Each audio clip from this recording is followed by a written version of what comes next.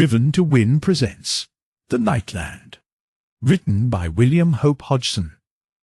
The journey through the endless darkness continues. As secrets unfold, dangers grow, and the fight for survival reaches deeper into the unknown.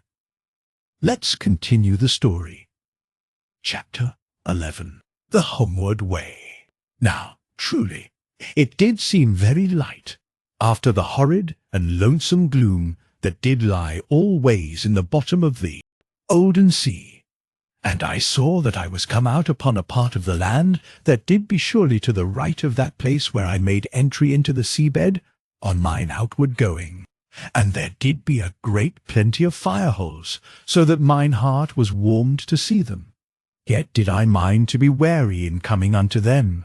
For, as you do know, there did so oft be life of this kind, and that about these fires. And I looked now down to the maid, and she upward to me, and did come more anigh to me.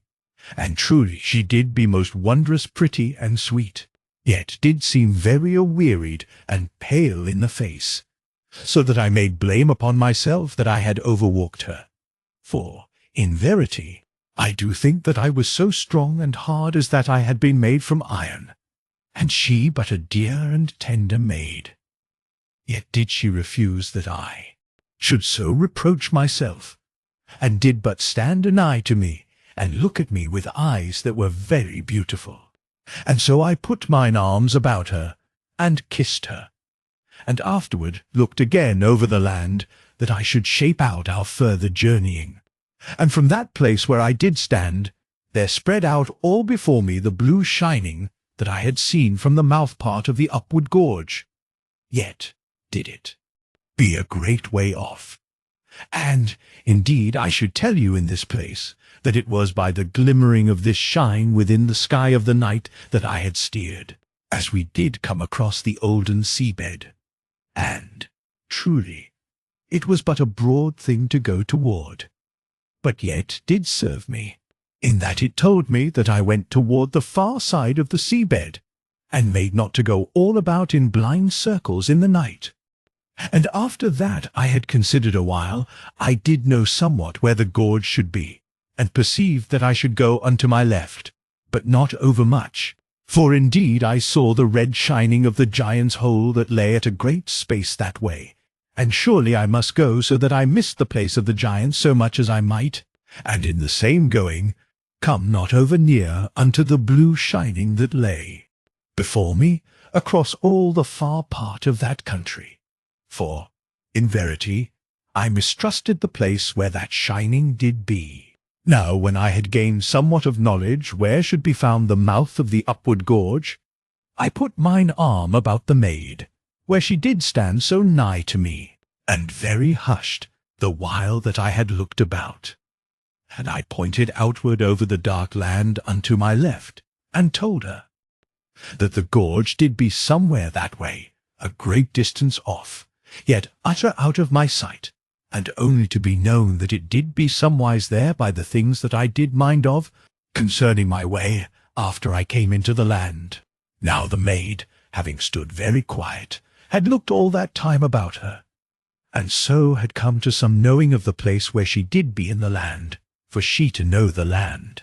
some ways, as you shall think. And she asked me how I did mind to go, and truly I said, so straight as we might, but yet so that we come neither too nigh to the shining, nor to the great red fire pit of the giants. And the maid bade me to look in the way that I did mind to go, and I looked, but yet there was nothing save, as they did seem, certain fire holes that had a green shining about them. And she set out unto me then how that there did go a tract of bad gas in that part of the land that should be utter poisonous unto any, and this had been well known in the lesser redoubt by the reading of their instruments. And where the gas did go, there was there a green shining about the fire holes. And she showed me how that the place of the gas went a great way unto the northwest, so that I learned now somewhat how the land did lie, as we do say in these days. And it was in all the northwest that the great blue shining did burn. And I asked Nani how they named this, and she told me by no name, save but the shine. And mine own made very earnest to warn me regarding the shine, and urged that we go no more that wards than should be needful to our lives. The which, indeed, was no wish of mine, and her reason to be that the fixed giants did be within the borders of the shine, and all hid in the light thereof, save when the burning mist did roll this way or that. And I took a great heed of this thing, and did guess that these fixed giants were somewhat even as the great watchers that were about the mighty pyramid, as you do know. And immediately I minded me of that utter monstrous face that I did see amid the bright smoke of the shine, when that I came first into the land. And surely this had been one of the fixed giants, that Nani told me were forces of great and very horrid evil.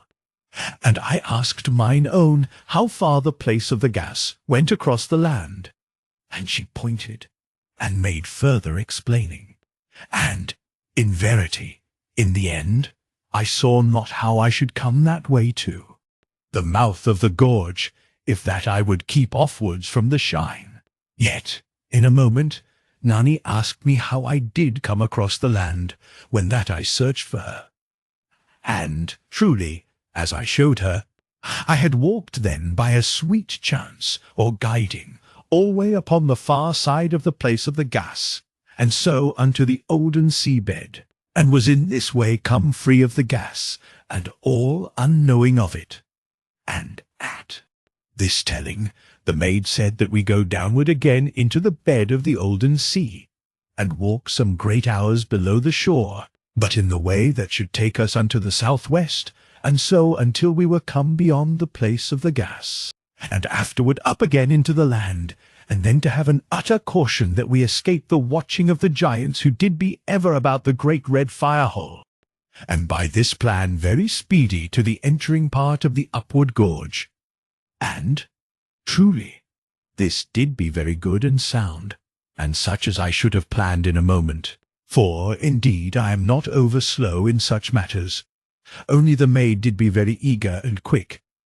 and it was very sweet to me that she should thus plan. For, in verity, I loved alway the sounding of her voice, and to hear her have speech, and to plan and think, and so to show me the workings of her inward self, and her dear qualities and human niceness, and to have part and lot alway with me in all things and thinkings, and we shaped to this plan that Nani made. But at that time, as you do mind, it was somewhat of 17 hours since last we had slumber, and the maid was sore wearied, as I did see. And I showed to her how that it did be wise that we have our rest very soon, and so forward again in new strength and ability. And the maid did soon agree with me, for indeed she was very weary, and we made it, that we should venture unto one of the fire-holes that lay no great seeming away, a little upon our right, which was the northward way of that land, and we went toward the fire-hole, and, truly, it did be further off than we had thought, for it was a good hour before that we came anigh to it, and, indeed, it to prove a very great and red-glowing shine that went upward into the night, out of the hollow place where it did burn among rocks. And when we were come near unto it, I made a sign to the maid that she be utter hushed, and I took the discos from mine hip, and went forward before her, and afterward to my knees and hands, and beckoned backward to mine own that she do likewise. And we came this way to the edge of the hollow place where the fire-hole did burn, and so were able in the end to look downward. And truly it was a great fire that burned in the earth in that place. Yet, as I perceived very swift, there did seem nowhere any monstrous thing about the fire, the which set some peace upon mine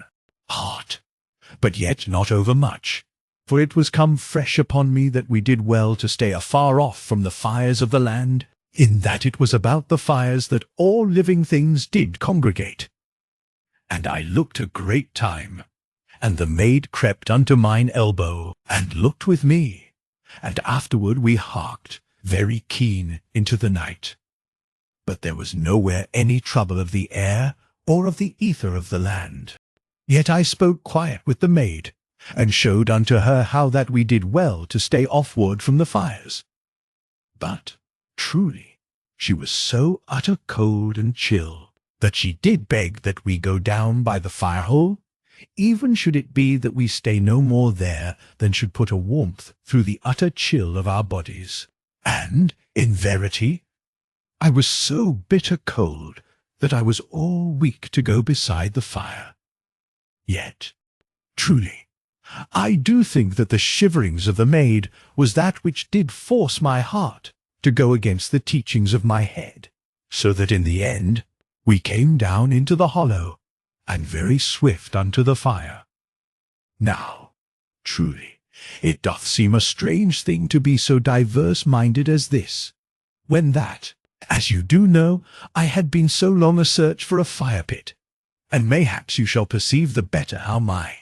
heart and brain did be contrary, when that I tell to you now, how that I have belief that my spirit did even then be subtly set to warn me. And also, as all do know, it doth be easy to forget this warning and that of experience, by which saying, I do mean that, oft as I had come to know the dangers that did be alway about the fire-holes, yet when I did be far off from them, and mine own broken, and a shiver with the chill of the land, the danger did seem but a small thing, and afar off from my mind, and unreal, but the cold to be doubly real. Yet, when we did come even unto the fire-hole, then did come again all about my heart the truth of those dangers that had seemed but a while gone, so little. And indeed, I do hope you perceive me in this thing, and how that I strive alway to set unto you the utter truth, so that you shall go with me all the way, and lend me your nice understanding. Now, when we were come down unto the fire-pit,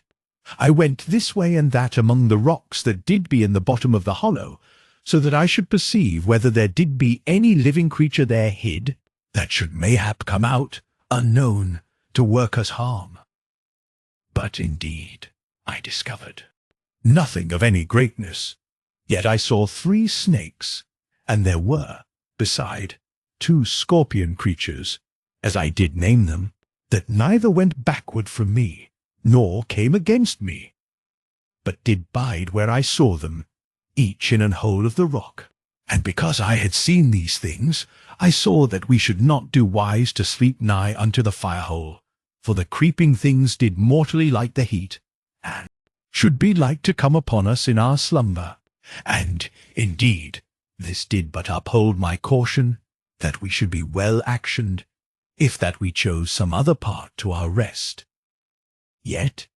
as you shall suppose, I said naught unto the maid concerning the creeping and the poisonous things, for I did mean that she have rest and happiness the while that we did stay beside the fire-hole. And afterward I should tell her, and so she be the more ready to see the properness that we go elsewhere to our sleep. But, as you to understand, if that she not to see wisely, and be still intent to the fire-hole, I should have her to obey, for surely she was mine own, and I did love her, and did mean alway to have her to safety. Now, presently, the maid was something warmed, and afterward she slipped the scrip from my shoulder, and so had food and drink very swift to my need. And we sat together, and eat and drank, and the maid very sweet and quiet, as she did begin to eat her second tablet, and, truly, I had knowing that she did remember in all her body that I had whipped her. And, indeed, she did be utter mine. And oft as we did eat and drink, I looked this way and that, so that no creeping thing should come anigh to us. And presently, when we had made an end of our food, the maid saw that I did look about, and she then very swift to catch some of mine unease, and to stare over her shoulder. And, indeed, in a little while, she saw a snake go among the rocks, and she then to be very eager that we find some place that should be secure from creeping things. And we to begin then to look for such. But in the end we stayed in the hollow, for we found a little cave that did be in an upstanding rock of the hollow, and the upstanding rock was, mayhaps, 100 good feet off from the fire, for the hollow was very great. And the cave did be a hole that was thrice my height up from the bottom rocks, and it was dry and sweet, and with no creeping thing within it, neither did there be any place to hide such therein. And when we were gotten into the hole, surely it did be very sweet and cosy, for the shine of the fire-hole did shine therein, and surely we had felt it a very haven, but that there was ever the fear of the land upon our hearts, and upon mine the more than upon the maid. For, truly, mine own did seem to trust me utter, and to seem that she feared not any evil monster, but to have surety that I had power to succour her in all ways. And truly this trust had been very sweet unto my heart, if that I had lacked somewhat of my terror for the safe home-going of mine own. And we slept that night as we had done before, and shared the cloak over us, for truly the fire-hole made no great warmth unto us, yet was it less bitter in that part than in the darkness of the land. And by that we had come unto sleep, it was 20 good hours since last we had slumber. And truly we did be very wearied, but yet came unto our rest with our spirits set anxious to hearken on danger the while that we did sleep. And we slept 7 hours, and did know suddenly of some matter that had need to waken us. And lo, in a moment I did wake, and the maid in the same instant of time. And there was a great screaming and crying out in the night, that surely affrighted us both, yet did hurt our hearts the more, for it did be the utter cryings and terror of poor humans in the night of that land. Yet might I do naught, but only wait that I learn more of the matter, for my duty was unto mine own, and I had no leave of rashness any more. Yet, as you do suppose, I was all shaken to go downward of the rock, and afterward to climb out from the hollow, that I should give some help unto they that did need help. But yet might I not leave the maid. And immediately there was a great roaring in one part of the night, and again another roaring in another part of the night. And lo, in a moment the roarings did be answered, and the roarings were the sounds of big and husky voices, so that it did seem that we harked to men so big as houses that did run and shout in the night. And the maid did begin to shake, and I put mine arm about her, and drew her backward into the hole, so that she did be into the shadow, and she to tremble like one that was broken in courage, for, truly, she had heard those sounds oft in the night in all the long and dreadful month that she had wandered. And, indeed, I was all shaken in my courage, for it did be the shouting of giants that I heard, and you do know somewhat of the utter horror and terror that did be alway in the heart that did hearken unto those monstrous voices, for you do know my tale. And there came in a moment a dreadful screaming out in the night, and the screaming did be the screaming of a young maid that doth be slain very brutal. And my heart sickened because of mine own, but my spirit did swell with a strange and utter anger, as that it should burst my body. And the maid to my side broke into an utter sobbing, and the screaming of the maid afar off in the dark did end very sudden. But in a moment there did be other screamings in divers places, and the hoarse shoutings of the great men, and the thudding of mighty feet that ran this way and that, a chase. And the cryings of the humans came nearer, and the thuddings of the great feet. And, in verity, in a little minute, it did seem unto me that the sounds did be right upon the hollow. And I crept forward, and peered out, and I felt the night to be full of people running. and immediately there passed by the hollow a clustering of humans that ran ever, and screamed, and gasped, and wept, panting as they ran. And the shining of the fire-hole made them plain seen and clear, and they did be both men and women, and were but in rags, or utter naked, and all torn by the rocks and the bushes, and did seem indeed as that they had been wild things that did go by so swift and lost. And mine heart troubled me with the pain and longing that it did know, so that I had gone in a moment after those people, but that I should leave mine own, and put her to peril. And even while that I felt so utter in this thing, there came a great thudding of monstrous feet, and there ran 4 great men out of the night, and went past the hollow very quick, and 3 did be dull-coloured, and seeming much haired and brutish, but the other did be an horrid white, and livid blotched, so that it did seem to my spirit that there went by a thing that did be a very man-monster filled of unwholesome life, and surely they did be gone from out of the shine of the fire in one moment, as we do say, and again into the night to their dreadful chasing. And when the thudding of their feet had gone a long way off over the land, I heard them bellowing, and afterward a far-away screaming, that did have a death note in it, and I knew that those dreadful brute men did be taking the life from some poor wild humans. And afterward there did be the silence again, and surely it did come to me with a fierce impatience of sorrow that those people did be without spirit of courage. Else had they turned them upon the giants, and slain them with their hands, even if that all had died too. Compass that slaying, for truly they should all die anywise by the giant men, and they had died then with somewhat to comfort their hate. Yet, as I do know, the peoples of the lesser redoubt had long been born of parents that were starved of the earth current through 100,000 years and more, and because of this thing they did surely lack somewhat in all ways. Yet was none otherwise. But this not to prove aught, save the rule, as we do say. Now, sudden, as I stooped very hushed and troubled in the mouth of the little cave, I knew that mine own sobbed dryly in the back part of the cave, and I had gone to comfort her, but that in the same moment I saw a naked maid run very swift over the edge of the hollow, and did look over her shoulder as she ran. And she came to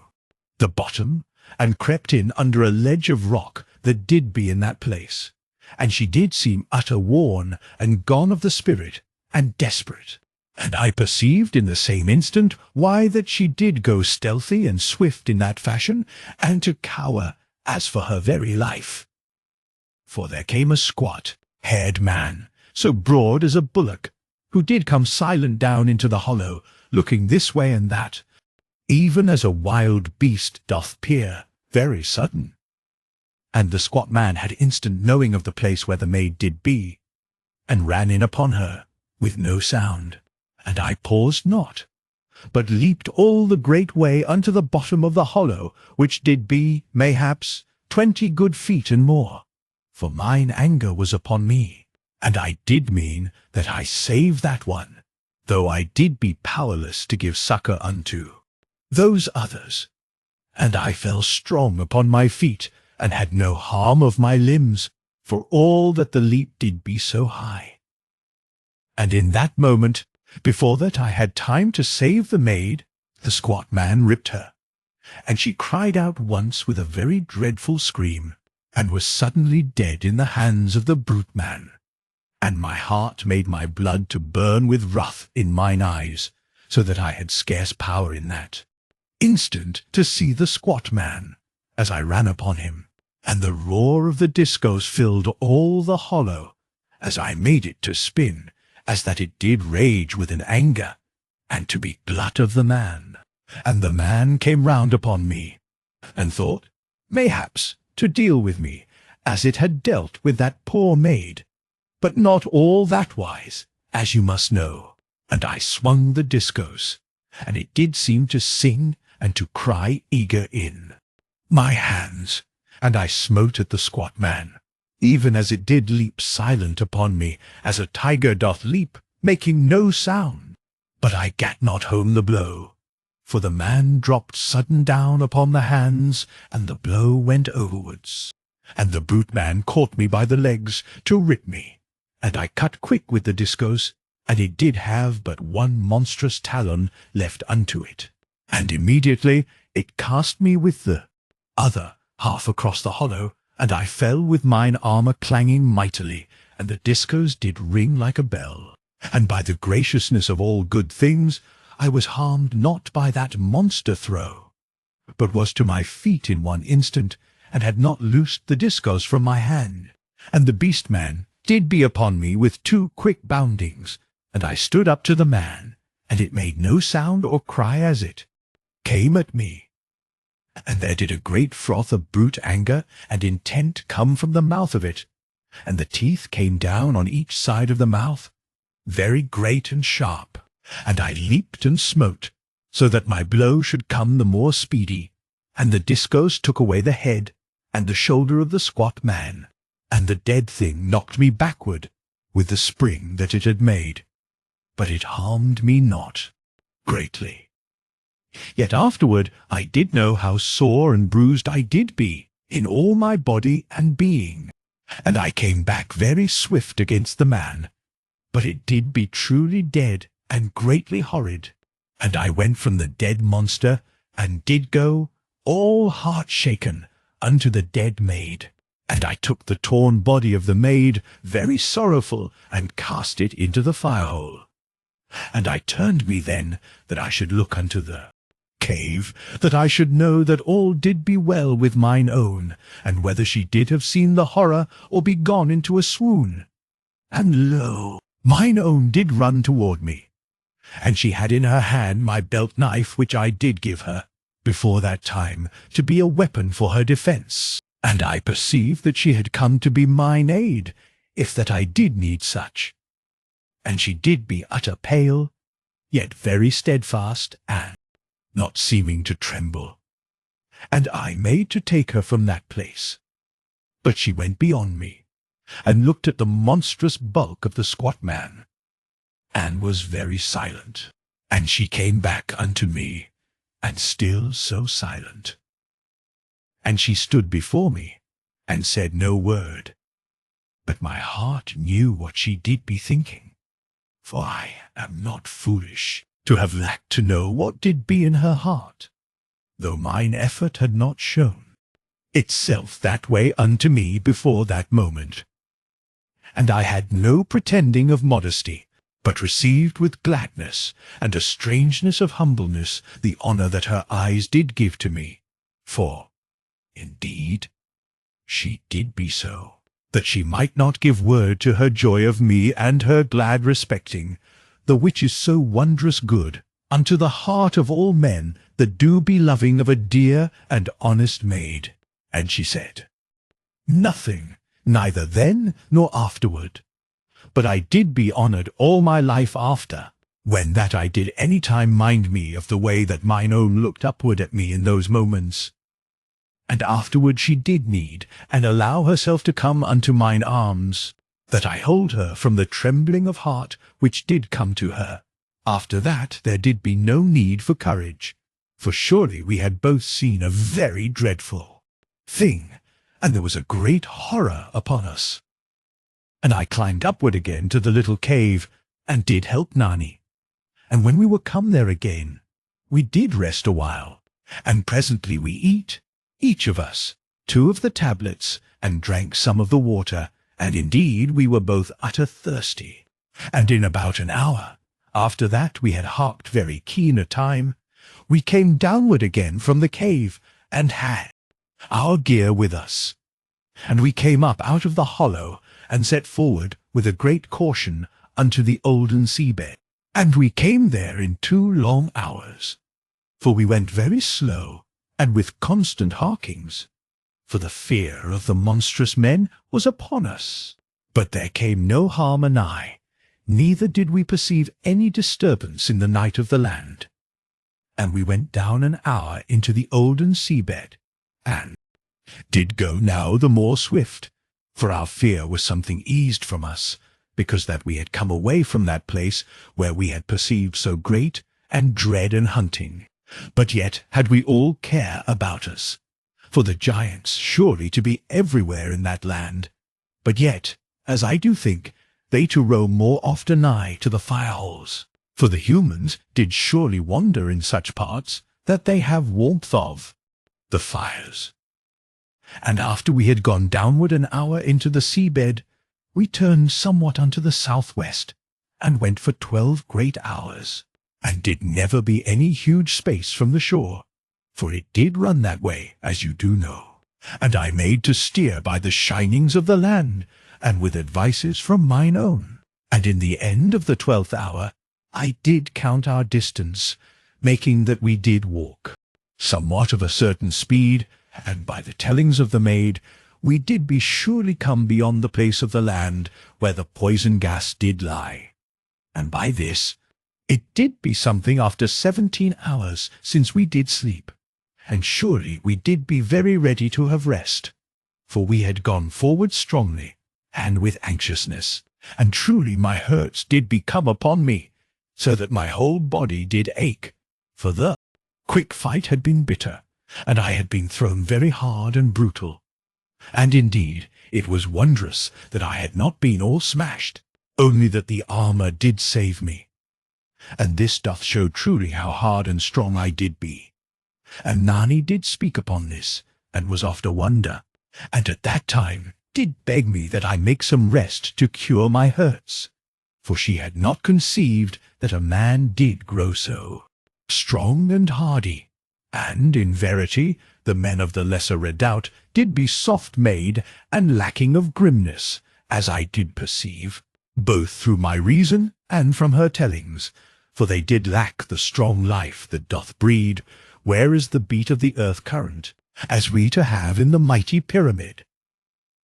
And this thing I have said somewise before this time. And because that we did be so wearied, I said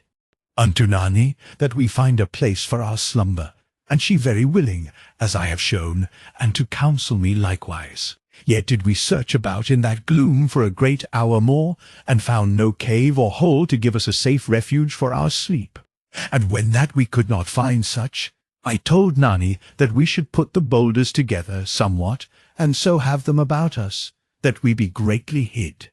And, in truth, even as I began to tell her my plan, she did have the same words in her mouth, so that we caught our little fingers, there in the dark of that grim land in the end of the world, even as she and I had done oft in the early years, before that eternity, when that she did be murdereth the beautiful. And we did both be silent, and after that we had wished very solemn and earnest, we said, each a name, even as lad and maid shall do in this age, and so to laughter and kissed one the other. And truly, the world doth seem not to alter in the heart, as you shall think. And this was what I did find. And we set to, and gathered together the boulders which did be very plentiful in that part. And she carry those that did be thin and flat, and I to roll those that did be great and round. And I made a place that did be long and narrow, and afterward I set the flat stones round the sides, that there be no little hole by which any creeping thing should come inward to sting us in our sleep. And afterward we gat inside, and surely it did be very cosy, as we do say, but yet not so secure as I did wish, only that I could not shift to plan aught better. And, indeed, it should keep off from us any small thing, and should be like to save us from any monstrous brute treading upon us.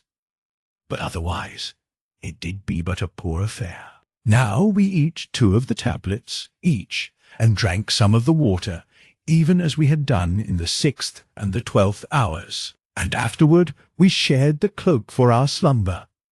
And we kissed very sedate and loving, and charged our spirits that we wake if that any horrid thing should come anigh to us in our sleep.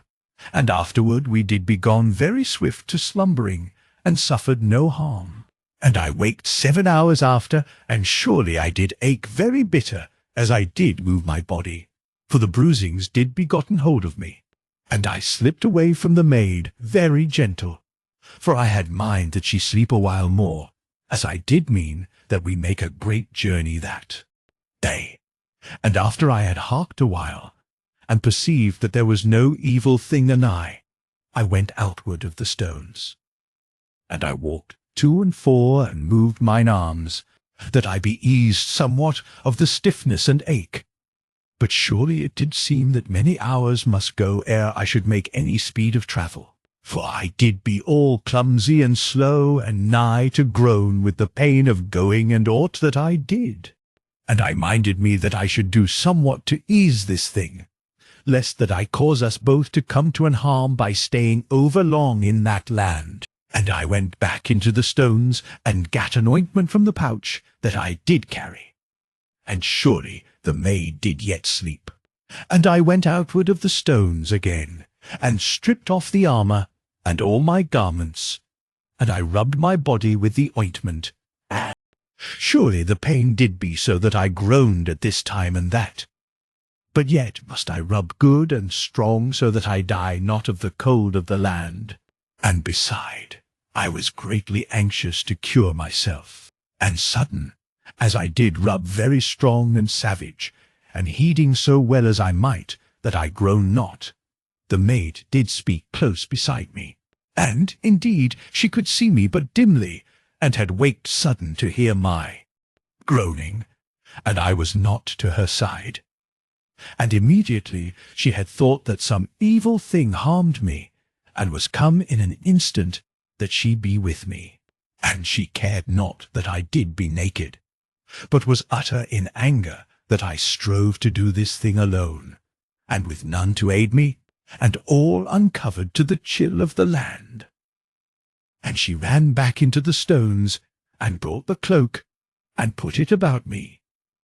and was so angered that she stamped, and had no impudence, but rather as that she did be minded to have tears. And she sent me back into the sheltering of the stones, and gathered mine armour, and brought these things after me. But the discourse I took in my hand, and she took the pot of the ointment from me, and made me to lie. And she rubbed me very strong and tender, and kept me warm with the cloak. And surely she was a wise and lovely maid, and utter mine own. And in the end she asked me how I was, and I said that I did be different, and she hurried me that I be clothed very quick, for she did be sore afraid that I should come to a chill. And when I was gotten again into mine armour, she came to me, and showed me where I did lack wisdom, and spoke very straightly and gentle and serious, and afterward kissed me, and gave me my tablets, and to sit beside me. And we eat and drank, and I with a new lovingness unto mine own. And she somewhat as that she did mother me. But when I put mine arm about her, she did be only a maid. And we did be thus, with but little talk, and a great content. And afterward we gat our gear together, and went from that little refuge that we had made, and while we did go upward out of the olden seabed. And when we were come again to the top of the shore, the which we did in 2 good hours, I looked over the land a time, with mine own nigh to me, and I perceived that the great red fire pit of the giants did be no mighty way off unto the south and west. And surely in a little moment we saw that there went monstrous figures against the shine of the mighty fire pit, and we stooped unto the earth, for it did seem that the light did be like to show us standing there, though truly we did be afar off, as you perceive. Yet, mayhaps, you do share with us the utter horror and distress that those horrid men did cast about the heart, and so have a kindly understanding of our fear. And over all the land, in this place and that, there did be the small shining of little fire-holes and pits, that did be alway red, save in that part where the poison gas did lie, the which we had now come safe past. And beyond the fire-holes was the great shine, that lay from the west unto the north of all that land. And, in verity, we did need that we steer so that we come not anigh to it, neither unto the great red fire pit of the giants, neither unto the low volcanoes, which were beyond the great red fire pit, as you do know, and some ways unto the mouth of the upward gorge. And the way of our journey was between the west and the southwest of that land, and to be made with cunning and wisdom, that we come clear of all unseemly danger unto mine own. And I asked her concerning this thing, and that of the land, and surely she told me so much of terror, that I was half in a wonder that ever I did live in the end to come unto her. And it was because of the things that she set out to me, that I perceived how we must come nowise anigh to the low volcanoes that were upon this side of the mouth of the upward gorge. For it had been known alway in the lesser redoubt that there went very horrid men in that part that did be called wolf-men. But whether there did be any such thing in that age, she had no knowing, for she told me the things that did be set down in the records and the histories. And truly no man of the lesser redoubt had found heart in 1,000 great years to make a journeying through the land for the desire of glad and dreadful adventuring, such as our young men did be oft set to, though it was not all such that went. And because there did be no adventuring for so monstrous a space of years, there was no certain new knowledge of the land of that age. And this thing is plain to you, and needing not of many words, which do so irk me. And Nani set out to me how that the Shine was conceived to be a land where evil did live for ever, and whence came all those forces of evil that did work upon the lesser refuge. And afterward she did quiet, so that presently I perceived that she did weep to herself, because that her memory was all new stirred by my questionings. And I took her very gentle into mine arms, as we did be there kneeled upon the earth. And after that time I asked her no question, save as it did be needful to our health and life. Yet oft did she tell me this thing and that of her knowledge too, be for mine help and guiding. Now we went forward, going a space toward the northwest, so that we come the more clear of the place where did be the great red fire pit of the giants. And we journeyed with a care alway that we show not ourselves over plain unto the light that shone over the land from the great pit. And oft we did creep a while over this stark place and that, and went nimbly amid the bushes that grew oft in great parts. And we made 6 hours this way, and did then have pause, that we eat and drink. And truly it was 9 hours since first I did wake. Yet had we made no pausing, because that we were so set to our journeying to come clear of the place where did be the giants. And after that we had eat and drunk, we went onward again, and made now unto the southwest. For we did heed that we go no more unto the northwest, because that should bring us over near to the Shine. And in the 14th hour of that day's travel, we came to a part where the land dipped downward into a broad valley. And surely it did be very dark down there, and did be seeming shallow, yet truly of a great deepness. But we went that way, because that it did be a weary long journey to go, around the place where the valley did be. And the valley had a different darkness from the gloom that went alway in the olden seabed, for the gloom of the seabed did be ever of a greyness. But the gloom of this valley had a greater dark within it. Yet did the air seem more clear, and we went downward 3 hours into the valley, and stopped then that we eat and drink. And truly I had not paused then, but that mine own did insist, for our methods did be like, else to go all adrift, and we to be lacking of proper strength. And this was wisdom of the maid, but I to be a little irked like and restless. And this mayhap because that my blood did itch me, because that it did be so full of the poison of my bruises. And it was gone now of 17 hours since last we did sleep, but yet did we be ready to go forward, that we come so quick as may be out of the dark of that valley. For there did seem nowheres any fire-hole to make a light, only that in this place and that there did be a little blue shining, as that there burned a strange gas in this part or that. Now, in 2 hours after the time that we did eat, we stopped, both of us, very sudden, for there did be some vague and curious sound in the night, and we went very swift to the earth, that we be hid, and harked, but did hear nothing. And in a while we to go onward again. Yet there did be an unease upon our spirits, for our spirits did perceive something afar off in the night. But yet had we no surety in this matter, and we went forward through a great hour more, and did pass in that time 2 places where the blue shining did be, and truly it seemed as that a low gas hung to the earth in this part and that, and made a slow burning, having neither noise nor spurtings, but slow, as that it did smoulder and be all to shine and luminous. And oft there did be a strong smelling of a bitter gas, very horrid in the throat. And in the end of another hour, while that we were a space off from one of those gas shinings, there went past us at a distance, as it did seem people running in the night, as that they did be lost spirits, yet with a rustling very soft, so that they did be like to be barefoot. And I thought mayhap that these did be some of the peoples of the lesser pyramid, yet did they be only as that shadows went among the blue shinings. And I pondered a moment whether that I send my voice over the valley to question what they did be, but yet had caution, and harked through the utter silence of the night, for I had no surety of aught.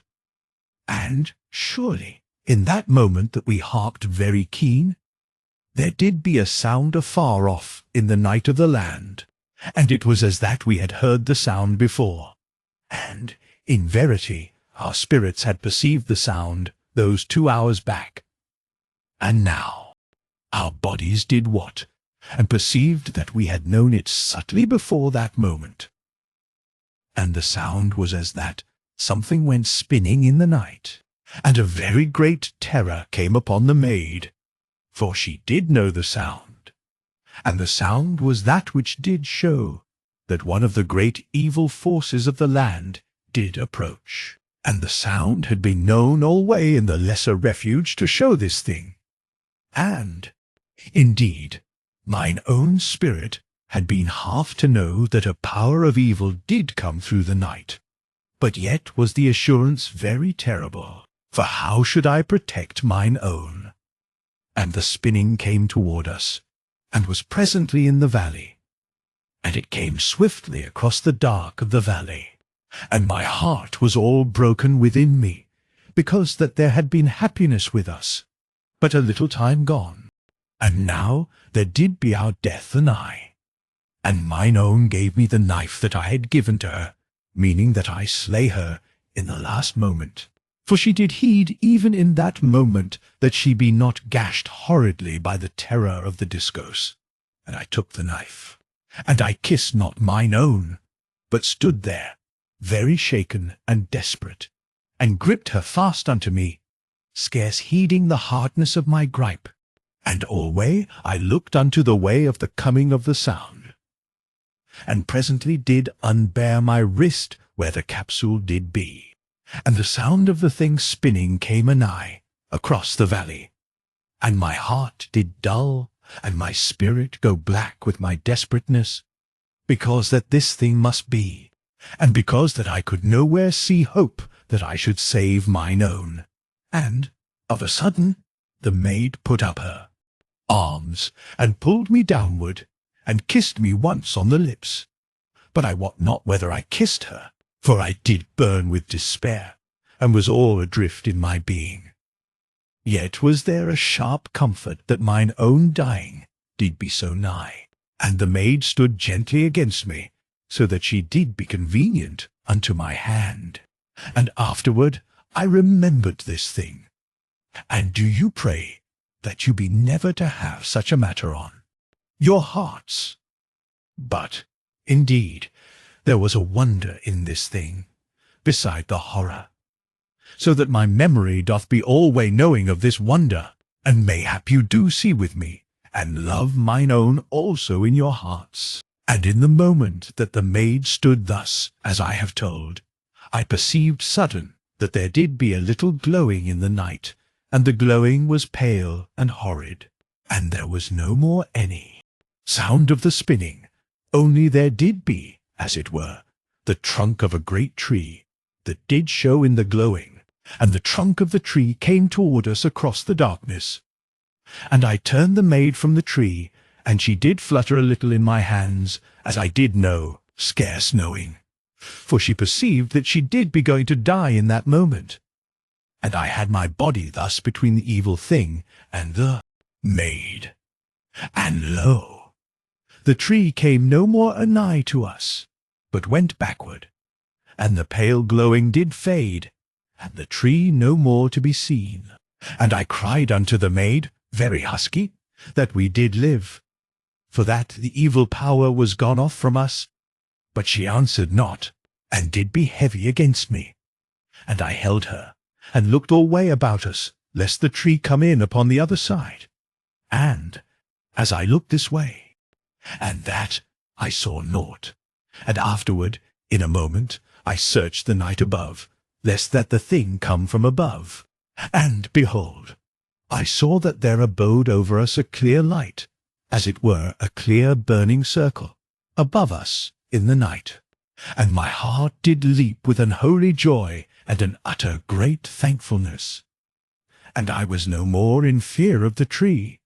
for, in verity, there fought for our souls one of those sweet powers of goodness that did strive ever to stand between the forces of evil and the spirit of man.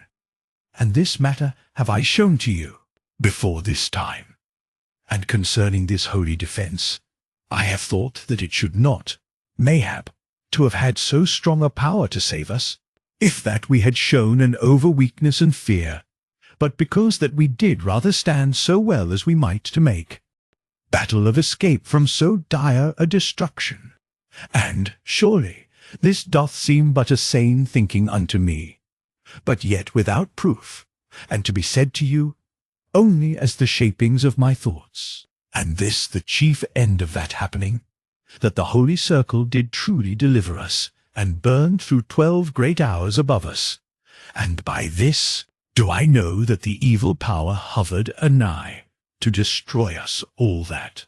while. For indeed it doth not be proper of reason to suppose that such an utter wondrous thing did be needlessly over us, save to be a shield of great and lovely force against a waiting evil thing. And surely you do see this wise with me? And truly, so soon as my spirit and reason perceived that we did be no more to suffer from the evil thing, I remembered that I did know that mine own had swooned. And, in verity, you shall mind how that she did face her death so utter sweet and brave, and had given no cry, but made quietly to help me in that dreadful moment, and did stand brave and gentle to the stroke, and so fell into a swoon, as you have seen, because that she did suffer 100 deaths, as she did stand so brave, waiting to be slain, for the blow did be so long delayed, yet to come in any moment. And I gat her to come to unto her life again, and I set the lovely tale very swift to ease her, and surely with love and warmth, and kissed her with a great joy. And I showed how I did honour her for her good courage, and she to weep a little, with the ease come so sudden upon her, and afterward to kiss me upon the lips 100 times, and to need that she be very safe in mine arms, because that I had meant that I do so dread an office to her. And surely I do wonder whether you perceive all that did be then in her heart, and the holy light that did be over us, she did watch with a sweetness of awe, and rest did come more great upon her in the heart, as she did learn how sure was the seeming of that lovely power to deliver us. And, presently, we made forward again in the valley, and did go steadfast and newly loving each to the other, and so through 12 great and body-weary hours. But our hearts could never be done singing within us, nor our hands to cease from the hands of the other, because that we did so crave each unto the beloved. And in the 9th hour, a monstrous way off in the dark of the valley, there did seem as that there went afar, and dreadful screaming in the night. And it did be as that our spirits perceived the sound of something spinning in the night, yet faint and a great way off. But yet had we no surety that we did truly hear the sound of the spinning, only we did be so shaken in the heart, for truly there was some horror done unto humans downward in the mighty darkness of the valley. And to think upon the sound of the spinning was to be in a shaking trouble of the spirit, and to bless the quiet and holy light that went above us in all that time, and to ache only that it should stay to be to our protecting. And surely it did be plain that there were the signs of great forces in that land. And 3 hours after that time, when we did hear the far-off screaming, we were come up over the edge of the valley, and did be once more unto such light as did be general in the land. And truly it did seem a wondrous lightness after so utter a dark. And we did be all exhaust, and mine own drew her feet so weary that it was as that she must go no more until we did rest. For indeed it was 33 hours since last that we had slept, and a bitter trouble and work there had been in that space, as you do. No. Now we had eat some of the tablets a few hours back, as we did walk, and had drunk some of the water, but had made no rest, for we did crave only that we come free of that valley. And now it was needful that we rest, if but a little time, and I minded that we find some place where I should have a hot pool, that I be able to bathe Nani's feet. And surely we came in a while to a hollow place, and there did be 2 dull burning fire-holes in this place, and a hot bubbling spring, the which did seem to be a rare thing in that land, so that we were the more fortunate to perceive it. And I made mine own to sit, with her feet in the hot spring, for it was not over hot, and did seem pretty natural to my taste, as I did prove in the first. And also I did search about the hollow, lest there be any harmful creature nearby.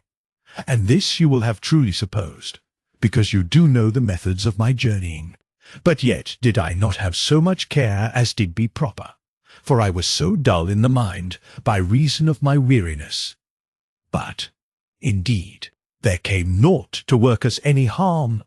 and so we came to no suffering through mine aches and dullness. And I sat beside the maid, and made her to eat a tablet, and saw that the cloak did be nice about her, and her head to rest against my knee, and I laid the palm of my hand to be as a pillow, because of the armour, to ease the hardness. And I eat with the maid,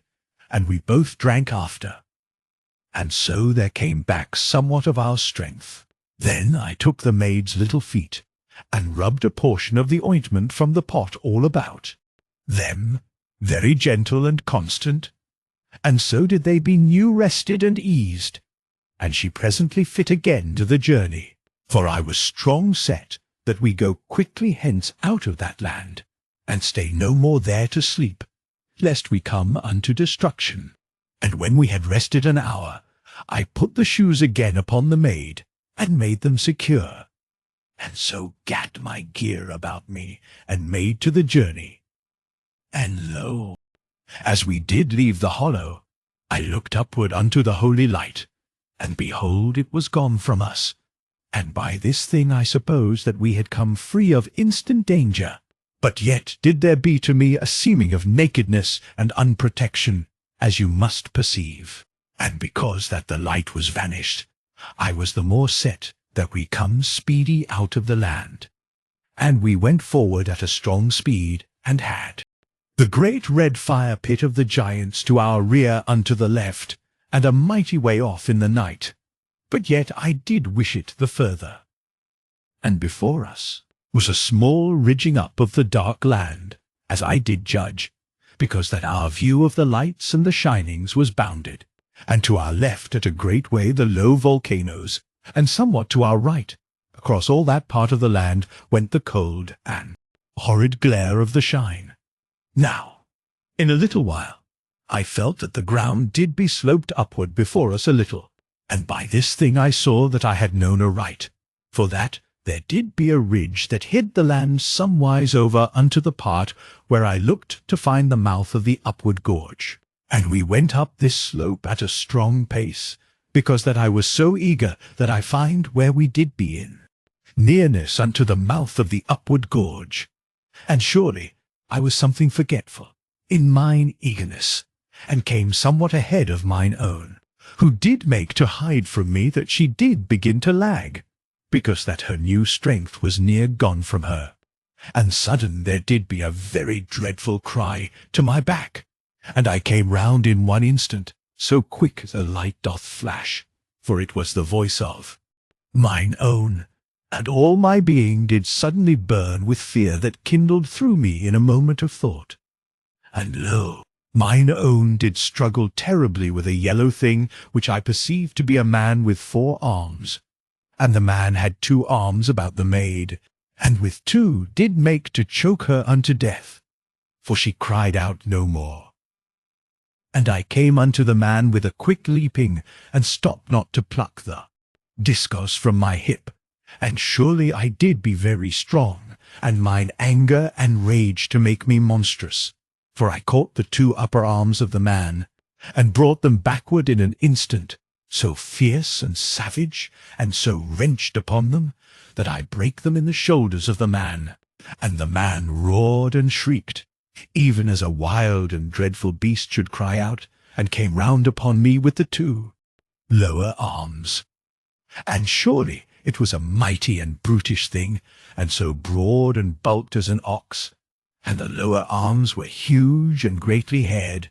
and the fingers of the hands did have the nails grown into horrid talons, as that they should grip very bitter. And it caught me by the thighs, to rip me upward, as I did fear. But yet this did not be the intent of the man, for in a moment it caught me round the body, and on the instant I gat the man by the great throat, and the throat did be haired, and so great as the neck of a bull. And I strove with mine armoured hands that I choke the man, and surely I made it to suffer great trouble. Yet I could not harm it in the life. And so I did be an horrid minute, and fought with the beast, with no more than the strength of my body. And it was as that. And human went with his hands to slay a monster so strong as an horse. And the breath of the man-beast came at me, and did sicken me. And I held the face off from me, for I had died with horror, if that it had come more anigh. And surely the mouth of the man was small and shaped, so that I knew that it did never eat of aught that it did slay, but to drink as a vampire. And in truth I did mean that. I chopped the man to pieces, if that I have chanced to the discourse. And I did sway this way and that,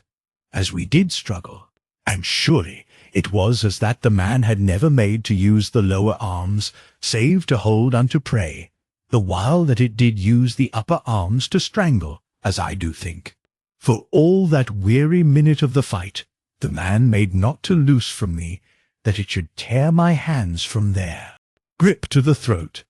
but made vain waggings with the arms that I brake, as that it would use these to the attack. But surely they had no more power to do hurt. And sudden it put forth an utter power about my body, so that mine armour did be like to crack. And truly I had died in a moment, but for the strongness of the armour.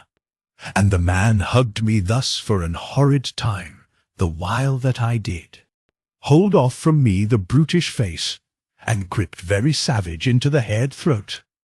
And lo, the creature did work slow in the brain,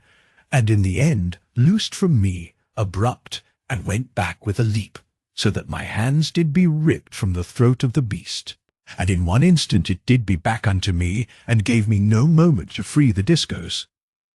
but I made anew to fight, and shaped as I had learned in the exercises of mine upbringing. For truly, I had been alway deep in practice of such matters, and I slipped from the great hands of the man, as it did try to take me by the head, and I hit the man with mine armoured fist, and put a great power and skill to the blow. And I went instant to the side with a swift stepping, and evaded the man. And I smote the man again, and took him very savage in the neck, but all the while grown very cold and brutal and cruel, for I was set to the slaying. And the man-beast came round on me, and lo, I slipped the gripe of the great hands, and my body and my legs and mine arms did work together unto that last blow,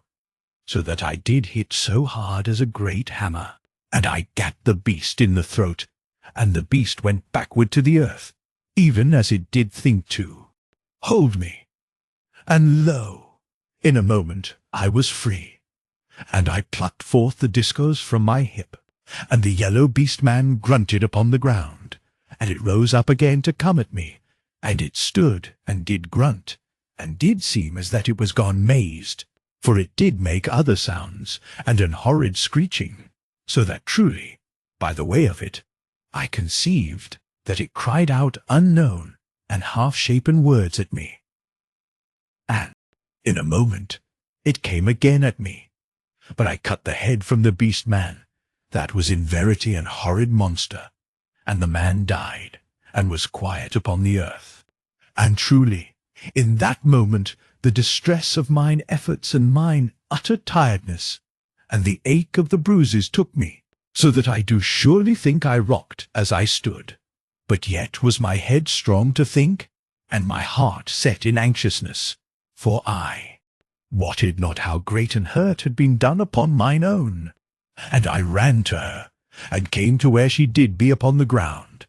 and surely she was all huddled, and had her hands very piteous to her throat,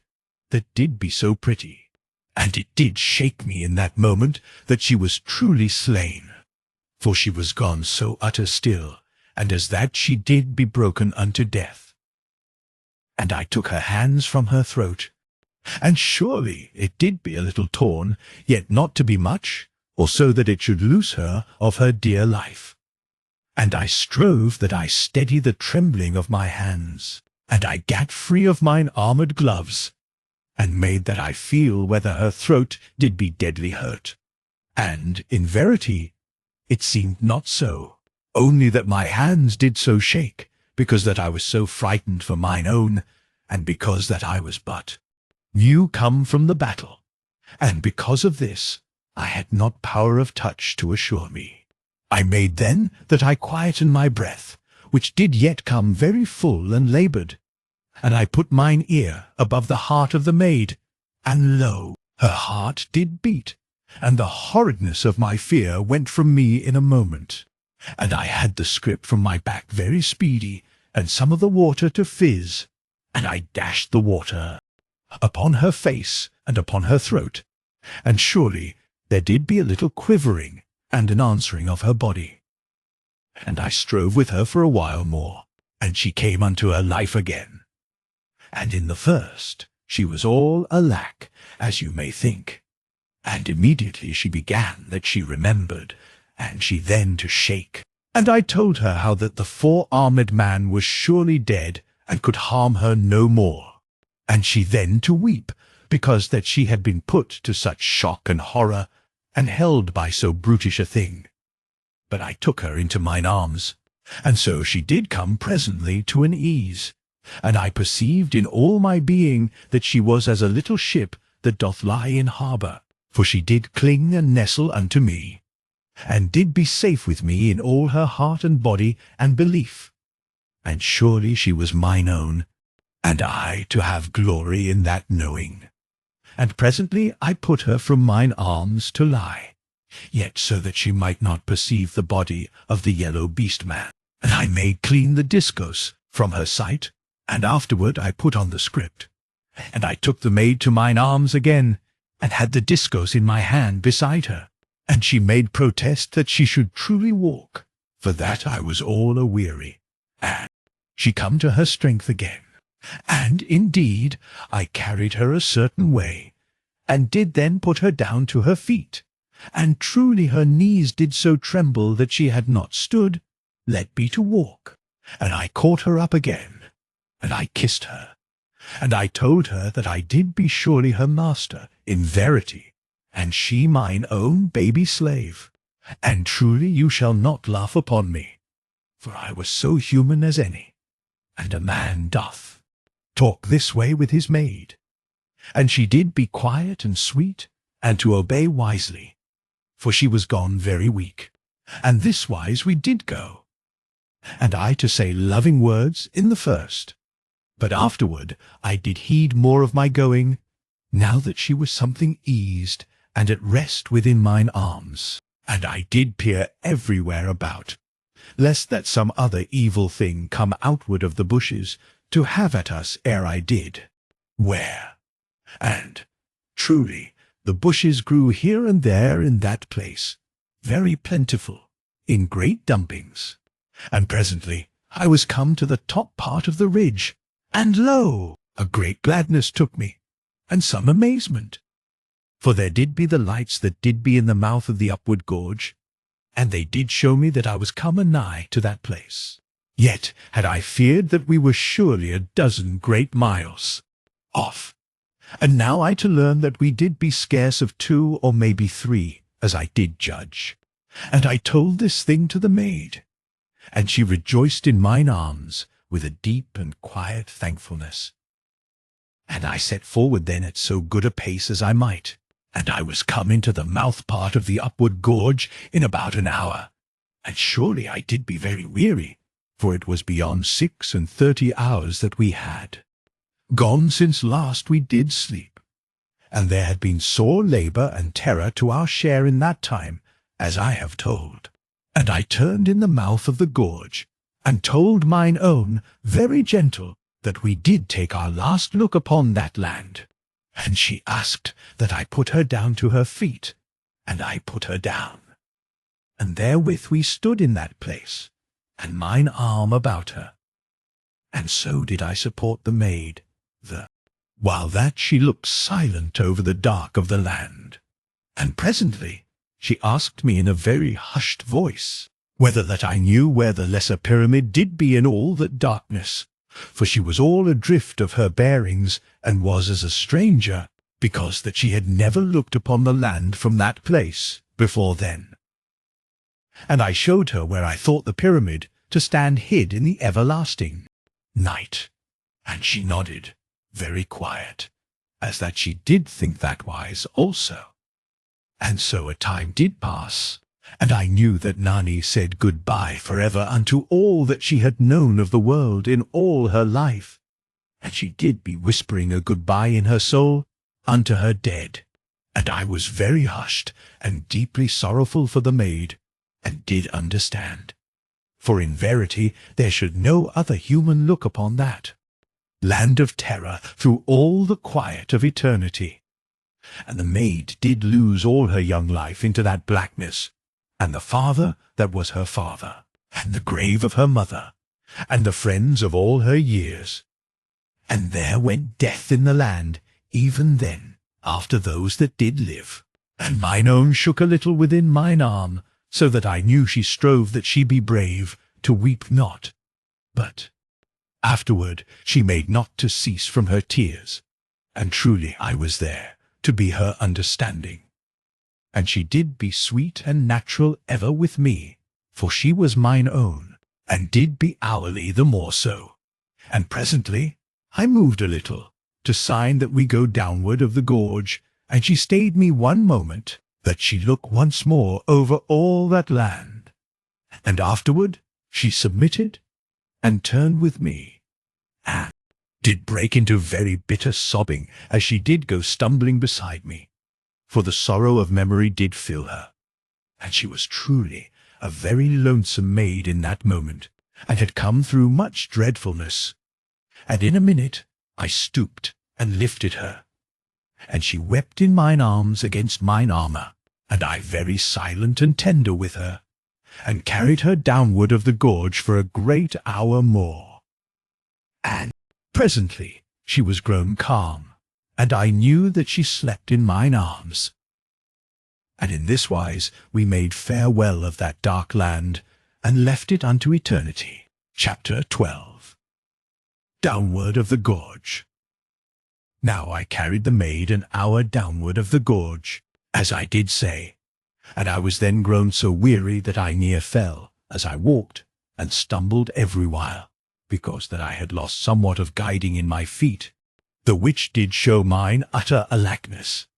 And I saw that I must come very swift to a place for slumber, or that I did be like to fall headlong with the maid, for I nigh slept as I walked. And I began that I give attention to the sides of the gorge, and surely I had gone that hour all in a dream, for I was fresh waked, as it were, in that I did give my will to perceive aught. And when I did come to have power to attend, I knew that I had gone, even as a sleepwalker, for the gorge did seem a fresh matter unto me, and as that I had come awake sudden to find myself a walk in that strange and narrow place. And presently I saw somewhat where I did be, for I minded the memory of mine outward journey, and truly I have a good power to know and remember a way that I have gone. And I saw that there was a great and ruddy fire-hole anigh to me, and I was all sure that I had perceived certain caves in the wall of the gorge near to that fire, as I passed it on mine upward way. And I had been given a mighty longing of heart at that time, that it be given to me that I should bring safe mine own out of the peril that beset her, and have her unto just such a place for her slumber on the way of our journey backward. And surely I tell you this thing as a child in pleasure, for truly it was a wondrous happy matter that my desiring should be like to have a true ending, as indeed it did seem was truly to be, if that my memory had set me aright. And I went onward somewhat, and lo, I to be right, for the little caves did be there, a little past the great fire-hole, and there were 7 of them in the left side of the great cliff of the gorge, and one did be as that it were very cosy and a place of sure safety, if that we could win unto it. And truly, as I did conceive, we had come safe from the evil forces of that land. But yet did I mind that there was no surety in this thing, and neither did I know but that some monster should come downward of the gorge out of that land, and so work our deaths, as we did sleep, if that we have no sure place for our slumber. And indeed, I had wished that we were come a greater way downward of the gorge, but this might not be, for I was all adrift with weariness. And truly, if that we gat upward to the topmost cave, there did be few monsters that should have power to come at us, ere we be warned of their coming, and afterward they should be like to come upward against the discourse. And this should be indeed a thing difficult, as you shall conceive. Now it did be needful that I wake the maid, and I kissed her, as she did be in mine arms. And surely that dear one did kiss back again in her sleep, and was yet asleep. And truly I did love her with all my being. And I kissed her again, and shook her very gentle, and so had her too. Wakefulness, and told how we did be come to a place fit for our slumber, and she to look about, very sleepy, as I set her to her feet, and then to upbraid herself that she did over to slumber, the while that I did labour with her carrying. And, in verity, I kissed her again, as she did stand making to steady herself, and looking so pretty with the sleep that did lie yet in her eyes. And she to kiss me very dear, and all mine, and even then scarce proper come to wakefulness, and did say with something of a little dear abandon, that she did love me utter and for ever. And afterward I climbed to the topmost of the caves, and told mine own the while that she walk up and down a little,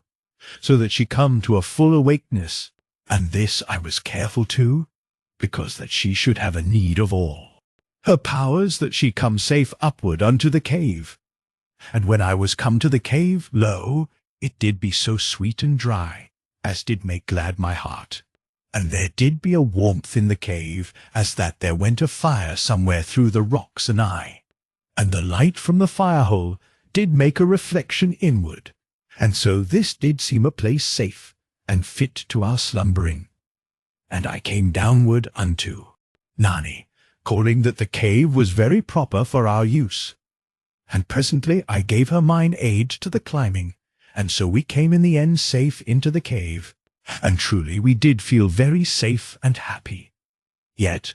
before we did sleep, I set free the scrip and the pouch, and took the straps, and went downward again into the gorge. And I gat a good boulder, so heavy as I might carry, and strapped it to my back,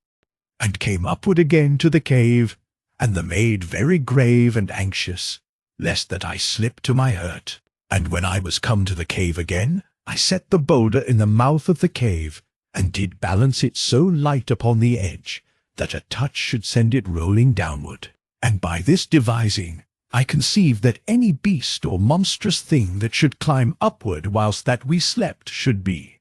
like to set the rock adrift, and mayhaps the rock to work an harm to such, but the chief end to be that I should be swiftly waked by the noise. And then I did turn that we go to our slumber.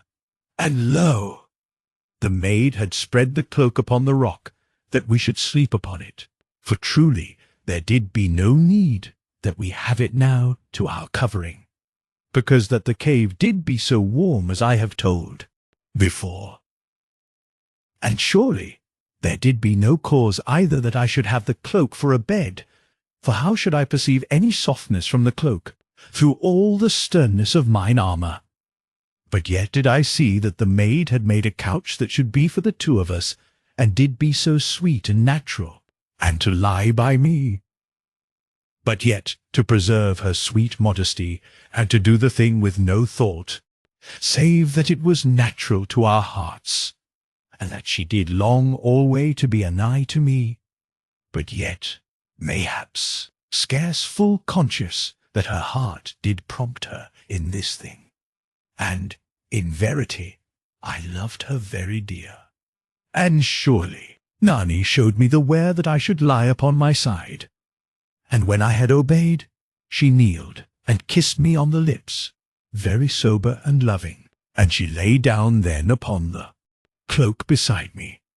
And truly we had both gone to sleep in 1 little minute, as I do think. Now I did be waked 12 great hours after, by the fizzing of the water, and lo, when I looked, the maid was not beside me, but did make ready our simple eating and drinking. And she laughed at me, very sweet and tender, because that she loved me so, and did be so glad to have me awake to her. And she came over to me, and kissed me, very bright and loving upon the lips. And after that she had kissed me, she kneeled beside me, and looked at me, very dear and tender, so that I knew in a moment that she had waked a while gone, and watched me, somewise mother-like, as I did sleep. But how I knew this thing, I am not sure, save that my spirit did know, or that her thoughts did have tongues unto mine. And truly I needed that I be so loved, and all of you to say like with me. And I put up mine arms to her, as I did yet lie. And she not to deny me, but came into mine arms, and did snuggle there so sweet and happy and gladly, and with so true a delight, that it did be plain how she did love in all her body and spirit to be anigh to me, as I to her. Yet truly, as you do mind, the armour did be upon me, so that I feared to take her very strong in mine arms, lest I hurt the dear maid. And surely the armour did be a stern matter for her to nestle unto, but yet, mayhaps, did the sternness something please her woman heart, and yet, again, mayhaps to lack. And presently she made that she would go from me, and I loosed mine arms from her very ready, because that I did heed alway that she have full, sweet liberty of her dear maidenhood, and I to be watchful sufficient unto this end, yet always honest and wholesome, and not over-pondering even in this my care. And this proper intending you shall ever perceive, if that your hearts do strive to hearken unto my heart, which doth speak alway before you. And the maid went from me, over to where she had put the cup of the water and the tablets. And I to make to rise, that I look that the boulder did be safe untouched in the mouth of the cave. But she called unto me that I lie backward, for that she did mean gently to spoil me that once, and that I have no heed to the boulder, or whether there did be any monster or beast anigh in the gorge, for that the boulder did be safe as I did balance it, and nowhere's any creature to sight in the gorge, for she had looked oft since waking to this end. And truly I obeyed, and lay back, and did like that I should be spoilt, as we do say. And Nanny brought the cup of the water, and the tablets over to me, for she gat them from the script before I had it to my pillow, in that while when I had gone downward for the boulder. And surely, even when she brought the cup, she would not have me to rise, but took my head upon her knees, and kissed me once very dainty on the lips, and I very happy to be so loved, and wishful no otherwise.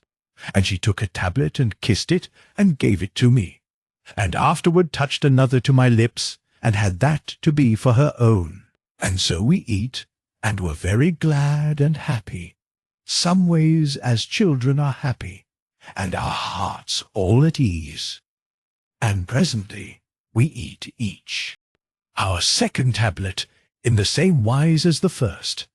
And truly I did be kissed more than once, and afterward we drank each of the water. And when we had made an end, Nani told me that I moved to stand. And surely I wondered. And I stood up, and lo, I near cried out with the pains of my bruisings, for I was all gone stiff in my sleep, and as that I did be more sore than ever. And this to be because I had fought again, as you do know, and surely had been hurt more by the four-armed man than I had known. And I perceived then that Nani had supposed that I should be thus pained, and had given dear thought to the matter. And truly she had the pot of the ointment ready, if that I did be very bad, that she rubbed me. And she gave me aid with mine armour, and afterward eased me with my garments. And surely I did be utter bruised in the body, by reason of the violence of the yellow beast man. And the maid had somewhat so tender and sweet in her eyes, as she looked upon the bruisings, that I did be very happy, and to glow with contentment. And she had me to lie, and made me in comfort with the cloak, so loving and grave, so that I was as a child that doth be cared of by his mother. And she did rub me very skilful and gentle for a great hour, until I was all refreshed. And in verity she was a lovely wise maid. And as the maid ministered unto me, I lay alway very restful, and harked to the low sound of the muttering of the fowl that did be in the bottom of the gorge. And alway I did feel as an happy child that doth be clothed in love and guided in wisdom. And presently, when that the maid had ended her dear care, she put by the ointment, and gave me her hands very dainty, that she meaned to aid me to rise. And surely, when I was come again to my feet, I was all eased, and to have movement with no great pain. And truly this made me wondrous pleased, and to feel new couraged, for I had been troubled that I should be so helpless, in that I did be the protector of mine own. And when I had tried my limbs, and found them to be in command and ready, I looked about for my garments, and lo, the maid brought me my spare body vest from the pouch, and had it upon her arm to give to me. But surely she denied me a moment of the vest, and stood before me, and had an admiring and wonder, very sweet and honest, because that my arms did be so great and hard with muscles. And indeed I did be very strong, as you have perceived, for I did be alway in affection of the exercises that were taught in the upbringing of all the peoples of the mighty pyramid, And by this explaining you shall understand that I was like to be strong.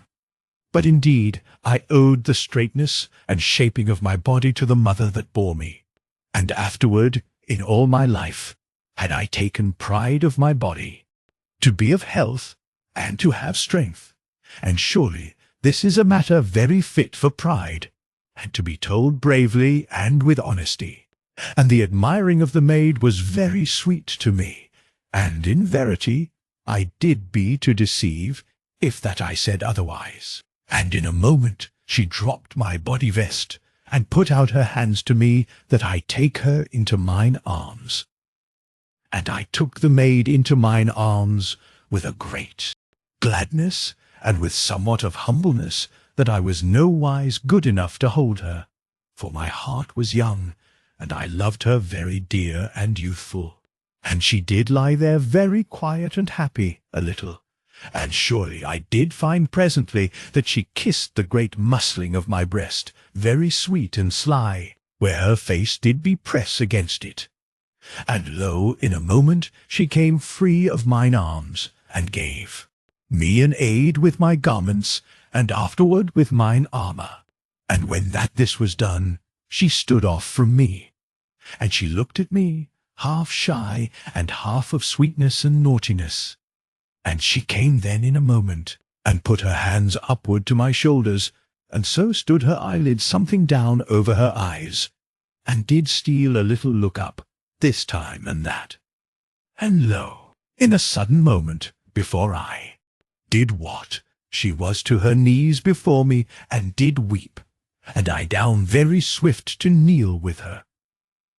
And I asked not why she wept, for I perceived that she did have joy and glad happiness and sweet trouble of her man,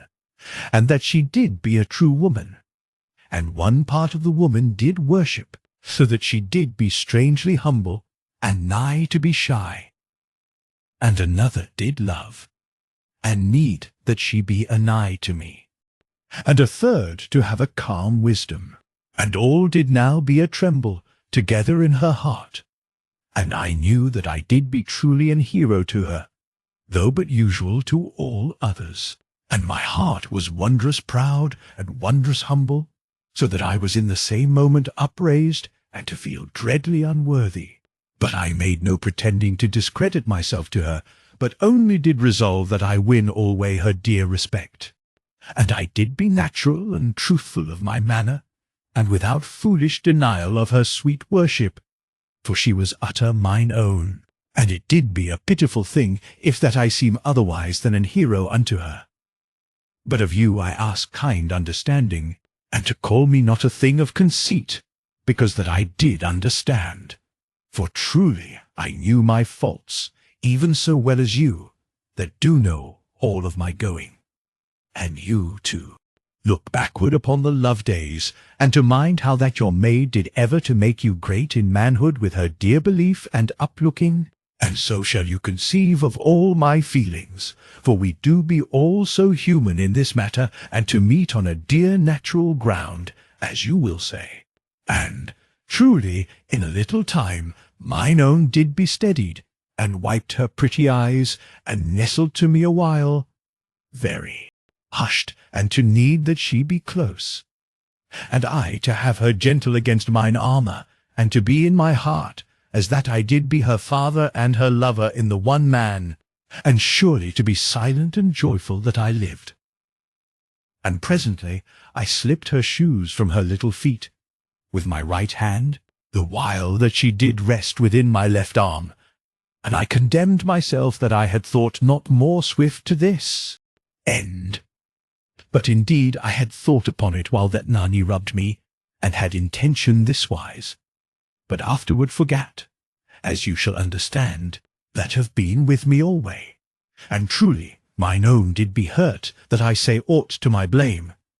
and I to cease, but yet to feel reproached by my heart. And when I had looked to the maid's feet, I tied on her shoes again, and we gat together our gear. And afterward we came down from the cave with a great care, because that it did be so high up in the cliff of the gorge. And afterward we made downward of the gorge, and had a good care to our going, and so much of speed as we could make, that we come something off from the dark land of the lesser redoubt, so quick as we might. And in 6 hours we had gone very well, and we stopped then that we eat and drink, and afterward I looked again to the feet of the maid, and I bathed them in a great rock basin of warm water that did be anigh to the place of our eating, and afterward I put the ointment about them very thorough and gentle, and for a good while. And so she had some ease and comfort, and afterward we made onward again. But now we did go pretty easy, for I had considered the notings of mine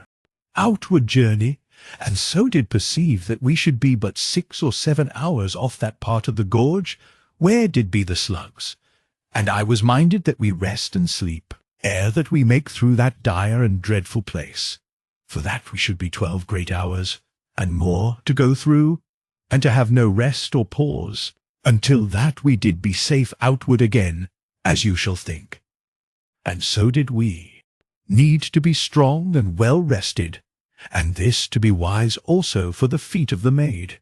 Now surely the maid did be in delight of the fires of that part of the gorge where we were come,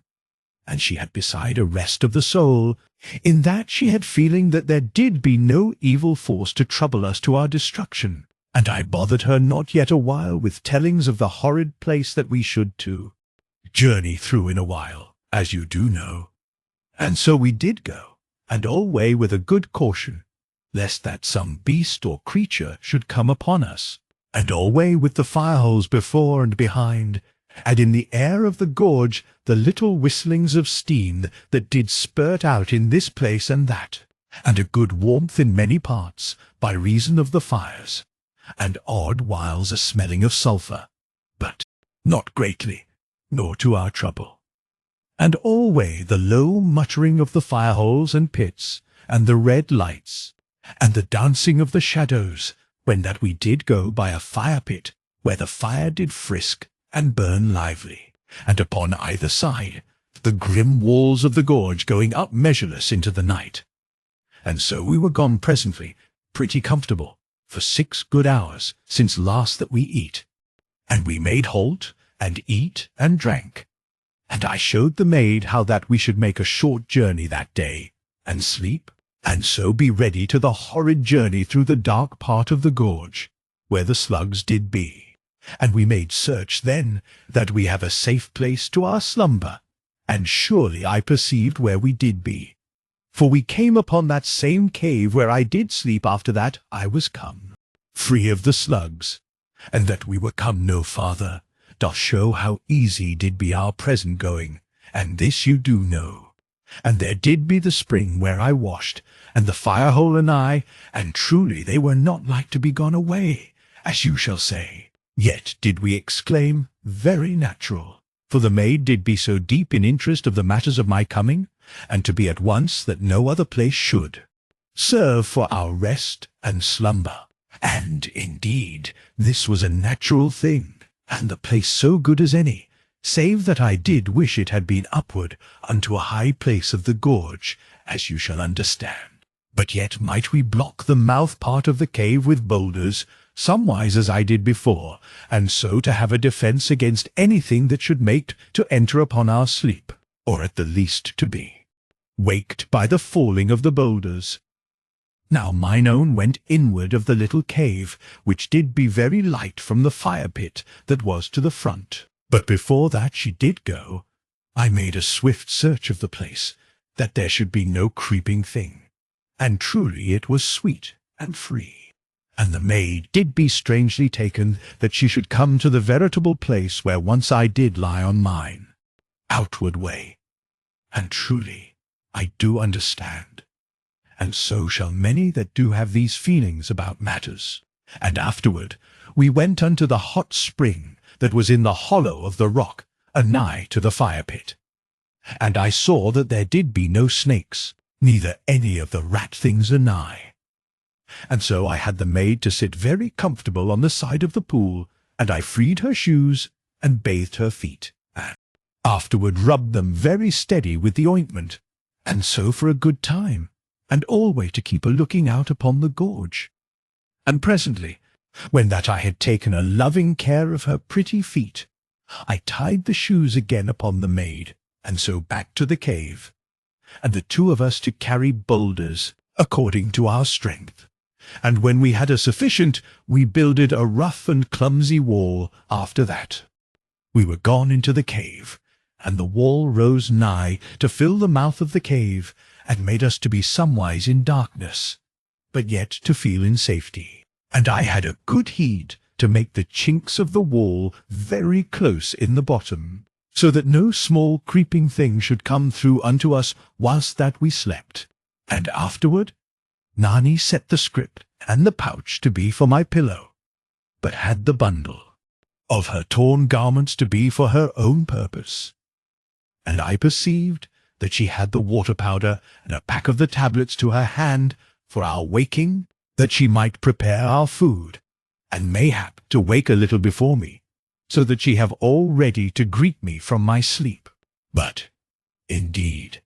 I said naught to show that I knew, for I saw that this thing did give her a dear pleasure, and truly it was very sweet to have her to these gentle duties, that did be to her so sure and quiet a delight.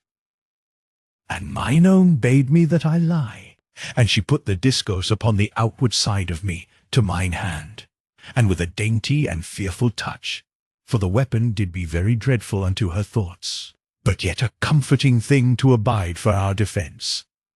And afterward she covered me with the cloak, and kissed me, very sedate upon the lips,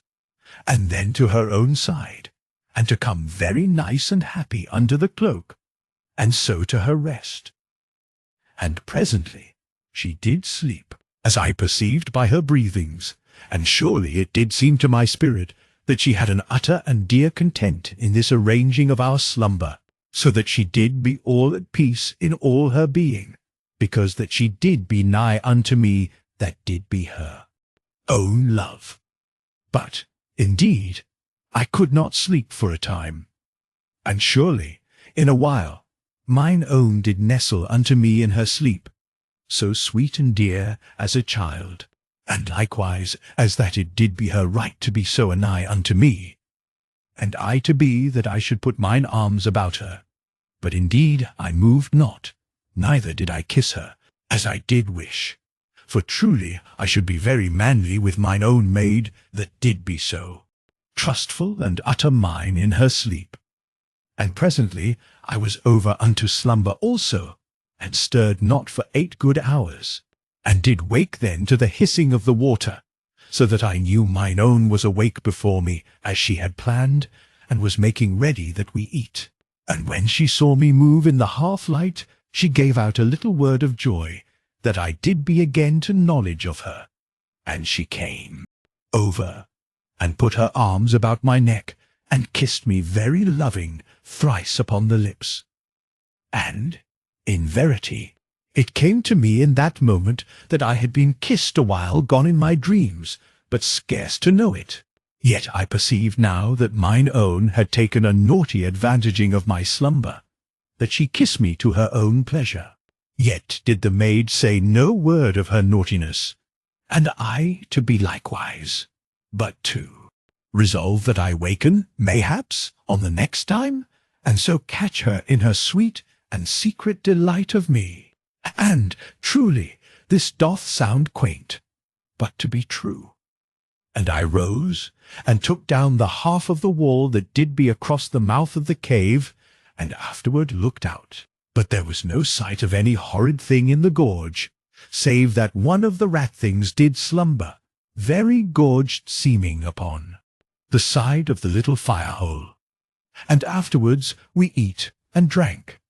and the maid then to rub me as before, for I was greatly stiff on my waking, as you shall think. But she came not into mine arms presently, as I did hope, but only kissed my shoulders when that she had finished, and so bid me to dress. Yet, after that I was dressed, and had mine armour full upon me, she must come unto me, and she slipped her 2 small hands into the one of mine, and so stood by me, very silent. And sudden she put up her lips very quiet and passionate, that I should kiss her. And she kissed me once, as it did be as that her spirit kissed mine, and all her being came unto me. And she gave me but that one kiss, and afterward slipped her hands very gentle from mine, and made to the gathering of our gear. But truly, I that loved her so great, knew that a tumult of love did be hid in her heart. And, indeed, she looked once at me in such wise that I grew near to a true humbleness of heart, because of the honour and love that did be in her eyes. And surely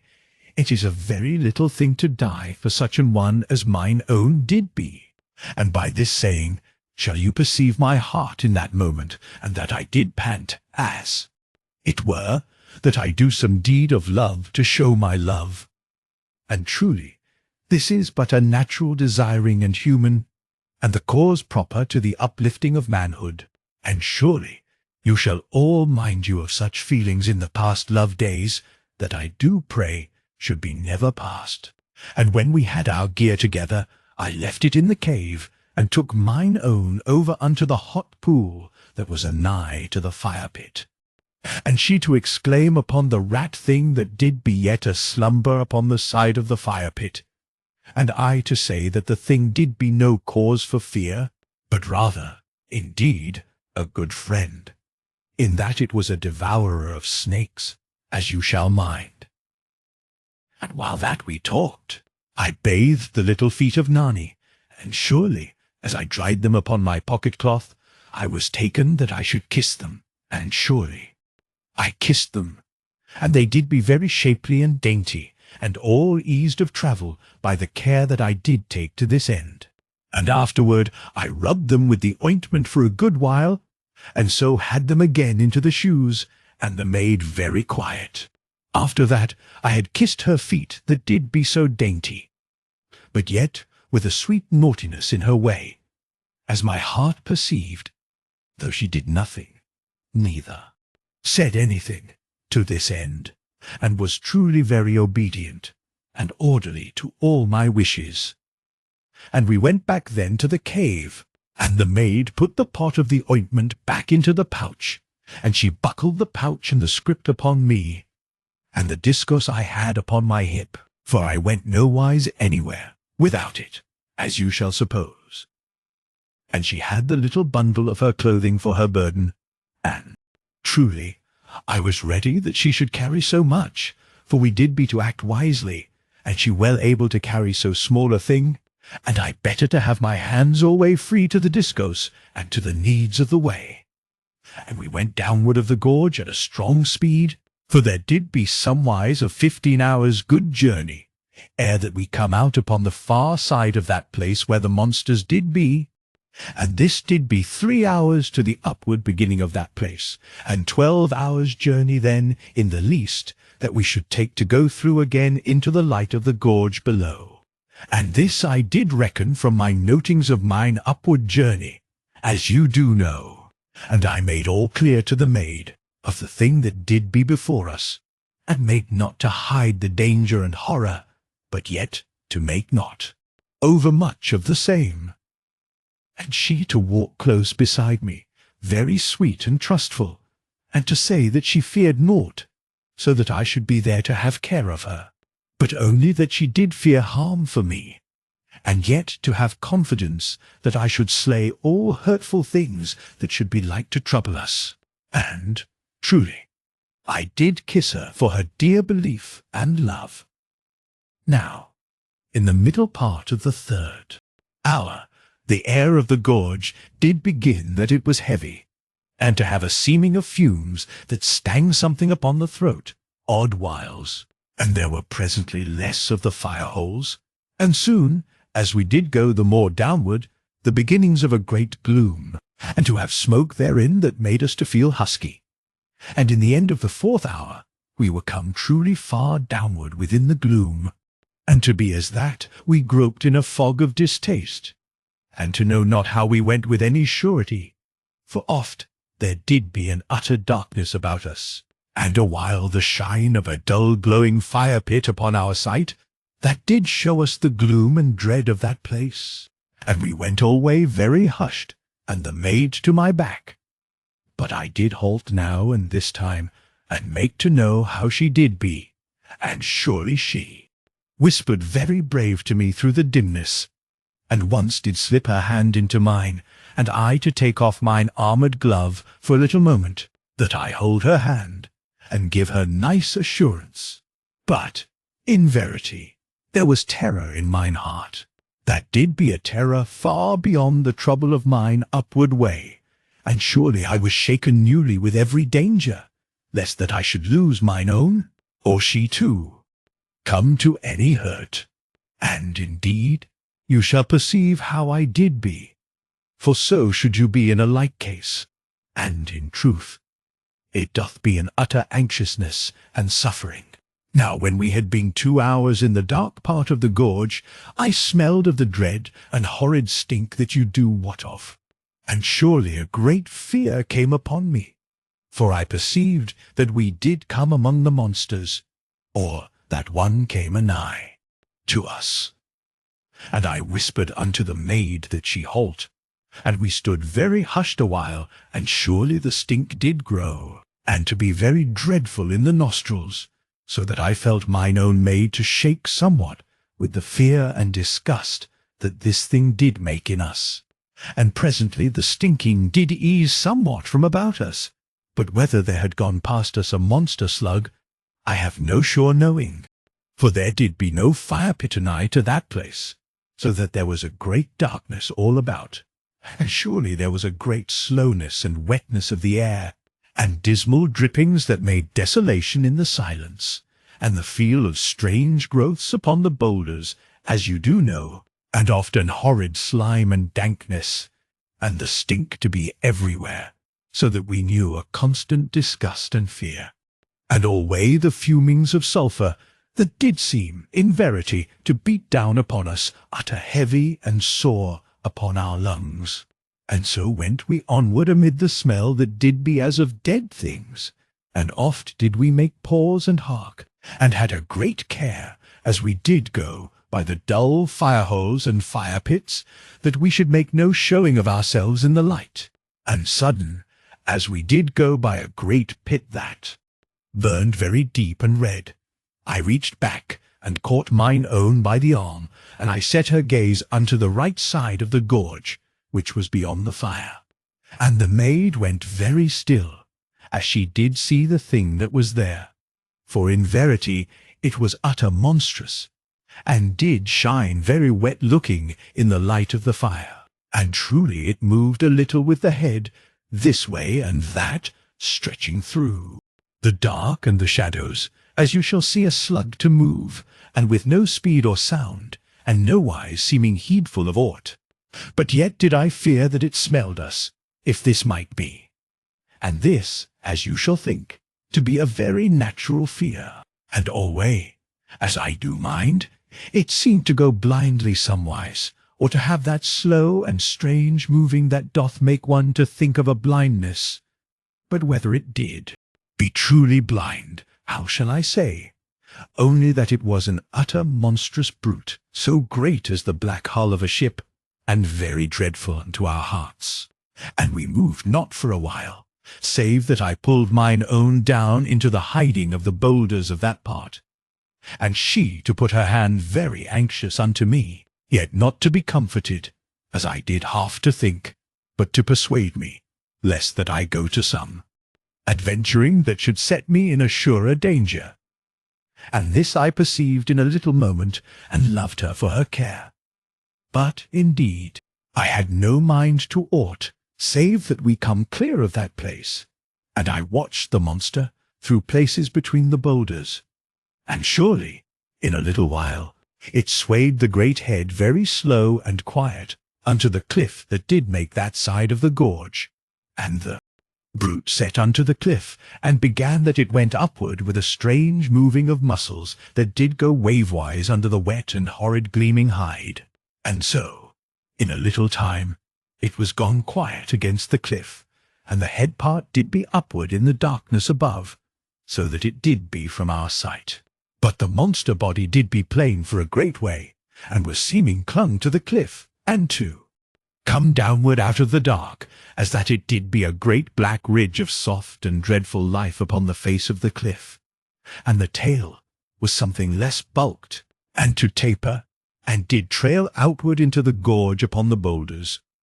And surely the thing did seem as that it slept, but that odd whiles the tail did lift a little off the boulders, and curl somewise, and afterward come down again upon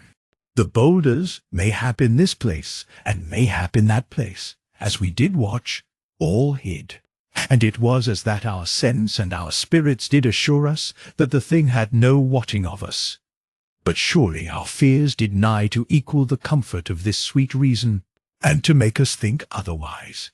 Yet, in a time, I made that we go forward together through the spaces that did be among the boulders. And I went creeping, and the maid to follow likewise. And oft I did pause, and made a watching upon the monster. But truly it moved not, save as I have told, and I kept a great heed upon the maid, that she follow alway close unto my feet. And in the end we came safe from that place where the monster did be clung unto the great cliff in the night. And we went then for 2 great hours without adventure, save that once the maid touched me that we pause, for that something went by us where we did be in an utter dark place of the gorge, and no firehole anigh. And I knew that the thing did be near, even as the maid touched me. And caught I the maid in the dark, and thrust her under the side of a boulder. And I crouched then before her, with mine armour, that I should protect her from any brutish thing. And the disco's in my hand, and afterward an horrid time of waiting, and the stink of that part of the gorge grew very dreadful, so that it did be as that we should not breathe, with the horror of the stink. And there went past us some horrid and utter monster, that made neither sound nor anything, save that there seemed a strange noise that might be the breathing of a great thing, but yet did be all uncertain, in that the sides of the gorge cast the sound this way and that, in an horrid whispering of echoes, so that we did not know whether the sound be made nigh to us, or afar upward in the eternity of the night, where I did suppose the mountains to be joined over the gorge in a monstrous roof in that part. And presently the strange noisings died in the upward height, and all about us, and the utter disgust of the stink went from us, so that we knew that the monster had gone past us, and did make downward through the dark gorge, and mayhap then to some lone and dreadful cavern of the world, as I did think. And indeed, as I do mind, I had a sudden wonder at that time, and other whiles, as it did chance, whether this way did be truly the olden way that the peoples of the lesser refuge did travel in the olden days. And surely, as I did suppose, they had come some other way, or the gorge to be different and less dreadful in the far-off years. And this thing you shall agree with me to be a reasonable thinking. And after that the monster had gone a good while we went onward again, and with a great caution, and dreading alway lest that we come upon that monster in the darkness. But yet did we know by smell, and by all our consciousness, whether that we came nigh unto one of the monster slugs. Then, in the end of the 5th hour in the dark part of the gorge, we came by the mouth of that great cavern upon our left, and you to remember the same. And I made pause in the darkness, and had the maid very gentle by the arm, that she should look with me.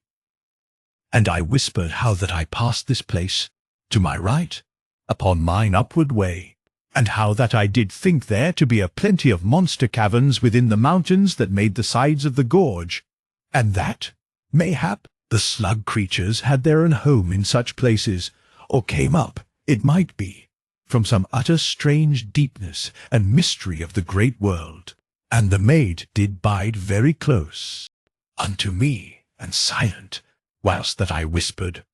for the terror of the place did be on her, yet not to make her lacking of courage, but yet to put a monstrous awe upon her, and a great and natural fear. And I likewise, as you do know. And we stayed there,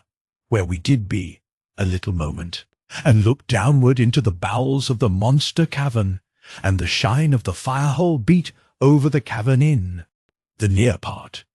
But there did be an utter mystery and deathly dark beyond the shining of the pit that did be within, as you shall remember. And, in verity, as we stayed but to glance, I perceived that there lay humped things about the fire, and some to be black seeming, and some to have a seeming of whiteness, but with no sureness in the colour to mine eyes. And there came a moving in one of the humped things, so that it did be as that an hill did wake unto an horrid life. And immediately I knew that the humps did be some utter monsters, mayhaps even the great slugs, a slumber about the fire-pit that did burn in that strange deeply cavern. And I saw that I did ill for our lives, that I should pause even for a little moment to such staring. And immediately I whispered to mine own that we go with all our speed. For indeed I knew not whether that our nearness had waked that monster, or whether that it had but waked by chance. And truly I was utter eager that we be gone from that place, so swift as we might. And we went on then through all of the 6th hour that we did be in the slug part of the gorge, as I named it unto myself. And in all that hour there did nothing harmful come anigh. Only, as I did know presently, there came an unease upon our spirits, but yet to be very little at that time, and we to be scarce knowing of it. And alway, as we went, there did be darkness for the most, and odd whiles a vague murmuring of the night far above, as it did seem, and presently the dull glare of a fire-pit to shine out far off below us in the gorge, had to seem very dim and unreal unto us, by reason of the smokes and the fumes that made a haze and a distaste in the gorge.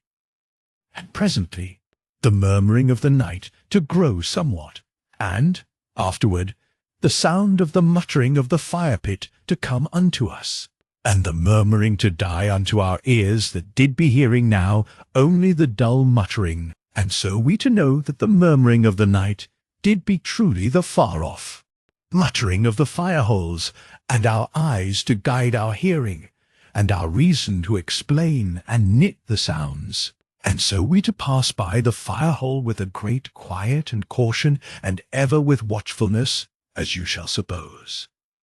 And afterward again into the dark, and presently again the murmuring,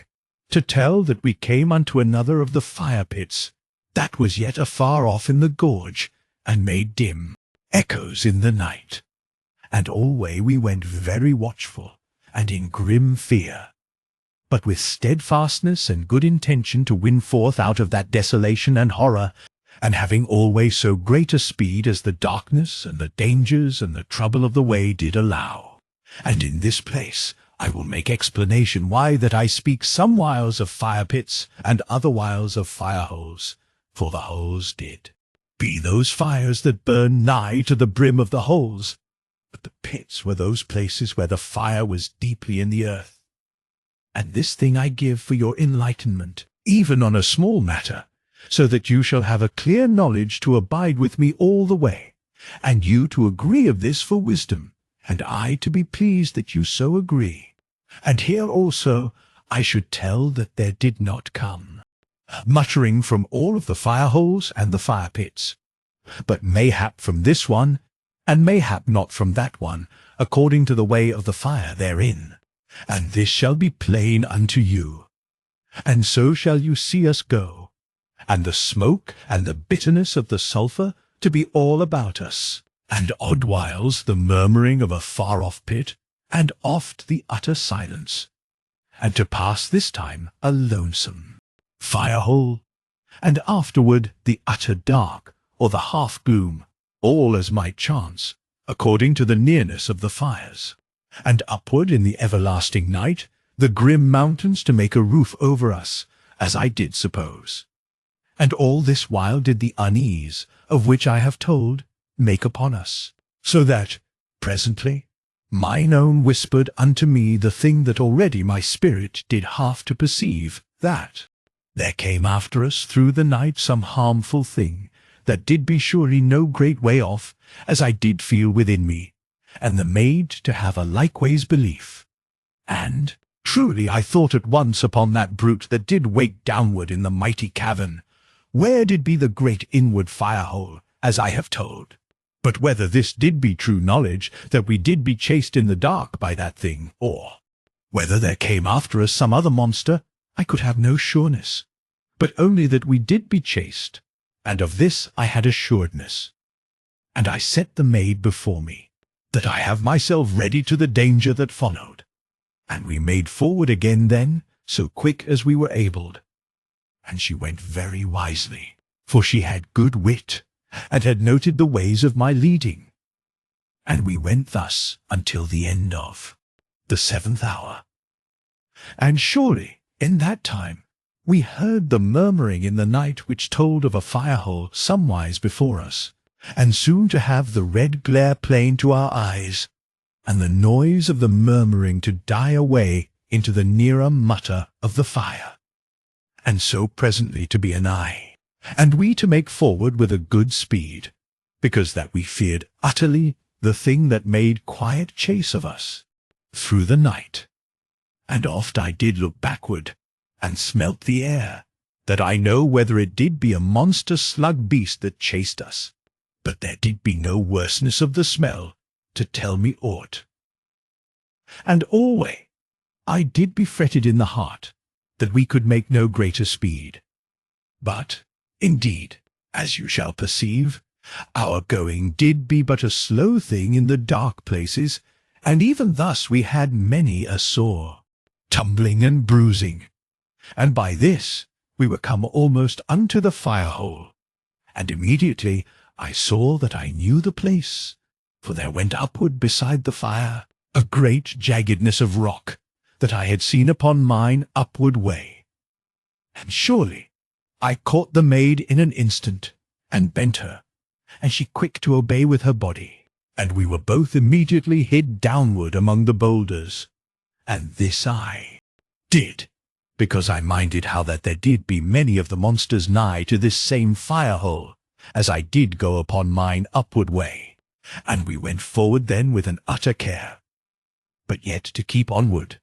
because that there did be somewhat in chase of us. And, in verity, when that we were come opposite unto the fire-hole, I saw that there did be 7 of the monster slugs against the far side of the gorge, and did be all set upon their bellies against the cliff, and their horrid heads to be hid in the upward dark, and their tails to lie very great and soft seeming in the bottom of the gorge upon the boulders.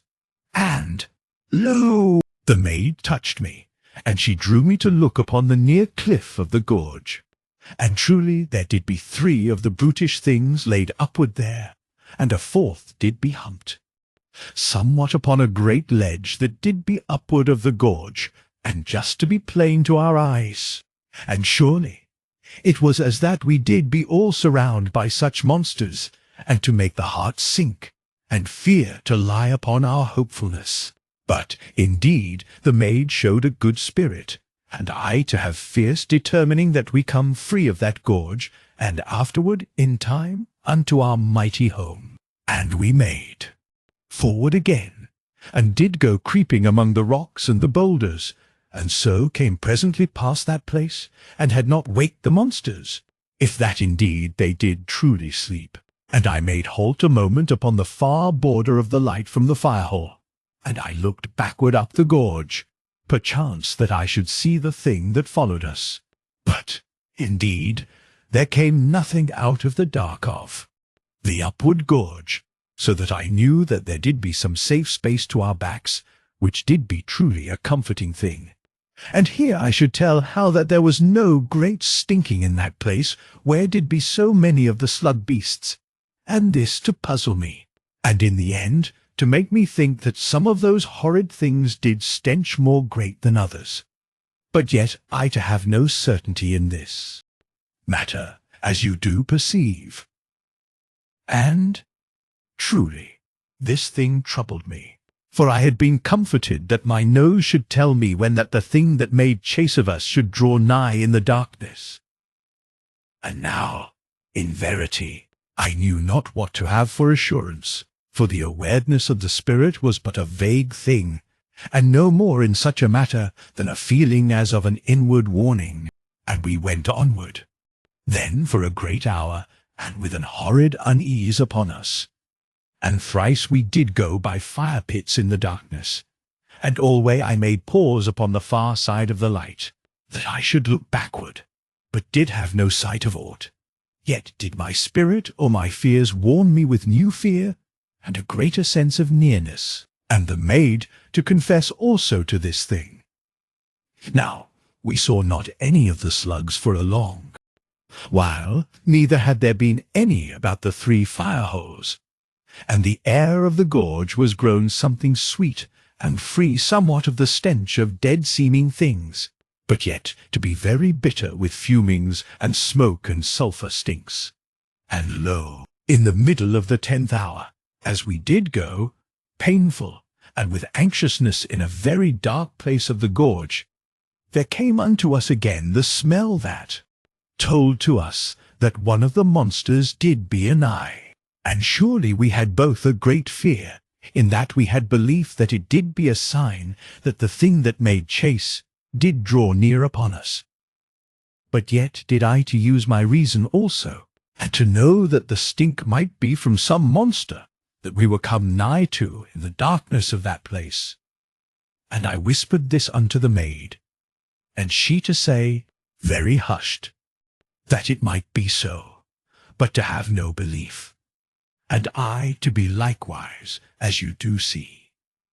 And we pushed forward at a new speed, and had many bitter falls, so that we did be all bruised,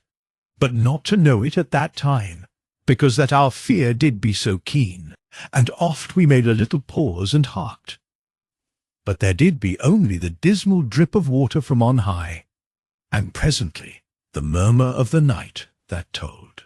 that we drew near unto a new fire-pit. And surely this was a great easement to our spirits, in that we should have light to perceive our danger, and mayhap to win free. But to be in that utter dark was a thing to break the courage, and to breed belief that we did be utter helpless, and all wrapped in horror and despair. And the stink grew ever as we made forward, so that I knew not whether there did be great monsters beside the fire-pit that was to our front, as I have told, or whether it made plain the advancing of the pursuer, and we only to be able to make our best speed, and to be weary with hope that we rush not blind into death, and alway to be chilled in the back with the belief that the thing that made chase did be very close in that utter dark, and to gain upon us. And we knew not whether to make our belief to be the tellings of the Spirit, or the utterings of our fears. And so shall you perceive our plight, and we but to be able to make forward. And, in verity, the dreadfulness of that time doth shake me now to think upon, and you also, if that you have gotten my tellings to your hearts, so that your human sympathy doth be with me.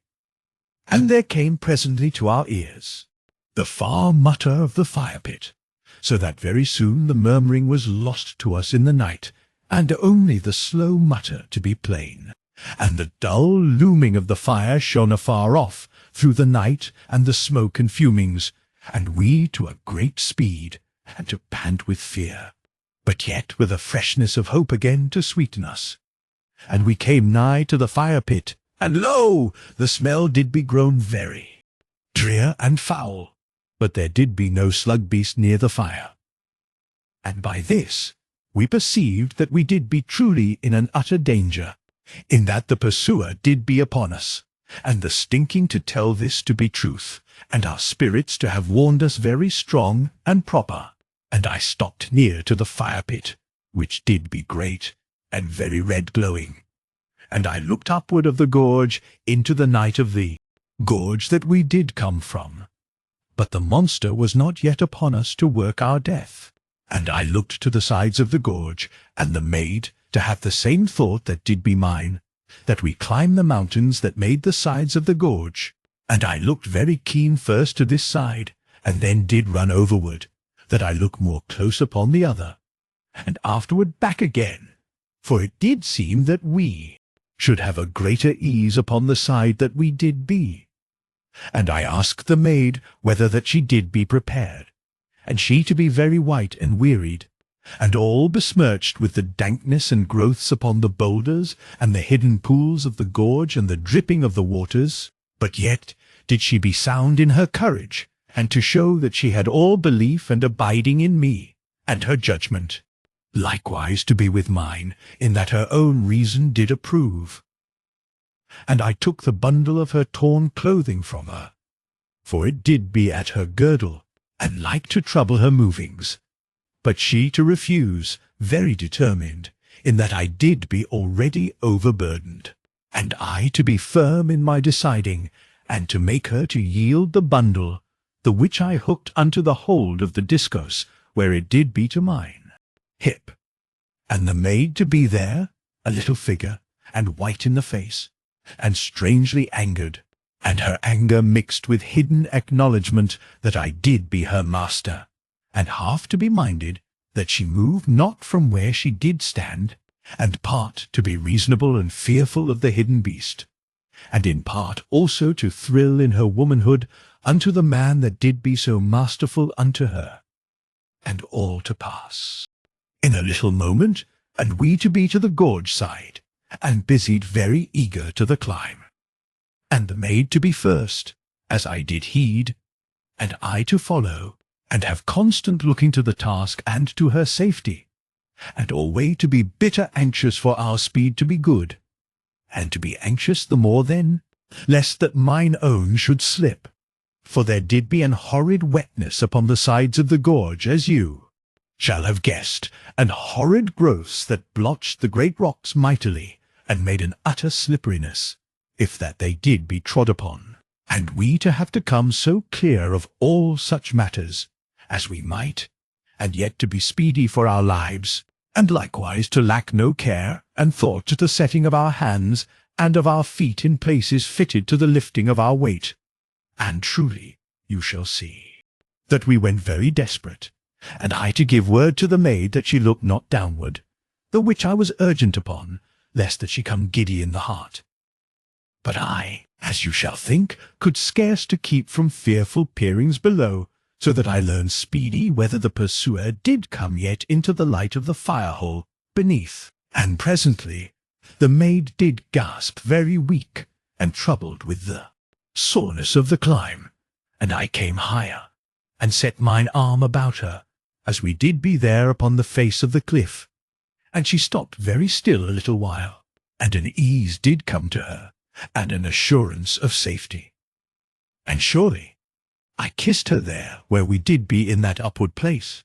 and her lips did tremble unto mine, and her courage and strength to come back into her, so that in a minute she did make once more to the climbing, and we came presently to a place where a great ledge did be, that jutted out from the mighty cliff, and was surely a huge way above the gorge bottom, and the ledge sloped, and there were on the ledge great stones and boulders that did make lodgment there through eternity. And I looked very careful to our way, and saw that we did be in the path of a mighty rock, that was over nigh unto the edge of the shelf place, and did put fear upon me, in that it seemed that it should come down with great thundering upon us, if that we but shook the place where it did be. And I caught the maid very swift and gentle, and shaped our path unto one side of that great rock, and did presently lose my fear, when that we did come safe from under it. And in a minute after, we were come upward upon the ledge, and a very safe place it did seem, and surely as that no monster should be able to come upward upon us. And this I did try to make for comfort unto ourselves,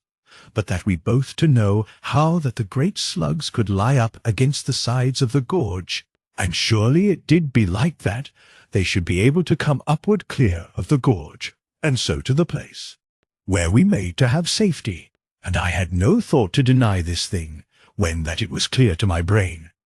but said rather that we should have some way to fight the monster, if that we did be discovered. And I thought in a moment upon the stones that did be about, and the maid in the same moment cried out that we should push the big rock down upon the slug that we believed to have chase of us, and, indeed, the rock to be a great weapon, if we could but stir it, as you shall think. And alway as we talked, very hushed, we looked downward into the deepness of the gorge, unto the upward end of the firelight. But there came no thing yet unto our knowledge, only that the stinking did rise up to us through that great distance, and the fire-pit to seem now a very small burning, and to give no great light up to us, and we neither to be able to see very clear of the gorge bottom, in that the haze of the fumes and the smoke was in the air of the gorge, and made uncertainty, and we to be nowise proper free of the smoke, even where we did be, and we watched, very set with anxiousness and fearful expecting of the monster, and did be both yet lost of breath, and the maid that she made her, words something broken for a little while, and lo, in a moment, Nani cried out very low and sharp that the thing did come, and I to see a moving of somewhat, in the same instant, in the gorge that lay upon the upward side of the fire-pit, and immediately I saw the great and monster head of the beast come forward into the shine from the pit. And the head did be of a blotched white, and to have the eyes upon great stalks that came from the forward part of the head, and the stalks to be set downward, so that the eyes looked upon the bottom parts of the gorge. And surely this doth be very horrid seeming to the mind of this age, but yet to have a less strangeness unto the two of us, that had seen many horrid sights, as you do know. And as the monster came forward the more into the light, I saw that the great and utter mighty bulk did be all of that same whiteness, that did be so set over with blotchings and a seeming of unhealth.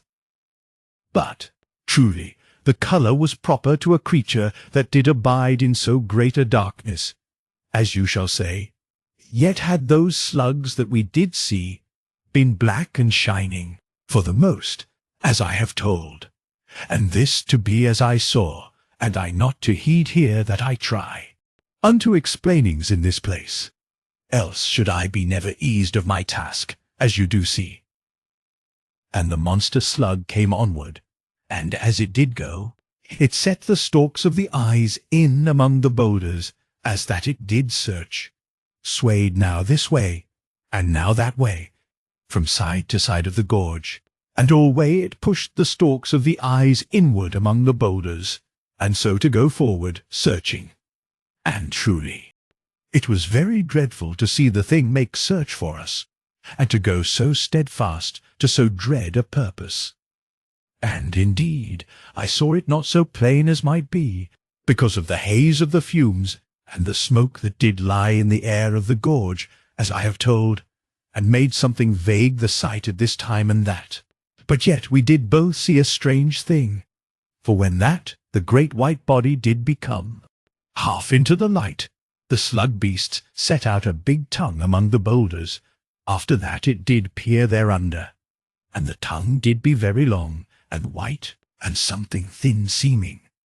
And the monster lapped inward in a moment a great snake from among the boulders, and the tongue did hold upon the snake, as that there did be surely teeth or roughness upon the tongue,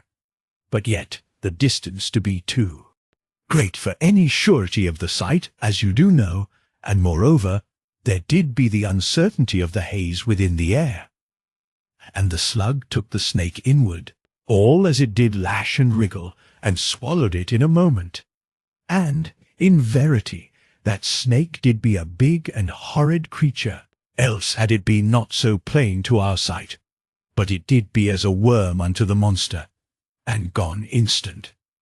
And immediately the slug beast went again to searching, and the head to sway from this side unto that side of the gorge, and by the wideness and ease of this swaying shall you perceive the utter greatness of the beast. And alway, as it did come downward of the gorge, it thrust the stalks of the eyes inward among the boulders, looking all ways, and oft the breath did come from it as a cloud, and the stink to rise up unto us, very plain and an abomination.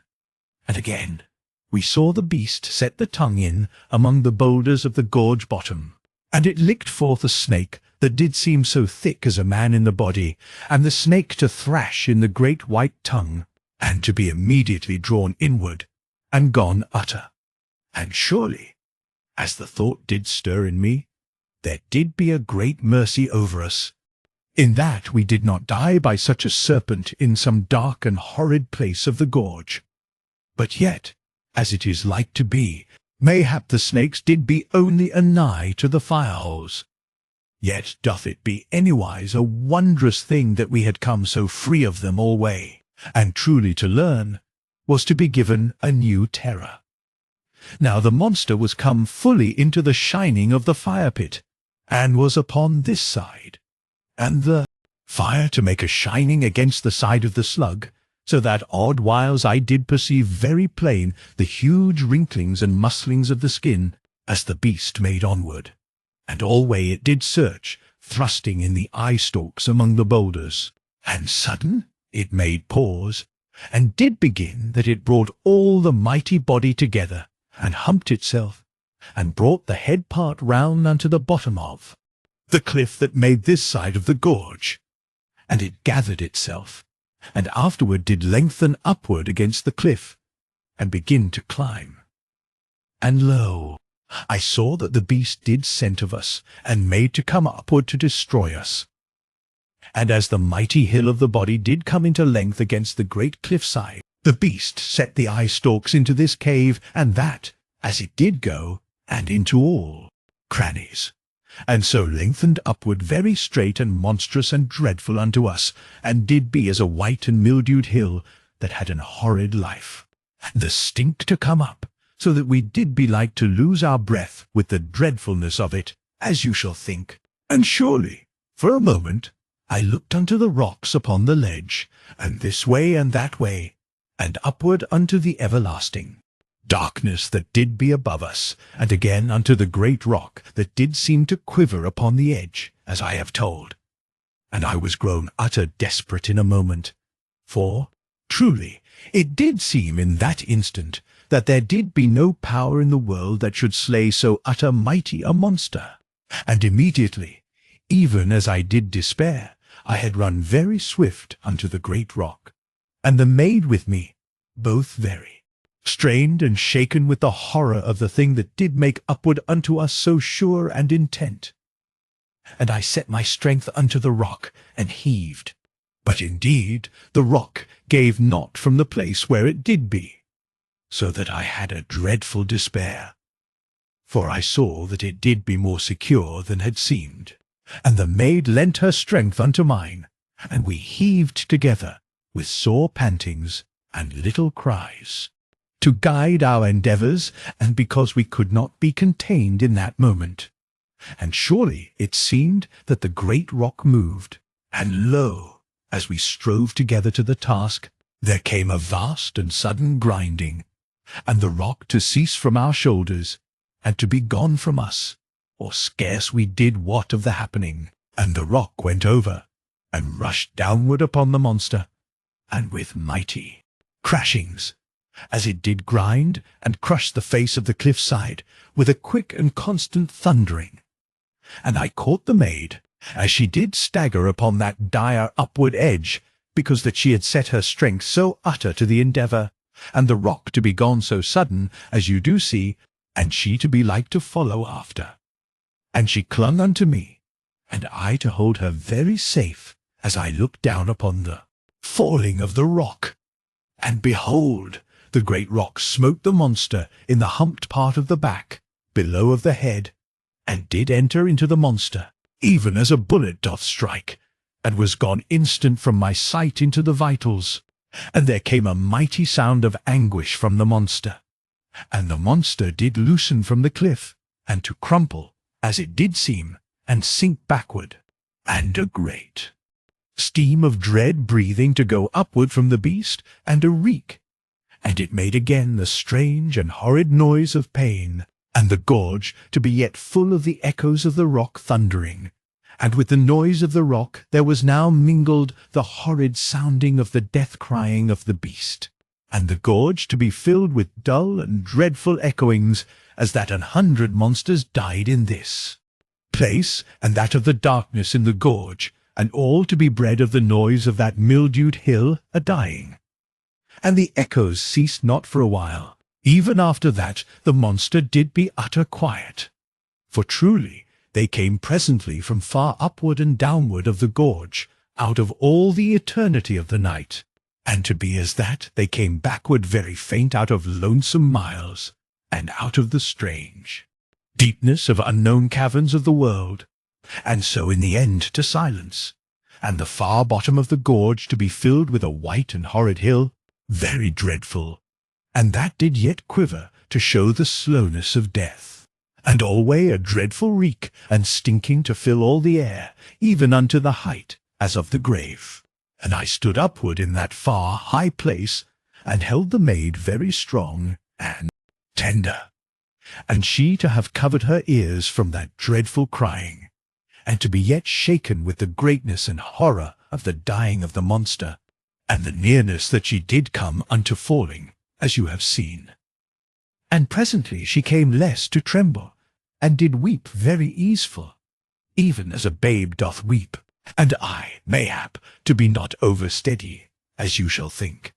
but yet to have a great gladness set in my heart, and a triumph, and an utter grace of thankfulness. And I held mine own very tender and sure, as I did say,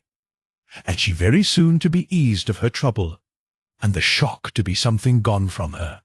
And she looked up at me, and slipped her arms upward about my neck, and pulled me downward unto her, that she might kiss me,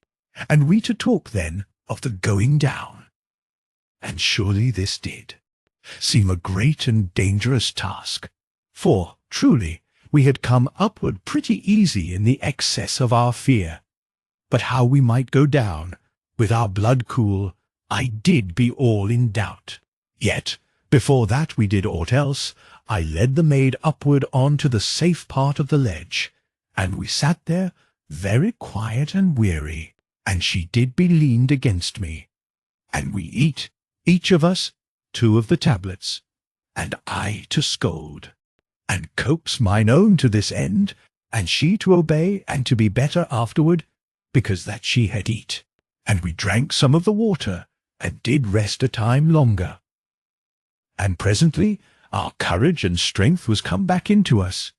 and we packed the script again, and the maid set it fast to my back. And we went then to the edge of the shelf, and looked downward, this way and that, and surely there did be no way to go, save the way we came, only that we might shape our downward climbing to bring us a little below that place where the dead monster did be. And I saw by mine own heart, and by the paleness of the maid, that we should do well that we consider the thing no more, but make to the task. And I went immediately over the edge of the shelf, upon my belly, and I bade Nani to follow. And we begun then that we go downward. And in verity we went downward for, mayhap, a great hour. And I gave help alway unto mine own as I could, and she to come after me very brave, and made that she hold back her fear, and come downward of that cliff, that did be oft like to a mighty wall. And surely, even as we came down, I marvelled how we did ever go upward, even though fear did aid us. But, indeed, I do think it doth be easier to climb safely than to come backward. For this is how I have found. And we made rest thrice upon ledges of the cliff, and afterward came downward again,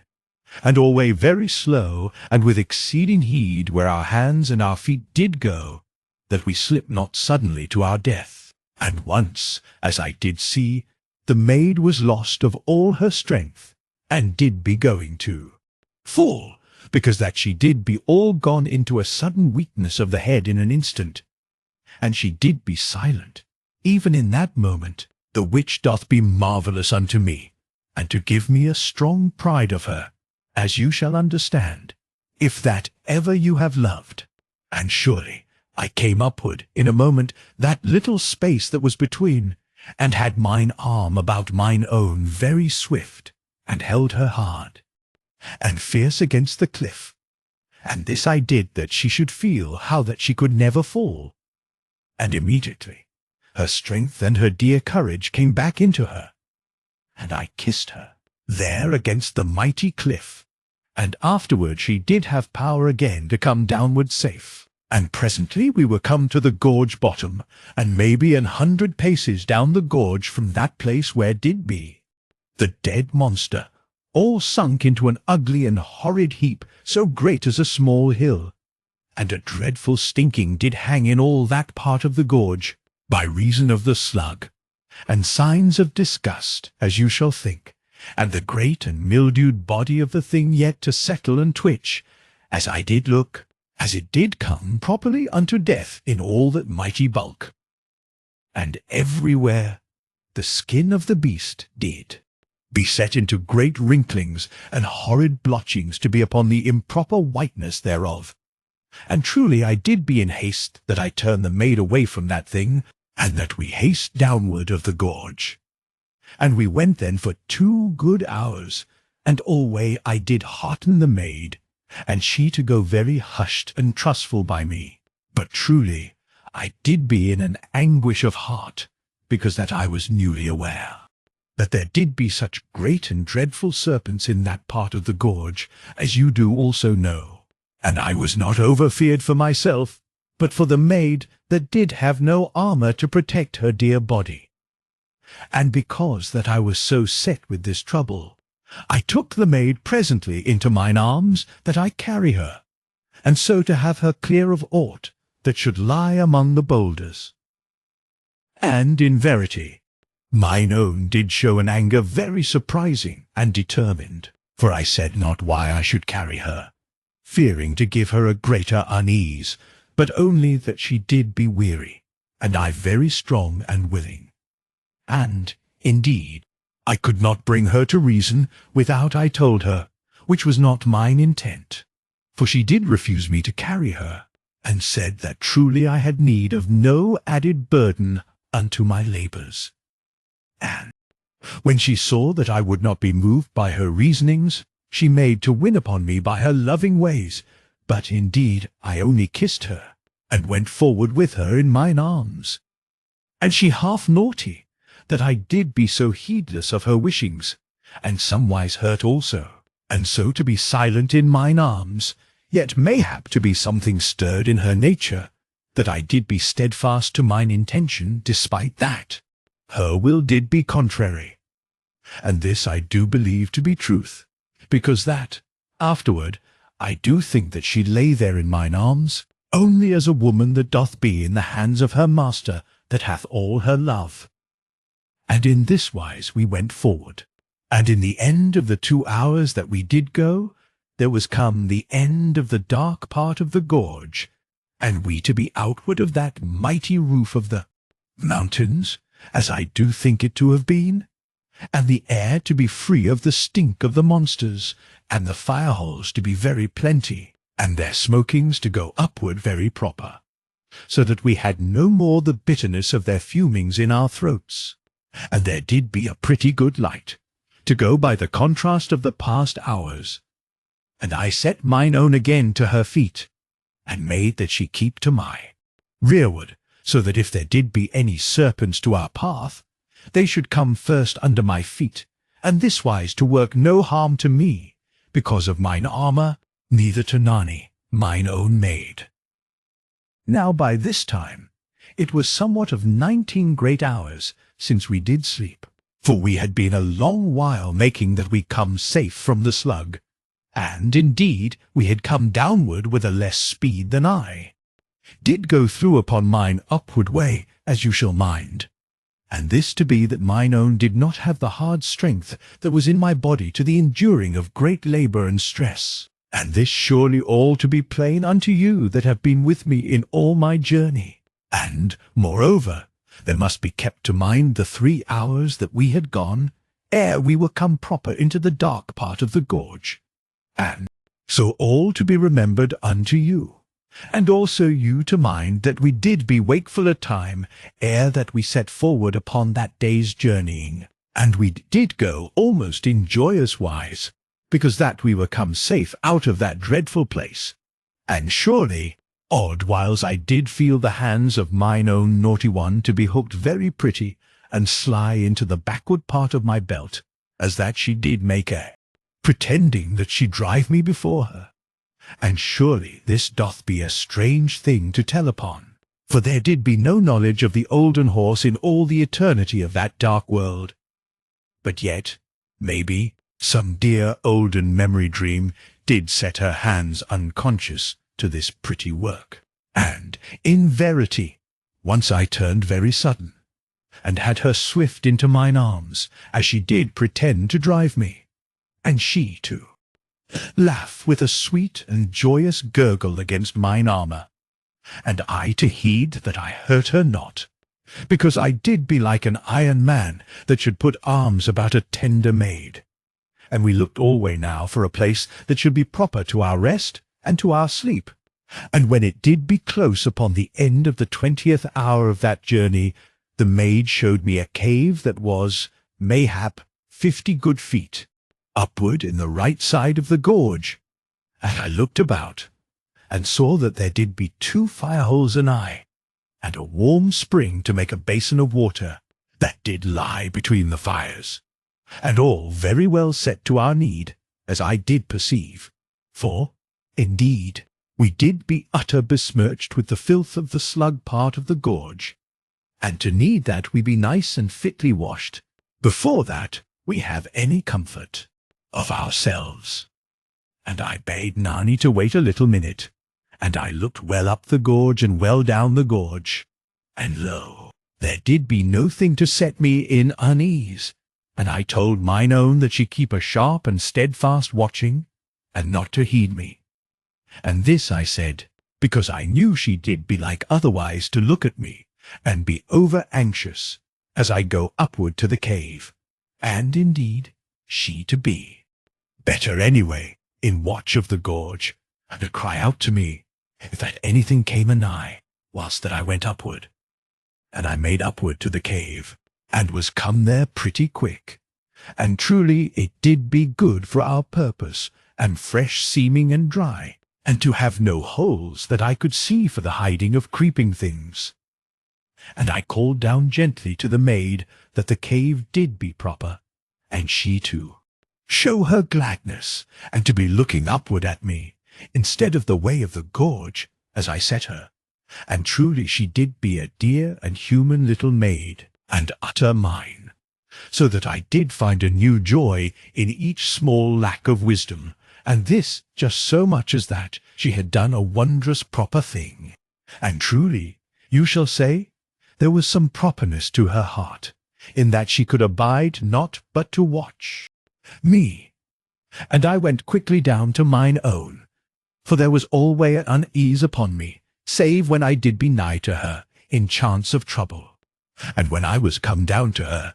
the maid did be seeming a little in thought, and afterward showed me how that she did be all in a pitiful disgust of the dirt and slime, and the drippings of the gorge, that did be on her, and had made her garment utter wet and bemired, so that she did feel that her very body was a repulse unto her. And I saw how it did be with Nani, and I went to the warm pool, and felt that it did be not over hot, and afterward found the deepness by the handle of the discos, and this to be scarce of 3 feet, and the water very clear to show me the bottom, so that it was surely a nice and proper place to be for such a purpose as I did think. And I set some of the water to my mouth, using my hand, and truly there did seem no hurtful chemical in the water, and therefore was I eased that the maid should have the desire that I did see to be in her mind. And I saw that I should be helpful to mine own, if that I make the arranging of things to be in mine own hands. And I went back unto the maid, and told her that the pool was very nice to be for a bath place, and that she to haste to wash herself, whilst the gorge did be free of any creature or monster. Now I saw that Nani was troubled, and feared that I did be going to leave her, and yet did be paused a little in her words, to show me all that she did wish. And surely I stooped and kissed her, as she did look so wistful in her little puzzlement, and immediately I removed her trouble very natural, and told that I should stand guard anigh to her, the while that she bathed. And truly she did be at ease on the moment, and mayhap something surprised to know wherefore she had been something alack to ask me. But, in truth, it did be very natural, and I told her to be so quick as she might, which was a needless thing to say, yet to start her, and she to go quietly to obey me, but first to take the cloak out of the hold upon my shoulders, and to unfold it, and so to the pool, and I to stand with my back thatwards, and to lean, ready, upon the discos. And presently she did be in the water, as I knew, and I to be her man, very sure and gentle to her, and sedate. And truly, as you shall think, I did love that I be to stand guard to her in her dear maidenhood. And she, after that she was cheered and warmed by the delight of the water, to sing very low and happy to herself, where she did be to my back. And, sudden, the singing to cease, and the maid screamed, and I to have no thought of improper modesty, but turned instant to the maid. And in a moment I saw what did trouble her, for there came a serpent out of the water, and the maid to be all adrift with natural modesty, and with her fear of the serpent. And I was come into the pool in a moment, in mine armour, and did lift the maid, naked and wet, into mine arms, and had her instant from the water, and upon the side of the pool. And there I wrapped the cloak about her, and ran very quick, and killed the serpent, as it did go offwards among the boulders. And surely it did be so thick as mine arm, and to have come from some hole that did be hid in the bottom of the pool. And I came back then to mine own, and took her into mine arms, and set the cloak well about her, and she to cry and to tremble with the shock and disturbance of the thing, but soon to be eased, and ready to laugh with me. And so she was come proper to her happiness again, and I very gentle and joyous with her. For truly my heart had been sick that she had come so nigh to that horrid danger. And I eased the scrip from me, and opened it, and made her to take 2 of the tablets, and she to refuse to eat, save I company her also. And indeed I did be very willing, for truly my belly was alway empty, and she to be very glad to eat, because she did be clean now, and to have no more disgust of herself. And afterward we drank some of the water,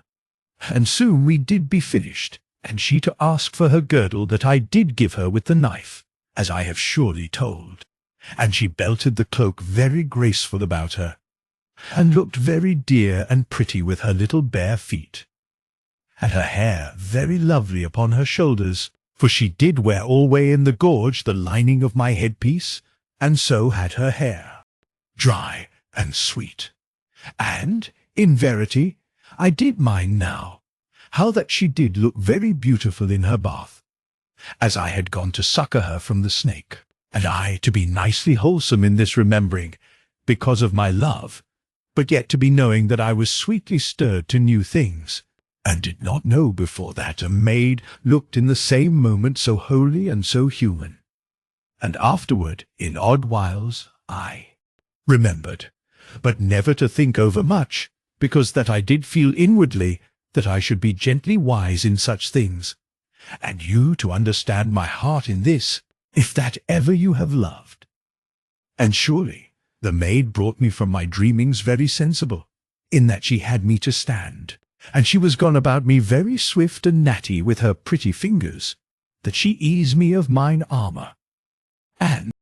afterward she bade me to strip and wash, whilst that she keep watch for me of the gorge.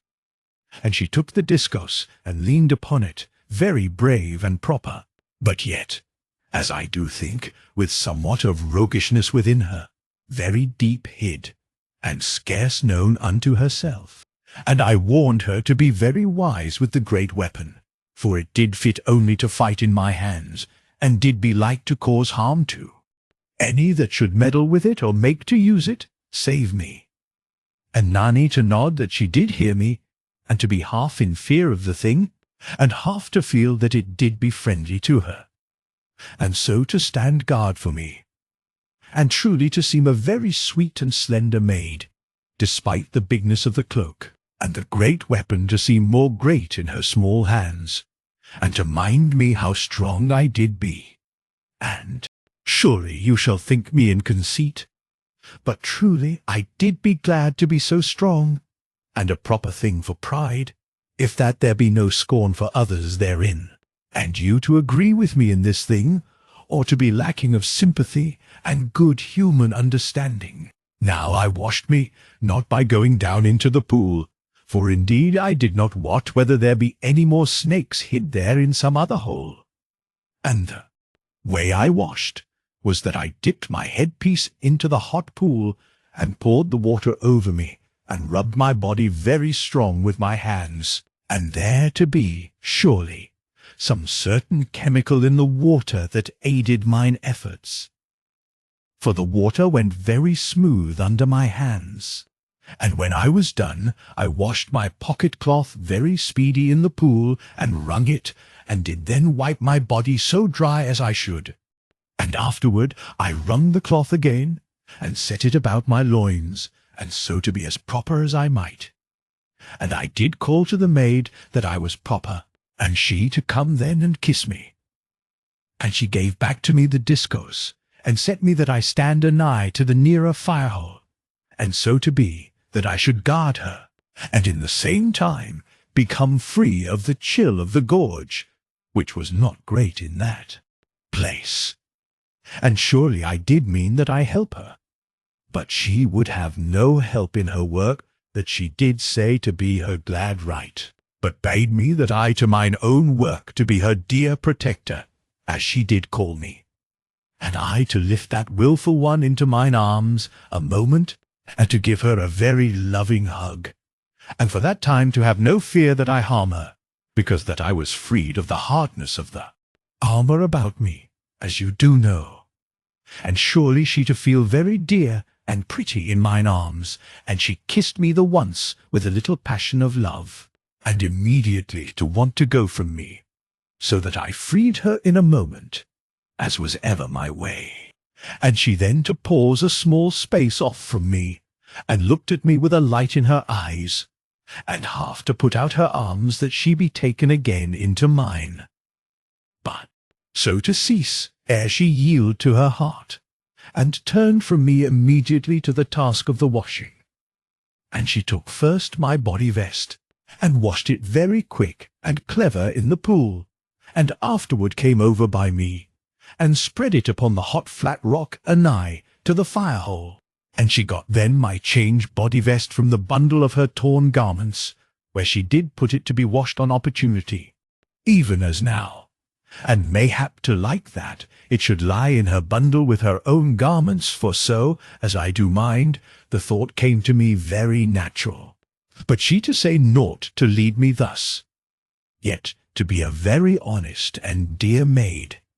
and to have little secret ways of love, as I did perceive, that I did not be told of. And she washed the second body vest, and set it to dry by the first, and afterward did likewise with all my garments, and came then to the washing of her own. And lo, as she spread it also to the drying, there came to mine heart that the maid did have only this one rough and thick garment, that did be the armour suit, as I have told. And surely it did be dreadful that she have the hardness of that strong knitted and fibrous garment to be next to her dear body, and I to be in comfort with the softness of my body vest. And I was all angered in a moment that she had gone this wise, while that I had been gentled, as it might be. And I bade Nani take the second vest to her own use when it did be dry, and she to look upward from where she did turn the garments upon the hot rock, and to mean in the first to deny me. But indeed she was quick to see that I did be truly in anger, and mine anger to come, because that I was hurt that this did be, and because that I was shamed that she had gone so rough-clad, the while that I had no thought to the matter, and moreover because that she had known her lack, and did not tell me of the thing. But yet I did have a great tenderness in the backward part of mine anger, because that I perceived all the unselfishness and delight of her love that did be about this little matter, as you shall see, if you have gone away with me. But mine anger yet to be something hard, because I did see that I have need to watch the maid, that she put not her dear body to pain, that I might come unknowing to some little pleasuring or ease, as did be now, as I have shown. And truly it did be sweetly done in love, but to be somewise lacking of judgment. And so shall you know somewhat of the way that I did be angered, and to have understanding with me. But if you have not, you shall think it to be naught, and that the maid did need only that she be kissed, and to be shaken a little in playfulness, and warned to heed that I did be earnest, and mayhap you to be somewise right, and not to guess far off from the inward deepness of my heart. But yet it doth be verity that I was truly angered, and fit to shake mine own, and in the same moment to be utter tender unto her. And surely this doth be all a contradiction, and the human heart to be a wayward thing, whether it doth be of a man or of a woman. And Nani, as I do think, to have loved the chafe of that rough garment for love's sake, and to go very humble and loving, as I looked at her, but in verity to be never gone from the sweet naughtiness that did be alway in her heart, and to plan even in that moment some new and secret service unto me, that should be for her quiet joy, and to be hid from me until that my wit should come upon it to uncover it. And in verity a young man doth want that he whip his maid and kiss her, and all in the one moment. And indeed he too have delight in both, and she obeyed me that time, as alway when I did be earnest, without more word. And surely that naughty one did know how I loved her. And the maid washed then her torn garments that did be in the bundle, and had gotten soiled by the slime of the dark part of the gorge. And she put these to dry, and afterward washed mine armour, and the script, and the pouch, and the cloak-hold, and all such matters of our gear. And so to be presently done. And she was heedful then that she turned the garments upon the hot rock, and afterward did attend to my bruisings. And when she did rest, I looked to her pretty feet, and rubbed them very gentle and constant with the ointment. And surely they did be pretty well, but I to like that I should tend them, and to have joy to feel their littleness within my palms, and surely she did know how it did be with me. For presently she took her feet inward under the cloak, and I, maybe, to look something woeful. For she put one out presently, when that I did the least expect, and slipped it very cosy into my hand, and surely I kissed her naughty toes, and she then to be very sedate. Now, presently, when Nani found the garments to be proper, dry, she gave those to me that were mine, and bid me to turn my back, and be dressed very speedy. And lo, in a little time, when I was nigh done, she came over and stood before me, and was dressed again in the armour suit, and to look very slender and dainty. And she looked at me, so that I put out my hands, that I kiss her. But she went from me, very proper, and brought mine armour, and gave me help with it, and alway very grave and quiet, but yet to have naughtiness underneath, as I did believe.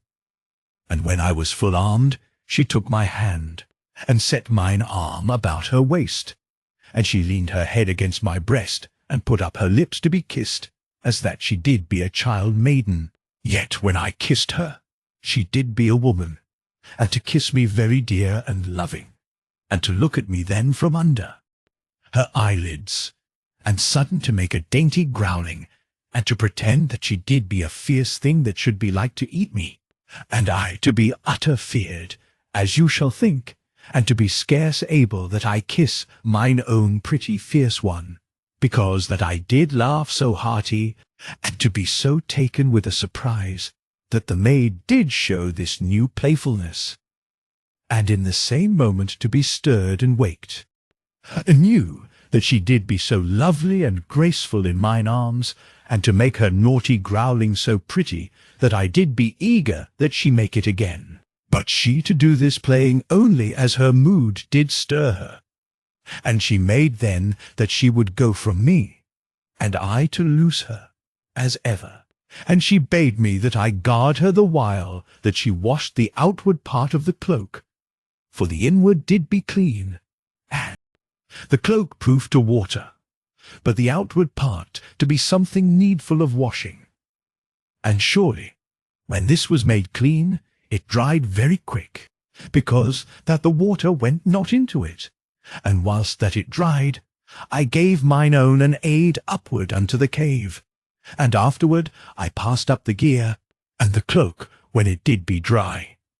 and so came upward also myself, and brought with me a boulder, that I balanced very light in the mouth of the cave, so that it should fall, if that anything touched it. And this plan you do know of,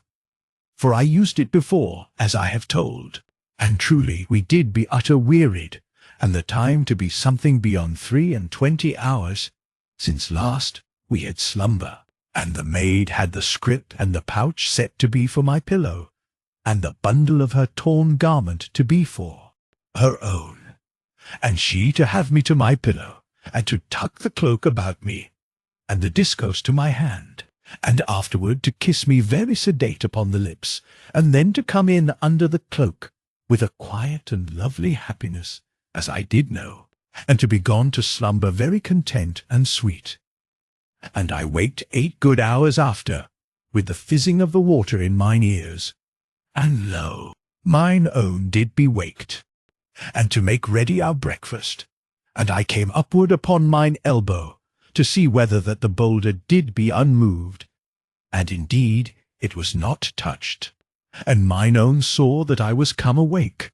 and she ran to me, very dear and glad, and kissed my lips very eager and loving. And surely, as she kissed me, I did feel that she had taken again a naughty advantaging of my slumber,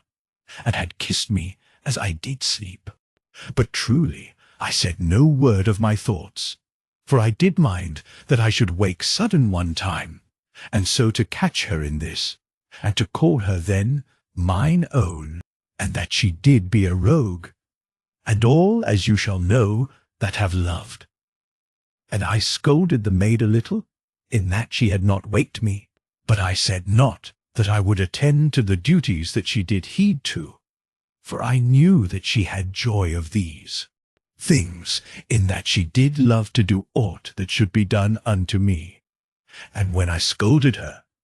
she to make but a little mouth at me, as we do say, and to put her tablets to my lips, that I kiss them, and she to kiss mine. And so to our breakfast. And when we were done, we gat together our gear, and went downward from the cave, and began again to journey. And we went 18 hours that day, and eat and drunk at every 6th hour, as ever. And in the 14th hour, I perceived that I did be like to over-travel the maid, though I made alway to have a less speed than did be natural unto me. And surely then I took her up into mine arms, and she to refuse, and to be troubled that I should so carry her, for she did think that I was like to be wearied by the task, and I to take no heed to her protestings, but to laugh gently with her, and to carry her, even as a babe in mine arms, and she to love that she be in mine arms, if but she be able to have assuredness that I come not to weariness through her. And truly it did be a dear love task, and to be set unto the needing of mine especial heart, and I carried mine own then for 4 hours.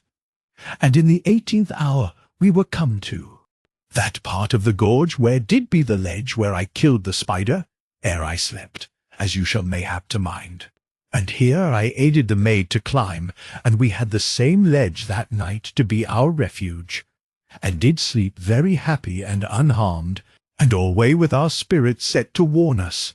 if that harm did make to come nigh to us. And we went then through 3 days of 18 hours' journey each, and alway I did carry mine own, from the 12th unto the 18th hour of each journeying, and this to be very dear unto me, and to give me a new rejoicing that I did be strong and easy to carry mine own, and she to lie in mine arms very content, when that she perceived how that I did be so glad to go this wise, and that I had no weariness by the carrying. And thus I did rest her feet, and wore not her dear and slender body overmuch with the vigour of my going, and was able to make a very good speed. And mine own, this time and that, to make sayings of impudence unto me, and to hide her naughty lips, when that I should kiss them, and to have quaint nestlings unto me, and odd whiles to kiss me very dainty, when that I did be going thoughtful of the way. And surely never did there be so dear a maid as mine own, so that I did go many a mile, and to be scarce that I knew that I was gone any way, because of the stirrings of my heart and the content of my spirit. And oft as we did go, there were great scorpions in the path, and odd whiles they to have no heed to go from my way, but to be so great as my head, and very fat and lazy, so that surely I kicked a good number from my path, even as you shall kick a ball with the foot. And 3, I burst in this way. And truly it did be well that I had on me mine armour, else had they been like to sting me very quick unto death, for they were so great. And likewise, in this place and that, there were snakes, but none to come anigh to me, and I to choose alway the open goings, for I did think there to be many hid snakes and lesser monsters in the dark places between the great boulders. And alway when the maid did walk, I to go before, that I see clear her way, and this thing to be but a matter of wiseness, as you shall think. And odd whiles, as I did carry mine own, she to talk a little with me of her memory dreams of the olden days, and mayhap you to think it strange that we said not overmuch on this wise, but the way of our journey to have been so utter bitter, as you have seen, and we to be more of that far age than we did be of this present age, and this present life to seem but a dream of memory, and we to be set then with the realness of that life. And this telling, indeed, to be a plain thing to your understanding, yet did we have a greater talk to these ends, when that we were come free of the gorge. But yet oft there to be an odd saying and a sweet memory, like to an olden and forgot fragrance of dreams, to pass between mine own and me. And do you to set your sympathy of understanding with me in this thing, and to know how holy these things did be, and far off, and to hold memory, as a mist that doth shine with golden lights, that did make an holy pain upon the eyes of the spirit, even as a quiet dawn of this day doth set a pleasure of vague pain upon the heart. And once, as I did carry the maid, I saw that she wept a little, very hushed unto herself, and I to say naught, for I saw that it did be a natural sorrow for her father, and for the dead peoples of the lesser redoubt, that did be left for ever unto the desolation of eternity. And so, because I did be wise to leave her be, she, to be eased presently, and to wipe her eyes, quiet and secret, and mayhap to think that I did not perceive, and then to nestle unto me, and so to be the more mine own. And about the middle part of the second day, we came past the cave where I did sleep on the upward journey,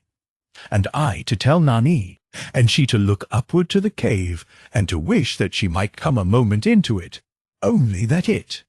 did be 20 good feet upward, and I to desire that she run no risk of her dear life, when that there did be no need. And so to go onward, and odd whiles to see strange things lurk among the boulders, but none to come anigh to us. Yet did I keep the discourse very ready in my hand, as you shall think, and had mine eyes alway to look upon every side, and mine ears to be wary, and to use my spirit alway to mine aid. And surely, as we did come lower in the gorge, the maid was all a-wondered at the warmness that did grow, and something disturbed in the first, by the new thickness, as it did seem, of the air, and she to waste some of the water, because that it did fizz up so quick, even as I, until that she was come used to this newness. And all this to be very plain unto you. And in the end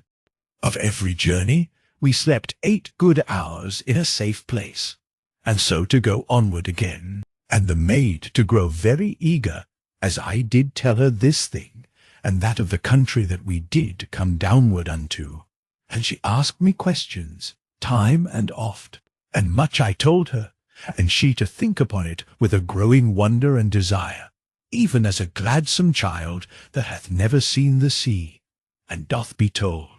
that it shall presently be there, and this to be but to shadow the way that Nani did be, for truly she did be a very live and eager maid in all things, and we to be still within the gorge, and to go constant by the fire-holes and the fire-pits, and to see the flames leap upward in this place and that, so that the mighty walls of the gorge would show very plain in an instant, and immediately too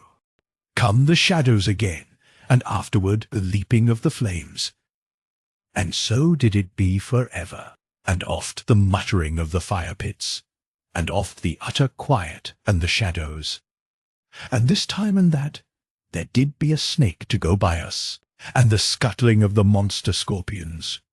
and mayhap a moving in the shadows of the great boulders, that did tell me there went maybe some peculiar monster in that place, so that I did be very wary, to have the discourse alway ready. And when the 4th day was come, I showed the maid, in the 6th hour, the ledge that did be my first sleeping place, when that I was entered into the gorge. Now presently, in the 11th hour, after that we had gone 5 hours in a gloom, there did show afar off a shining, and I caught the maid, and I pointed, and she also, to perceive that it did be surely the shining of the light of that great country that I did tell upon. And immediately we did begin to run downward, and with sore stumblings in this place and that, but not to halt us, for we did be so mad as 2 children for the gladsome light. And we came down presently in the 12th hour of that journey into the warm light and wonder of the country of the seas. Chapter 13. Homeward by the shore. Now we came presently out of that sad and dreary place that did go inward of the great mountains, and which I have named the upward gorge, and we to halt soon between the feet of the mountains, beyond the mouth part of the gorge, and Nani alway to look every way about her, and to breathe very quick, and her eyes to be gone bright with wonder, and the seeing of new things, and the coming of freedom from so great a dread. And she turned, now, and did look upward into the dark of the gorge, and to spy upon the great mouth thereof, and to be feared then, and must run a greater way downward into the lightness of the country of the seas, and to come once more to pause, and to look backward, and with an awe and a relieved soul, and so again to the wonder of the spreaded country and the great sea, and did near to laugh and cry in the same moment with the amazement and gladness and great astonishment that did be upon her, and she to turn constant this way and that, and to be never ceased of looking, and of deep breathings of the wide air, for never in that life had she been in a broad place of light, as you shall have perceived. And we too feel, both, that there did be no more need to talk hushed, as we did alway in the gloom and narrow dark of the gorge. And surely she to shout, as a child that doth try an echo, and her voice to go very pretty into the distance, and to be lost afar off in that country. And lo, in a moment, an echo to come out of the dark mountains to our backs, so that we looked round very sudden. But whether the echo did be truly an echo, or some strangeness, or some unnatural call to come downward out of the gloom and horror of the gorge, we did be all unsure, and indeed must run downward a while more, until that we did be all breathed, and to halt presently where we did feel to be utter free of the gorge and of the strangeness that did seem to our minds, in that moment, to lie upward in the darkness of the great mountains. And surely we did look about for a flat rock to be for our use, and we came presently to a place nice to our purpose, that did be yet upward over the land, and we climbed up onto the rock, and sat thereon to have our food and drink. And as we eat and drank, we did sit very close and happy, but yet to have a wise looking about anigh to us, so that we be caught by no danger of the humped men, or by any other danger that might be. And alway the maid did question, and did stare afar over the country, and to have a shining wonder and joy of the sea, and to be stirred in all her being, so that she was pained with vague and sudden memories, that did be as strange dreams, and all mixed with pleasure and pain. And indeed she sudden to weeping, and to need that she be in mine arms, until that she know herself once again,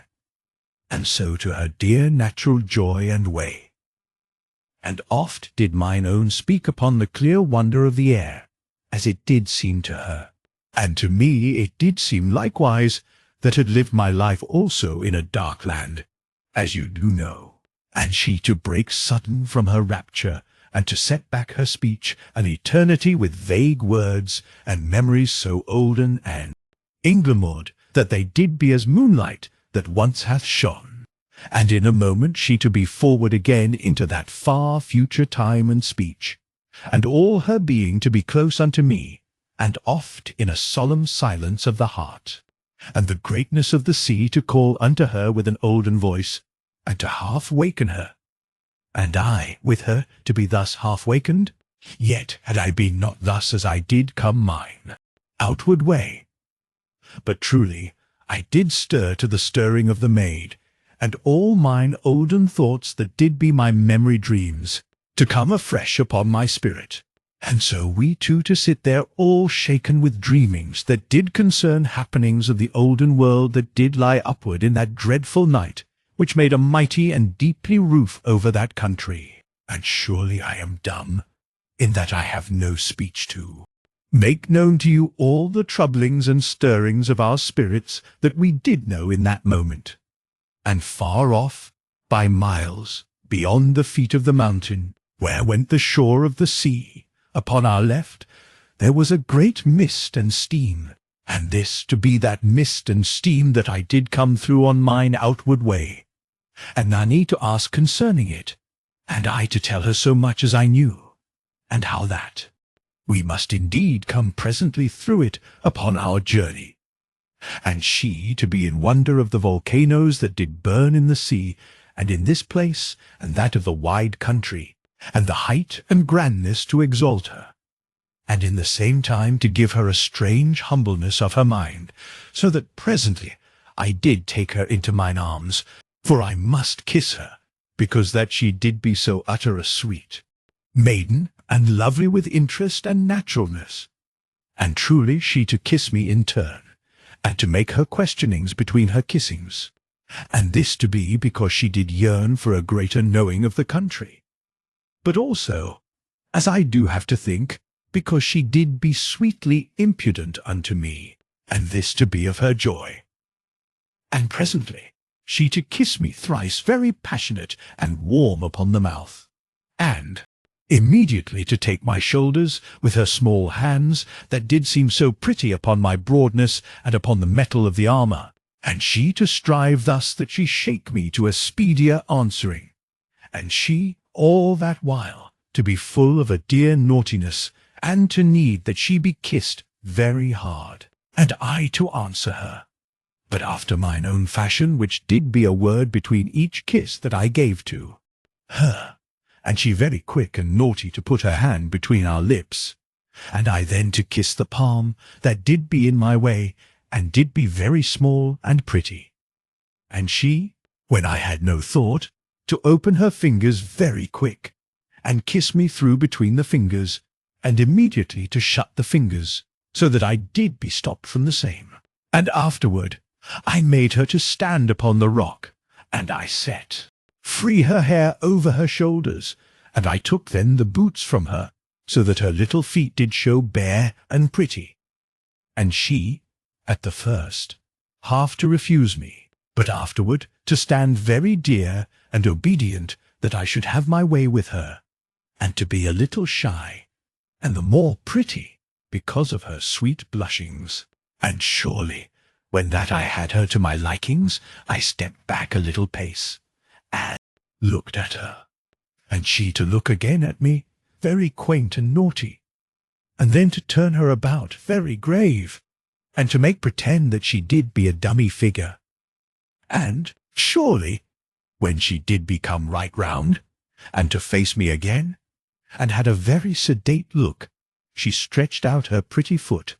all in a moment, and put her pink toes sudden upon my lips, and I to be so in surprise that I had not wit to do aught ere she had them back swift from me, and she then to make one glad spring into mine arms, and to want that she be hugged, and to be loved very great, and I to laugh all tender, for I loved her so utter, as you do know, and I to tell her, as you sure likewise to have told your maid, that I wanted a pocket sufficient, that I might have her therein alway anigh to my heart. And this thing I to say to her, as a man that doth love shall say it, and you to know the way of it so well as I, and she to laugh very mischievous, and to tell me that she should truly tickle me, if that I carried her that wise. Ay, and to pinch me too, and I to have no answer, save that I shake her, very gentle, but indeed she to kiss me very naughty on the mouth, in the midst of my shaking. And truly, what shall a man do with such an one? And she then to want to be more sedate, and to be set down upon the rock, and she to make me to turn around, so that she should come at the pouch, which did be upon my back, and she gat thence the comb that was a fitment, and did comb her pretty hair, and I to sit and talk with her, and to jest, with a heart that did be so light as it had not been for a great while. For though I did dread the humped men and the monstrous animals of the country of seas, I had not any abiding horror of aught that I had seen in that country, for there seemed a naturalness in all things, so that I did have no loathing, neither any fear of an evil force. And presently, when that the maid had combed her hair, she to bind it upon her head, but I to ask that she leave it upon her shoulders, because that it did be so pretty, and she to smile at me, and to be happy to my pleasuring. Now we did be truly sedate, and to set our gear together, and I to put the boots upon the maid, and afterward we to begin again to journey downward into the country of the seas, and we went at a good pace, but not to bring us to any great weariness, for it was mine intent that we rest for our slumber upon this side of the place where did be the steam of the boilings, that was anigh to the shore of the sea, as you shall mind. And we at this time to be passing along the feet of the mountains unto the place of the steam, and to go this wise for 6 good hours, and still to be a great hour off that part. For we went not so fierce as did be the speed of mine outward way, which was utter strong, as you do mind, that have gone with me in all my journey. And so, when we had walked 6 hours, we did be gone something beyond the 18th hour of that day's journeying, and to be very ready to our slumber. Now, presently we found a tall rock, very hard to climb, that had a flat top so great as may be twice my length every ways, and this to be very good to our purpose. And when we were come safe to the top, we to eat and drink, and presently to sleep, and to have the cloak under us, as did be the will of the maid. For the country did be utter warm and nice, so that we had no occasion for covering. And surely we waked, both of us, when that we had slept 7 good hours, and we sat upward, and looked newly each at the other. And to be as that, we did each see the other anew in that good light, and to have a fresh joy each in the look of the other. And she to come into mine arms, and to kiss, and to need that she be kissed. And truly, we both to have our need, but yet to be something the more hungry of the other, for the having, and mine own then to make our breakfast, and the water to fizz very strong and surprising, and we to eat and drink, and to be utter happy, each with the other, and to talk on this thing and that, and the maid to look about as we eat, and she to look afar off at the wonders and the newness of the country to her knowledge, but I to look near, lest there be any danger that might be anigh, and in a while mine own to draw my gaze to the mountains that the gorge came through. And, in verity, now that I did look in ease, I to see with her how that they did be truly monstrous, even as a monstrous wall that did go upward for ever, until that they were gone out of the light of that country, into the dark night of the deathly upper world, that did be lost an eternity. And I to mind that I had some vague thoughts thiswise on the outward way, but now I to have ease, and the maid to speak with, and so to perceive odd matters the more. And I to tell you this little thing, so that you shall perceive the way that restfulness did be upon me, by compare with the outward going. And, truly, we had no great speed with our talk and with our eating, but in the end did make somewhat to hurry, because that we did be conscious that we leaned to slackness. And indeed, we came down then pretty speedy from the rock where we did sleep, and had forward to our way at a good pace. And when we had gone a while, we to begin to hear the far hissing of the steam, and the noise of the upward burstings of waters that did boil, and the sound to be very strange, but I to have heard it before, as you do know, so that it to trouble me the less than the maid, and I to assure her, and she to come nigh to me, and thiswise we to enter presently into the steam. And we went then for more than 3 hours, and I had the maid to my back, that I should be the first. And this I did, that she have no danger to walk into a boiling pool in the mazingness of the steam, which was everywhere, and I to be something guided in my path by the shore of the sea, which did be unto our left alway, only that we could see neither the sea nor otherwise, except that we go so close that we near into the water, and, truly, the sea to seem to boil in parts, and there to be hot pools in all places, so that who should say with ease whether we did go by one of the great hot pools or by the true sea. And this, our constant puzzle, shall be likewise to you, and you to perceive how that we did go utter weary, and about us from every part there did come the strange burstings and shriekings and whistlings of the boil of the waters breaking upward from the deep world, and odd whiles the sounds to be as of great monsters, and the earth to shake under us, and other whiles there to be a hush, and only the steam about us, and somewhere in the distance and uncertainness a low piping of some steam cranny, very strange and lonesome sounding. And when it did be somewheres nigh upon the 4th hour, we came out of the thick steam, and the pipings and the roarings to be to our rearward, and soon the steam to be gone thin, as but a mist, and the noises to be very far seeming, and presently we to become clear out into the air of that country.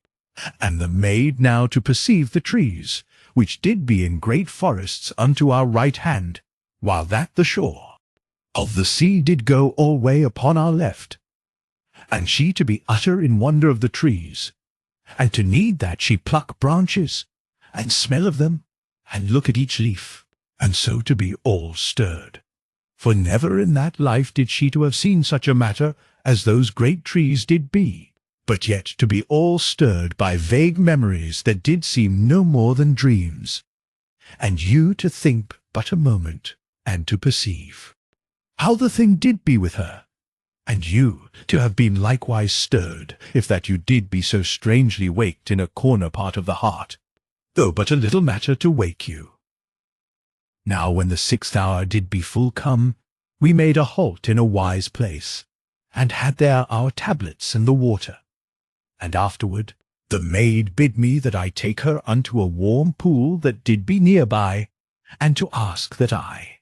turn from her, but yet to be a nigh for her protector, as I did be ever. And so she to wash, and to make herself happy with a sweet cleanness that did be proper to her, and afterward, when she did be done, she to act watch, whilst I to mine, and to help me in all matters that she was able. And truly, I to be happy indeed that she did so have delight to attend upon me, and to treat me motherwise.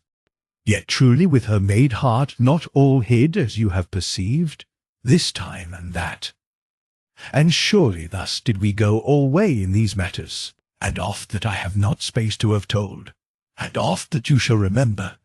if that I do be too full of other happenings to give heed to tell upon. And afterward we to our journeying again, and to talk upon this thing and that thing, and I to be watchful as we talked, and to tell the maid that she keep her eyes wary, but yet not to be of unease. And when we did go this wise for 7 good hours, we were come nigh opposed to the bright burning fire-hill that did be offward in the sea, and had made me a warm light in that time when I did sleep in the tree, as you do remember. And truly, as I shall here mind you, we did be past 7 hours coming to this place from the part where the steam did be.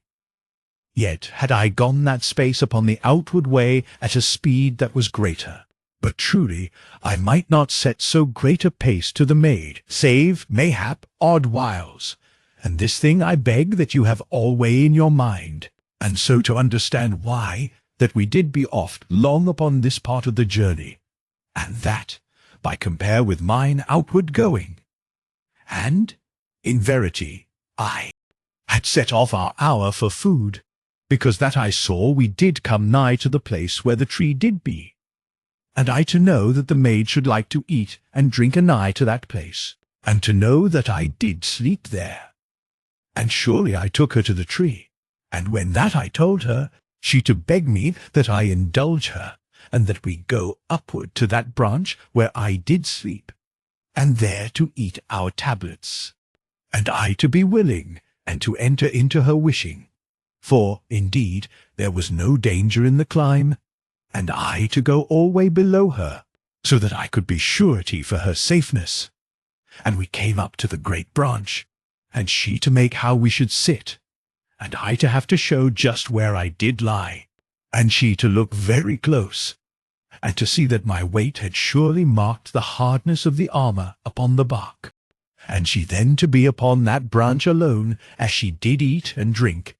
and to look outward at the light from the fire-hill, and to be very hushed, and to think, and I not to disturb her with speech. And when she did be done, she gat from the branch, and kissed the place where I did lie. And lo, in a moment a thought came into her, and she drew her knife, and cut out a piece of the bark, and put it into her breast to be for a keepsake, and so to seem somewise contented. And truly, I told her about the great beast, when we were come down again to the earth, and she to cry out, and to show me that there did be yet the mark where the belly of the monstrous beast did brush upon the earth, as it ran, and moreover the broken places of the footmarks. And she by this to see how great a beast it did be. But yet did it be a little thing beside the slug, only that it did be a thing of horn and hardness of skin, as you have perceived. And truly, I do mind how that the observings of the maid did bring very keen to me, how that there had passed but 17 days since that I did go onward from this place, and this to seem very strange and scarce credible unto me. For I had thought it, somewise, as a great time, and truly this to be because it was so marked by stress of the mind and great happenings, and you to agree in this thing. But yet, also, we shall truly mind that those times that I have called days did hold off the hours of 2 days, and mayhap 3, as you do remember.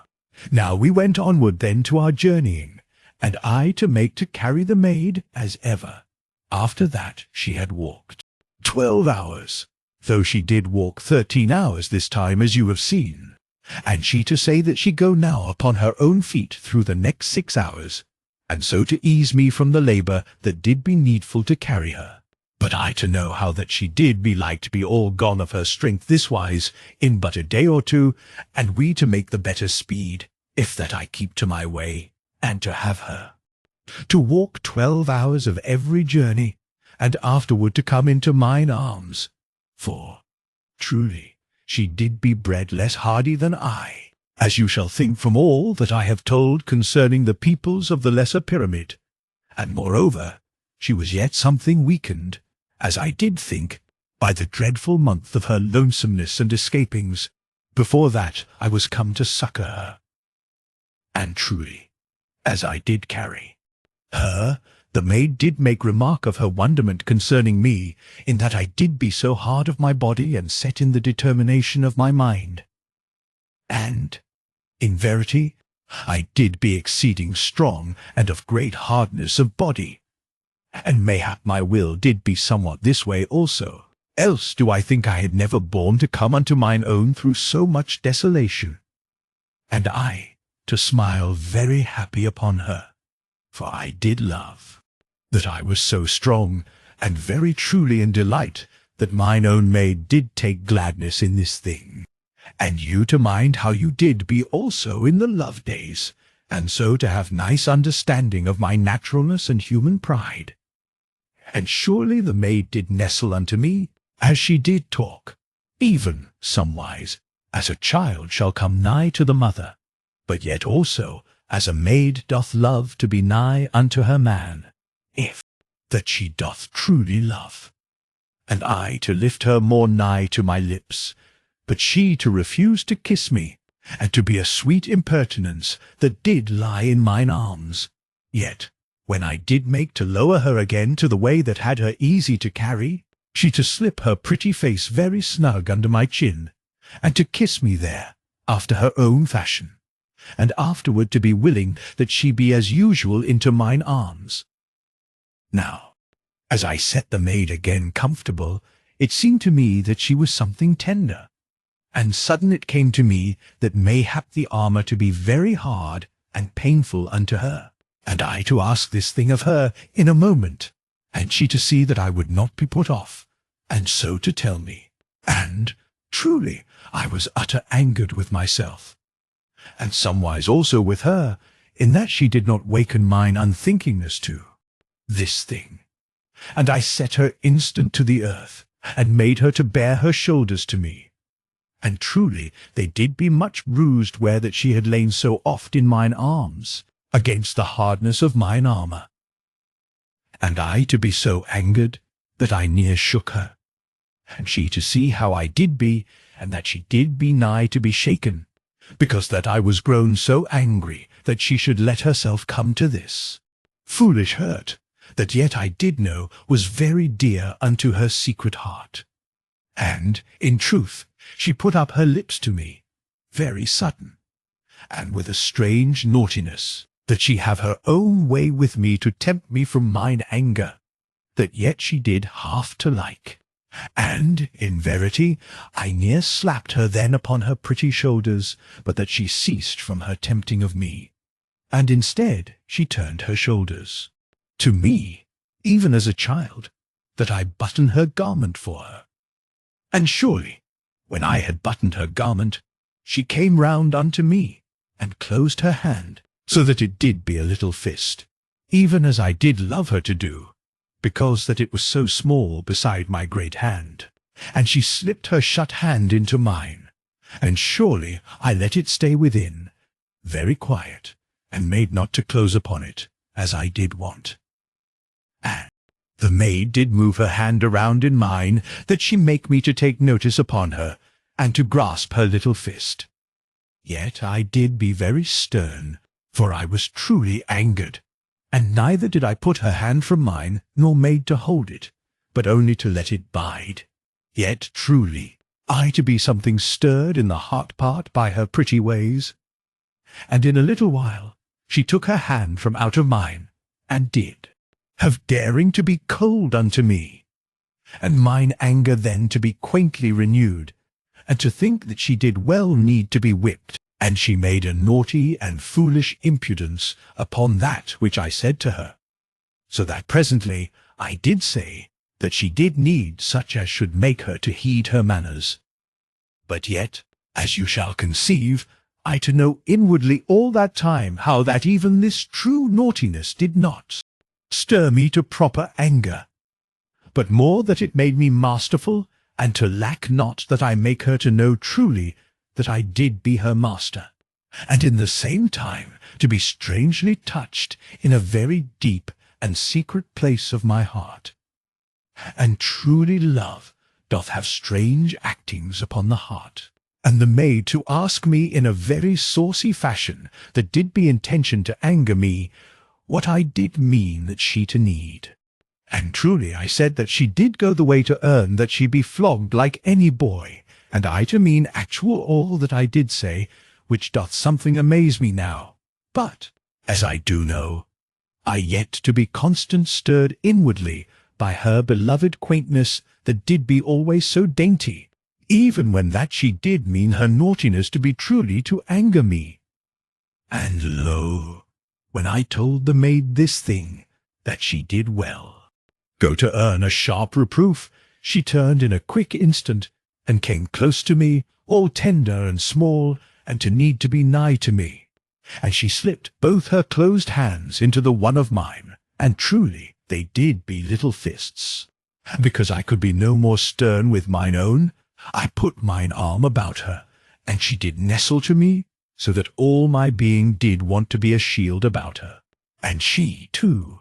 hark very quiet and humble to my counsellings, and in the end did be so strangely hushed that I looked down to where her pretty face did be hid against mine armour, as she did love to do, when that I did be those odd whiles a little stern with her, and I held her face away from mine armour, and surely she did be smiling, very quiet and naughty, so that I perceived that she did be good only for that time, and did be like to show again this wrongful and impudent spirit. Yet I not then to be in trouble of the future, but to hope only that I do wisely, if that she show again this waywardness. And, truly, I to perceive now that I did be very young. But, anywise, as you do know, I to act alway from the natural telling of my heart, and I shook Nani a little for this naughty spirit which did not be gone from her. For I perceived that my manhood had but stirred the woman in her to that strange quick humbleness that had seemed to be a quenching of her wayward unwisdom, and truly it had not been stilled, but only sunken for a little moment in the uprising of her dear nature, which had responded unto me. And the maid to look at me from under her lids, as I did shake her with gentleness, and I to know that mine own did be a wondrous maiden, full of all life and spirit, and to be held wisely, and to be loosed wisely, all as did be for the best to bring out the uttermost of her goodness which did be in all her being, and to be very lovely, and to make me feel as that I did be a giant that held a white flower very tender. but I to feel also that I did be her master. And this mayhap you too understand, if that you look into your hearts. And by all my telling, you to know that I did be very dainty with mine own maid, that did be all of daintiness, but yet I to be masterful, as did be my nature, and a very proper way it did be with the maid, so that she did be alway reasonable in the main, and this to come out of her love, which did have pleasure to know that I did be master unto her, all in the same while that she did fight to show that I did be otherwise. And truly, and in part by this same showing, you shall perceive that her naughtiness to come likewise from her love, and the way that my nature did work upon her. Now I to shake the maid very gentle, as I have said, and with much that did be of play, but in the same wise there to be also somewhat of tender reproof. And surely that naughty maid to spring very light upon her toes, and had kissed me sudden and dainty upon the mouth, before that I did what? And I to put mine arm about her, and to give her a little hug. And immediately then to matters that did be practical, for I was eager to have come across that stony part of the journey that did be before us, as you do know, before that we look for a place for our slumber.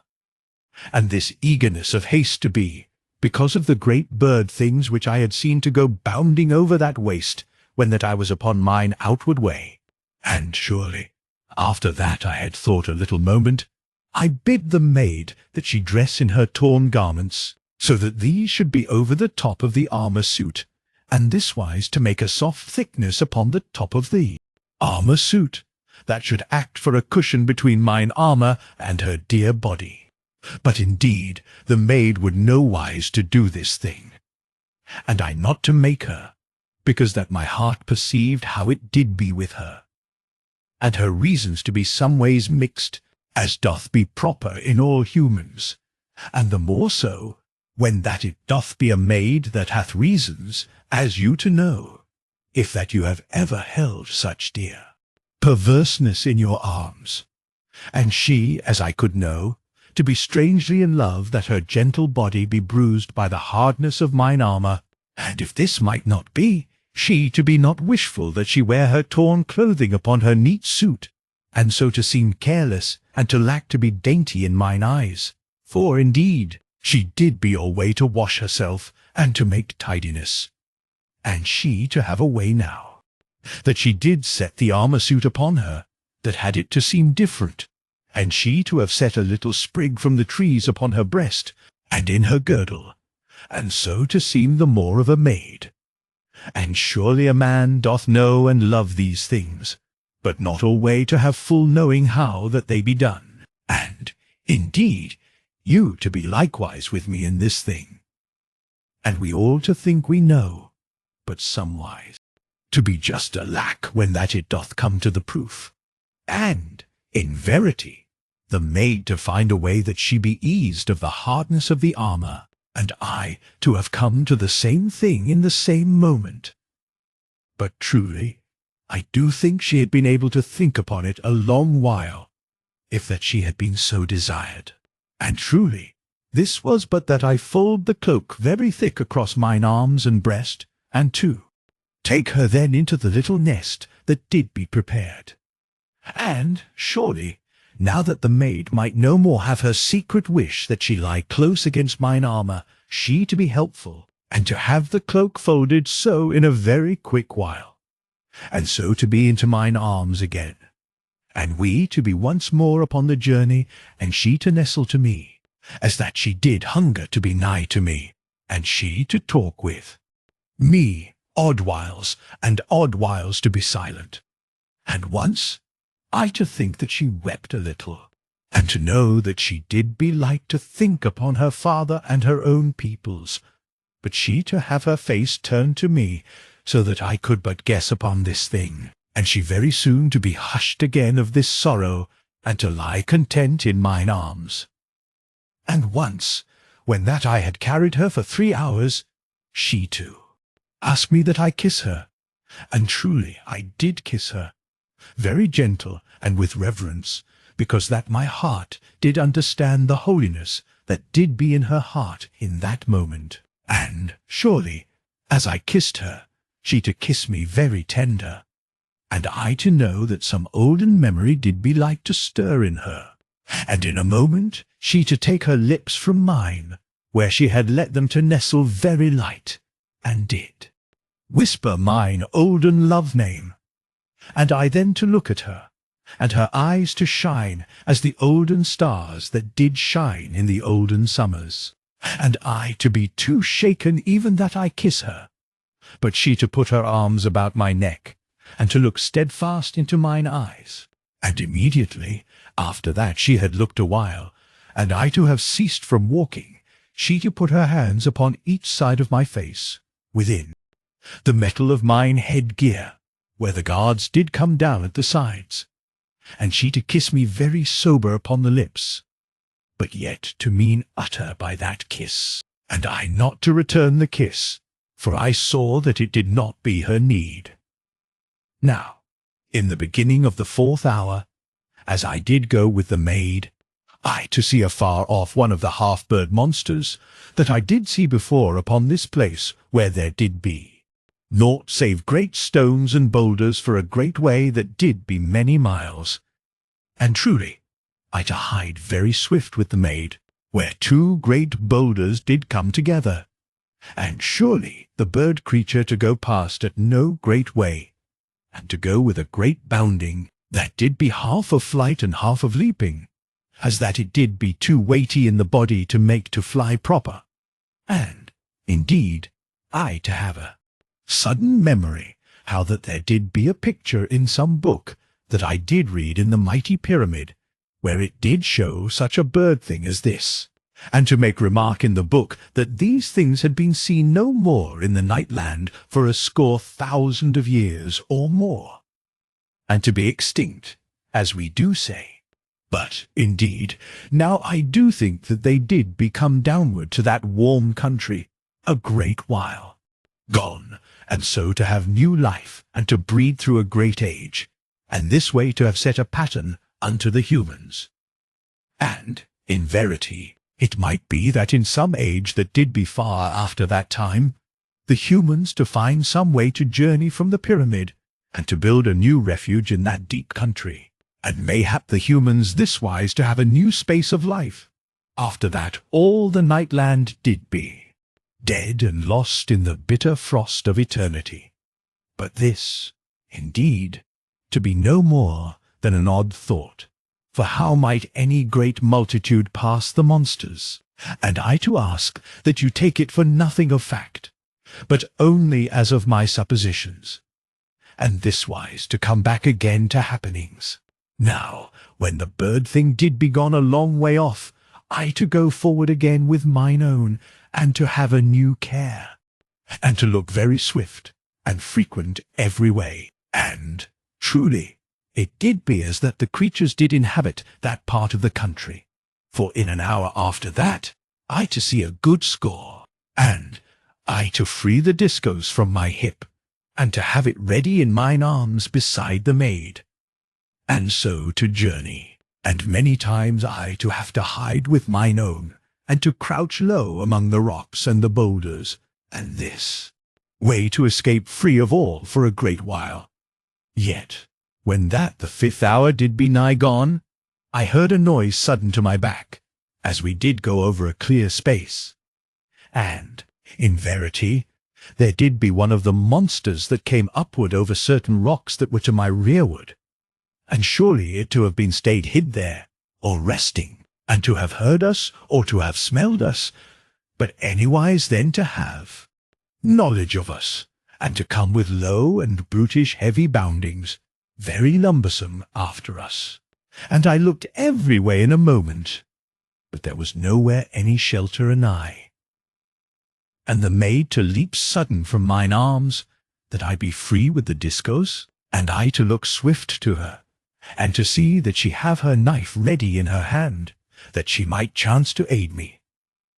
But surely I might not fight in ease of. Mind, if that mine own did be needless in danger. And I caught her very quick by the waist, and set her upon the ground between my feet, and she to make half to refuse. But I to have no time for explaining, and to be sharp that I have her safe, so that I gave her a little shake that did sudden to make her feel the strength in me, and she then to be instant quiet in my hands, and to let me that I set her upon her face, and to cast the thick cloak above her, and in a moment to be stood over her, and to set down the visor of mine headgear, lest that the bird monster strike me in the face. And surely the bird thing did be scarce 100 good paces off, and to make 2 lumbering and monstrous bounds, and to come at me. Yet truly it made sudden a pause, because that the discos did roar, and send out fire as I made it to spin. But in an instant the great thing to come in at me upon the left side, and to strike me very hard with the bill, that did be so long as mine arm, and had surely gone through my body, if that I had been naked, and the bill of the monster rang upon mine armour, and it smote me twice this wise, so that I staggered very sick and shaken. But in a moment, as it made to draw off, that it should come the more hard upon me, I swung the discos very sure and quick, and I smote the bird thing above the place where the great seeming leathern wing did join upon the right side, as it should be the shoulder of the bird monster. And, in verity, the monster gave out a mighty squeaking, and went backward this way and that, and beat all about upon the stones, and did strike with the great bill at the place where it did be hurt. And I heeded that I end it swiftly, and I ran in upon it, and the creature to strike at me with the great bill, very savage. But I jumped speedy to this side, and again to that, and so in a moment to have chance to come in surely. And truly I split the skull of the bird thing, so that it died very quick, and was gone from pain. And the bird creature lay all spread upon the stones and the rock of that place, and surely it did be as that it were leathern, and made somewise as a bat doth be of this age, in that it did have no feathers.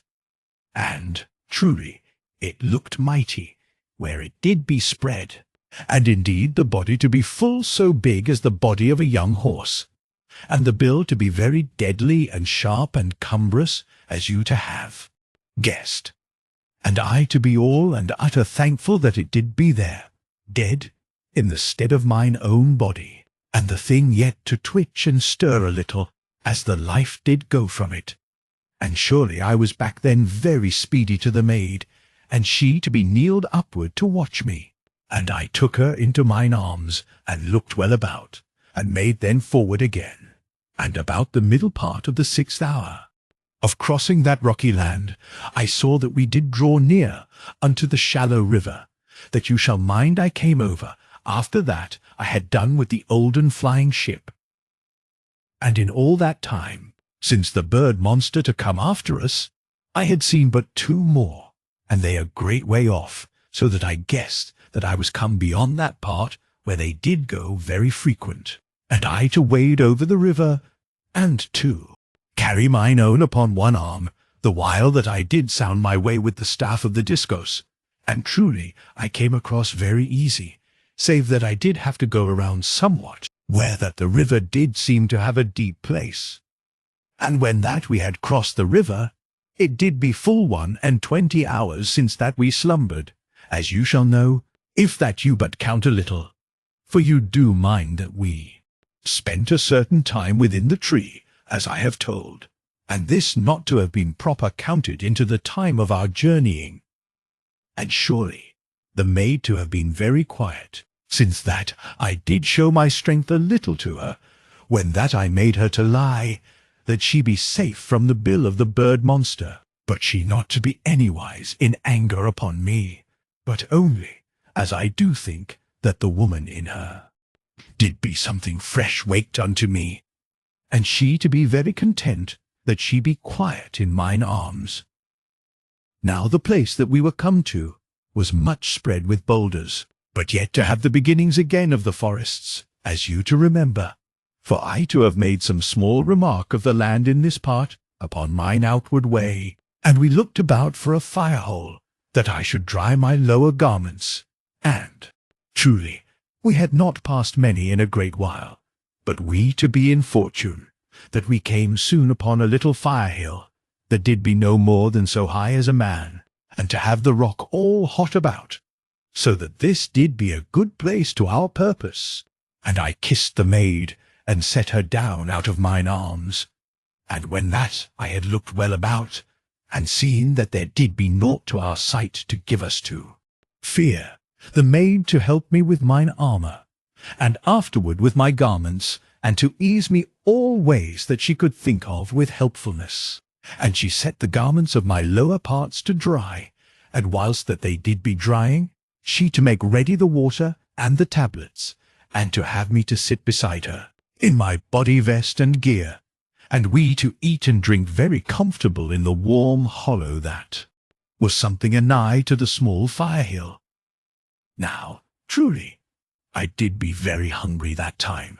and indeed to be always so, for the tablets did be very unfilling to the belly, as you do well know from my tellings. And when that I did be finished,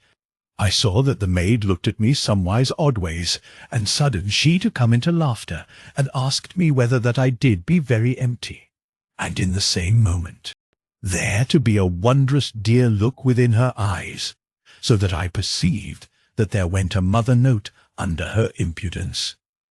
And she to yearn, as I could know, that she have some way to feed me. But truly there did be no way, for we thought not to make to slay aught for our purpose, and we did be feared that we eat any root or plant, lest that we be ill.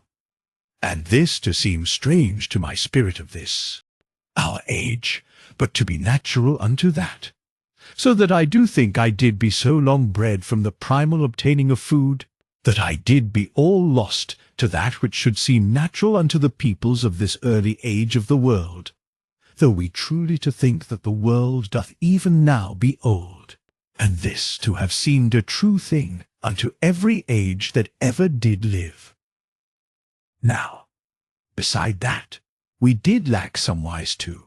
think serious that we slay something to eat, in that the tablets did actually suffice to our strength. I to believe that there did be some other reason that I do forget, and mayhap never to have thought plain upon,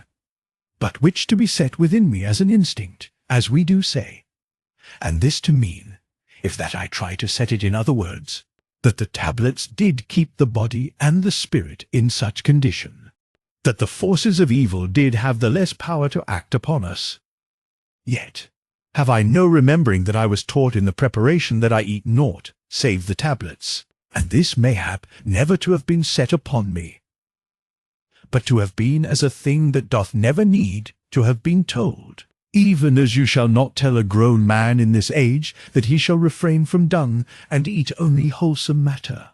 And truly, I to hope that I have made this thing somewise clear unto you, for, indeed, it doth be something hard to set out, for every age hath the subtleties peculiar to that age,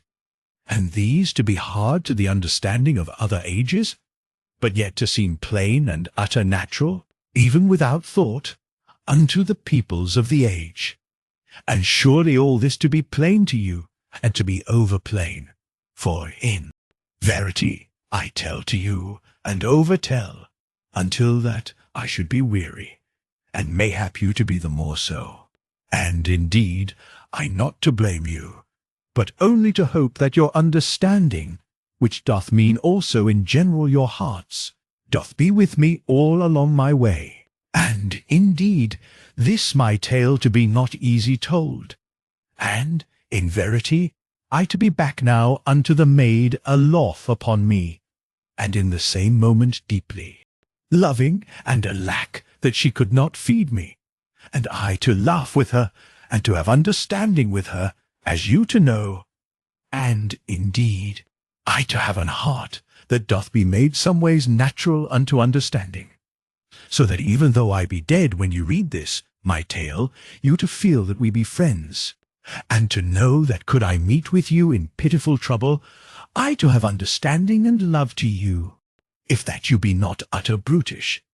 And even so, I to be sorrowful that you should be brutish, and to have understanding, in that I to know that by development you to become wise unto sweetness and charity, and in love with all dear things, and kind pity of the rest. And this wise you to be in human sympathy with me, because that you do feel that I be honest with you, and somewise even now to your elbow, as you read. And this to be writ now, and you mayhap not to be born a great while yet, but in the end to read and to have understanding with me, and to know how I did love mine own. And so we to go forward again, the closer, in that we do be the more knit in dear human sympathy. And surely the maid kissed me very nice on the lips, and did promise again how that she should make me a great meal, when that we did come to our mighty home. And indeed, as she to say, she to join with me, and we both to be naughty gluttons for that once. And surely I laughed gently at the maid, because that she should be so dainty a glutton. But for my part, I to feel that I could eat and horse, as we do say in this age, and by that we had eat and drunk and talked a while, and looked oft about, so that we know that no brutish thing came near to our hurt, the maid to tell me that my garments did be dry, and she then to give me aid that I dress very quick, and afterward she to help me with mine armour, the which she did wipe after that we had eat and drunk, and she to have had joy that she do this thing, and all things for me, and to have used a part of her torn garments to this end. And so, truly, I to be clothed and armed very speedy, and to feel eased and the more sure in my mind. For in verity I was alway in unease, when that I did not be ready that I be able to meet any horrid brute that should be like to come upon us. Now, when that I did be into mine armour again, the maid to set the script and the pouch upon me, and all the while I scarce to be loosed of the discourse, as ever. And we then to our way, which did be that we find a place proper to our slumber. And when that we did be gone all ways, and no cave proper to our sight, we found a great tree, that did be set off alone, and had a plenty of branches, but none that did be near to the bottom part. And surely I gave the maid a lift, and held her up so far as mine arms did go, so that she might stand upon the palms of my hands, and be steady against the trunk of the tree, and she this wise to have a hold upon a branch, and so to go upward. And truly, when that she was safe, I loosed one of the straps from the pouch and the script, and I cast this up to the maid, and she set it strong about the branch. And when I had caught the downward end, I went upward very easy, and afterward took loose the strap. And this way we did be something safe, as you shall see. And we climbed upward then, and so came to a part of the tree where the branches did be very thick together. And we made here a place for our slumber, and the maid set the cloak over the branches that did be so close, and afterward we lay down. But first I set the strap about her waist, and thence to a branch, and she to refuse sleep until that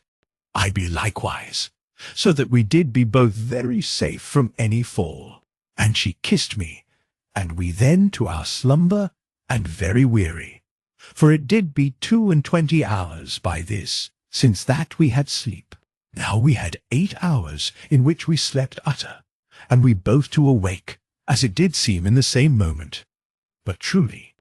I to think that mine own did be wakeful before that time, for indeed, as she put her arms very dainty about my neck, that she kissed me, I did have a quick and sudden knowledge that I had been kissed oft in my sleep, and this to have been but a little while gone. And surely it did seem to me that mine own did have a sweet and contented mischief inward of her eyes, but yet she to be very sedate outward, and to kiss me loving and dear. And then we to our breakfast upon the cloak. And afterward I climbed to the topmost branches of the tree, and looked well over the country all about. but there was no brutish thing to my sight in any place, neither near nor far. And I came down then to the maid, and told her how that there was quietness of life all about. And we had our gear together, and went downward to the earth, and I to help mine own, and this way she to be safe. Now, as we went forward upon our journeying, I perceived that the maid had a wayward air, and truly I thought that she did have her heart all set toward naughtiness and mischief. And in the same moment that I was in this belief, I did know in mine understanding that this did spring from the workings of my nature upon the nature of mine own maiden, and Nanny to walk in the first beside me, and to have no word for me, because that she did be so filled with the stirrings of her naughtiness, that did be in the same moment very sweet unto me, and yet to waken all that did be masterful within me. And she to be that she did know, and to delight in her secret heart that she wakened that which did be masterful in me, but yet in the same moment to be strong determined that she be not mastered by me. And surely this to seem contrariwise in the words, but to be clear to the heart, if indeed you have ever been loved by a dear maid of an high spirit. And above all this, the maid did be filled with a love for me, that did beat and dance in all her being, and this in truth to overweigh all. But yet from this same thing her dainty naughtiness to be borne, because, as I did say, my manhood to stir all. Her nature upwise in sweet trouble that did be half of rebellion, and half that she did ache that she be close unto me in mine arms. And, in verity, you to be with me in all these things, if that you have had the love days beside a dear and dainty maid, of an high and pure and natural spirit, so that if you be old these days, even but the light merriment of a passing maiden to bring a pain of wonderings and golden memories upon your heart. And presently I saw that mine own put a little space between us, as the naughtiness did work in her, as my heart to know. And she to be offward from me a little, and she still to have no speech with me, but in a little to begin that she sing in a low voice, and to have her pretty body very upright and lithesome, and to go forward with a wondrous dainty swing, so that my heart told me that she did all be stirred with small thrillings of defiance unto me, and with thrillings of love, and she to have the triumph of her maidenhood and of her womanhood, as it were both to contend in her, and to thrill upon her tongue, and to show out the lilting and pretty warfare of her spirit, that did go dancing and dearly naughty in her breast. And surely I went very lifted in my heart, and astir, for it did be wondrous to me that this lovely maid did be so utter mine, and to see but the way that she set her feet to the earth, and the way that she did lift them sure and dainty, and the way that her body did be poised, and the way of her head, and the way of her naughtiness, and the sweetness, and the love that did be wrapped in withal, did make me want that I have her in mine arms.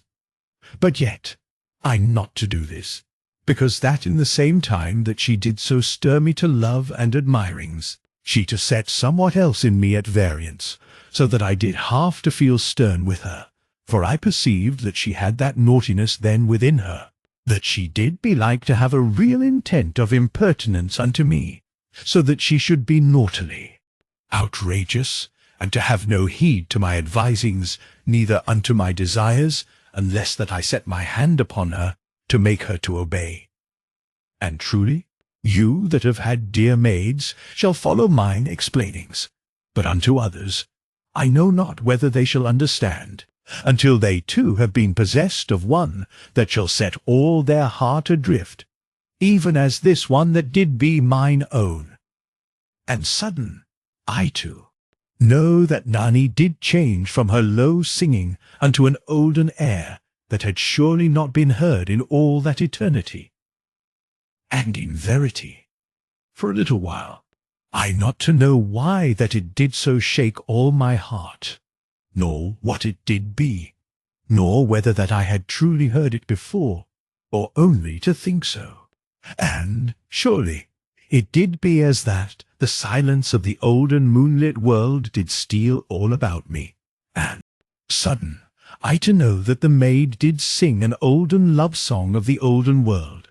and to go halting a little as she sang, because that the words did steal something oddwise through the far veils of her memory, even as a song doth come backward out of dreams, and I to feel all my blood to seem to tremble in my veins, and my throat to be troubled, as with vague sobs that did be the ghosts of forgotten tears, and the dim sorrow that had come so swift and strange upon me, to be likewise steeped in golden mists of the love that I once did love, and the glamour to become all fresh upon me, and I to know in that moment how much we do forget, even when that we do believe that we have all memory and all sorrow within our hearts. And I looked unto the maid something dimly, because of the way that I did be, and I perceived in a moment that mine own did weep as she walked, but the less with pain than with the strange anguish of memory, that doth have in it tenderness and sorrow and love, and all that hath been, and all that did never be, and all to make a veil unto the spirit, where doth be both a dim greyness, and a warm and everlasting light, and an utter speechlessness, and the low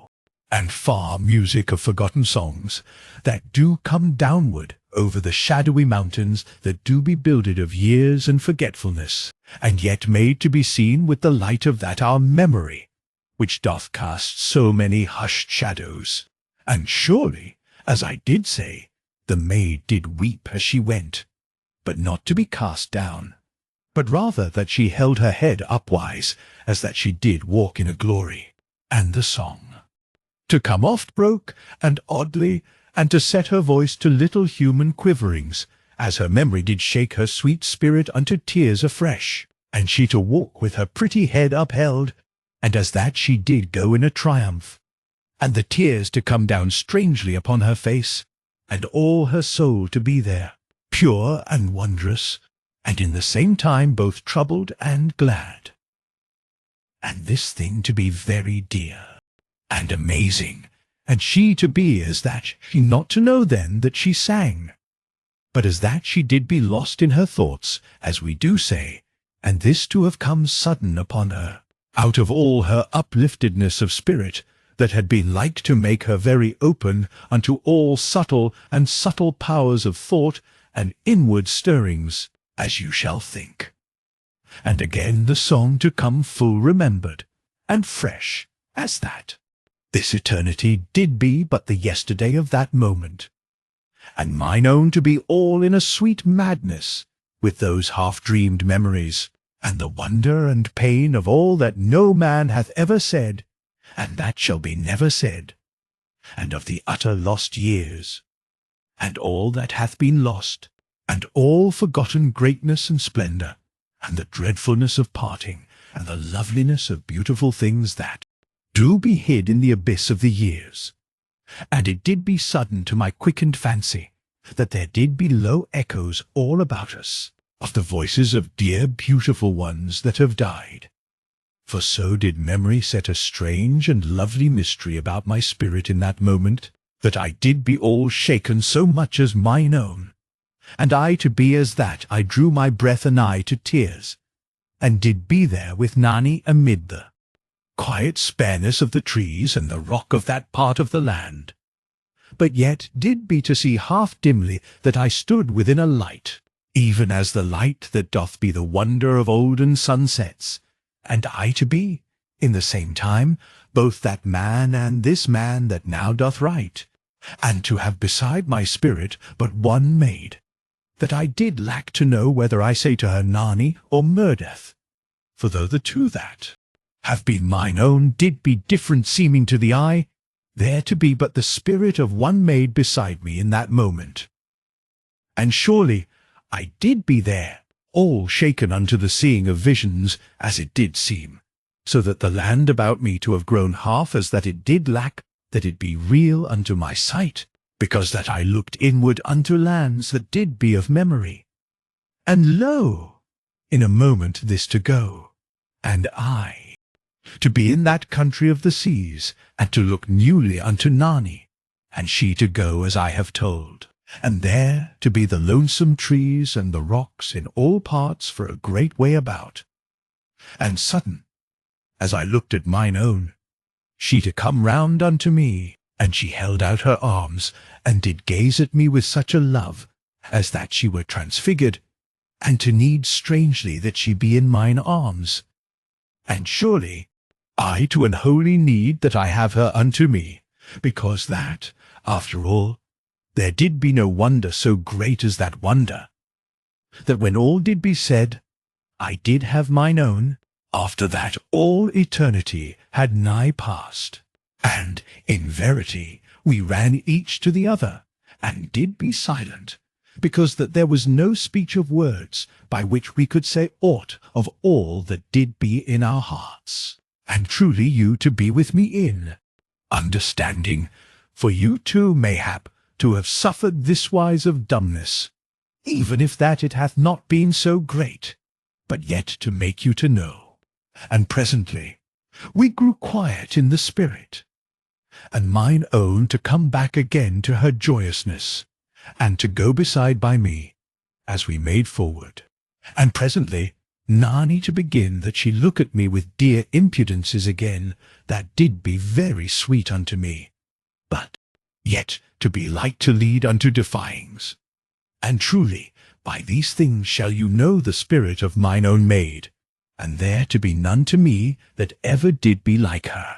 But indeed, you to think that wise of the maid that you did love, and all the world to be thinking each these thoughts of one dear maiden, that doth be the one maid in all the round world, and this to be the lovely niceness of the human heart, and I not to have any grumble thereat, but yet surely you shall say that this maid that did be mine own did be very dear and lovely, and in verity I to show my human heart in this thing, for you likewise to want that I think your maid to have been just so dear, and the more so. And indeed we ever to be going these ways, and to have good comradeship of understanding, because that we have all loved and suffered joy, and had utter belief in a dear one. And surely a defyingness to come presently into the way that the maid did go, and she to walk a little offward from me. And truly I looked at her, both with love, and yet with somewhat that did be to reprove her gently, and all in the same moment that she to make my heart stirred with her sweet naughtiness. And she to look sudden at me, and to be that she half to intend to run to kiss me, but also that she be minded in the same moment that she set herself up impertinently against me. And, in verity, she made me to harden my nature a little, as manhood doth make a man to do, and this because of the rebellion that I knew to be in her, and she likewise to know. But she hid her eyes, when that I shook my head, half with play, and half with earnest, and was then impudent unto me, and gone from that in a moment to her pretty singing, and her naughty walking apart, but she no more to sing an olden love song. Now, in a while, we passed a basin of rock, in a place among the trees, and there was a warm spring bubbling in the rock, and the basin to be full of water, very warm, and with some smelling of chemistry. And the maid told me that she would wash, and I to think it a good place for that end. And when I had tasted the water, I found that it did seem smooth and proper for our intent, as that there did be a verity of an alkali in it. And truly we washed, and after that I was done, the maid bid me that I turn my back, and I to do this, and she to mock me very naughty whilst that I could not see her, and to seem very quiet, for indeed I heard no splashings of water, though I stood off from her a long while, and she always to say naughty things unto me, as that she did mind truly to have me angered, For, indeed, she did have a plain intent that she mock at me, and to ease not her wit. And surely, after that I had stood a great while, I asked the maid when that she did be like to be done. But she to say that she was nowise ended of her toilets. And I knew very sudden that she made foolishness upon me also in this matter. And I turned upon her, and lo, she did be sitting upon a little rock, very sedate, even as when she had bid me turn from her, and to have made no more forward, but only to have been there at ease, that she keep me turned away to please her naughty mood, and all the while have a double liberty to have impudence upon me. And in verity I did be a little angered, but scarce that I did know it, for I did love her very great, and was stirred inwardly with her dearness, and that she did look just that wise that I knew not whether I to need to kiss her or to shake her. And truly, how should I know? For my heart did ache that I have her to mine arms. But my brain to say that she did go over far in the joke, and truly you to see that I did not be unreasonable, neither to be lacking of grace. For indeed I do think that I was swayed all ways, because that I saw all the dear way that her pretty nature did work, and to conceive of her mood, and to understand and be stirred, but yet to shape a little in my manhood unto hardening, and in my judgment unto sternness. Yet, truly, I scolded mine own with no more than a little jesting, and did be nice and gentle with her, because she did be so dear, and I to know just wise her mood, and the cause and working of it. And I told her that I did love her, and that she hasten now and let us again to the journey. But, indeed, she only to make a face at me, so that I did be near like to shake her unto sedateness. And she then, to be both merry and a rogue, as we do say, and to stop her ears and again to sing very gleeful, and all so that she might not hear aught that I said. And surely she looked a very dainty rebellious one, and I went then straightway to her, and took her hands from her ears, and I kissed her pretty ears very gentle, that I not to deafen her, and I kissed her lips as she did sing, and afterwards shook her, that she be not such a sweet torment. But this to have no success that way, for she only to put out her toes to be kissed, for her foot-gear was off from her feet, and, indeed, I laughed, even as I made to frown, and truly I kissed her pretty toes, and tried then to coax her to go forward something speedy with her hair, and to be ready to the journey. But she only to sing, and to refuse to be sedate. And, in verity, in the end, I caught her up in mine arms, and had her bundle in my hand, and so went off with her very sudden, with her hair all loose upon me in a lovely and soft shining, and her feet bare as they did be. And this action I made, because that I was grown truly a little stern with mine own. For indeed she did half to need that she be whipped unto properness, as you shall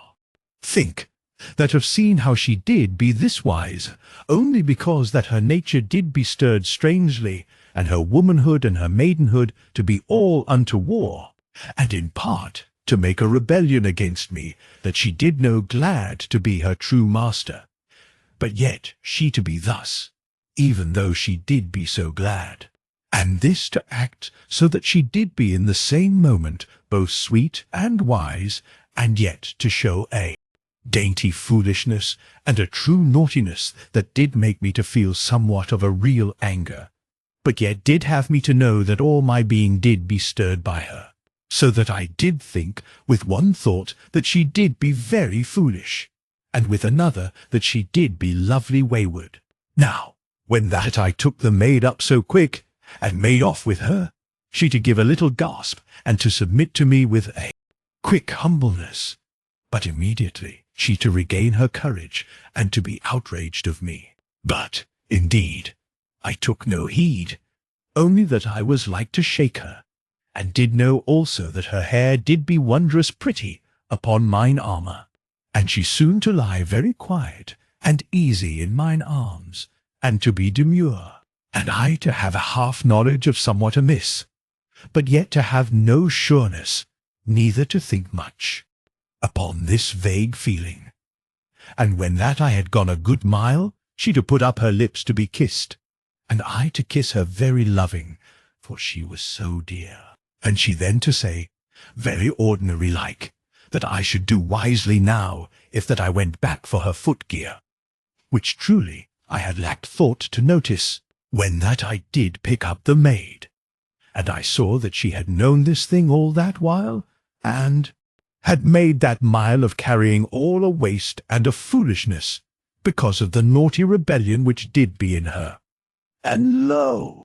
I set her instant to the ground, and she gave out a little cry, as she saw that I did be gone somewise hard and stern with her.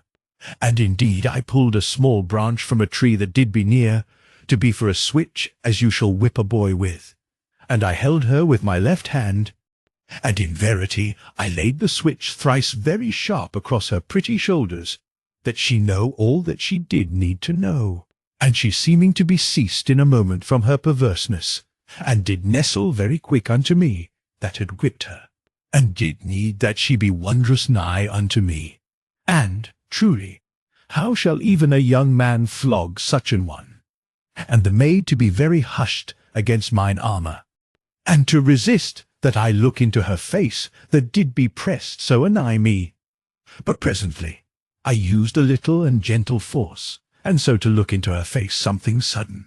And truly that one did be smiling very naughty and dainty to herself, so that I perceived that I had not truly whipped her enough. But yet I could harden my heart no more at that time, for, in verity, there doth be a strange half pain in the bosom, if that you have to flog a maid that doth be utter thine, and this to the despite that there hath been, as then no properness of anger to have for an after self-reproach.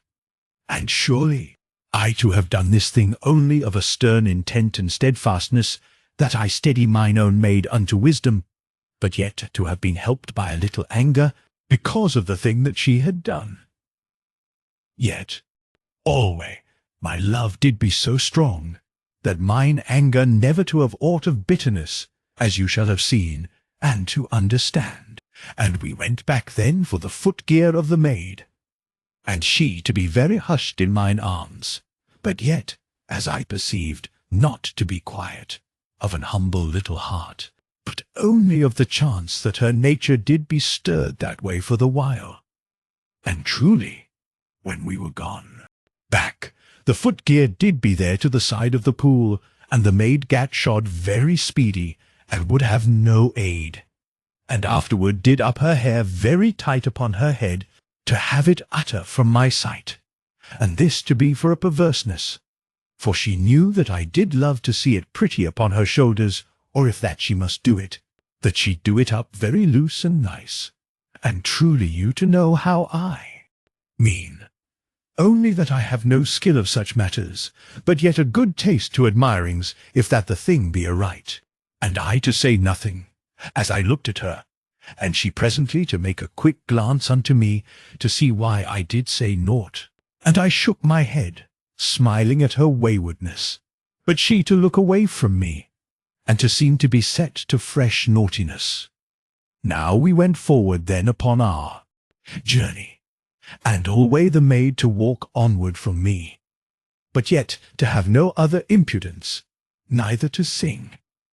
and I to go kindly with her, but yet to think that she did lack somewhat to know that I did be truly her master, and I to wonder a little whether she did know proper that my gentleness with her did be not of weakness, but born of understanding and love, and the more proof that I did be fit to possess and to guide her. And truly this was the thought of a young man, yet lacking not of reason in the bottom part, though mayhap to be something clumsy seeming unto the mind of a maid, and to be very human to my years, and you to have been likewise, if that you have tried all ways with a dear one, and she to be yet over wilful, so that you to wonder whether she did truly know how you did understand. And surely a maid doth know much that doth be in the heart of a man, if that she be true woman in her own secret heart. And oft she doth know more of her man than her man doth wot of himself, and to go her own diverse ways that she search out, and bring forth and waken all that is the inward being of the man that she doth love. Yet, when that she have stirred you in the deeps that you scarce to know, she to be all fearful,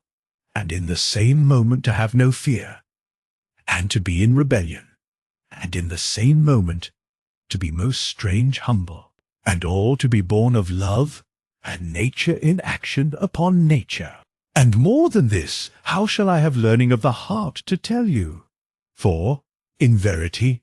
there doth be much in these few lines, if that you know to read, and surely you to know, or to learn. But if neither, then have you gone short of joy and the true inwardness of life. Now this way I did be, as I have told, and the maid to be quietly naughty in perverseness, as also I have set out. Yet to have a strict mind to her duties, and to go now wondrous sedate upon the journey, yet alway apart. And likewise, when that the 6th hour did come, and we to our halt, as ever, she to be very speedy and nice that the water and the tablets be ready for me, but yet to have no word, neither to eat by me, but again a little apart, and not to share the water, but to make a brewing to herself, when that I had done. And likewise the maid held not up her tablets to be kissed, as alway, but eat them, quiet and meditative, and with little nibblings, as that she did ponder upon other matters, or mayhap to be not hungry. And these things I saw, as we eat and drank in a silence, and I to look at the maid, somewise sad in the heart, and something stirred. And I to say to myself wisely, yet, as a young man, that she did not yet be taught sufficient that I was her master, and this you to perceive, and she never to seem to look at me, but to be quiet and demure, and to have her eyelids something down upon her eyes.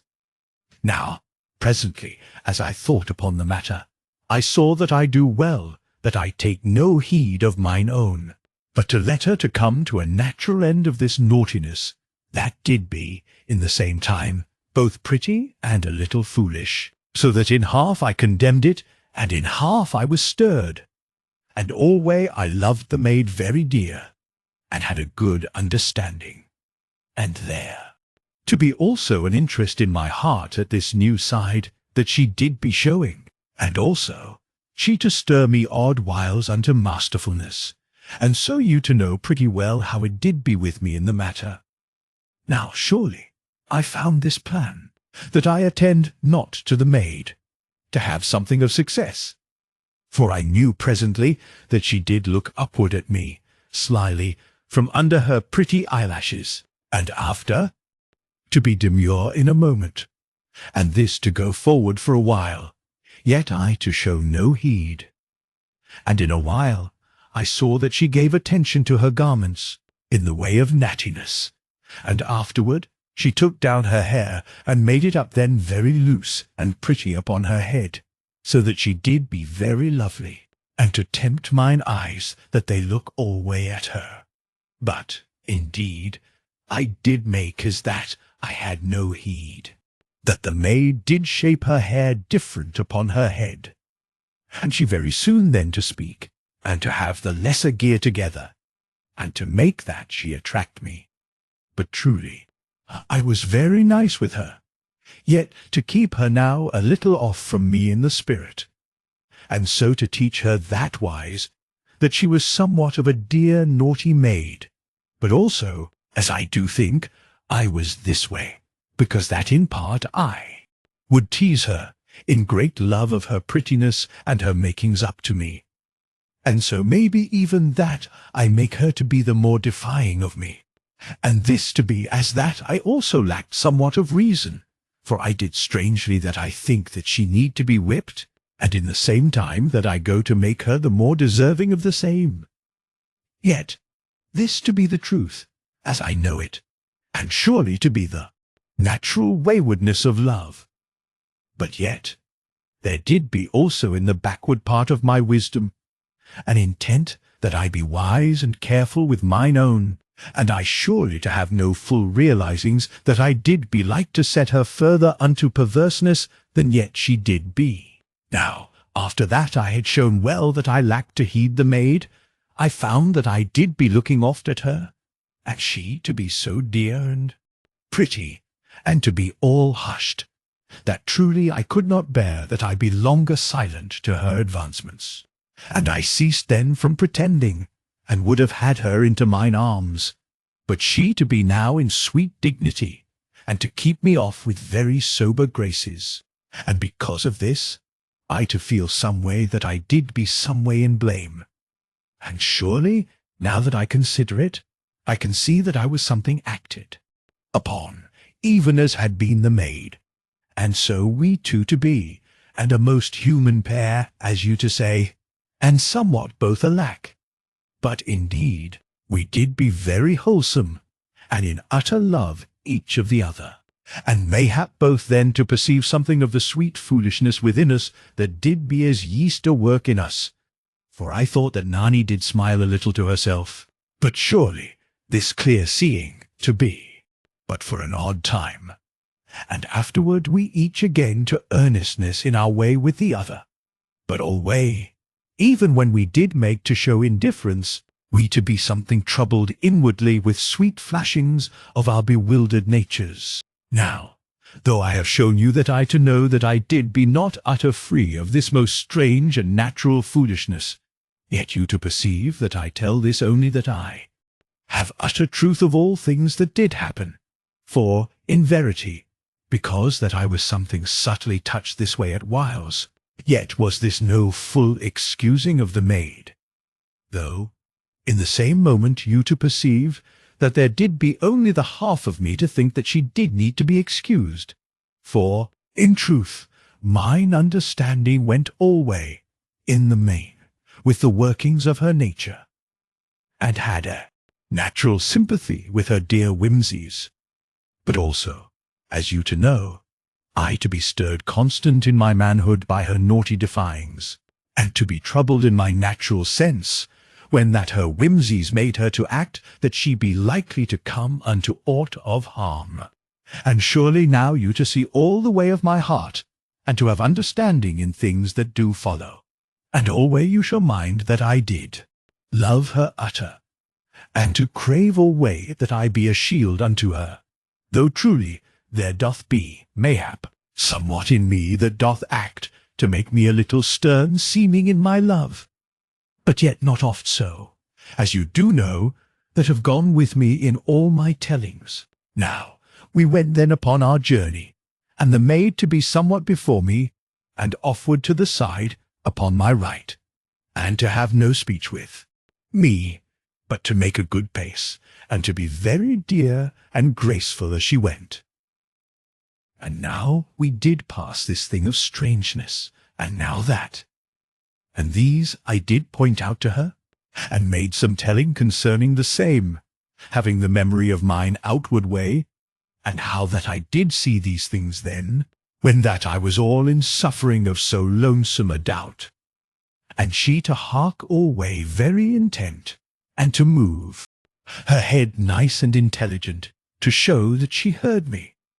And once I saw that she looked sudden at me with a dear light in her eyes, but this to be done in a moment, and she to be again silent seeming, and in her new perversity of dignity. And surely she did seem so utter sweet in this new way of naughtiness, but yet I did think, odd whiles, that I should like to shake her unto dear humbleness and her usual way. And in the 12th hour we made halt again, and had our food and our drink, and the maid to serve me very clever and quiet, as that I did be her lord, and she an hushed slave. And I saw that she made a constant and naughty mock upon me, and truly, as I did half think, she to need that she be in care that I not treat her sternly, as shall a slave master, and to give her that which she did ask for so mute and impudent. But always she did stir me mightily to have her to mine arms, and to love her very dear. And presently we did be again to our way, and to be yet silent, so that I scarce knew whether to have patience with mine own, or whether that I take her and speak seriously with her to cease this play, which did begin a little to dispirit me somewhat strangely. And in the end I went over to her as we did walk, and I put mine arm about her, and she to yield to me without word, and to hark very quiet to my speech of reasoning and gentle sayings, and to hide whether she did be stirred inwardly or not. Though, indeed, my spirit to know that her spirit did never be afar off from mine in all deep matters, but only this thing to be to the top, and to set somewhat between us that did be both a sweetness and a trouble. And alway, as I talked with the maid, I saw that she did make naughtily to act as that I did be a slave master, and she but a chattel to me, for she to be hushed before me, and neither to yield her slender body willing to mine arm, nor to resist me, but only to be still, as that she had no saying in this matter, and as that I was like to beat her at my pleasure, or to withhold my hand, all as might chance to be my desire. And this I perceived was the shaping of her actions, so that all her dumbness and her quiet obedience did be but a way to say this thing to me, and all to have come from her love of me, and that she did be shaken in her nature by my manhood, and so to be but a new form of her naughtiness,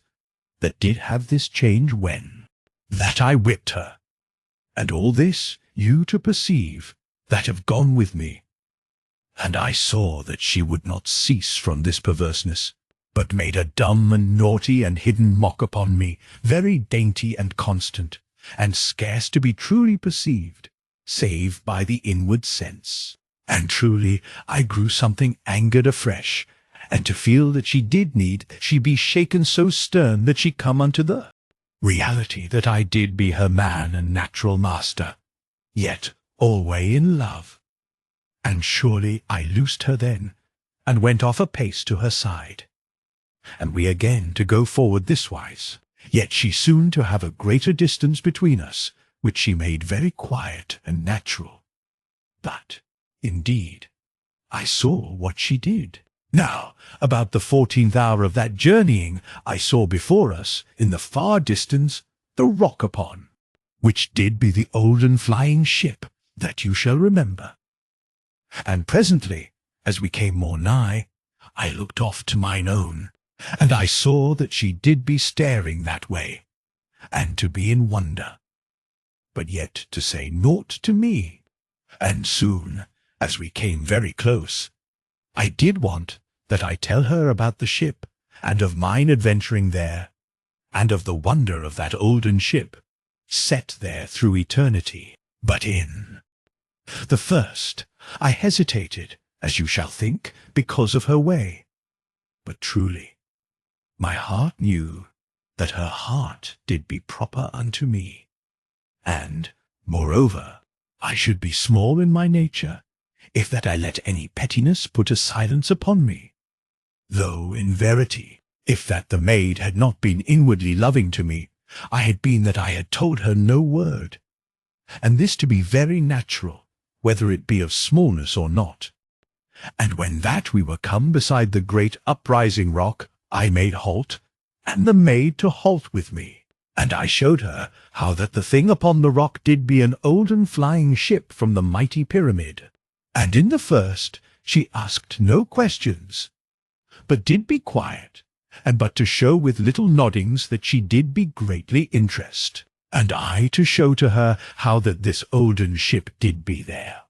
mayhap 100,000 years, and to have been there, as it did seem to us, that were of that age, since the beginnings of the world. Though, In verity, our two spirits did know that the beginnings of that age did be truly the ending of this, as you also to know. And much I told mine own, and afterward concerning the two humped men that did come after me. And she alway to be silent, until that I spoke of the fight. But then to come round upon me very swift, and with a dear light in her eyes, and had asked, before she did what, whether they did hurt me. And surely this to have been the first thing of her olden sweet naturalness that she did say for a great while, and I to be so in delight, that I had her into mine arms, and kissed her very loving, all in a moment, and she to submit, with a nice gladness, and to nestle unto me, and all unwitting that she did be gone from her waywardness. Yet, in verity, she did be a naughty maid, for she minded in an instant that she did forget her pose unto me. And lo, her lips did be no more to search unto mine, but to be as that they did be kissed only of my will, and she to have no more live nestling unto me, but only to be quiet in mine arms. And I looked into her face, and her lids to be down somewhat over her pretty eyes, and she did look very hushed and demure, so that truly I knew not whether to shake her or again to kiss her. But in the end I loosed her, and made then that we go forward. Yet, indeed, she did rather stay a while, to hark further concerning the olden ship, and of mine adventurings. But she did then to mind that she obey as a slave shall obey. And truly I did punish her, in that I told her no more, but went forward at a good pace, and had some natural wonder how that I deal with such a maid, if that I spare to shake her. And surely I thought then again that I leave her be, and so to have her presently again to her old and natural way. Now, in a while, I lifted the maid into mine arms, that I carry her as ever through the last part of each journey, and so to have her never overtired for the morrow. And she for a moment to resist, but instantly to give unto me, and to lie quiet in mine arms, as that she had no saying in aught that did be done, but must alway obey. And, indeed, you to see how dearly perverse she did be. And I went on then through 4 hours from that time, and looked oft upon every side, and walked quietly. For truly we were come now into a part of the country where I did feel that there might be near some of the humped men. But I saw nowhere anything to put me in dread. And alway as we journeyed, there did seem a great stillness in all the country near about, and afar off the low mutter of the great fire hills, in this place and that, and a drowse as of life and warmth about us, and everywhere the air very rich and plentiful. And presently, when that we did be come down from that high place, where did be set the rock and the olden ship, we came in among the trees that came very nigh to the shore for a great way. And oft as we did go, there were clumpings of small fire hills that did cast fire and noise, and oft the roaring of monstrous springs a-boil. And then again the smell of the woods about us, and oft still in odd places the low near sound of a little fire hill that did burn, lonesome, in some clear space of the woods, in this place and that. And afterward we to be gone onward again into the dull low mutter that did be in all the air of that country, and that did but make a seeming of silence, because that it did be so far and constant. Now, about the 18th hour, I to note that the noise of the great fire hills grew more loud, and I saw presently over the trees, afar upward in the great night and gloom that did lie above, those two mighty fire hills that I did feel to make the earth tremble in that part upon mine outward way. And surely I have told something of this before, and you to remember, if that you but think a little moment. Now, it may appear strange that I speak this wise of seeing the two hills of fire, as that I had perceived them sudden. But, indeed, I had been long able to see them both, yet to have had no attention to them, because that they did be a great way off,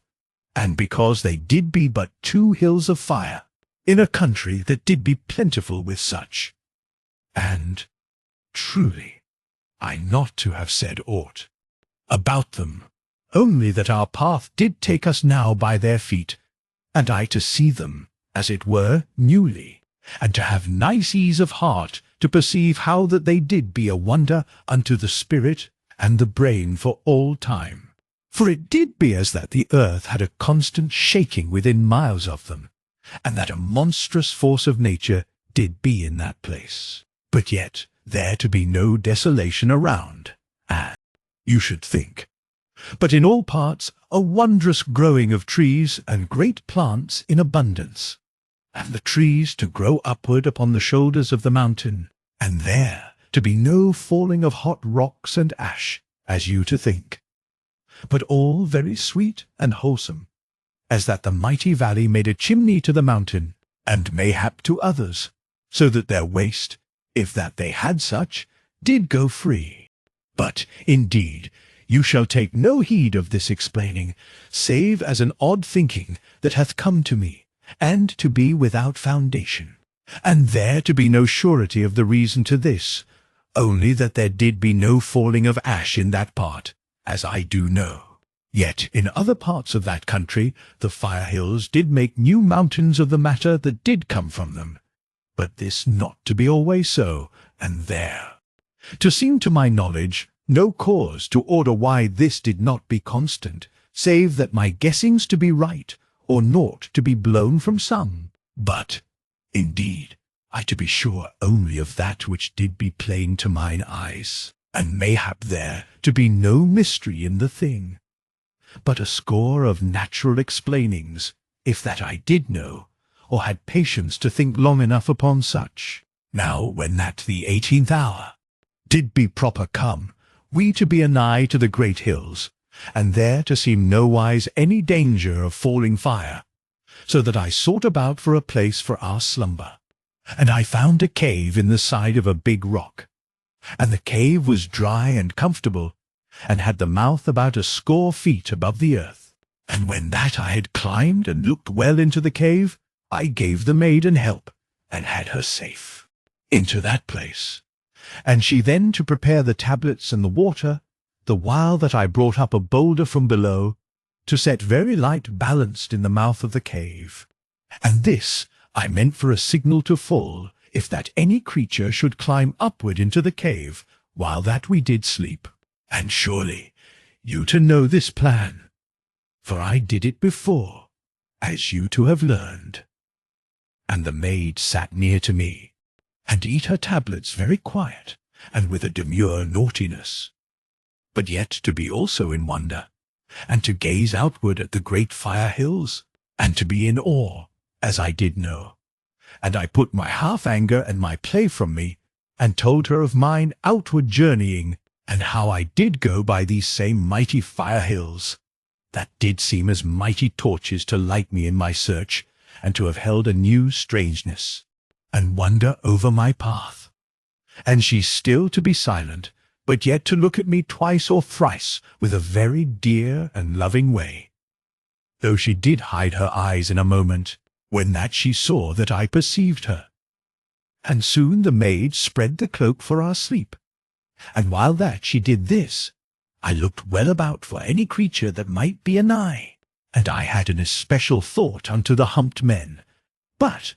indeed, there was naught living unto my sight, and nowhere did I see anything to put me in fear for our lives. And truly, I had a great viewing from that place, for we did be in an upward rock that stood in a high part, and the cave to be 20 good feet aloft, as I have told, so that all made to set us in a lofty place, and the cave to look toward the two mountains that did rise upward no more than 12 good miles off from us, as I do think, and the country between to be somewise as a mighty park, For it was spread much about the feet of the great fire hills, and did be bare in this place and that, as that rock did make the earth naked there, or the falling of some later fire to have wrought thus. And between the bare parts there went strange and romantic woods, seen mistily, and in parts the gleaming of waters, as that hot lakes did be half shown among the broken forests. And presently the land did go upward with a monstrous sweep, and was then in great terraces in the height, and trees to grow very plentiful upon the mountains in sundry parts, and so those two mighty hills to go upward to meet the everlasting night, and presently to show strange uplands that did be seen, very wondrous and queer in the light that did glow from the vast glowing of the fire that did be a crown upon the hills, that did seem in verity to be that they burned halfway between that known world and the lost olden world, that was mayhap 200 great miles above in the everlasting night and eternity of darkness. And I looked upward for a while, and was much held by the mighty uplands, that did be on high, yet did lie utter far below the burning crests of the mountains, and showed vague and sombre and dreadful seeming, because that they did be so lost upward, and to have the mystery of the red shining, and of the shadows upon them, and to seem to slope far under the great fires, but yet to be a place where no life should ever come, because that they did be so monstrous a way upward beyond the great shoulders of the hills, the which did be themselves a huge way up. And truly, I should give you somewhat of the affecting of those grim and unknown uplands, if that I said they did seem to my fancy to be a place where a sorrowful thing might wander lost forever. But why I to think this thing, how shall I say, and do tell it to you, only because that it doth seem to hold in the thought the grimness and utter desolation of those high and lonesome lands. And by this I was done looking, and turned me about, and so did find that mine own did stand silent, and waited that I come to my slumber. And surely I looked at her, but she did have her lids something downward, when that she saw me turn, and so in the end I said naught, but went to my sleep, and had the discourse very handy as ever beside me. And I then to know that mine own did lie down beside me to my back, as alway, and this to gladden me, as you shall think, for I perceived afresh how thin did be the crust of her naughtiness, and I to be always stirred and touched in the heart by her loving naturalness, that did need alway that she be near to me, save when she did play this naughtiness upon me along the way. And I saw that she had no mind to be perverse whilst that I did slumber, but must now be nigh unto me, and quietly loving, though nowise truly ceased from her naughty acting that I did be as an hard slave master, because that I had whipped her, yet she to have somewhat a truce with me, as my heart did know. But, indeed, she not to kiss me good night upon the mouth, in her dear, usual, and sober fashion. And surely I did lie a while, and pondered upon the maid, and upon all her ways. And I perceived that she kissed me not, only because that she did not be able to break utter from her perverseness, that did come from the stirring of her nature. And truly I did love her, and was half-minded that I turn about to her, and take her a moment into mine arms. But yet to abide from this, because that I was set, that I wait a while, and to bring her to me this wise, mayhap. And presently I knew that the maid kissed mine armour very quiet and shy, because that she must kiss me. Yet to be intent that I have no knowledge of this pretty act. But, indeed, I did know in all my being, and did be newly tender unto her, yet to say naught, and to wait. And thus I knew presently that her breathing did go easy, so that I perceived that she was all content, and gone over unto slumber, somewise as a little child that doth be weary, and doth sleep without care, and with happy assurance. And in verity, did a man ever to have so sweet and gentle a maid, that did be in the same time so troublous and perverse? And I to lie yet a while, and to note the constant tremble and shake of the rock that did be under us, and this to be alway thus as I did lie, and to be the more plain, because that I did be quiet in thought. And this, as I conceived, did come from the earth-shaking that was made by the inward fire of the world, the which did make a vague trouble in all that part of the land. And then in a little I was gone over into sleep, and waked not for 7 good hours. And then to hear the fizzing of the water, very brisk and cheerful, and so to have mine eyes open in a moment, and to know by my timekeeper or dial, that was somewhat like to a watch of this age, that I had slumbered through 7 good hours. But this to be learned after that I had looked to see whether mine own did be well, and whether that the boulder did balance in the mouth part of the cave. And surely there did be nothing in harm, for the boulder was there, as I did put it, and the maid a little off from me, and did make ready the water and the tablets, that we eat before our journeying. And I rose then, and in the same moment I did know that my mouth had been kissed whilst that I slept, and the knowing to come to me vague, as that I had been kissed in my dreams. And I looked over toward the maid, but she to have her lids something down upon her eyes, and to seem very demure, so that I saw her naughtiness was come again upon her. Yet, truly, I could not bear that I not to have her into mine arms, for, indeed, her perverseness did seem as that she did the more tempt me unto her. And thus I came to her in a moment, but she neither to resist me, nor to give herself unto me, but only to be still in mine arms, and to do no more than submit very quiet. And because of this, I loosed her unkissed, and was silent, and a little to be angered, even whilst that my heart perceived the way of the working of her heart. Yet truly I ached now that she come back to her dear natural fashion, and I eat my tablets, and drank some of the water, and the maid to do likewise. And afterward I looked well from the mouth of the cave, but did nowhere see aught to put me in trouble for our safety, though, truly, as presently I saw, there went an herd of strange creatures afar off in the northwestward part, which did be that way of the country, beyond the feet of the mountains, toward the inland. Now, when that I was something assured of the safeness of the way, I gat the discourse to my hip, and the maid to have the scrip and the pouch ready to my back, and her bundle to her hand, and so all to be ready. And I went downward from the cave, when that I was girt, and gave aid to mine own, and so to be soon upon the journey. And surely, as we went onward, and I to look about me with different seeing eyes from my looking on mine outward way, I to see how wondrous this part of the land did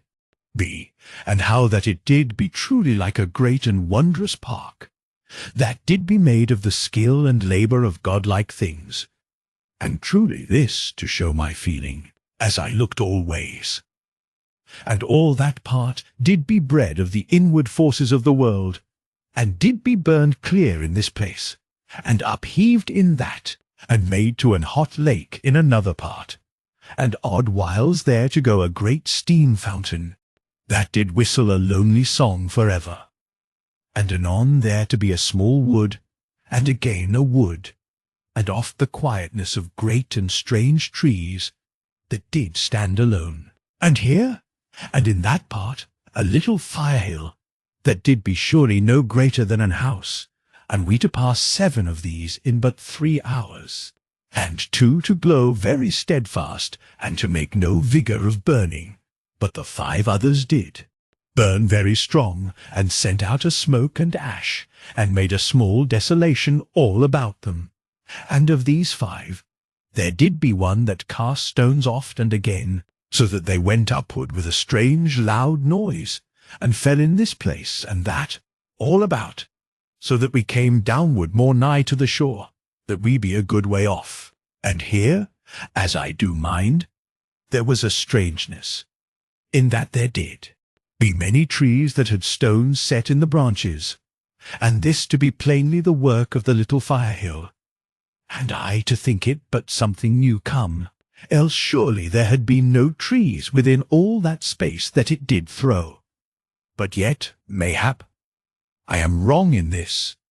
for all things did seem that they grew very easy in that country, and indeed this to be for surprise to me, only that I saw it with mine own eyes, as we do say, and alway as we did go, there were signs of inward life and forces, so that we but to stand quiet, to feel that the earth did tremble gently in many parts. And presently there sounded for a great while a low and dull booming sound,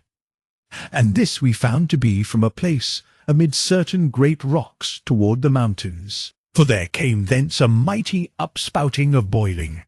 water that went so high as 100 feet, and oft to be thrice so high, and belched a great steam.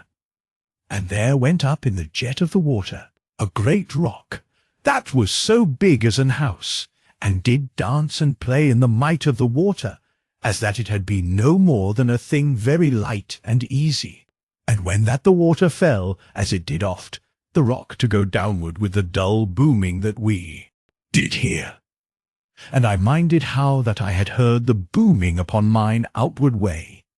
but had been then something more to the shore, so that it had been less plain to mine ears, as you shall suppose.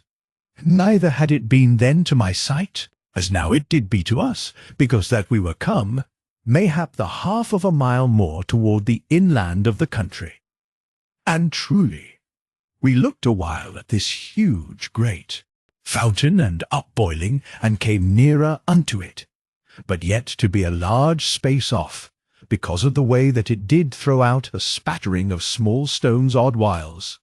And surely the thing did cough and roar in the deep earth, and anon to gruntle gently and to sob and gurgle, and lo, to come forth in a moment with a bellow, very hollow and strange, and the great rock to go spinning upward, and all a shine in the light from the volcanoes, and was so round as a monstrous ball, and polished by the fret of the waters, so that I saw it had surely danced in the great jet through a weary time, and anon the jet to cease, and to go downward with a great sawing and thundering of waters, and the dancing rock to fall downward from that height, which did show very huge, now that we did become so near, and the rock surely to fall backward into some deep pit, whence came the waters, and as it fell,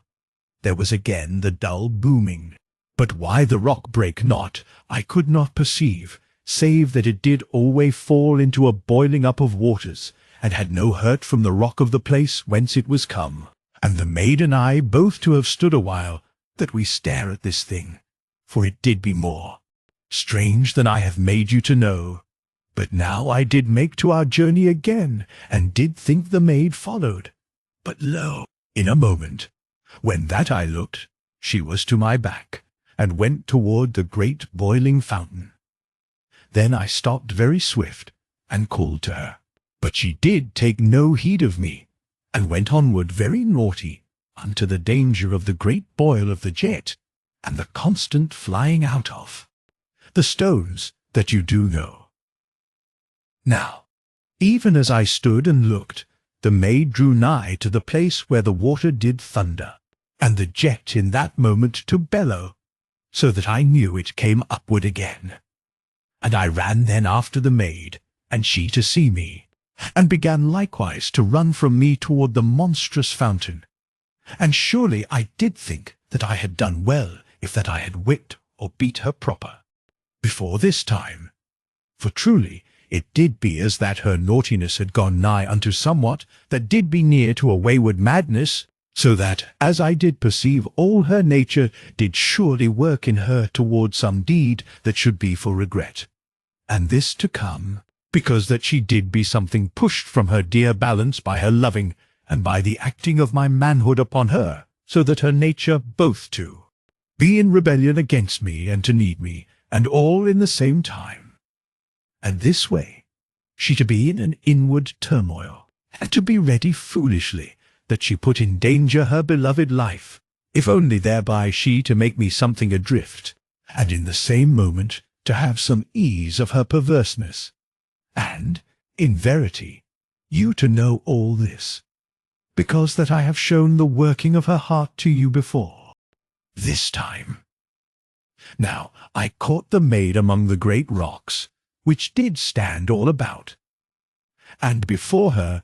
there did be a monstrous pit, whence came the upbursting of the water, and the water to go upward before our faces in a mighty column, so that it did be as that a sea shot up on end into a pillar of living water, and went upward forever, as it did seem in that moment. And how we should be saved, I knew not, for the water did be as that it overhung us, and should come down upon us, and smother us in one moment forever. And the roar was in our ears, and shook all the air of that place with sound, as of an harsh and dreadful thunder. And there was a scolding of beaten water, as fine as an haze, all about us. And I had the maid in one instant into mine arms, and I ran very swift, with a fierce running, that I have her away speedy, and so made forlorn trial that I save her life. And lo, as I went from under that huge and dreadful overhang of the great waters, there came downward from the height a great stone that had been cast by the jet, and it burst upon the rock to my back, and certain of the flinders did strike and ring upon mine armour, and made me to stagger as I ran. But I held. The maid crowded safe against my breast, and she did not be hurt. And truly I was yet able to run, and did save mine own, and brought her out from under that grim spouting. And I put the maid down then to her feet, and she not to know how near that she had given us to death, neither of the way that the fragments did strike me, for she laughed very naughty and gleeful. But truly I laughed not, for my heart had been nigh hushed with terror for her, so that I did be yet sick in my spirit, and mayhap also something shaken by the blows that I gat from the broken stone. And, in verity, I to have meant that I flog her very sharp, if that there be no other way that I might bring her to reason. For, in surety, as you to see, she to be acting so wild as a child, and so unreasoning as only a maid in love, and I to know that she did have to be brought back from this way of spirit, even though I have to hurt her pretty body, that I bring her again to her dear natural wiseness. Yet, indeed, I could not whip her then, because that she did laugh so joyous, though with a naughty heart, and did look so wondrous dainty, so that even her defyings did but seem that which my heart desired. And you, mayhap, to have been something likewise in the love-day, yet I pled and reasoned with her to be a wise maid, but, indeed, she only to make a gleeful mock of all that I did say. Now I went forward again, for I was not harmed by the stone, only that I did be shaked, as you shall think, and the maid to go offward from me, and to sing, and did oft dance naughtily as she went. But truly I did be silent with her, for I was but human, and did lack that she come to mine arms, and love me, because that I had plucked her safe from that place. And, indeed, this to be but a natural desiring, and you to have understanding with me, and to know that you also to have this lack and need, if that you to have done aught for love of your maid, and she to deny you a word of loving tenderness. Yet, in verity, I to be even then able to perceive with mine inward senses how that the maid did have a wondrous outpouring of love for me, but yet did be so perverse, and the more so, mayhap, because that her love did so urge her unto loving admittings that I did be her man, and she, maybe, to have meant that she be the more humble presently, but yet to go naughtily a while more, and not, indeed, to have had the power within her at that time to have come unto me, and cast off her waywardness, and asked that she be in mine arms, as all my heart did desire. And so, as I have told, I went silently, and mayhap with a little dullness, that did be part of anger, and part of hurt, and part of that same strange love-foolishness from which the maid did suffer. And truly, this doth be very contrary seeming, only that you have seen my heart, and all indeed the more human, that it doth be so contrariwise to the brain reason, and all to be desired. Else did a man be no better than an ant or a weariful machine. And this to be truth and wholesomeness, as you shall perceive, if that you look deep enough,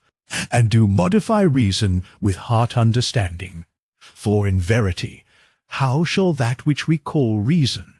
bring any to the full and the great knowledge? And this doth be a power of holy things, and doth be a child that is born of love and reason, and in the one to hold the two, and to know all things is the gift of this power,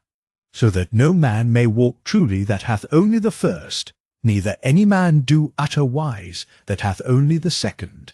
And surely I to cease from these thoughts, and to my tellings,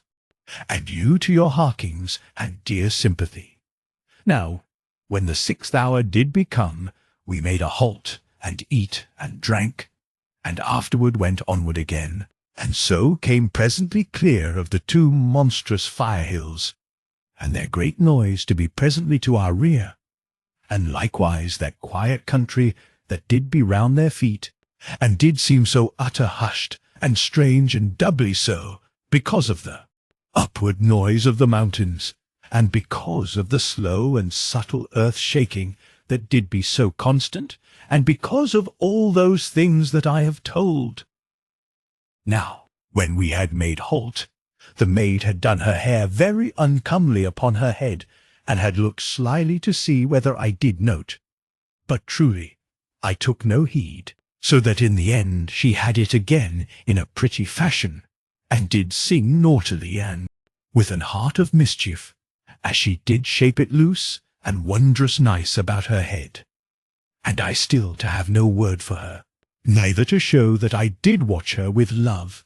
and somewise a quaint pleasure of her perverseness, even whilst that I did strive by silence and an aloofness that I bring her to my side, as she did be in the first days. For truly I did ache that she be near unto me, and to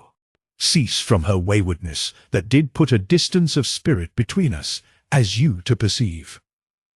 And so we did go forward again, as I have told, and the maid did strive that she make me to give attention to her naughtiness, for she did walk alway offward from me, and did sing aloud, and truly they did be songs strange unto me, but yet to be of love,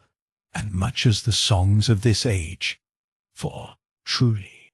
there doth be but one song upon all the earth, and she but to sing it in divers ways. And she did oft to make little glancing toward me, and did pout very pretty, and in a moment come something toward me, as that she did be humble, and would be forgiven, but all to be in a naughty mockery, so that, in verity, I looked not at her, save odd whiles, but did go forward alway, and made as that I had no heed of her doings. And surely this did presently to stir her to a new defying, and to a pretty anger, for she did sing other songs of impudence, that she did fit very clever about me, and this way to have a constant impertinence. And so we did go, and I never to speak with the maid, but to wonder when that she cease, or how long it should be ere that I did run swift to her, and have her into mine arms, that I shake her and kiss her, all as my heart did desire. And when that the 12th hour did become, we made halt again, and eat and drank, and the maid to serve me very intent, and hand me the water, the while that she went down upon her knee as a slave. But when I would have laughed gently at her mockings, and taken her into mine arms, she went from me very sudden and cold, and was afterward silent, and did sit apart from me. Now I also did be silent, and in the first, because that I was a little pained, and also because that I did be new touched with the love foolishness that did trouble mine own. But afterward I ceased from these feelings, and did be intent to another matter. For it did seem to my spirit that there was some danger anigh to us, and I had a thought of the humped men, and looked well about, and did beckon the maid to come nigh, because that the trees did be plentiful thereabout, to hide any creature. But mine own came not over to me, so that I loosed the discourse from mine hip, and went that I be nigh to her. And she made that she saw me not, but did set the gear together, and had it presently a-ready for the journey, the while that I did look all ways among the trees. But indeed I saw naught. And when that I had the gear upon me, the maid her bundle, we went forward again, and I to be very wary, and bid the maid keep close to my side. But indeed she would not obey, and went offward among the trees, so that I was all enhaunted with dread for her, and ran and caught her, and talked wisely with her. But indeed she did not hark to me, but did run off in the moment that I loosed her, and I caught her again, and I took one of the straps from around the scrip and the pouch, and set it about her pretty waist, and the end I held in my hand,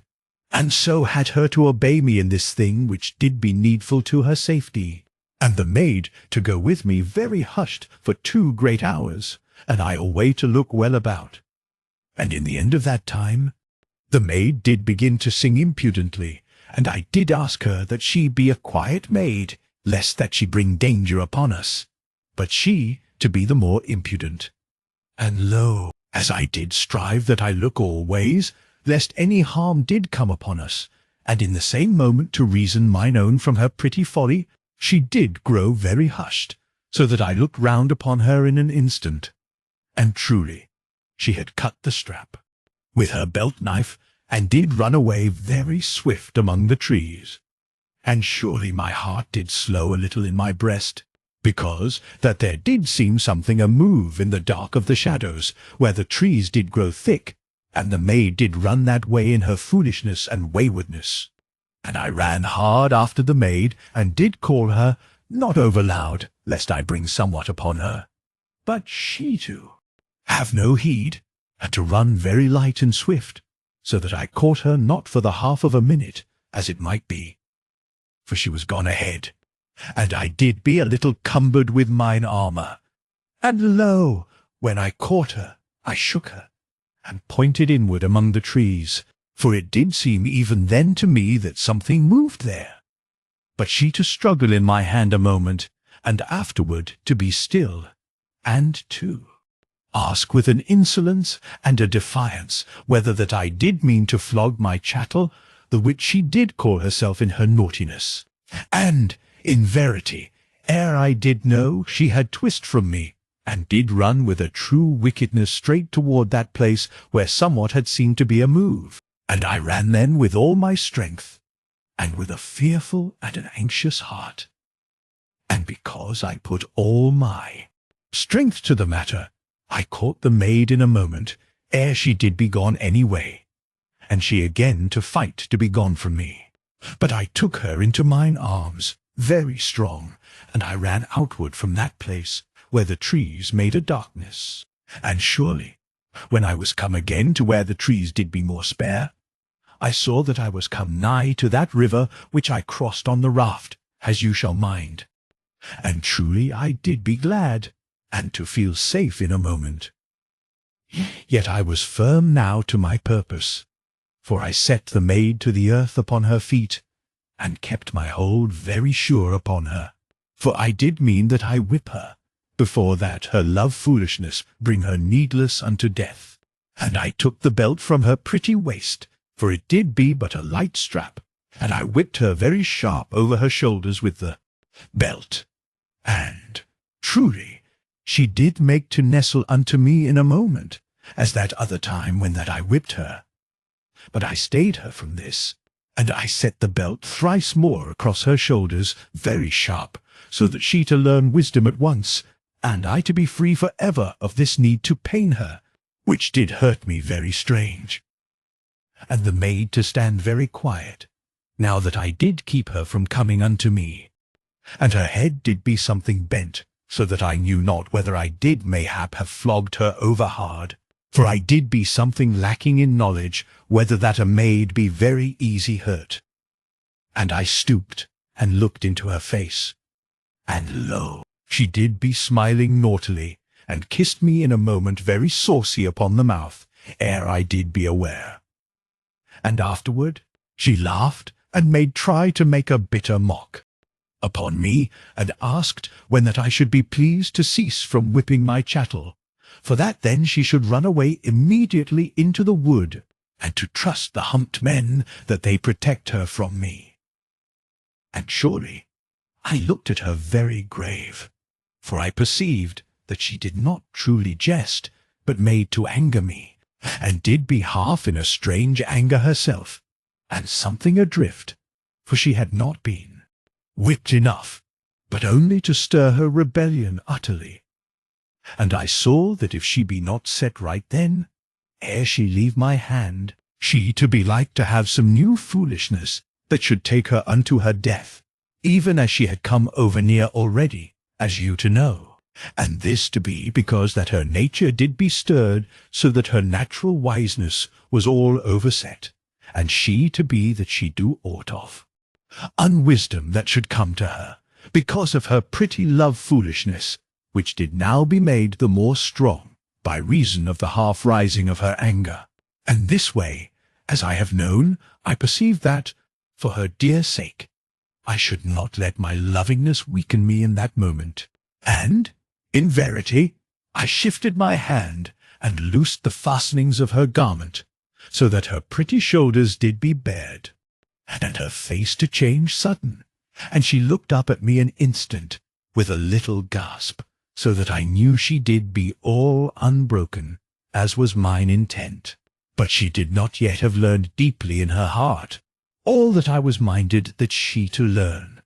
For even in that moment she made a sound that showed she did try to mock me.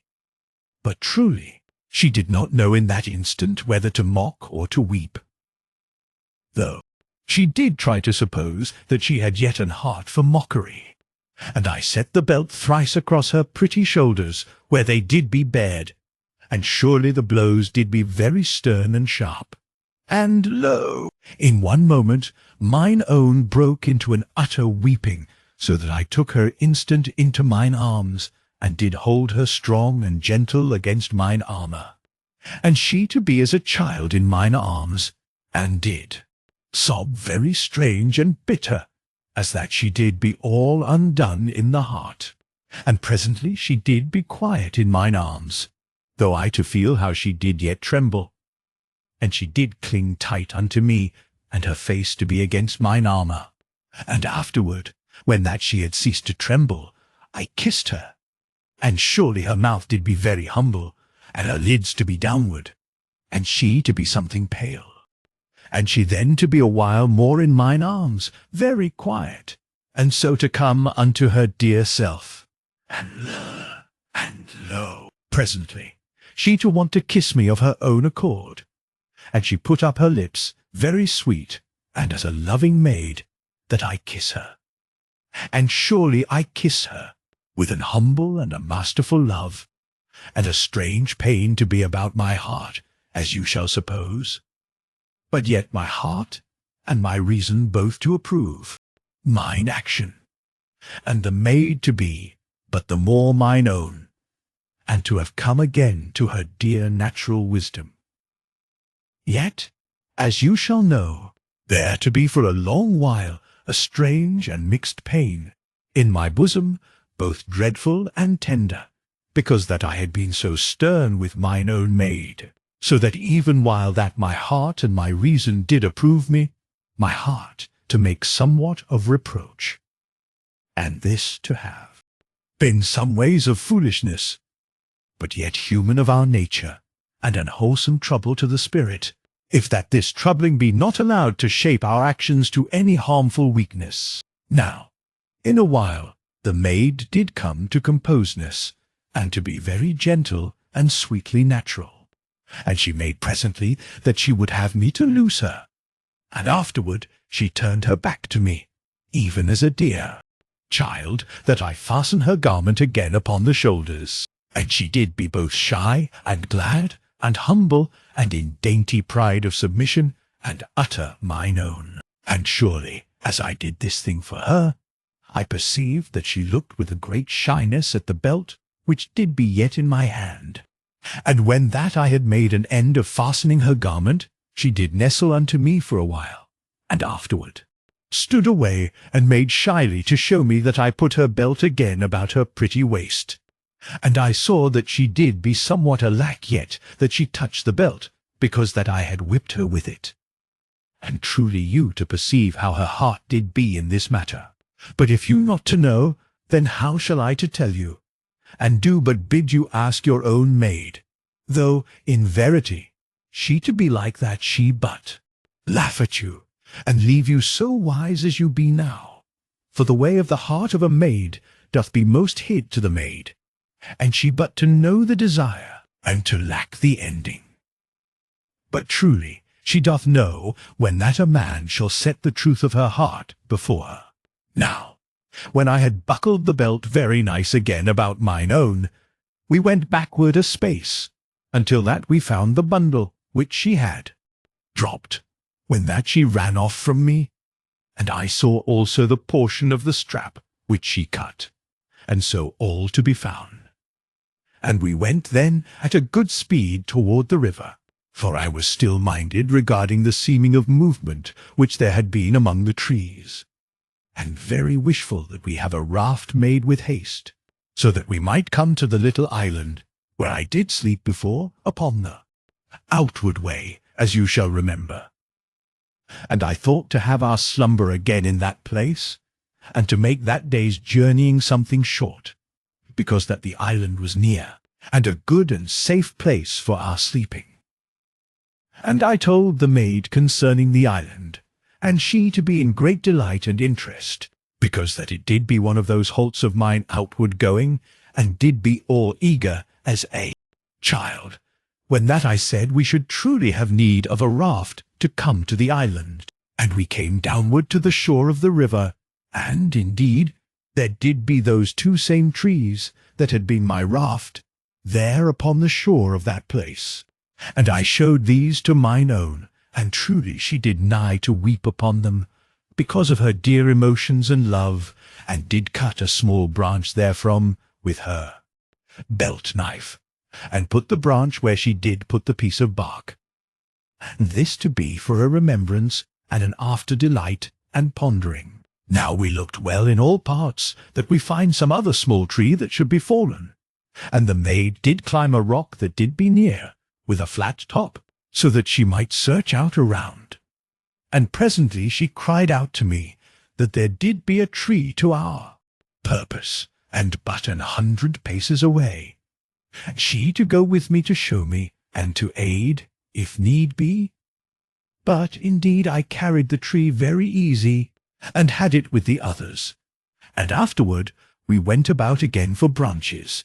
and these I cut from live trees, using the discos with care and wiseness. And with these branches to be for cross pieces, and our belts and the straps for binders, I set the trees together into a raft, and made it pretty good for our need, and so that no monstrous thing in the river should have chanced to snap upward between the trees at my dear one. And when the raft was done, I gat it to the water, and the maid did lend her strength, for the thing was heavy, as you shall think. And when this was done, I pushed a sharp branch downward into the shore, and I hooked a branch of the raft about this mooring, and so did be nigh ready for the voyage. But first I did need a pole to push the raft, and did wonder now where the other did be gone, that I cut upon the outward way. For I had set the pole with the 2 trees, as I did mind, having some vague thought that mayhap I should live to come that way again. And I had a little strange unease that the pole did be gone, but scarce to know that I did be troubled, yet to set me to a new haste. And I bid the maid put the script and the pouch and her bundle secure upon the raft. And in that time I looked well about for a sapling tree that should do my purpose. And I saw that there grew an odd one a little to the side of the flat-topped rock that the maid had looked from. And whilst that I cut it, the maid did come to watch, and made pretty chatter in the time that I trimmed the branches away. And lo, whilst that I did be part divided in mine attention between her dear talk and my work, and an haste that did be born of that little unease that was come upon me, my spirit to seem to be aware that there came a danger anigh to us, and the maid to have this same knowing, for she ceased her speech, and looked at me with somewhat of trouble. And lo, in that moment, as I balanced the pole in my hands, there came the noise of a sudden bounding to our backward part, where the trees did grow something anigh. And I turned instant, and looked, and behold, there did be upon us an humped man, very lumpish and mighty, and he stretched out his hands, and ran at me, and I had no time to the discourse, which did be upon the earth to my feet. And I smote the humped man with the point of the pole that did be in my hands, and the point took him very strong and horrid in the breast, and entered in, so that the humped man gave out a strange howling, that did be half seeming of an animal and half of an human. And he clutched at the pole that did so hurt him, and I stooped very swift for the discourse, and had it in a moment. And the humped man tore the pole out of his breast, and in the same instant I ripped him from the head downward, so that he did be nigh in two halves. For I had no mercy in mine act, even though my heart did be something sorry. Now, even as the man died, there did be a sound of running in the wood before me, and lo, I turned very speedy to the maid, and she was there to my back, and had her belt-knife drawn in her hand, for she had it in her bosom, where she had put it when that I took her belt for the raft. And I caught the maid about the waist with my left arm, and was come with her to the top of the rock in two great houndings. And I set her there upon the rock, and turned again to the way I came, and swung the discourse free. For indeed I had seen that there did come a number of the humped men among the trees, and there came running from the wood mayhaps a great score of the humped men, so that it did seem to me that we did be going to die. For how should one stand against so many, and they so quick and strong, as you shall mind? Yet, in verity, I had no despair, but did be mixed in the heart with a great fear for mine own, and a strange and exulting gladness that I should do that day some deed for mine own maid, and truly this to be the pomp of love and the heart-cry of the barbarian, as you shall say. And this may be, but truly I did be proper human, and to make no excuse because that I was natural. Neither have I hid anywheres aught that I did think and feel, and whether that you approve or not, if that you condemn me, you to condemn all humanity, and to have vain words and vain regrettings, for these things that be named for faults do but be the complement of our virtues, and if that you slay the first, you may chance to wither the last. For now I speak of things as they be now, and as they did be then, and nowise of lovely ideals that do live chief in the mind, and so much in mine as any, as you to know, if that you have gone with me all along my way. And surely I must cease from my thinkings, and go forward with my telling. For the humped men did come forward at a wondrous quick run, and did swarm upward on to the rock, as that they did be panthers, and they made no outcry, but came silent to the killing. And I saw that they did be something smaller than he that I had but then slain. And, in verity, I did be all knit in that moment with speed and cleverness, for I split the heads of three, with but quick turns of my wrist, as I did wield the discourse, and I kicked the face of another, in the same time, with my metal boot, so that he died. For there did be all my strength and all my skill working then for our salvation. Now all this to have been done in but a few beats of the heart, as I might say, and these men to have been in the front of the attacking.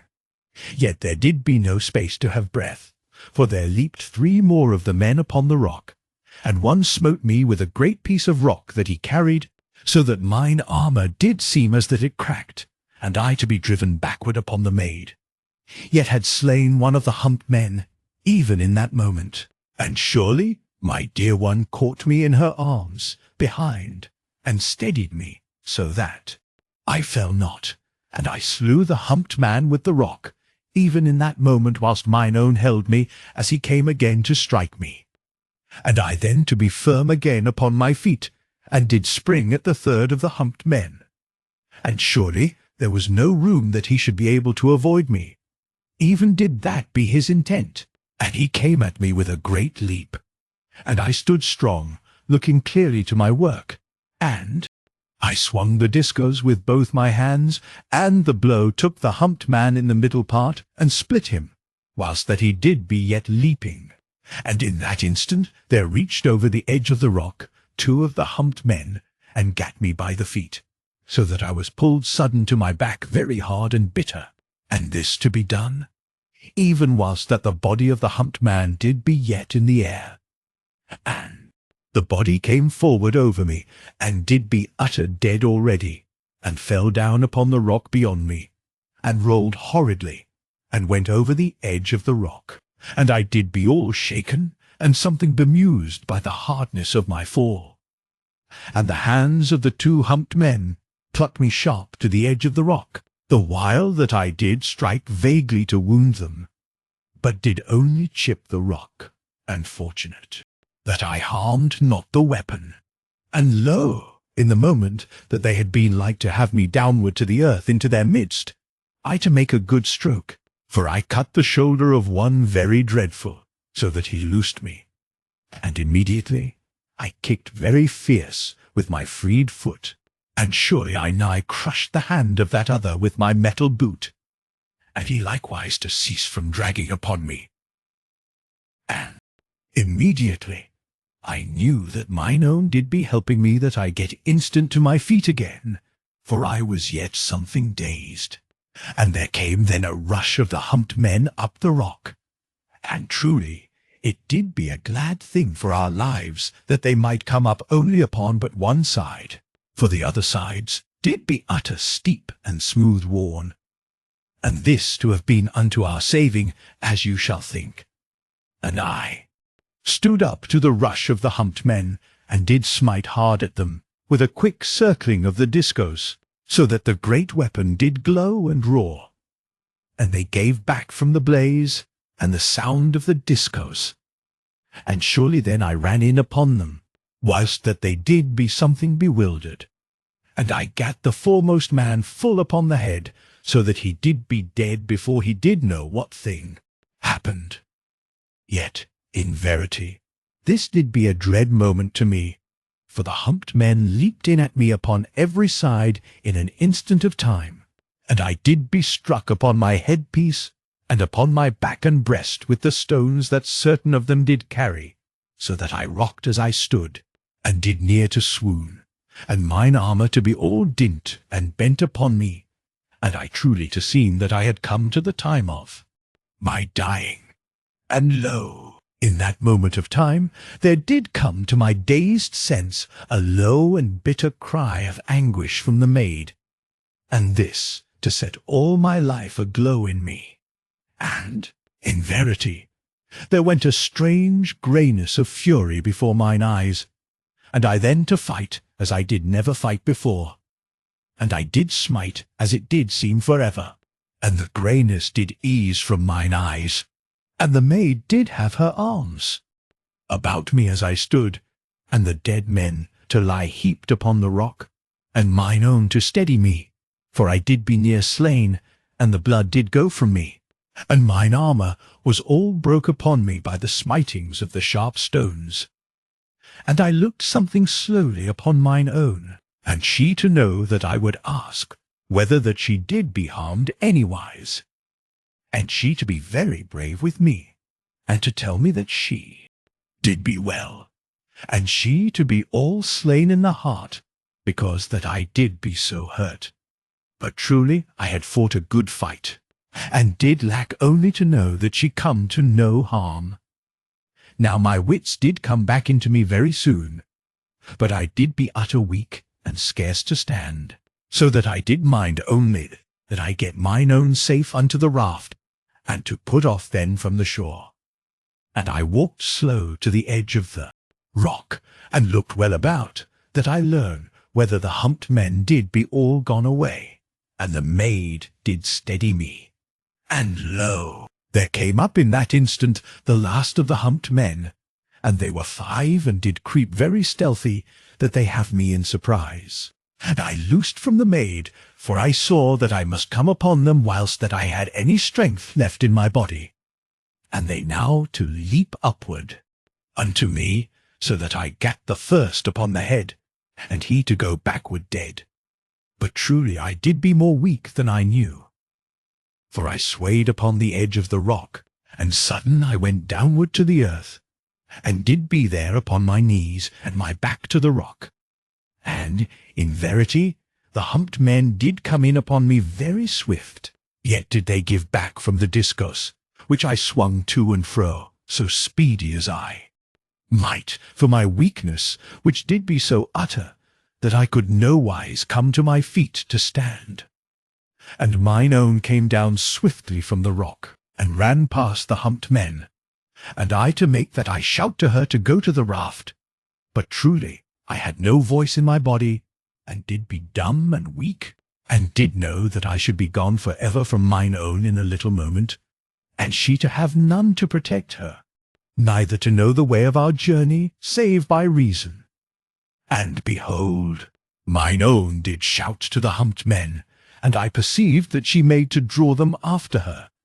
for she ran to and fore, and did shout continually. But indeed the humped men had no heed of her, but did make all way to come at me. And surely, in that moment, one of the humped men reached me, and smote me so shrewd that sure he nigh cracked his monstrous hand upon mine armour, and did drive me backward upon the rock, and to make me bleed afresh, so that I was all in a daze, and near swooned away. And the humped man caught at the discos. Yet, in verity, he loosed it on the instant, for it did burn and shake him very sore. And immediately he smote me again, and so made to end me. And lo,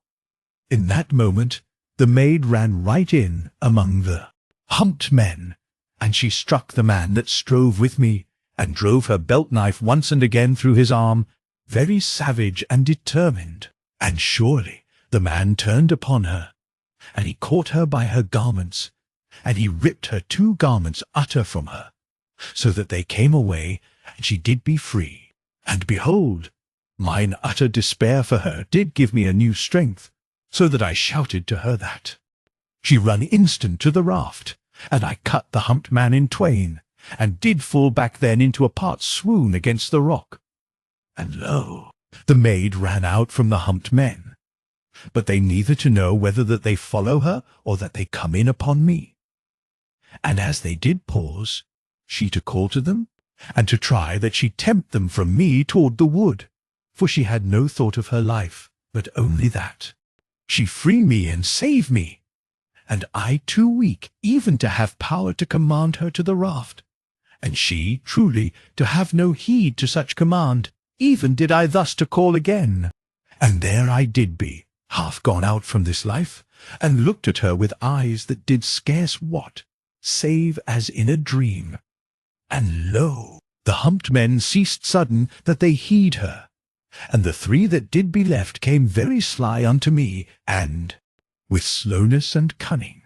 for they wotted not whether I did be dead, or but a wait for them.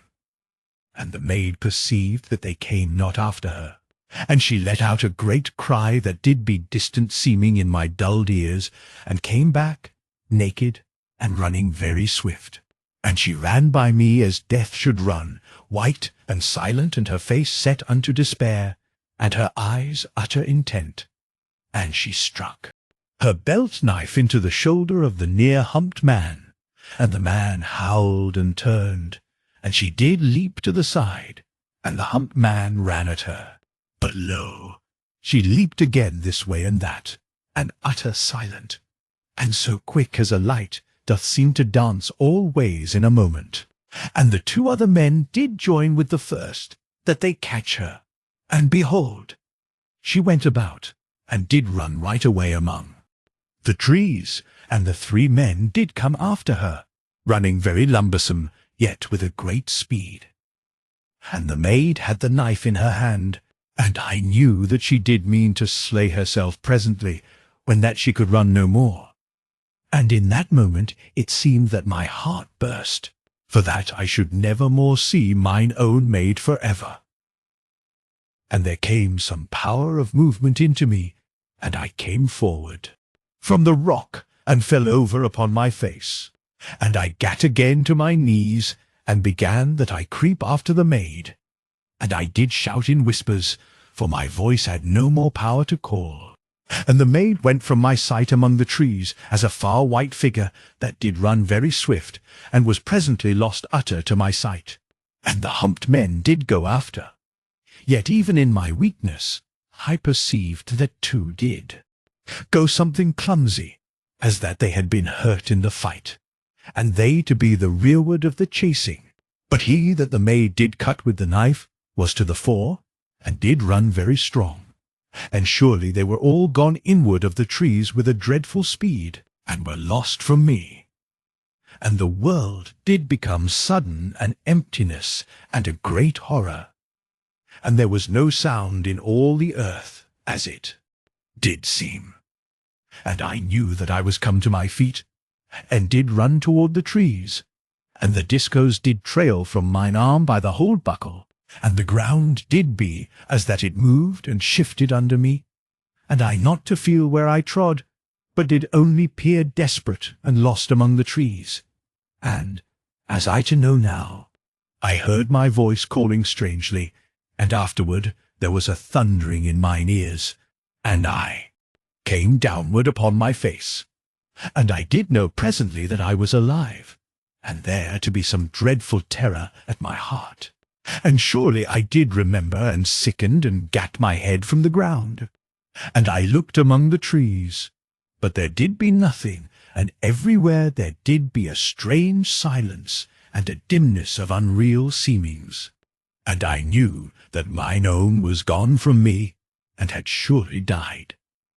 And the earth did be all stained about me with my blood, and I did be utter glad, for I to need death. And I swooned again, and was lost to my pain, but did live presently to know. And there was a little strength come into me, and I gat my head up somewhat from the ground, and did peer among the trees, and my head did be too heavy, and my face came against the earth once more. And because that I could not hold up my head, I rolled my head a little, until that my cheek did be to the ground, and I to look this wise, so well as I might. But there did be nothing, and afterward I rolled my head again to the other cheek, and so to stare very weak and desperate, and not able to look proper to my front. And lo, there went something among the trees, and did show white in the gloom of the wood, and did come through the trees. And I not to believe in the first that I did truly see aught, and sudden I to know that I saw somewhat. And behold, my heart did bound in me, so that all my body did waken. For I knew that mine own maid did run slow and staggering toward me through the wood. And I did be now upon my knees and upon my hands, and did begin again to creep and to bleed, and did make little callings to mine own that had no sounding. And mine own drew nigh, and did rock and stagger, and did strike anon against the trunks of the trees, as that she did be gone near blind with her running. And in a moment she saw me, and that I did yet live, and did come unto her. And she made a strange and loving crying unto me, with a great gladness, and with an utter weakness. And she came, running, and was lost with faintness, and did sway this way and that, stumbling. And she went sudden to the earth, and did be still. And I crept onward so speedy as I might, and the earth to see more way as that it moved from my hands, and to slide. And this seeming to be of my weakness, for my hands and my knees went every way, and my head to be that it kept nodding forward very stupid to the earth. And lo, as I came anigh unto the maid, where she did lie so quiet, I saw that something moved in the wood, and was running. And truly it did be an humped man, and came forward very silent, and with a quick slyness, as that he did track the maid secretly. For he looked alway to the earth, and I perceived that he was that one of the humped men which the maid had cut with the knife, for the blood did show upon the shoulder and the breast, and this bleeding mayhap to have slowed the man, so that mine own did be like to have supposed she had come utter free, yet he to have found her by tracking, as I perceived. And I strave to my feet, that I should come to the maid before the humped man, and surely I gat upright, and went with a strange running, and did roll, and lo, I fell immediate, ere I was come to her, and the humped man to run also, and surely it did be a dreadful race, for I went creeping, and did be weak, and as that I was of lead, and the humped man came very swift and brutish, but I came the first to mine own maid, and I rose up at the humped man upon my knees, and I swung the discus, and the great weapon did roar in my hands, as that it did know and did live, and the humped man ran in upon me, but I smote him truly with the discus, and he ran past me, all blundering, and fell and died upon his face, a little way off. And lo, my wounds had brake out into a great bleeding, and my head did roll upon my shoulders, and I looked down dull, yet with an utter great love upon mine own. And there did be no proper wound upon her, but yet was she all bruised and knocked, and marked with the trees, and where she did fall in her running, and she did be there, very still and dear, and I to have brake my heart with love for her, but that I did be so dulled, as I have told. And I thought that I should be strong a little while more against my weakness, and I strove that I set mine ear gently upon her breast, that I should listen for her heart. But my head did go downward, something clumsy and heavy upon her,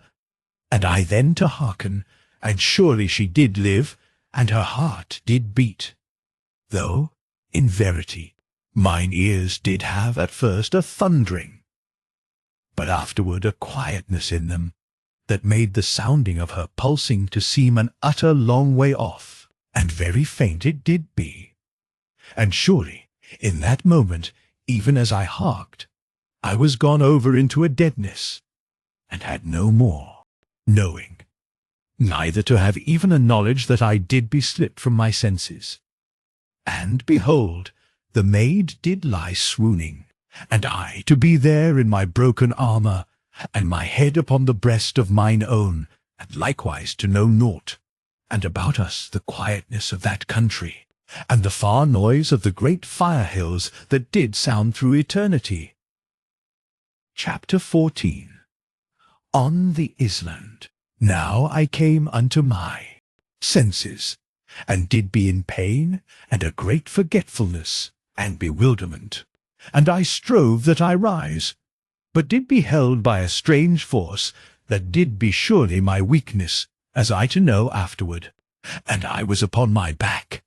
and a little sound did be near me, as that something did pant.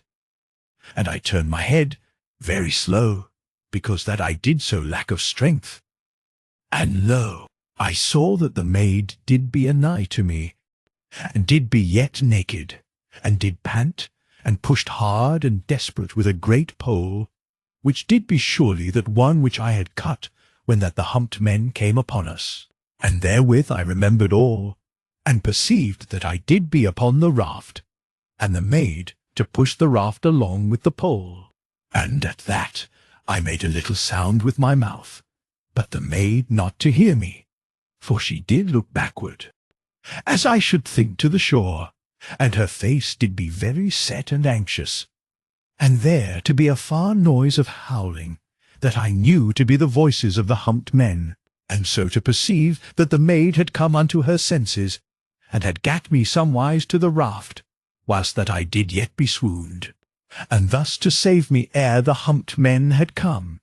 But, in verity, how she did this thing, I never to learn, neither she to know, but only that her love did give her a great and desperate strength that she saved me, that did be her man. And afterward mine own maid did tell me how that she had come into her senses, and did be there upon the earth, and somewhat did be upon her breast, and she saw that it was my head which did be heavy upon her, and I to be surely gone out from this life, for I was so still. And she came from under me, and did ease me out upon the earth, and her heart nigh brake, because that I was so bebled, and my blood to have stained all that did be near. But when she had gat me restful, she saw that I did surely live, and a great hope to spring in her heart. And oft, as she had eased me, she had looked about, and there did be naught to the sight, save the body of the humped man and I, and the others dead about and upon the flat-topped rock, as you to mind. And she ran then very speedy to the raft, and brought water from the river in my headpiece, and she dashed the water upon me, but I to have no power to come unto my senses. And lo, in that moment, she to know by some subtile telling of the spirit, that there came some danger anigh, and she then to make that she save me, or that we die both of us together. And she strave with me, and did carry and draw me that weariful way unto the raft, and she gat me on to the raft, and she ran then for the pole that did be beside the rock, and whilst that she took the pole, she perceived her torn garments, that did be yet in the hands of the humped man, even as she had slipped them to escape him. And she caught the garments very hasty from the hand of the man, and ran then to the raft, and she pushed the raft out from the shore, and leaped aboard. And behold, as she made to use the pole, there came a sound out of the wood, and there ran from the wood the two humped men that did yet live, and they to have tracked her. After that she did run from them, and they ran downward to the shore, very silent and intent upon her, but she to work with an utter despair, and to have the raft a good way out ere they did become. And surely they either to have no power of swimming, or to know that there did be a dread in the water, for they made not to come after, but did stand and stare very stupid, and afterward to howl. And this howling I did hear, when that I was come unto myself upon the raft, as you do know. And by this telling, you to be so wise as I, for more I know not, save odd things that I did learn afterward, that did but set my love more wholly unto mine own maid, and these to have been but small matters of love thoughts that we did have together, and scarce clear unto my remembering. And lo, even as I harked unto the howling of the humped men, the sound did grow more faint and far off, for the maid worked very desperate with the pole, and I did feel that I would help her, but yet was so alack. And surely, even as I did mean to rise, I was gone again utter from my senses, and that dear naked one did pilot me safe and loving unto the safe harbouring of the little island that you do mind, and had no thought unto herself, but only that she save me, and I to be there, scarce offward from my death, and to have no knowing of aught, and no more power to help, or to be a shield unto mine own, but did be only an helpless man that had surely died. save for the care of my beloved. Yet did I fight a good fight, and have alway a great joy in the remembering. Now, I mind nothing very clear after this for a great time, but only of pain and weariness, and of half-wakings and times when I did know naught, and others when that I did be awake, yet did have no realness, either in myself or in any land or place, and all to come back strange and vague, yet with a constant knowing that there went love about me, and a great and gentle watchfulness, so that I was eased when that the black mists of my weakness did you prize about me to swamp me, and I was made to know hope when that unknown despairs did live stealthy within me. And lo, there came a time when I waked, and did be freed of uncertain burdenings and peculiar woes, and that still haze through which great achings did come constant upon me. And surely I was laid very nice upon somewhat that did be soft, and there went a sweet quietness about me, and an healthful drowse did grow in my bones. And slowly I perceived that the maid did kneel beside me, and did look upon me with so great a love and gladness that it did be as that I drank in health and a drowsy joy and peace.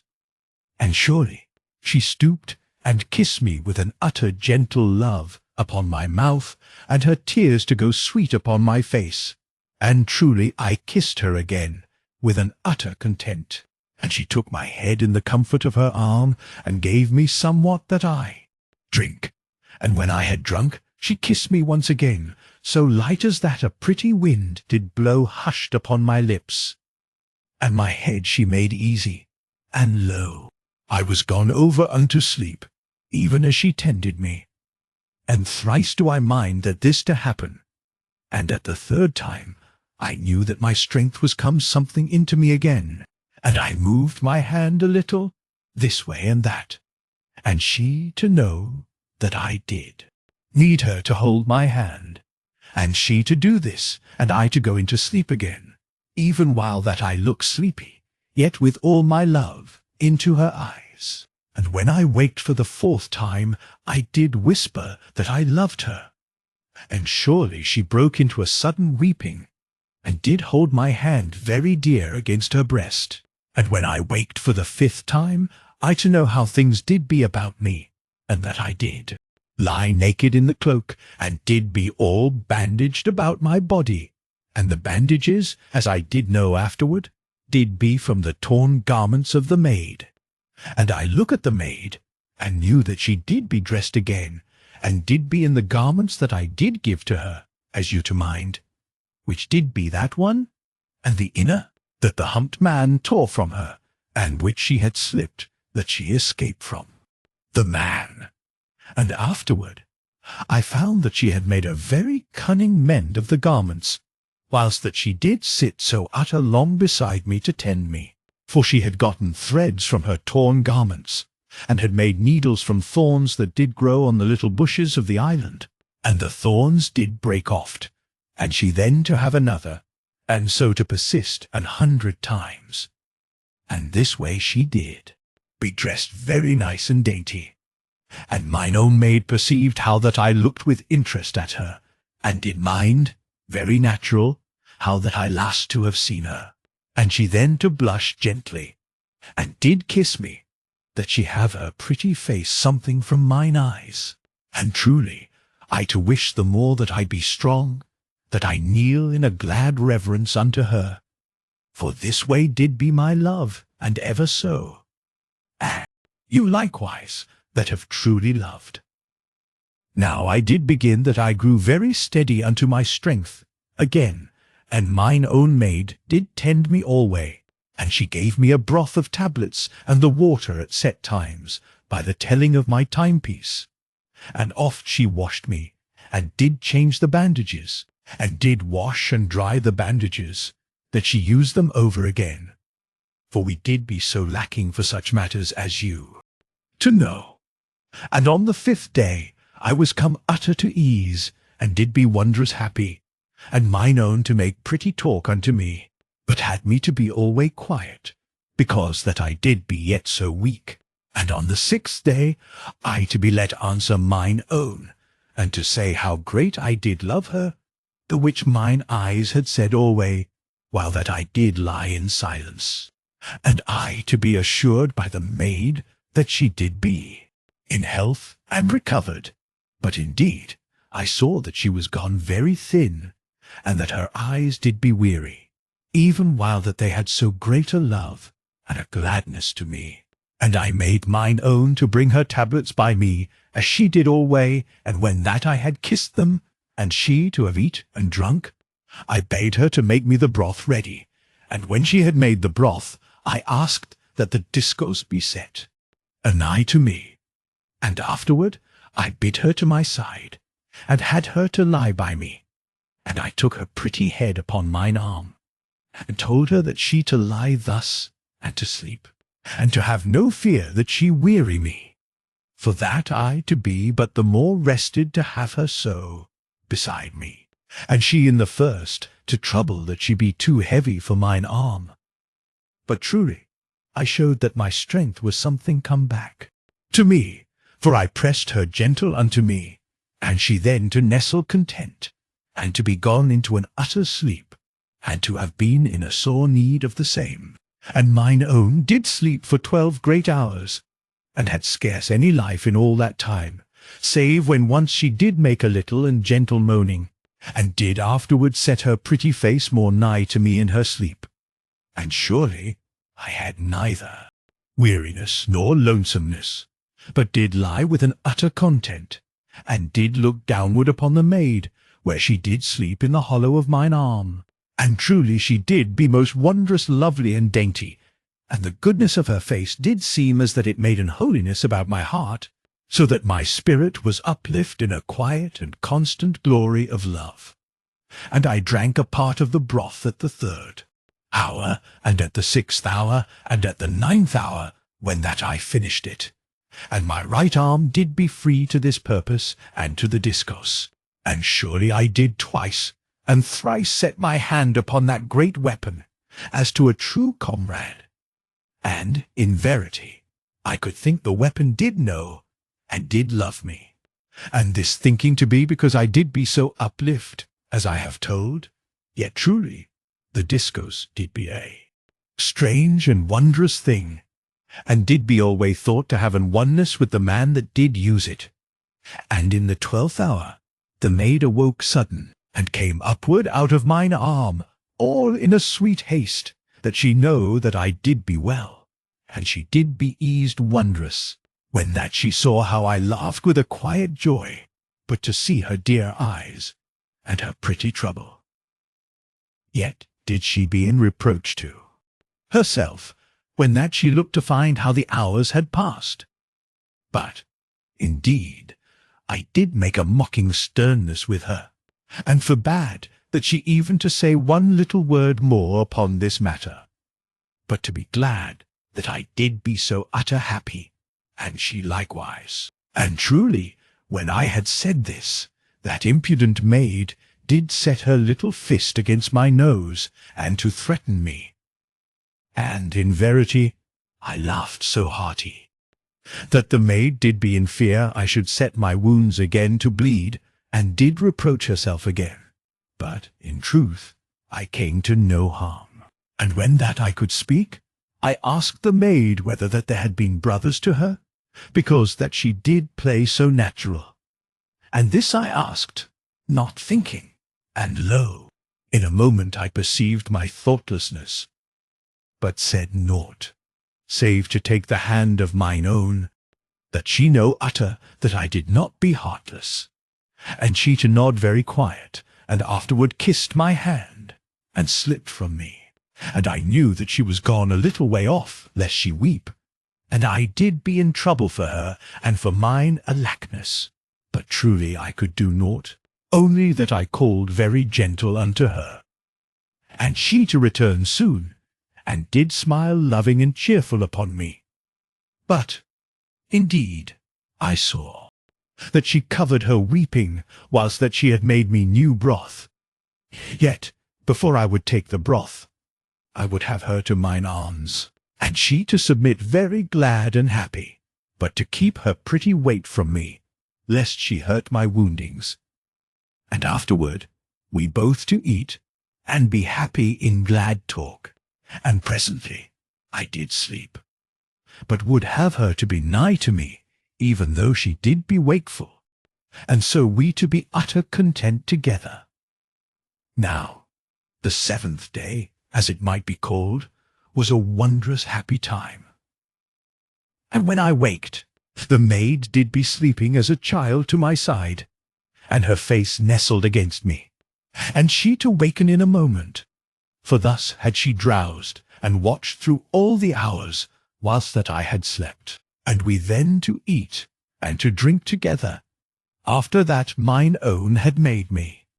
easy with a gentle washing and care, and I now to be allowed that I have my tablets whole, and the water afterward, as when that I did be well, and this to please me, as you shall think, for I did ache that I be strong very speedy, that I have power to guard mine own maid again, and to go forward with our journeying, that I have the maid unto the safeness of the mighty pyramid.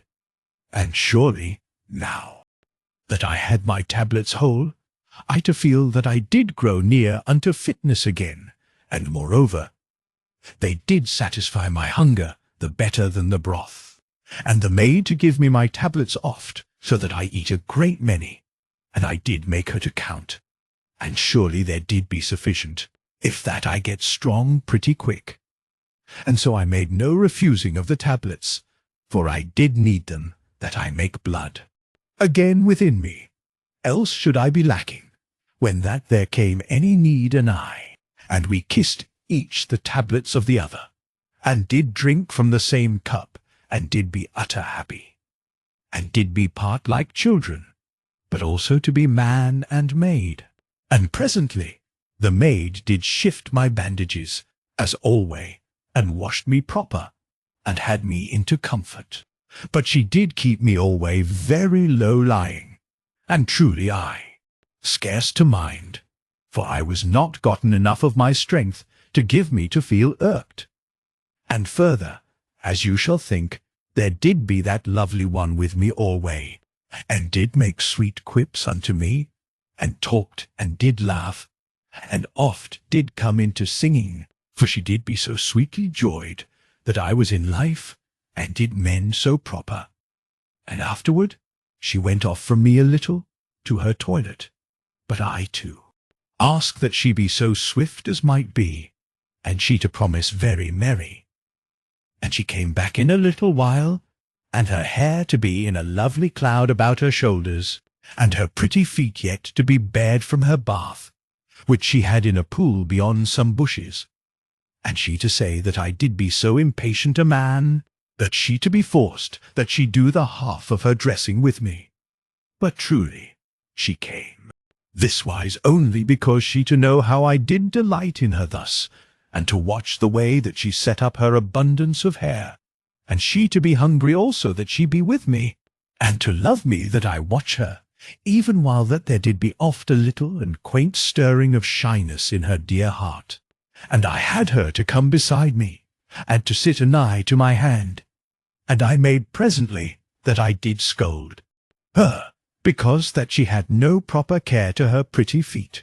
and I bid her to set her feet toward me, that I looked the more close at them. And she to be a pretty rogue, and did think I to mean to kiss them, and truly not to think alway wrong, but I then to have another planning, for I had plucked a hair very sly from her head, and she but to have said an "Oh" to me, and to have thought no more. But, indeed, when that she gave her feet to me, I held them so strong as I might,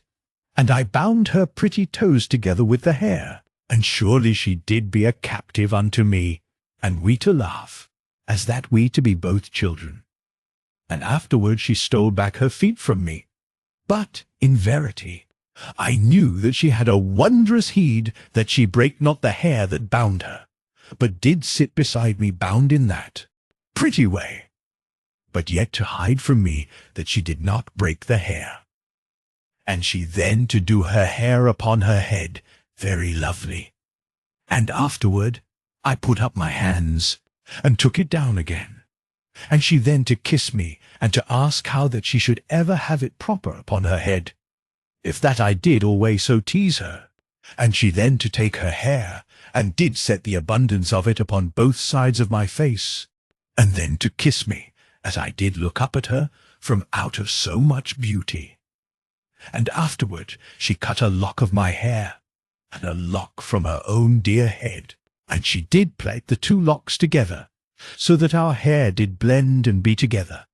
And afterward she hid it in her bosom. But I did be then out of content, and would have done likewise, only that it did so weary me to uphold my hands. And she too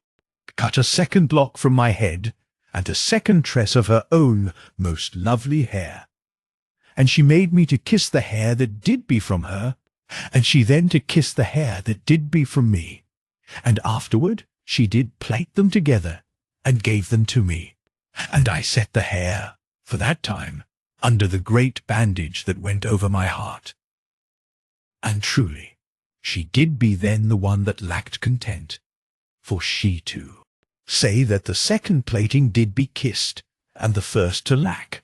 but I to refuse to exchange, so that we made up a quarrelling, and did presently have to be kissed unto forgiveness.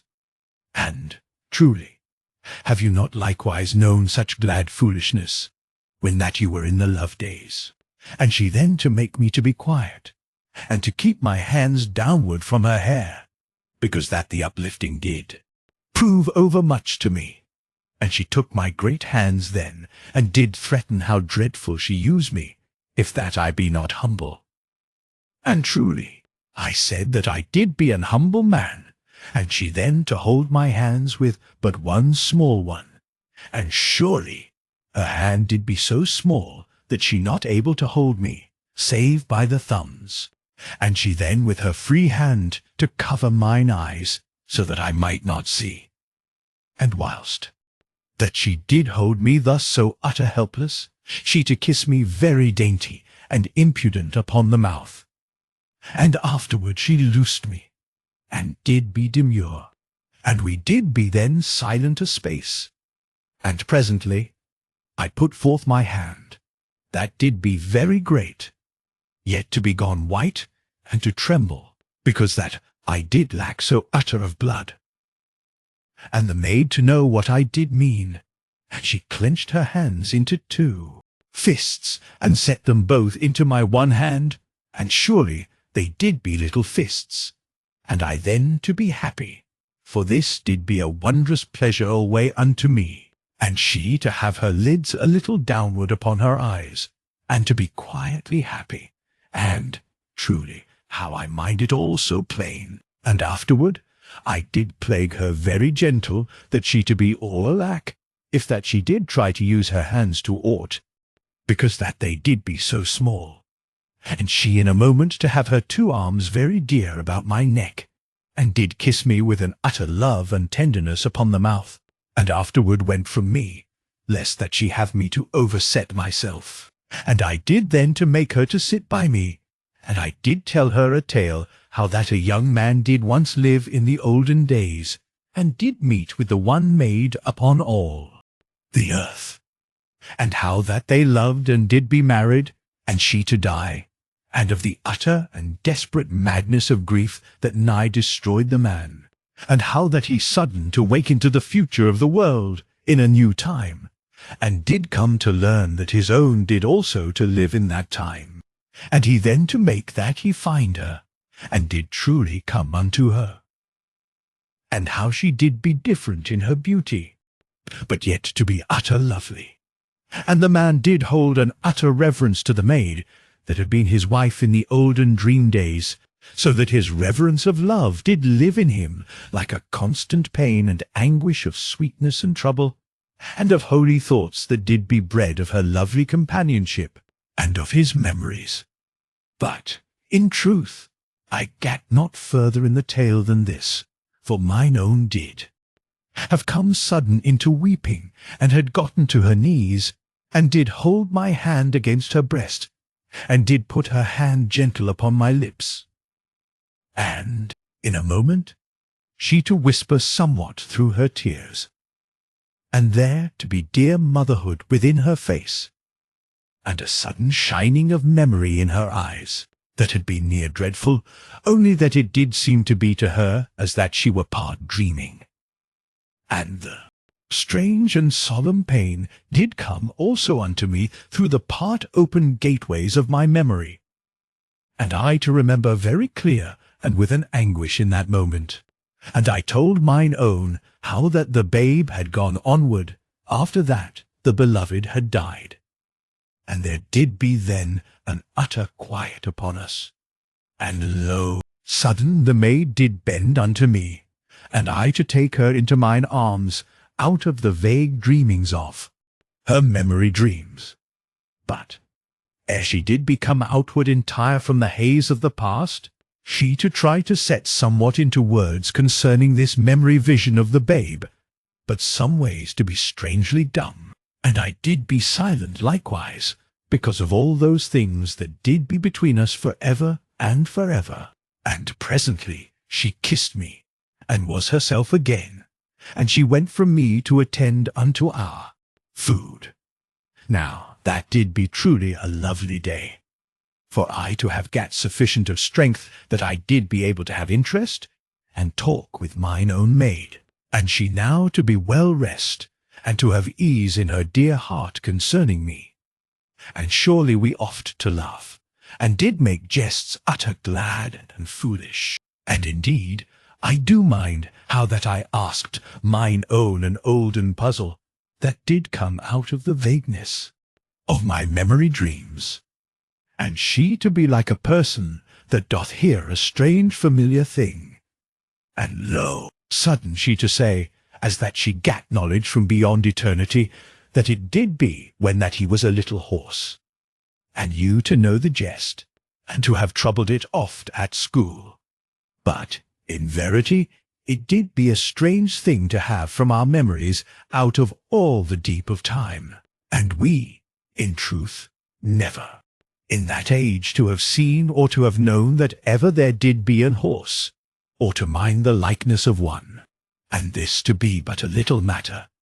yet of strange and peculiar interest, as you to agree. And, indeed, we did both to look one at the other, when that we had ended, and did wonder what an horse did be, yet in the same time did have a vague inward knowing. And so we to look ever backward, through dim ages, and surely we gat presently from jests unto solemnness, and the maid to be nigh again unto tears. And, in truth, I then to bring our thoughts and our speech forward from the abyss of the years, and did cease from memory dreaming for that time, and so to have the maid again in joy, yet mayhap something wistful odd whiles. And presently I to tell the maid 100,000 things concerning the mighty pyramid, of which I had so oft said somewhat, but never to have gat so great a chance as this unto a plenty of time, and so nice an oneness in the way that our minds did go. And surely the maid did be eager in a moment, and did be hushed, and again to ask constant concerning all matters. And, in verity, there went a great while this way, and the maid to have an utter wonder and excitement of all that I to tell. For truly it did be as that a man of this age should come downward from a great star in the heavens, and to tell of wonders and new things, and you to understand how she did feel. And of all things that did most have a happiness unto the maid, I to perceive that the great life and humanness of the millions to dwell within her imaginings as a cloud of warmth and quiet joy. For I did show this thing to her, so well as I was able. And, in truth, you shall tell me in honesty whether that I have made the same likewise clear seen unto you. And she, as you shall mind, did be a maid that had grown all her life in a refuge that did be shaken with hauntings, because that it lacked the power of the earth current to protect, and with a people that did be weak conceived through great thousands of years. And where love did bloom something faded, even in youth, and youth to have lack of the lifeblood of an utter joy, such as did be ours, and likewise to many that did be of the mighty pyramid. Though, truly, there did go millions then, as now, that did never to know love, though the name did be in their mouths, and they to have belief that the sweet kernel did be in their hearts. But, in verity, this to be love, that your life shall bound in you with abundance, and joy dwell round you, and your spirit to live in a natural holiness with the beloved, and your bodies to be a sweet and natural delight that shall never be lost of a lovely mystery that doth hold a perfect peace, each unto the need of the other, and all to be that there go round about you a wonder and a splendor all the days and the nights that you shall be, the man with the woman with the man, and shame to be unborn, and all things to go natural and wholesome out of an utter greatness of understanding, and the man to be an hero and a child before the woman, and the woman to be an holy light of the spirit, and an utter companion, and in the same time a glad possession unto the man. And lo, if one to die, then the soul of the other shall fail, and that one never to have full life again in that bitter parting. And this doth be the true human love, and all else that be not like to this with the man and with the woman doth be but a borrowing of the name of love for that quiet desiring, which is but an endurance beside love, which doth be between they that be not mated both in their souls and in their bodies. And this telling to take no heed to those base joinings that be made for purposes of wealth or desire or other piteous ends, for, in verity, these to have no more dealings with the thing that I do tell upon than hath the merchanting of goods or the need of a glutton. But the thing that I do have upon my heart doth be that dear and uplifting power of love, which I to set forth in this mine own story. For, in truth, I to have known love, and to need death when that I be parted from mine own. Now, surely, mine own did come twice and thrice unto weeping, as I did tell of this thing, and that which did set her memory backward unto the ways of the lesser redoubt. And presently I did cease from my tellings, because that she did so be gone into pain of her memories. But, indeed, she then to beg me that I go forward again, for, truly, she to need in the heart that she know, and to strive to be no more in grief for the telling. And I then to say on, and did tell upon the might and wonder and great olden delight of the underground fields that were below the great redoubt, as you do know. And I told how that they went downward 100 strange miles, that did be dug of the labour of millions, and of the years of eternity. And I set out unto mine own concerning that there did be wondrous villages spread through that great and hidden country that did be in the underground, and how that great millions of the peoples did live there, and made a constant labour in those deep lands and countries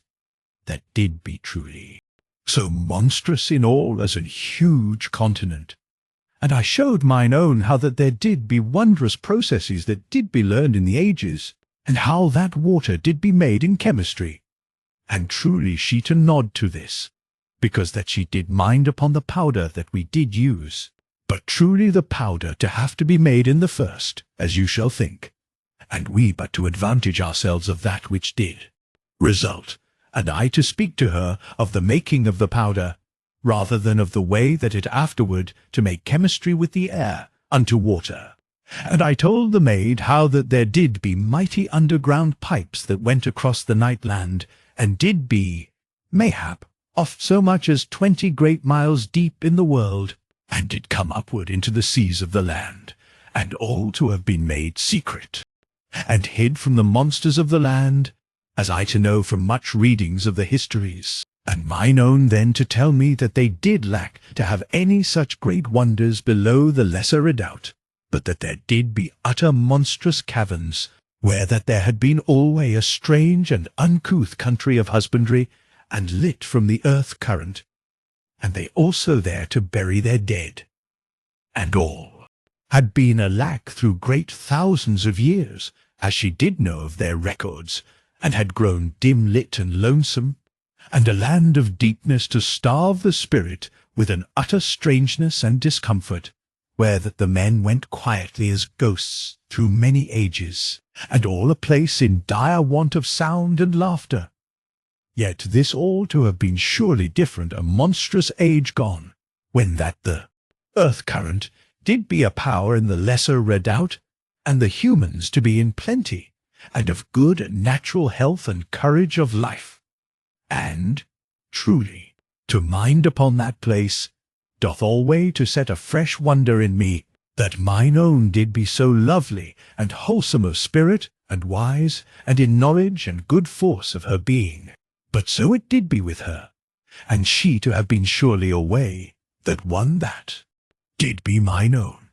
and I then to tell mine own maid concerning the lowest field, which did be the country of silence, and was the place of memory unto all the great millions, where did linger and bide the ghosts of 100 billion griefs, and the drifted thoughts of sorrowful hearts, and there to live a great hallowedness, and a mystery of silence, and an holiness, and a greatness, as that it did be,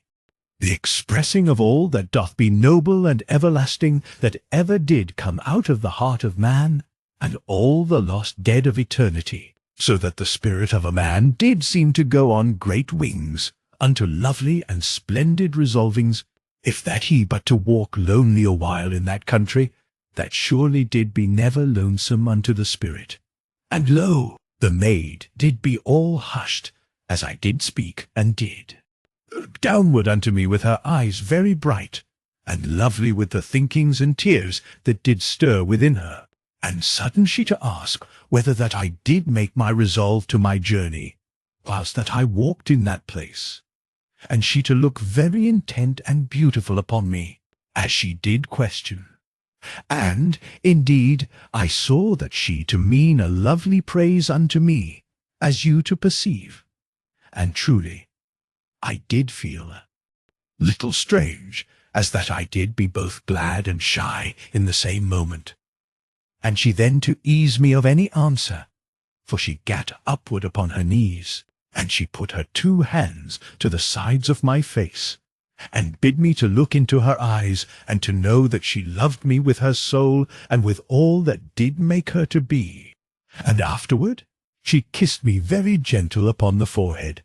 and did be then hushed a while, as that she to be in thought. Yet oft she did look downward at me, and did have a beauty of love and honour within her eyes, so that they alway to shine, as she did look at me. And presently the maid did sit again beside me,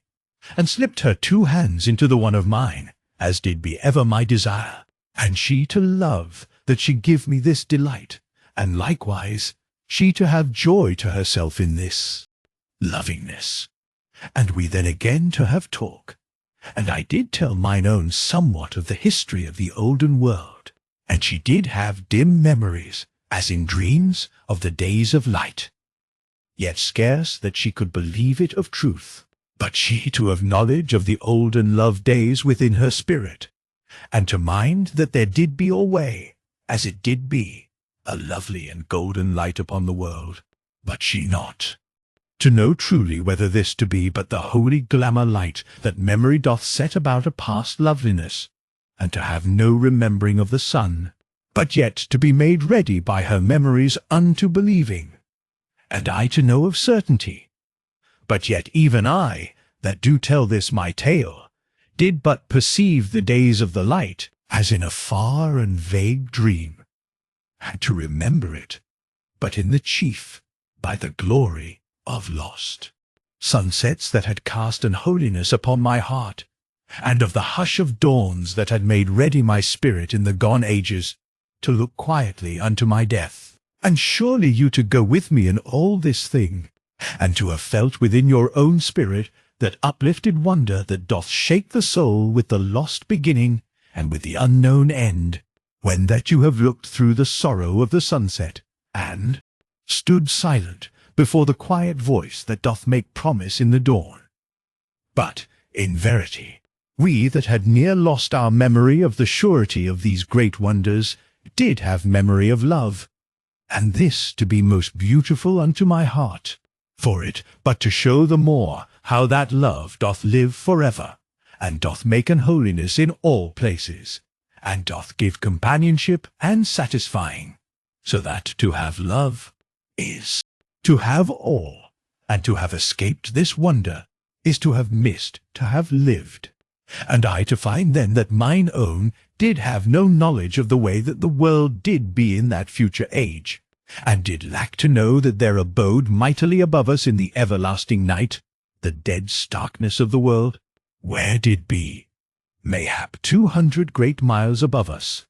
snow and the eternal desolation of a lost world, that did be once the lovely world of the olden days, which did be now given over unto night and silence, and mayhap there did wander upward their memory, and did go companioned by grief. But indeed, I to delight to think that hope and love did build houses of joy about the dead, and there to be no true death,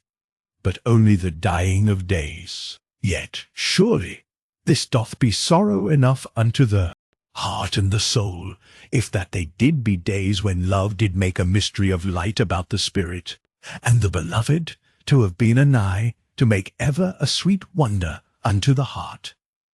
But I to cease from these thoughts, for we to face our life brave and wise, and to take both the sorrow and the joy unto our developing, and to hold up the face with courage when that grief doth come anigh, and to see that we grow not to bitterness, but unto sweet wholesomeness, and there to be joy again, and we then the better able to have that delight into our hearts. For how shall joy ever to come truly again to that heart which bitterness hath made a place for the abode of sorrow? And truly I to cease from these thinkings also,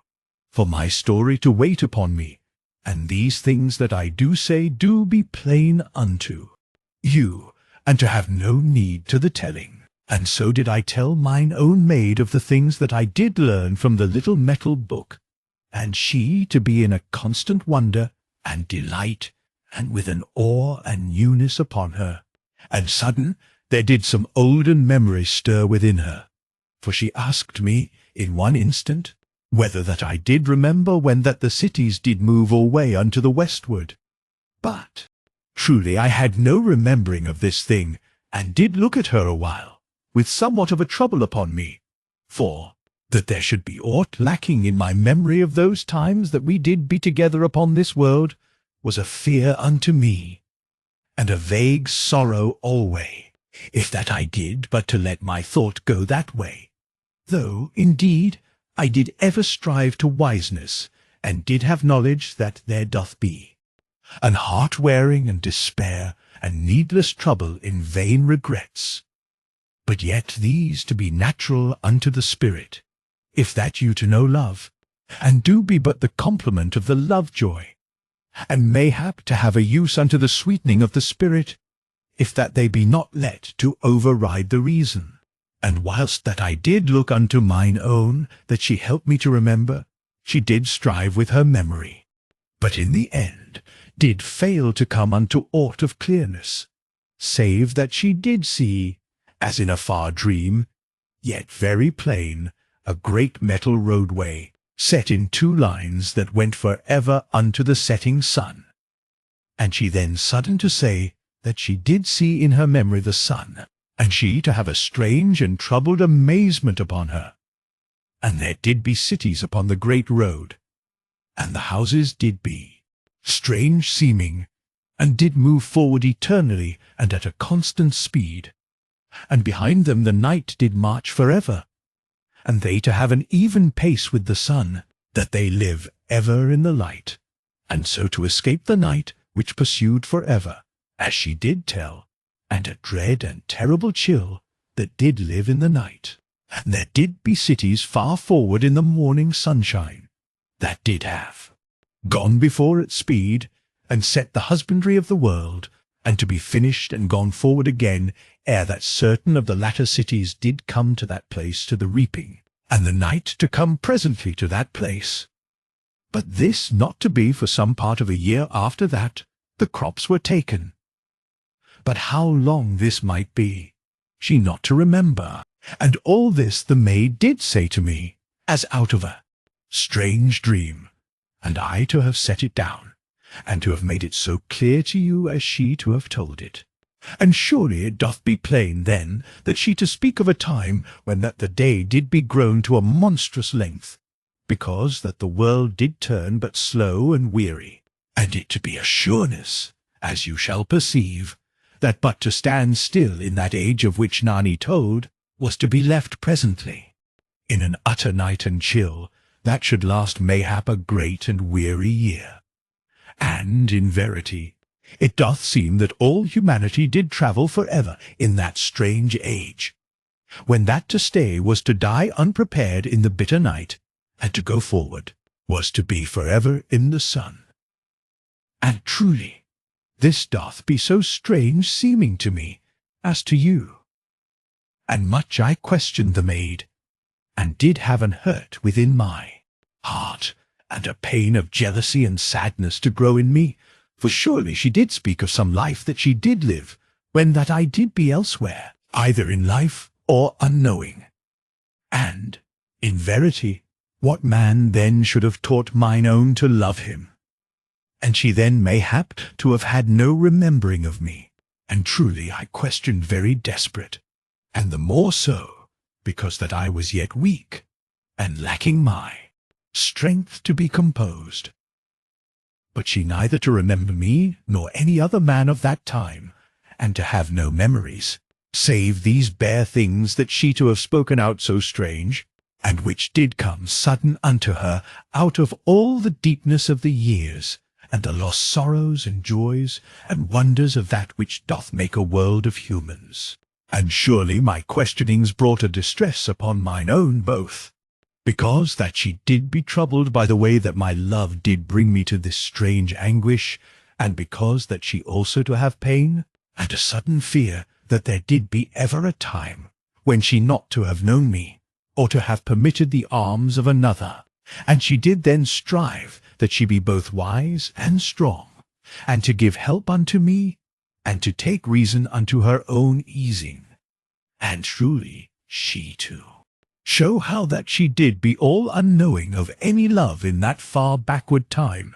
but it to be possible in reason that she to have gone to another, in natural course, the while that her heart did yearn alway in vague trouble unto her own, that her spirit did mayhap never to have forgotten. And truly this doth be the way of life, and a bitter thing, and a sorrow to joyous love to think upon.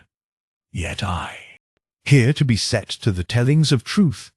and to have heed to all that reason doth show to be. But mine own did also have us both to remember that there did be equal right to think that she had died mine own maid in that life, for that it did be not out of reason to think that she had been void-hearted unto all men, because that she had known in her spirit that she did once to meet her own, and did be thereafter untuned unto all other men that ever did live, and this all to be in a mist, and we to go vainly. And of her will she did think that no man did ever to have possessed her, save I, yet this to be mayhaps only the prompting of her love,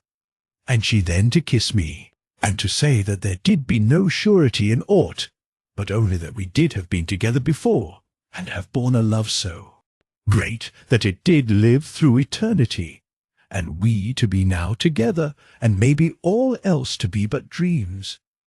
And truly I did have a fierce hope that this be so, and the maid likewise so to hope, yet to be less bitter with rebellion than I, though in pain upon the thought, for she did be so utter and dreadful glad, and in happy thankfulness that we did be now come together again in the end, and did mean that she conquer all that should be like to set a grayness upon our joy, and to be steadfast unto this end. And I afterward to be likewise in wisdom, when that I was come the more to strength, and to mind that I suffer vainly for that which did have no surety, as I have shown. And moreover, I did have no power upon the past, either to learn aught or to mend aught, so that I did go the way of, and human, and did shake free from these broodings, and strove unto forgetfulness, which, in truth, doth be both a terror and a mercifulness, as doth chance. And I kissed mine own maid, with somewhat more of the years within my love, and she to kiss me very sober and dear, and to desire only for my happiness, and to be utter mine own. Now, we then to eat, and to drink, and the maid to see me unto, comfort in all things, and my bandages all right,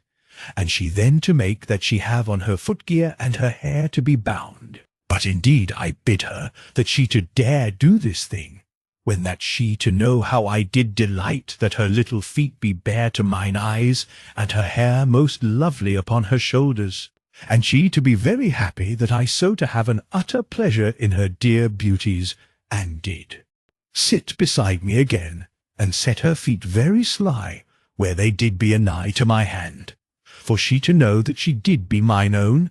and I to be her master, and she to have joy that she to have to render her beauty unto me, for she did be that true compliment unto me, that the heart of a man doth ache for eternally. And so, presently, did end that lovely day of quiet speech and togetherness, and the maid did prepare me for my slumber, and she then to lie anigh to me, and her head to rest gentle beside me, so that her pretty face did be near unto my breast upon the right side, and she to give me at the first a loving and sober kiss, that did be somewise to set a guard upon her tenderness, and afterward did sleep content and gentle, as that she did be in the same moment a child and a woman. And I also to come unto slumbering, yet did know vaguely how that mine own did rise a little upon her elbow, this time and that, and look very loving into my face, that she have assurance of my comfort and well-being, and once I did waken, proper, and looked at her, and she then to kiss me gentle upon mine eyelids, and bid me to sleep, and so did come herself unto her sweet slumber. Now when that I did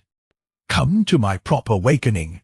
I to hear the fizzing of the water, and to know that the maid did be risen a good while, and had made her toilets, as I perceived in a moment, when that she came unto me.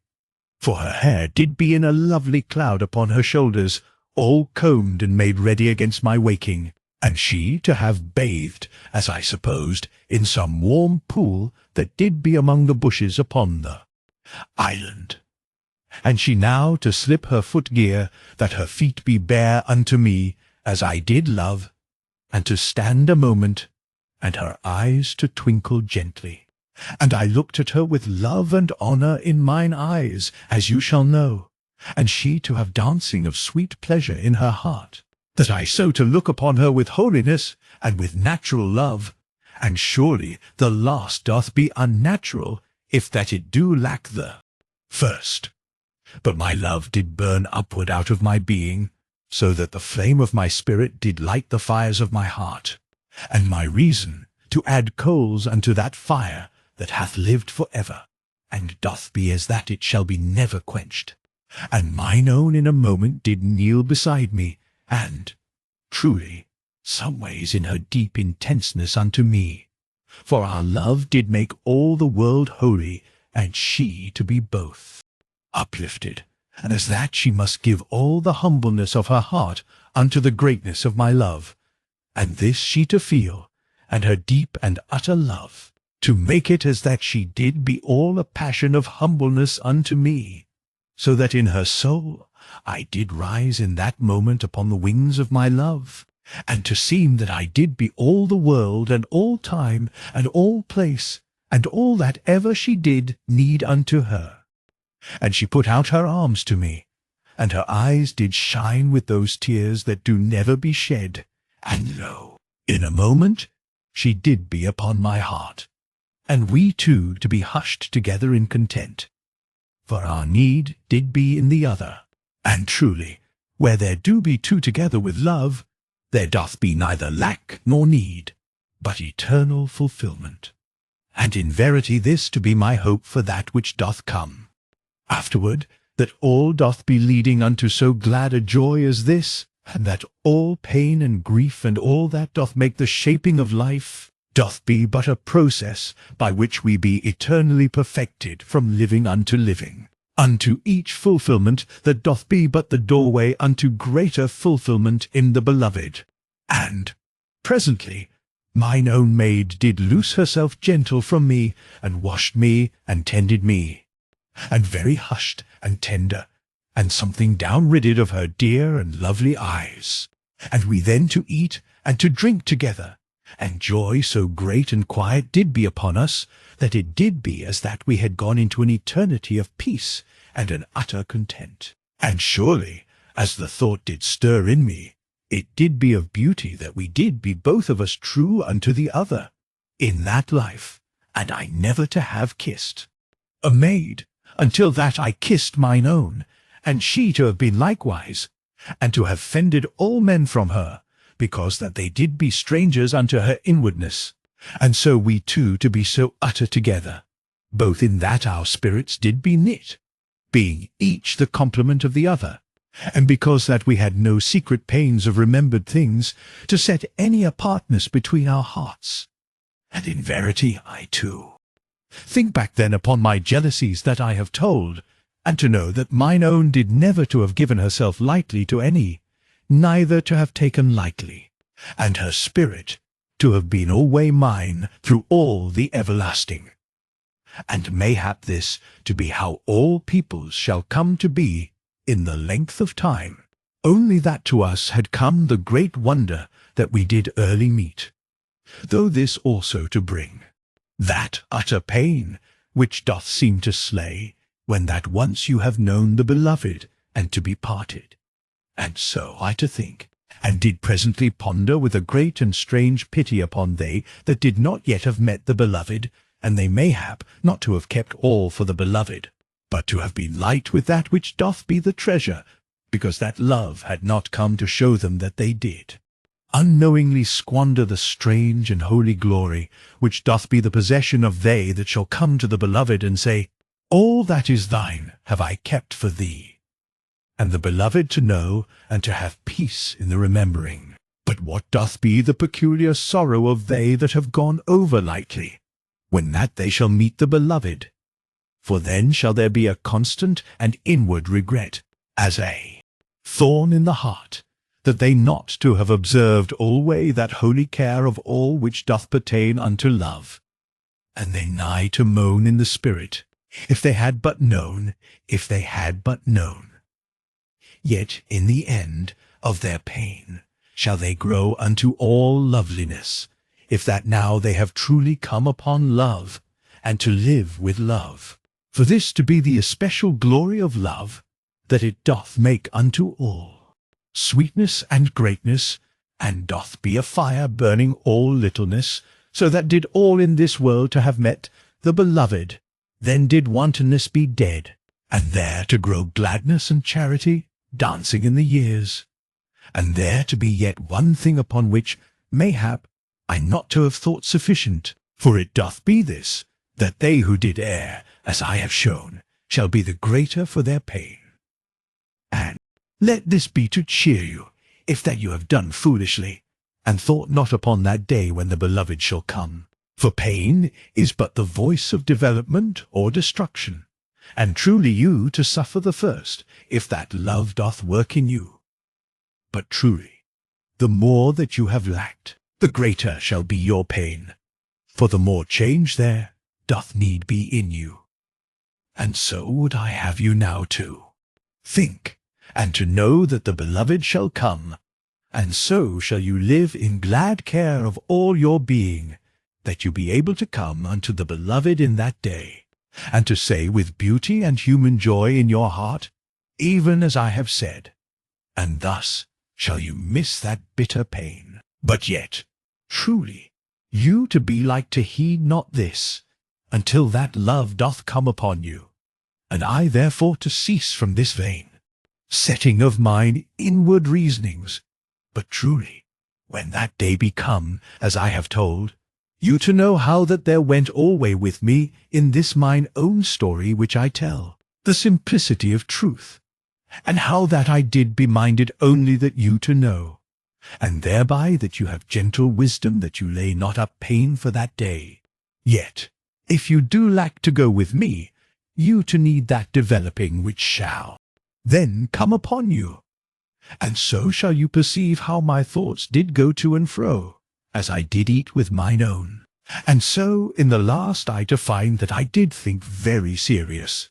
and I then to cast from me this pondering, and to have that utter joy which did be upon us, and to seem that it did fill all that strange country of seas. And lo, after we did be done of eating and drinking, which did be but a little time, as you shall think, the maid did ease me to an upward sitting, and had my back very nice to an olden stump, which did be light, and she to push unto me. And mine own did sit then beside me, so that mine arm did come most natural about her, and she there to be nestled all gleeful and content, so that my heart did be doubly tender unto her. And I took the abundance of her hair, and set it about my neck, and upon my breast, so that it did near to cover me in the upward part. And we both then to laugh as that we did be two children, because that love did make us so utter young in the heart, and our hands to be hid under the beauty of the maid's hair, and I to have her then, that she explained just how great she did love me. And you that go with me do know how that this doth be a delight that is never done, neither to be set only into words. And all that day we did be wondrous happy, save once when we saw that there were humped men upon the shore, about the flat-topped rock, where did be the fight. But what they did there, we not to be able to see, only that presently they went away, and indeed seemed to have no thought unto us, neither any knowledge, and so did be gone again into the forests, and we saw no more of them after that time. And afterward we to be lost utter in happiness. Now, upon the 10th day, I did be so come into health that I to walk a little way to and fro upon the island, and mine own did go with me, and so I to pace a good while, and afterward to rest again. And mine own then to bring mine armour to me, which she had scoured very nice. But truly the armour did be sore broke and bent, and did be jagged inward this place and that, with the monstrous strength of the humped men, when that they did strike me with the great sharp stones. And, in verity, how I should ever come again to wear this protection, I to be in doubt. Yet, truly, it had been a wondrous suit of strength that had kept my life within me, when that I had been so deadly beset. And I to know that it to be yet like to save both our lives, if that we could some way straighten it, and ease the broken jags from wounding me afresh. And I thought a time, and the maid with me. And afterward we gat that stump upon which I had leant, and had this to be for an anvil, and we found then smooth stones of different sizes, and these to be for hammers. And we wrought all that day with restings upon the armour, and surely we beat it into a very good shape from the inward,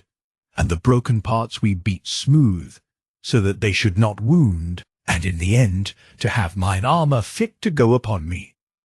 And I, by now, as you shall think, to be dressed part in my garments, but not all, for there did be yet some of the bandages upon my body, so that for the main I did wear the cloak, that the bandages be easily come at. And all that day did be utter happy, whilst that we worked, for we to be together. And on the morrow, as we do say, which was the 11th wakening upon the island, the maid and I to talk long and oft, whilst that we yet worked upon the armour, and we to ponder the best way that we continue to our journeying, for indeed I was not come to my strength. Yet was I very earnest that we go forward early. But in the same time I did fear, lest that we meet with aught of danger, and I to be alack, because that I was yet weak. And presently the maid and I both to think upon the same thing, for she to cry out concerning the raft, and I to have the same word in my mouth. And in verity this to be a great thought, for then should we be able alway to be free of the humped men, and to have frequent rest when that we be weary, and to sleep with an ease in the mind. And indeed, I to hope that the labour of oars should be something less than to go upon the feet. And surely we talked upon this a good while,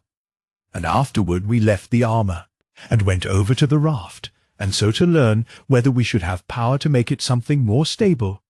and that we have some way that we should put a solid matter between our bodies and any monster that should chance to swim under us. And we went then together over all the little island.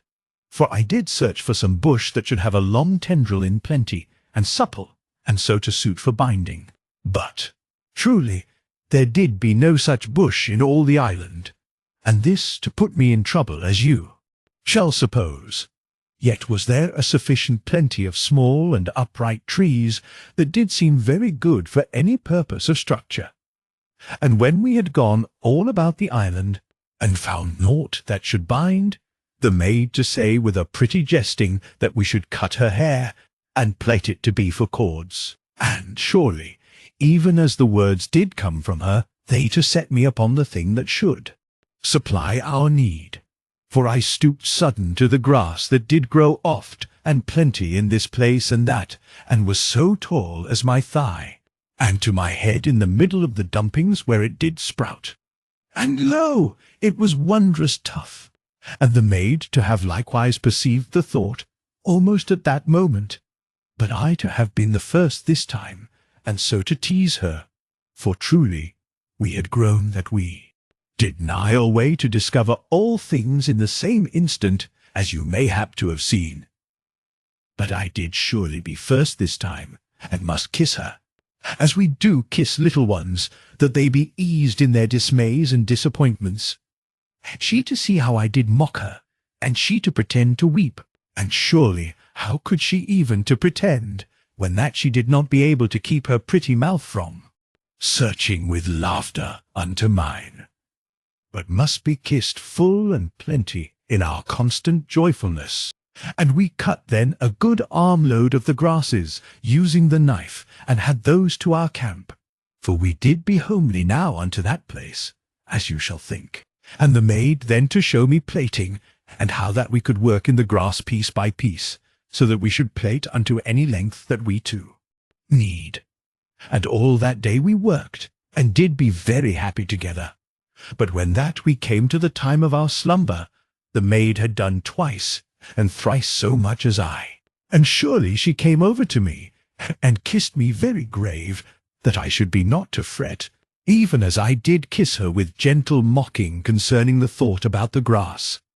And so did she make level with me by this impudence and quaint sweetness.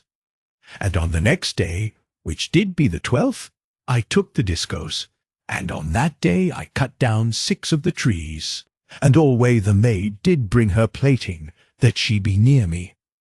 And when I had cut the 6 trees, she had me to cease, lest that I risk to open any wound, and truly they to have healed very wonderful. And afterward we to plait all that day, and did also finish the armour, and did be content and utter happy. And on the 13th day I counted the tablets, and found that we yet to have sufficient, if that we came unto the mighty pyramid within any reasonable time. But I insist that I should eat no more now than did be my usual way, and though mine own did beg and to coax me, and even to try whether that a naughty and loving anger should do aught to shift me, I not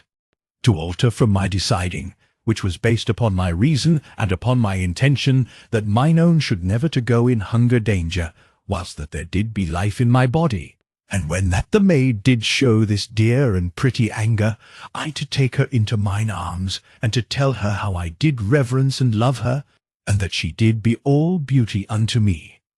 and I but to love her the more, because that I did know the reason for her dear shaping of anger unto me. And she then to kiss me, and yet to beg again that she have her way in this thing. But presently I did show her that my reasoning was sound in this matter, though I said not that my strongest thought did be unto her own needs, and she to have to agree with me in her brain, even whilst that her heart did ache to feed me. And truly I too love her but the more, as you shall think. And this way shall you ever to manage a dear and sensible woman that doth both love you, and hath reason in her. For the wise man, and he that hath an heart unto bigness,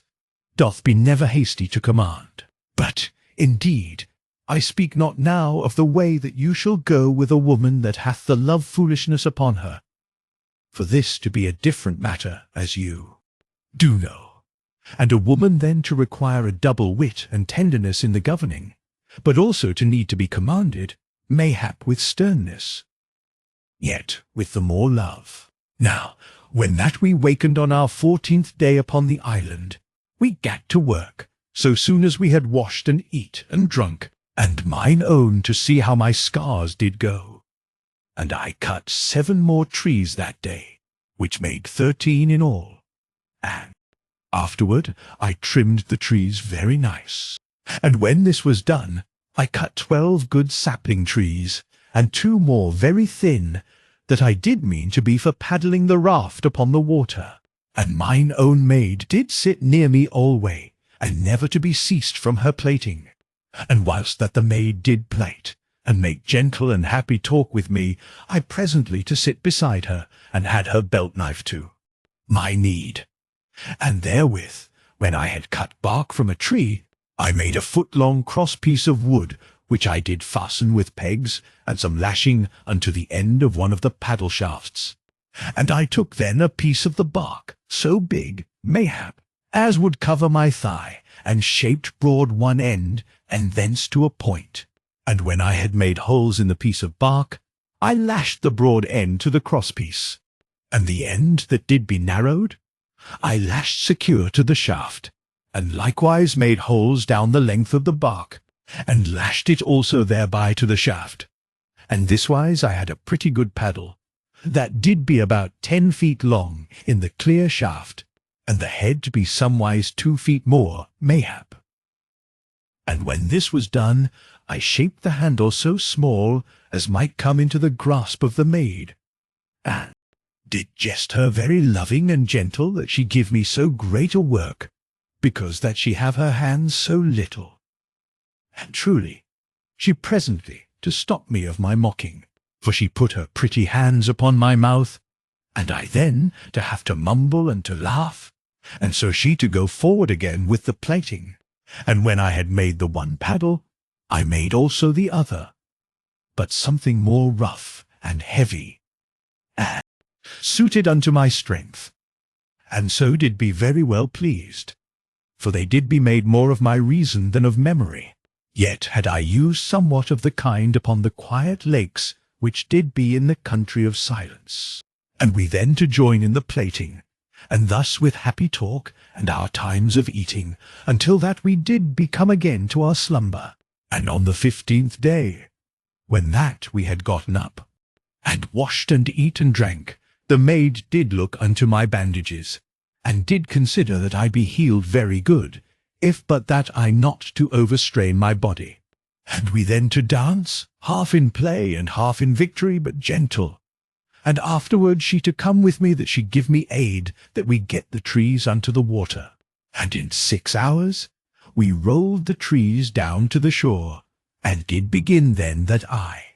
lashed the saplings across the trees, and thiswise to hold them secure into a raft. And the midmost tree I put something more forward than the next, and so, until that which did be the front was shaped somewise like to the bow of a ship, and the saplings to hold the trees thiswise, when that I had set the lashings about every sapling and every tree, where the saplings did go across. And all that day I worked pretty constant and steady, until that mine own had me to cease a while, lest that I bend over much, and so to put strain upon my scars, and I to be reasonable, but yet to go forward again with the work. Only that I did rest now, this time and that, and so did all to prosper. And on the morrow, which did be the 16th day upon the island, I made an end of lashing the saplings across the raft, and I set up also 2 rests for the paddles, so that we might row if we stood upon the raft. And afterward, being ready, we gat together our gear, and set all upon the raft. And I put the pole that the maid had used also upon the raft, and loosed the straps from that first raft, and had the straps for our requirement, as heretofore. And mine armour we made safe on the raft, but the discos I had to my hip as ever, and so did we be ready to leave that little island of refuge, where we had been so near to sorrow, but yet had come utterly upon joy. And surely mine own did take me by the arm, and she to stand a little, and to look with me unto that bed of soft herbage where she had laid me, when that I did be so nigh unto death, and she then to kiss me very sweet and loving, and gentle, and all a tremble with the tears and love that did stir in her, and I to set mine arms about her in love, and so we to turn, and to put off then in the raft. Chapter 15.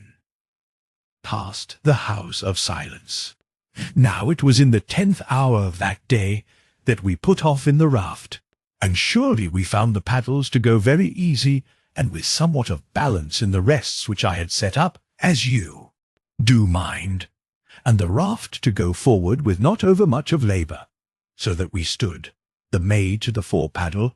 and I did be to the hinder one, and we pushed very steady upon the paddles, and had the raft presently to a speed something less than we should walk over the rough way of the land. And about the 12th hour we stopped and eat and drunk, and went on again with our easy labouring. And truly, when that we gat set to the movement, we scarce to wot that we did aught more than rock something fore and back upon our feet. And so the hours to pass, and we to have a constant gentle speech one with the other, and the maid oft to look back unto me with love, and to set her lips that she tempt me, but yet to shake her head most dear, when that I would leave my paddle, that I go forward unto her. And when that the 18th hour of that day was come, we to draw inward our paddles, and the maid set the cloak very nice to be our bed, and afterward we eat and drank, and so presently to our slumber, and did have sleep, very sound and happy, all in a moment, as it to seem. And 8 good hours after, we did waken both of us together. And lo, we scarce to mind where we did be for a little moment, but afterward to know and to perceive that we did be safe, and naught to have come unto us in our sleep. And surely we laughed each in the face of the other, for we did be so joyous to be wakened each unto the knowledge of the other. And after that we had kissed, we washed somewhat in the water of the sea, and so to our food. And when we had eaten and drunk, we made again to the paddling, and went forward thus along the coast very peaceful and content all that day. Now, in all, that voyaging did take 4 good days of 24 hours each, for we made no great haste or labour, but went easy, that I have time to gather my strength. And naught to happen in all that time, save that once we did see a great beast to come upward lumbersome out of the sea on to the shore, and there did eat and browse upon the herbage in that part, or so it did seem to us, though truly we did be over far off to have surety. And this beast not to put us into any horror, but only to make us glad that we be afar off from it. And by this saying, I to mean that it did seem unto us a natural thing, and no wise to have an odour of aught monstrous to trouble our spirits. And this way did be all the creatures of that country. And truly I do think the early world did be somewise like to it. And this to seem to make true that olden saying that extreme things do meet, as doth be over apparent. For thus doth it be somewise to our knowings, as you shall perceive by your reasonings upon olden days, and by the showings of this mine own story, for that deep world to have put forth natural creatures that did be even as might be those that did live in the beginning, though I to make no point of this, but only that it doth occur to my thought, and all to seem that it did be bred of circumstance and condition, yet this to have no saying whether that there to be a spiritual force something deeper than the circumstance, for this to be outside of any surety, but not offensive unto my reason. But this thinking also neither to offend me, that although much, and mayhap all, doth be modified and shapen diverse ways by the circumstance and the condition, yet doth there be an inward force that doth be peculiar each unto each, though, mayhap, to be mixed and made monstrous or diverse by foul or foolish breeding, as you to have knowledge of in the bodies of those dread monsters that did be both man and beast. Yet also I hear to say that may be all diverse breeding, not to be monstrous, but this to be beside my point. For I to be now set to tell, as I have told, that it not to offend me to suppose that there to be this inward force peculiar to each shaping of all bodies that do hold that wondrous quality of life. And if that you ask me that I give example to make clear my thought, I to say that it doth be reasonable to suppose that the force or spirit of the human doth be peculiar to the human, whether that it to be a cause of life, or the result of that which hath been evolved out of a condition, and whether it to be the one way or the other, you to know that where this force or spirit be found untainted, there is man. And I to be not opposed to think that man doth be constant alway in matters of fundament, and neither to have been ever truly different, though something modified in the body, and surely, in the first, all undeveloped in the lovely things of the spirit, because that there to be no call to these, yet, presently, they likewise to come, and to act upon the flesh with refinings, and likewise, mayhap, there to be some act of the flesh upon the spirit, and so to the state of this age of this our day, and to that far age of which I do tell. But development never to make the human other than the human, for the development to have limits peculiar to the human. And surely it doth appeal to me that the development of man doth lie between 2 points that be not wondrous wide apart, and man to have power that he arrive very speedy from one unto the other, and likewise that he go back so quick, or even the more hasty. Yet, even did it be ever proved that man wants to be a fish, I to have no cause to abate the first part of mine argument, but to have the more need of the thought that I gain power to accept the fact. For I still then to have no occasion that I think man to have been truly a fish, or aught truly different from a man, but only that he did be once modified physically to his need, and to be still possessed of the man spirit, though all lacked of development. Yet, truly, I to be less offend in my reason, if that it be shown that man did be ever somewise in his present shape, though mayhap so brutish as the humped men. But yet I do be ready to consider all matters, and do build no walls about my reason. Yet neither I to have an over-ready acceptance of aught, but to need that my reason shall approve, and you to perceive surely that I hear not to speak of that which may be afterward, when that all this, our life, be done. For who shall say how much or how little we then to go forward unto loveliness? And I at this point to tell you that I do have a wondrous hope of beauteous things, and of sweet and mighty, uplifting and furtherance unto that glad world which we have beheld the shores of, when that we had stood in holiness with the Beloved. And, in verity, I now once more to my story, and to be glad that I am done at this small setting forth of a matter which did need words, because that it did have root in this mine own story, and to be grown of it and from it. Now, there did be one other thing of note, beside the sea beast, whilst that we did be upon the seas, and this did be the strangeness of a great fire hill which did stand in the sea, and we to pass very nigh unto it. And surely the sea did boil about it, yet not in all places. And there did be a score great jets that did go upward a monstrous way, and did roar very plain to us across the sea between. And there did come strange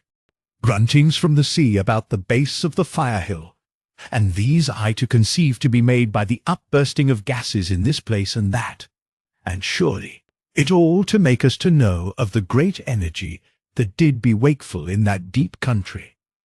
and we yet to stare backward upon that hill of fire and force for a great while after that we had come past. Now, beyond this, there to be naught, except that we had a certain care, as we did come to that place where the great sea did be broke to smaller seas,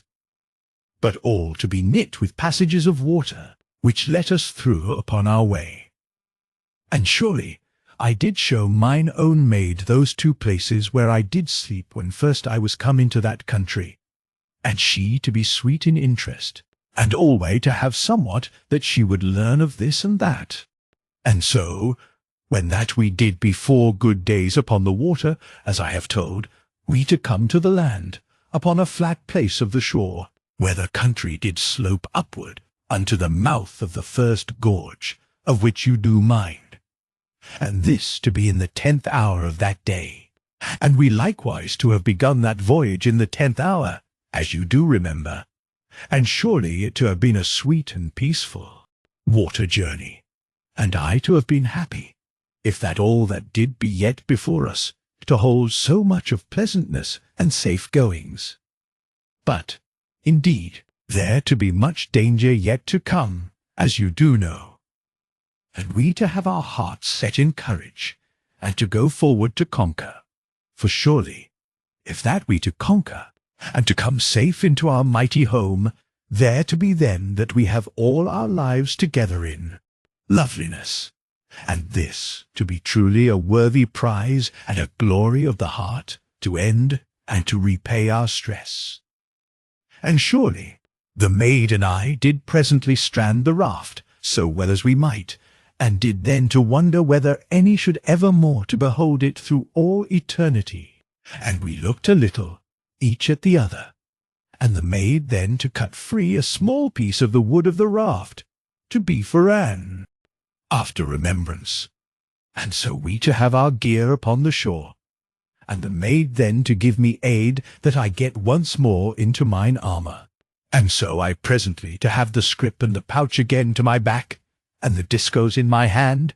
and all in readiness, and the maid with her bundle, that was now grown small, and her belt about her body, that she have her knife unto her hand. And surely the maid then to kneel and to kiss the raft, for memories did gather upon her, and she there to have one more breaking from all that did be the first part of her life, and you to give your understanding, and so to have a quiet sympathy, and to perceive that her heart did be like that it should stir with a strange trouble of sorrowing in that moment. And surely I stooped then, very gentle and loving, and had mine own to her feet, and I led her from the raft, and she to need that she be near me. And so we to go forward, and to make upward unto the dark mouth of the great gorge, and there to be some miles unto our right, that grim and utter huge mountain, whereon, afar upward in the monstrousness of the night, did be perched those 4 fire hills of which I have told. And below them, there to go upward the great hills of ash, that had been cast down throughout eternity. And this thing had the maid looked upon for a great time, and did be never done of her wonder.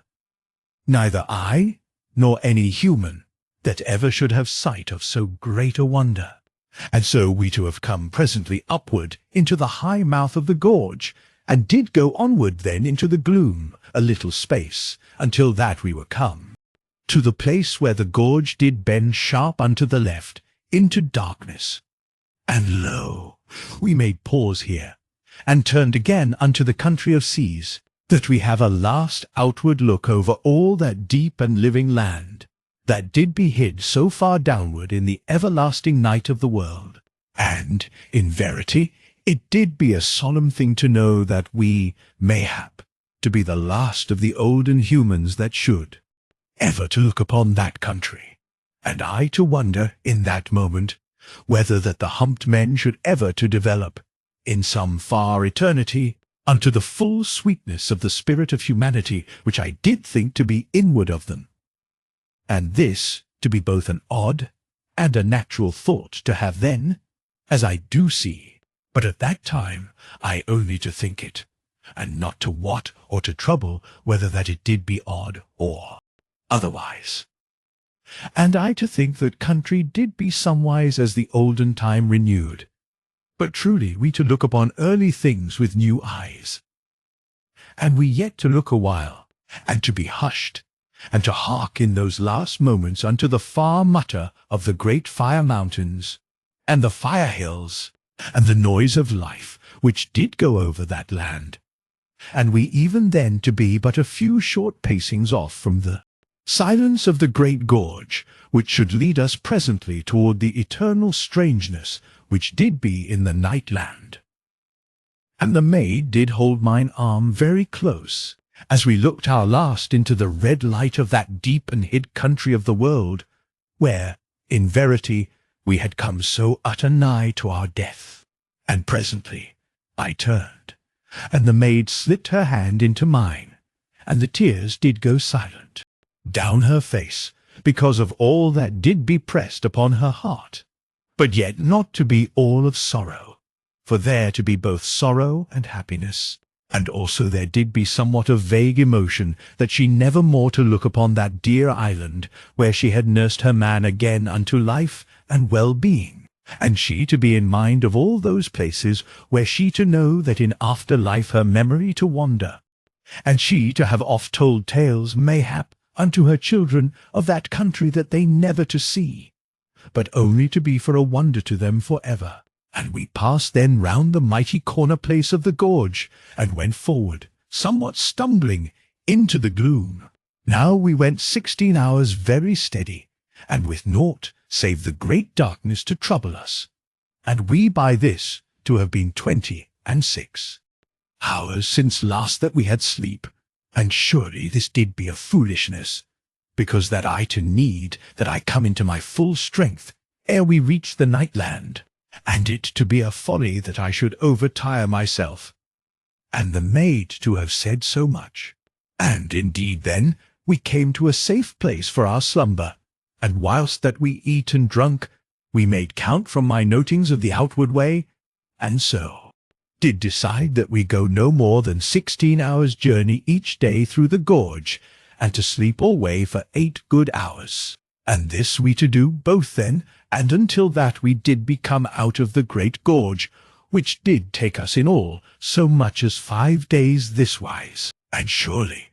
when that we were come into the light places of the gorge, we to be more cheered, as you shall suppose. Yet oft did we be half smothered with the horrid gases that came upward in this part and that, as you do mind.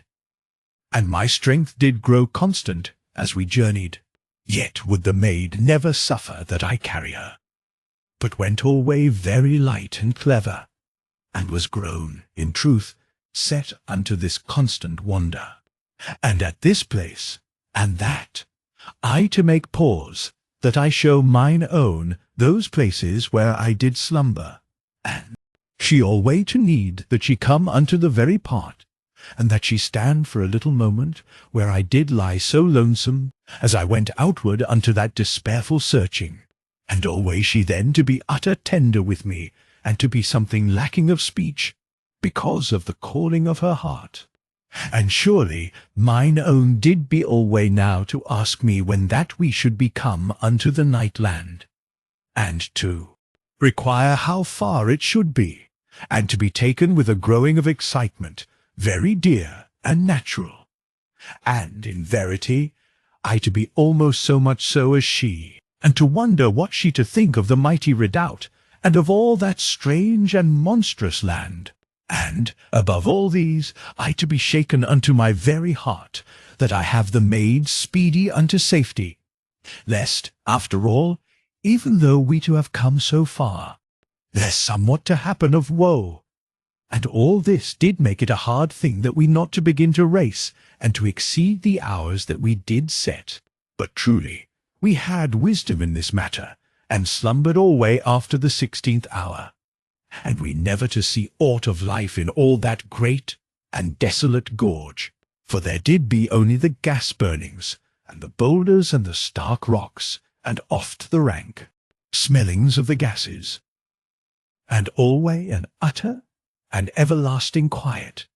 save when some lonesome gas-fire did oddly to moan or to whistle, and the whistling to sound very dree across the great waste of the gorge, and likewise the moaning to be but a thing to make the loneliness to be felt in the heart, and the maid to feel thus with me.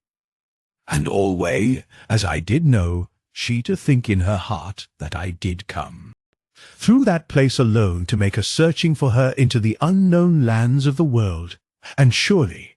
I did be but a natural man, if that I was something happy in my heart that mine own so to ponder and to remember. For thereby did her love seem ever to grow. And likewise a man doth be glad in his spirit and natural pride, that is made to know that he hath done wholesomely of his best for her. Need. And you but to think upon the love days, and to hear the echoes of those dear proud thoughts that did so to swell in you, and doth not all to go so strangely with familiar pain in the old way. Now it was upon the 5th day, in about the 7th hour, that I heard oddwhiles a sound in this place and that of the gorge, as that the rocks made hushed and strange sounds at us, and I to have the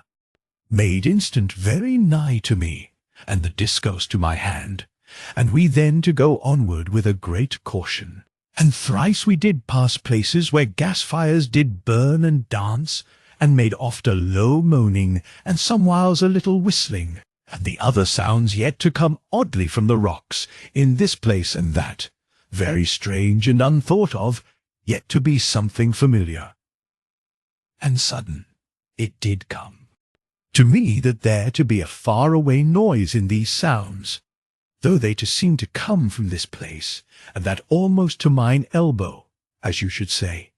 And lo! I knew then that I harked unto little echoings that did be caught by the near rocks, and to come from some far and mighty sound. And this should be surely the monstrous piping of the great gas fountain, that you do well mind. And, in verity, I told mine own in a moment, and she to be all eager with me, because that this did be both a wondrous thing, and to be also a landmark to show that we did be nigh to come out of the gorge, and our journey to come the more near unto an ending. And surely we looked ahead very earnest, and there to be so many strange and leaping fires to our front, that we not to be very sure which did be the far and monstrous dance of the great gas fountain, for truly it to be yet so distant, that the near gas fires did make more upon the eye up all of a weary length of the gorge, than did the great dance of the far-off fire, that was now so small by the distance. And presently, when that we were gone onward something more, we to see that there went a lightening and a darkening afar along the gorge, so that the background of the night was made to lose somewhat of the intensity of its darkness, as with constant shudders of light. And this to be surely the far-away dance of the flame of the great gas fountain. And we then to watch alway as we journeyed, and to see how that the vague shudderings of light did grow in the distance of the night, and did merge and become known presently in a strange uplifting and falling of a far-away blue flame, and the sound now to come more steady, and to grow in a long while into a monstrous piping, very great and wonderful, and having a constant change in the note, and we to come past the last of the lesser fires, and to be in that part of the gorge which did be fireless, save for the great upward dance of the gas fountain, which did now to be grown huge and plain seen, and did make a quaking light over all the gorge. And so in the end, we to become very nigh to the dance of the monstrous flame, and did be half stunned by the noise, which did be now an utter and furious roaring, as you shall remember. And the maid and I did stand as but two lonesome strangers in the mouth part of that deep and desolate gorge, and did stare voiceless unto the great floor, and mine arm did be about the maid, and she to stand very nigh to me, and neither to speak. And surely, how should we anywise? For the noise did be so huge. And after that we had stared a great while, we turned that we look each at the other, and we kissed very sober, there in the light from the monster flame. And afterward we did stare again at the flame, and soon turned, and looked all ways, and did marvel to see the great throw of the light go blue, and spreading and strange unto great distances. And a while we did be watching the way that the far off side of the gorge did come plain to sight, when that the flame did leap. And, truly, that did seem a far and lonesome place, as that a lost and forgot world of desolate mountains did be there. And lo, we now to look, that we should see somewhat of the way that our journey to go, and surely naught to be clear shown, save when the flame did rise odd whiles to a monstrous height, and this to be because of the huge rocks that did stand about the flame. Yet something I was able to show the maid of the bottom part of the mighty and utter monster slope that did be the last way of our journey, ere we were come to the night land. And we then to go onward for about a good mile, that we be not so deafened by the noise of the gas fountain. And it did be now beyond the 17th hour, so that we eat and drunk, and made our rest in a secure place among the great boulders. And lo, when that we waked, we eat and drunk again, and did be something silent, as we to gaze at the flame dancing monstrous and lonesome, and all set about with the stark and mighty rocks, which did be like unto giants of silence that did watch forever. And presently we had our gear upon us, and we went forward toward the utter dark of the mighty slope, and we began that huge climb, that should last through days in an eternity of night. And oft in the first hours did we turn about from our blind stumblings, and gaze downward out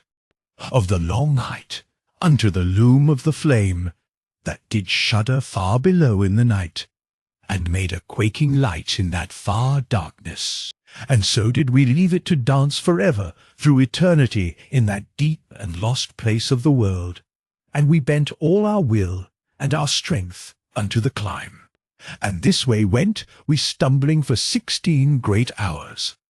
and by that time had come to a pace proper for that task, and to be something numbed, and seeming grown unreal because of the affecting of the darkness. And lo, for 8 days then did we go upward for ever through that most dreadful night. And after the first day we crept alway upon our hands and our knees, and I to go in the front, and had the discos ready upon my hip, and I took 2 of the straps from the pouch and the script, and so had a certain length, and I set them from the waist belt of the maid unto mine own belt, and so did know ever that she came close after me. And we made journeys 16 hours long, and did eat and drink at the 6th and the 12th hours, and likewise we eat and drank ere we slept, and again upon our wakings.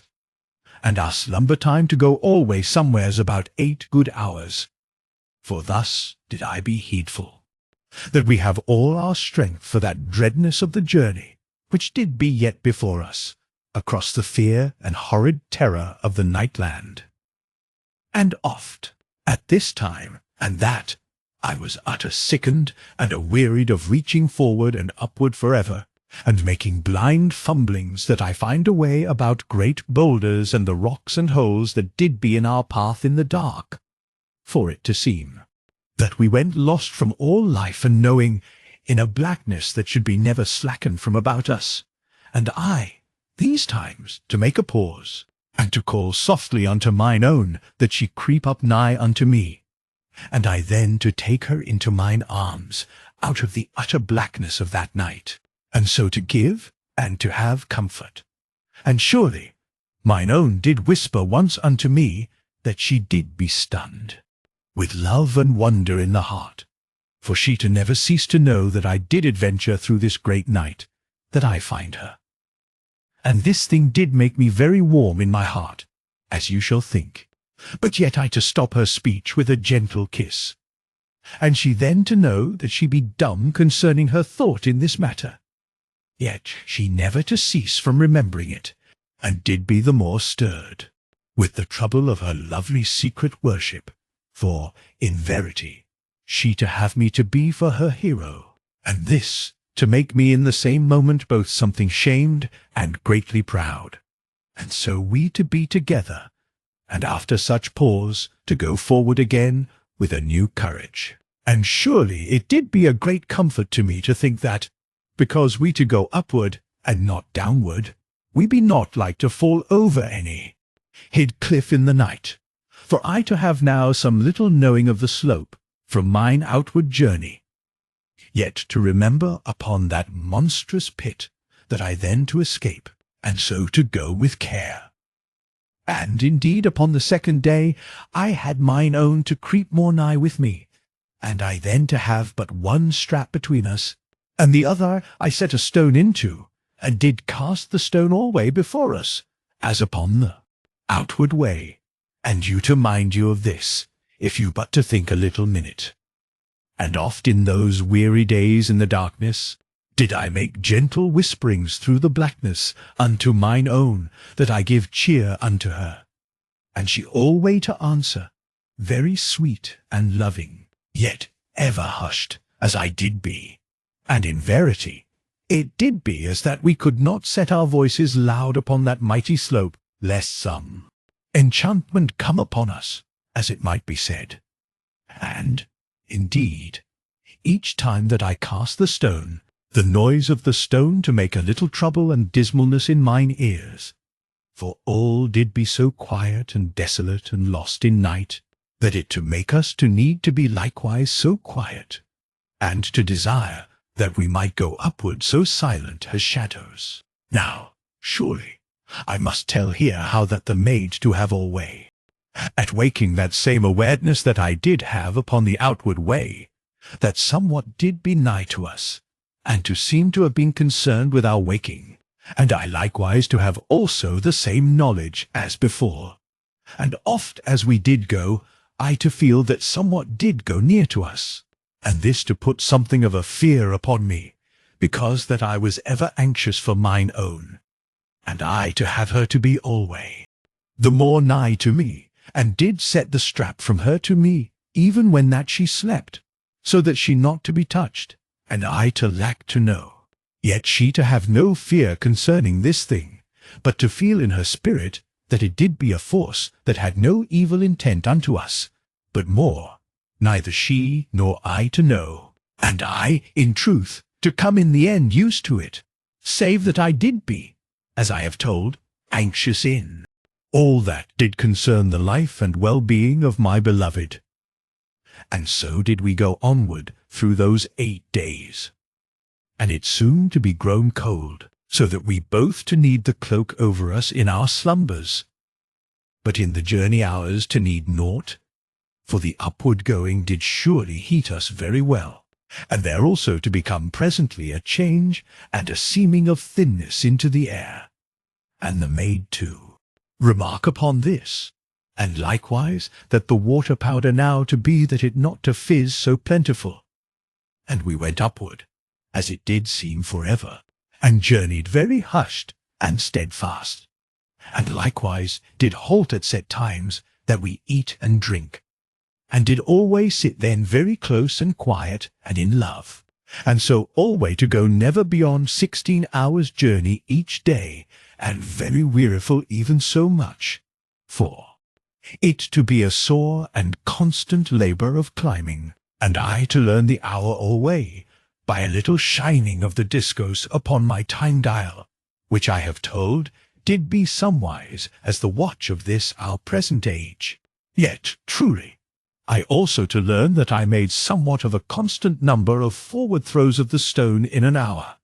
and the maid to be the first to discover this, as she did creep behind me, and harked steadfast and quiet unto the clatter of the stone each time that I cast it, and she sometimes to call low to me that it now to be this time or that time, and I to look at my dial as I have told, and oft to find that she did be curiously right. Yet otherwhiles we to have no thought to count, but made a constant hushed talk one to the other, and did grow odd times that it did seem to us that we did be two spirits there in an everlasting darkness, that had quiet speech one to the other, and to be seeming gone from our bodies, and we then to need that we look each at the other, that we know truly that we yet to live, and to be indeed with the beloved. And I then alway to make the discourse spin a little, yet something more than when I should see the hour, and in verity our faces then, to show pale and strange seeming in that luminous glowing of the great weapon in the darkness, and we to look very eager and an-hungered of love, each at the other, and so to need that we be held loving by the beloved, and so to have comfort and assuredness,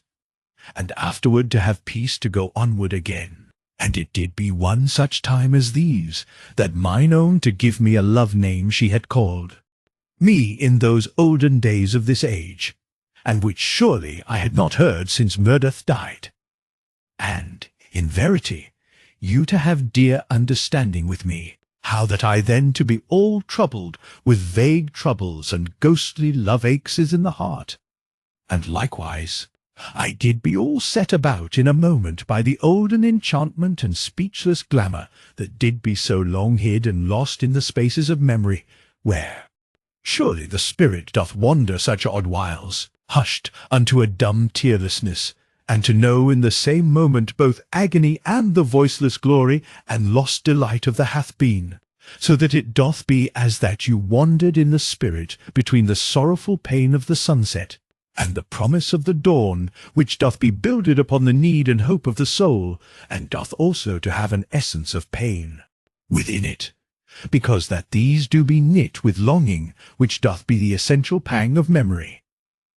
And so, mayhap, you to have gone with me, for you to have also strange thoughts that do come out of the years, and do hurt the heart, even whilst that the heart doth hunger of that which doth so pain. Yet, truly, mine own did be now with me, as you do know so that I had joy all about my heart. Yet did all the years of my lost delights and of my pain be in the spaces of my memory, and mine own now to have stirred all, so that no words that did be ever shaped of man should help me to have ease in speech, and mine own maid to know how it did be with me, and she to have said the thing, scarce wotting, even as her spirit did set it through her lips, and she before then to have forgot so utter as I, and now she to be stirred likewise with me, so that, in verity, we to hold hands in the great darkness upon the slope, and to wait till the pain and strange trouble did go somewhat from our hearts, and we to have power again to know truly that we did be again together in sweet verity, after a mighty eternity. And thus did we go,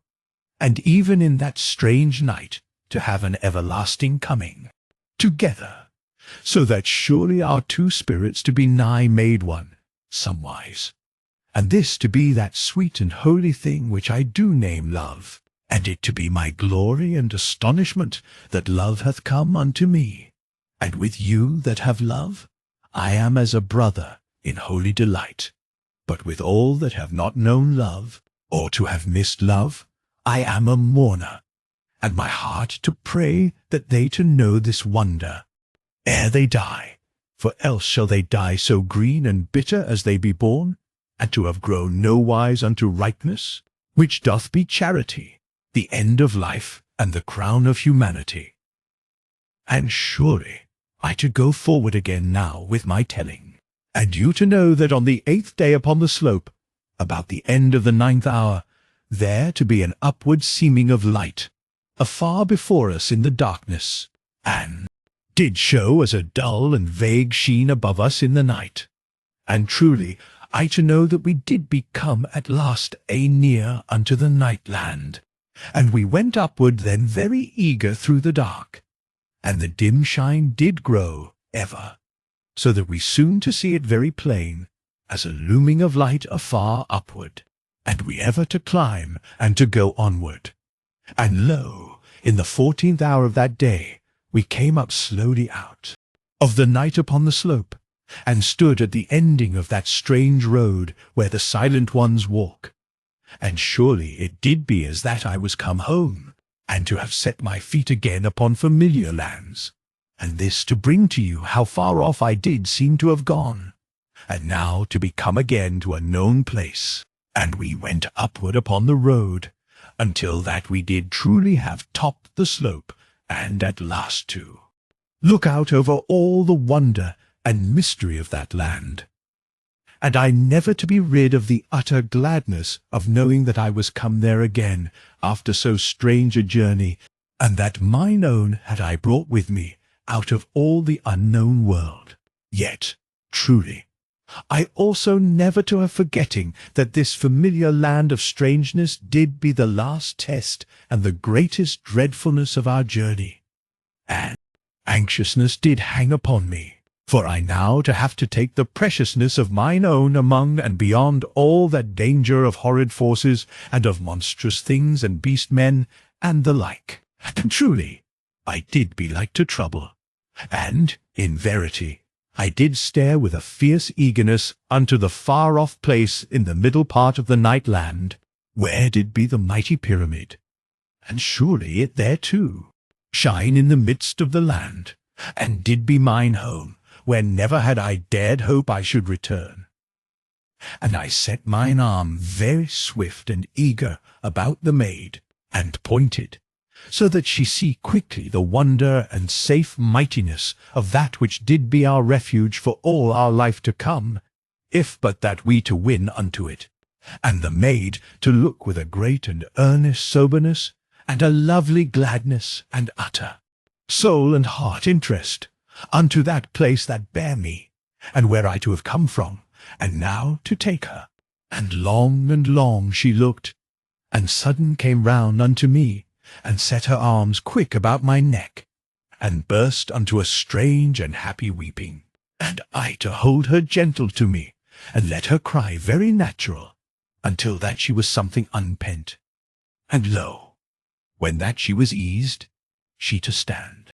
close beside me, and to look again unto the mighty pyramid. And afterward, as she to steady, she to ask 100 questions, so utter eager, and so to thrill with joy and excitement, as that she did be a glad child. And 100 questions I answered, and showed her new things and wonders uncounted. And of all strangeness that she then to see, there did none so to shake her in the spirit with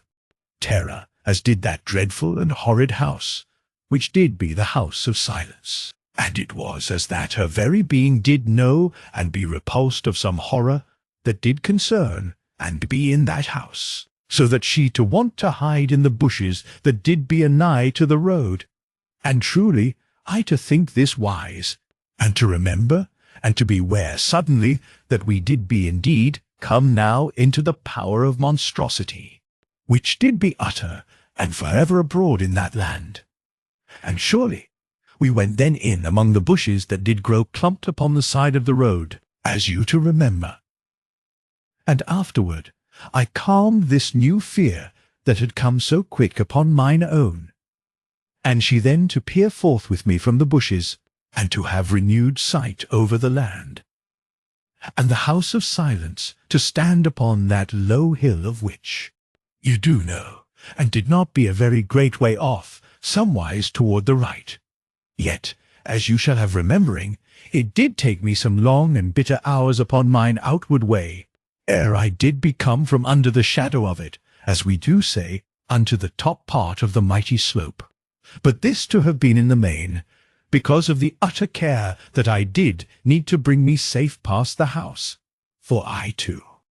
have gone long and weary upon my hands and knees among the bushes, as you remember, and oft to pause, and to be so still as death, lest that the power of the house to have become aware of my passing. And truly, we to need again so utter a care,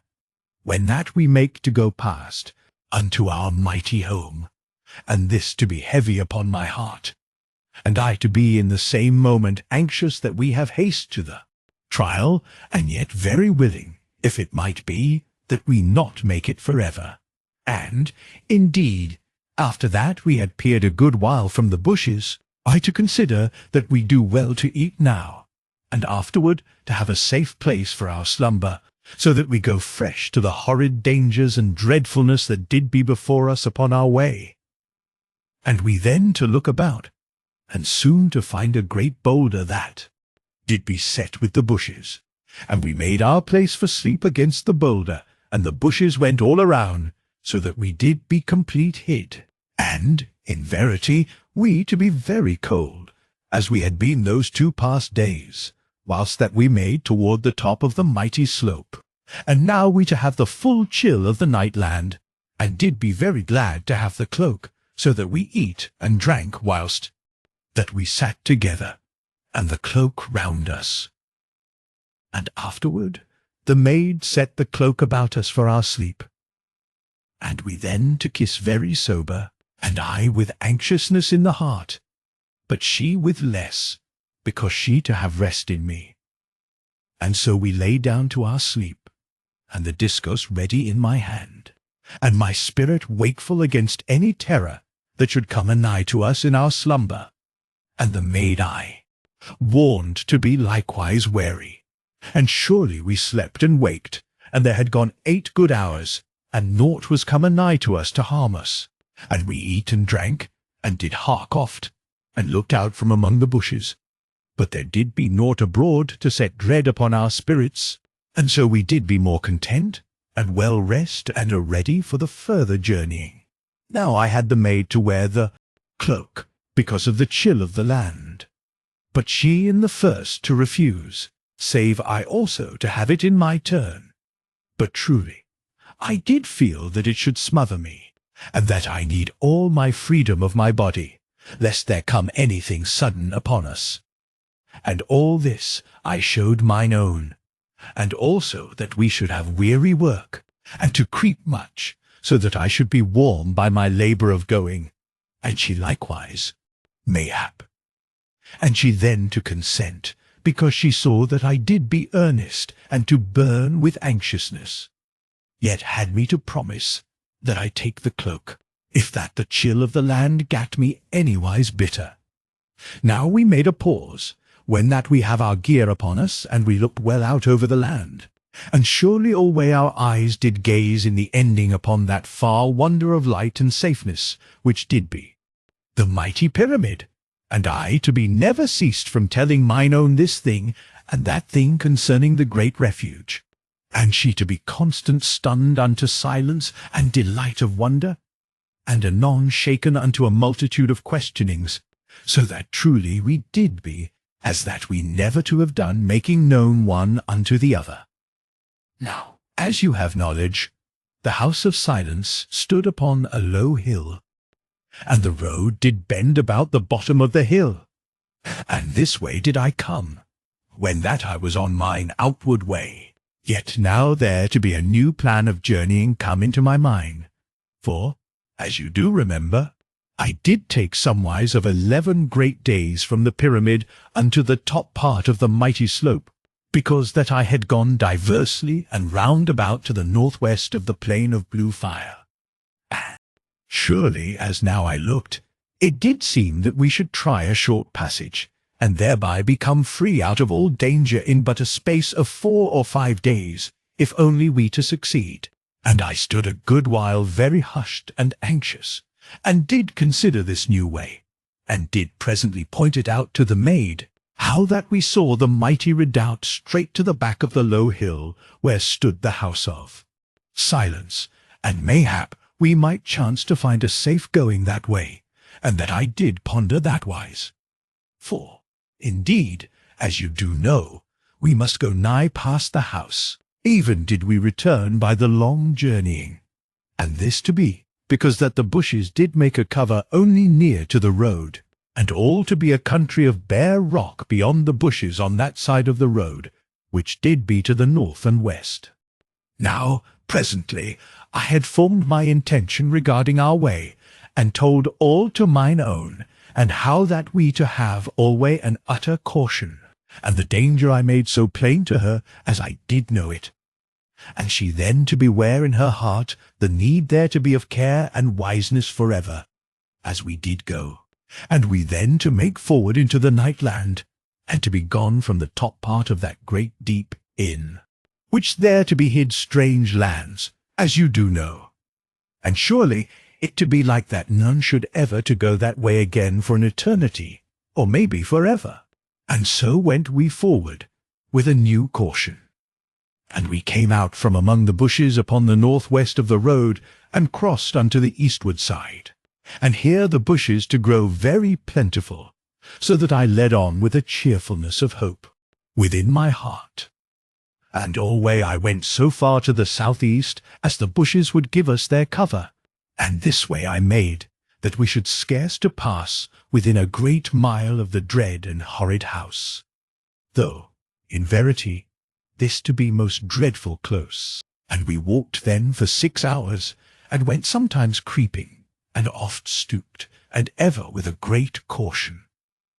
And in the 6th hour we made a rest, and eat and drank, and afterward went forward again. And in the 10th hour were we come something nigh unto the house, for truly we to be off from the road, where the silent ones walk, and so to go more straightly, and alway to save distance. And we kept so far outward from the house as we might,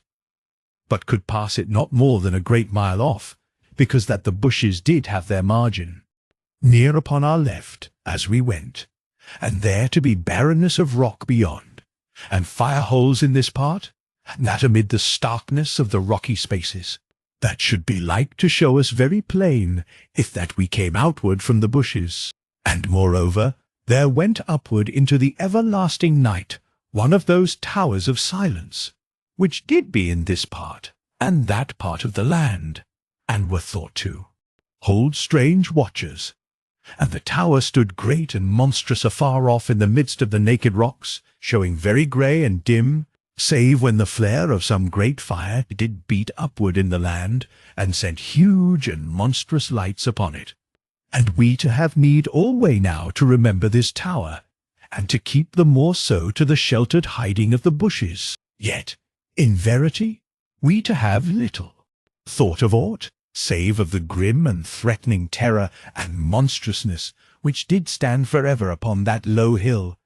and did be the house of silence. And in the 11th hour we did go creeping from bush unto bush, and did be as shadows that went in the mixed greyness and odd shinings of that land. And the grim and dreadful house did be now unto our right,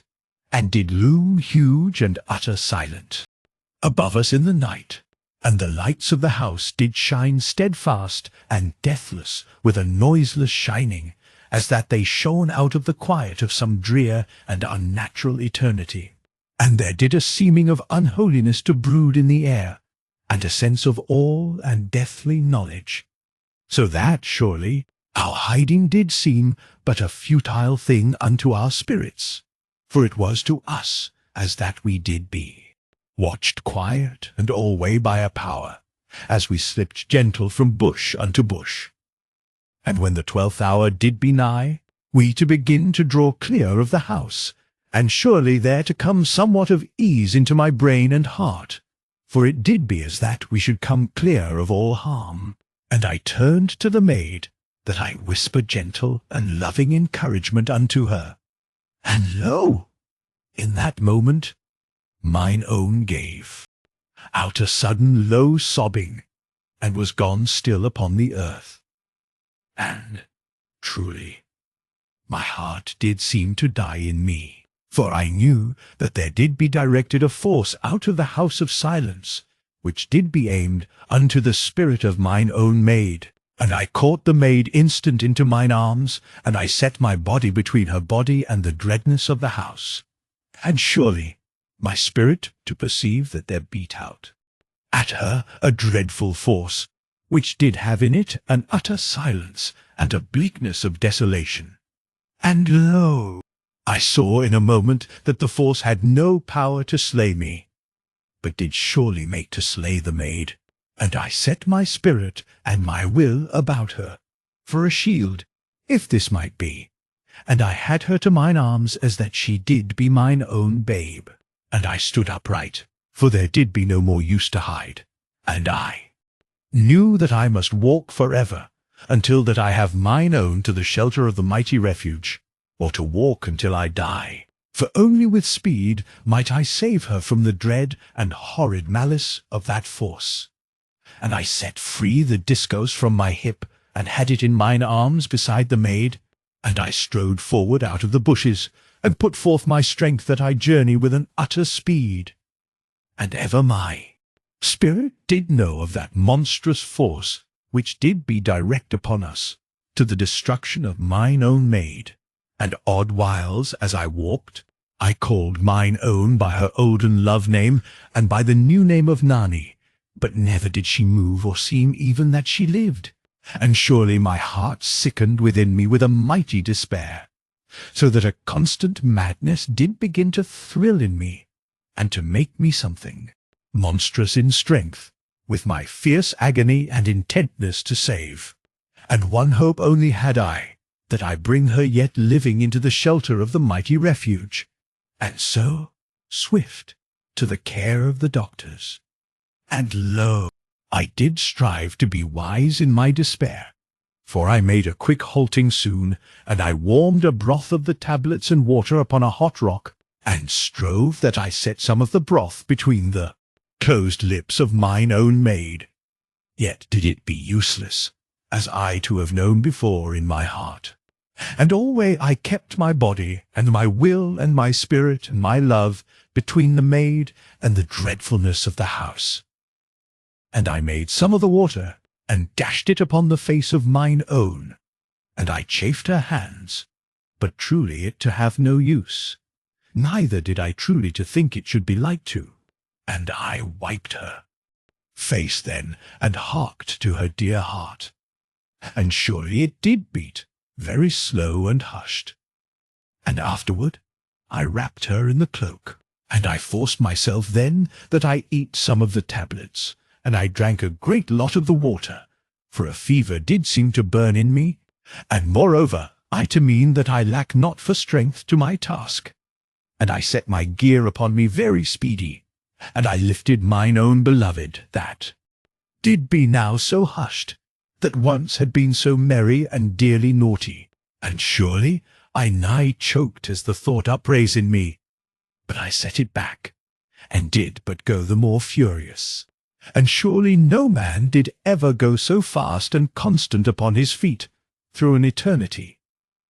For I was come again to my strength, and there did be a madness of intention and despair upon me, and I went on forever. And at each 6th hour, when I stopped very brief to eat and to drink, I made to bring mine own to her senses, yet she never to come, and alway her heart to grow the more feeble. So that in the end I did utter fear to hark,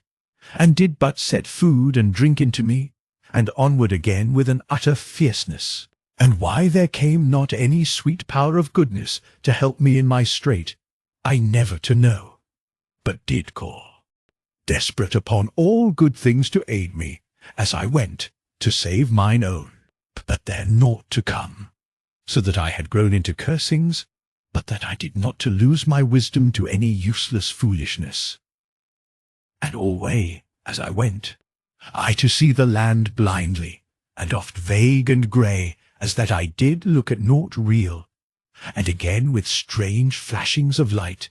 and the glare of fires, and anon to see the land as it did be, and all odd whiles to have now to me the feel of a dread and monstrous dreaming. And surely I sped for ever through the dreadful hours, and went neither to the right nor to the left. Neither did I strive to hide in the bushes, nor to evade aught, for I knew that the maid died slowly in mine arms, and there to be no more gain in life, save by speed, that I have her swift to the mighty pyramid, to the care of the doctors. And a great and despairing madness grew ever within me, and thrice I to have a vague memory that there came creatures at me from the dark of the land. But surely I slew them with the discourse, and have no remembering thereof, only that mine anger did boil in me, and I to know once that the discourse did run blood in my hand. And lo, there to come sudden unto my spirit the knowledge that the ether of the world did be stirred, and indeed I did be surely sighted by the great millions of the mighty pyramid, and they to have seen me come forward into the sight of the spy-glasses, and that I did bring a maid in mine arms out of all the night of the world. And truly, as I did after learn, the dear Master Monstruacan had discovered me great hours before, for there had been a steadfast watch kept in the tower of observation for my returning, if that ever I should return, and the might of the great spy-glass had shown me plain a good while gone, and that I did carry somewhat, that was surely the maid that I did go to find. Yet had the master given an order that no word be set abroad to the peoples of this discovering, lest that the emotions of the millions to tell overmuch unto the evil powers of the land. But now had the millions also come unto knowledge, for many had ceased not to watch through their spy-glasses, and the news to travel very speedy through the cities. And surely now there did be a constant spiritual noise in the night, to be heard only of the spirit, yet to suffice to wake, and to warn all that land. And truly, as I after to learn, the Master Monstruacan did know by the instruments that there came a force out of the House of Silence, and this to trouble him greatly, so that he set the word through the pyramid, by the hour slips, that all the people strive to contain their emotion, lest they bring an harm and a destruction upon me, by warning the land with the greatness of their feelings. Yet, in verily, this did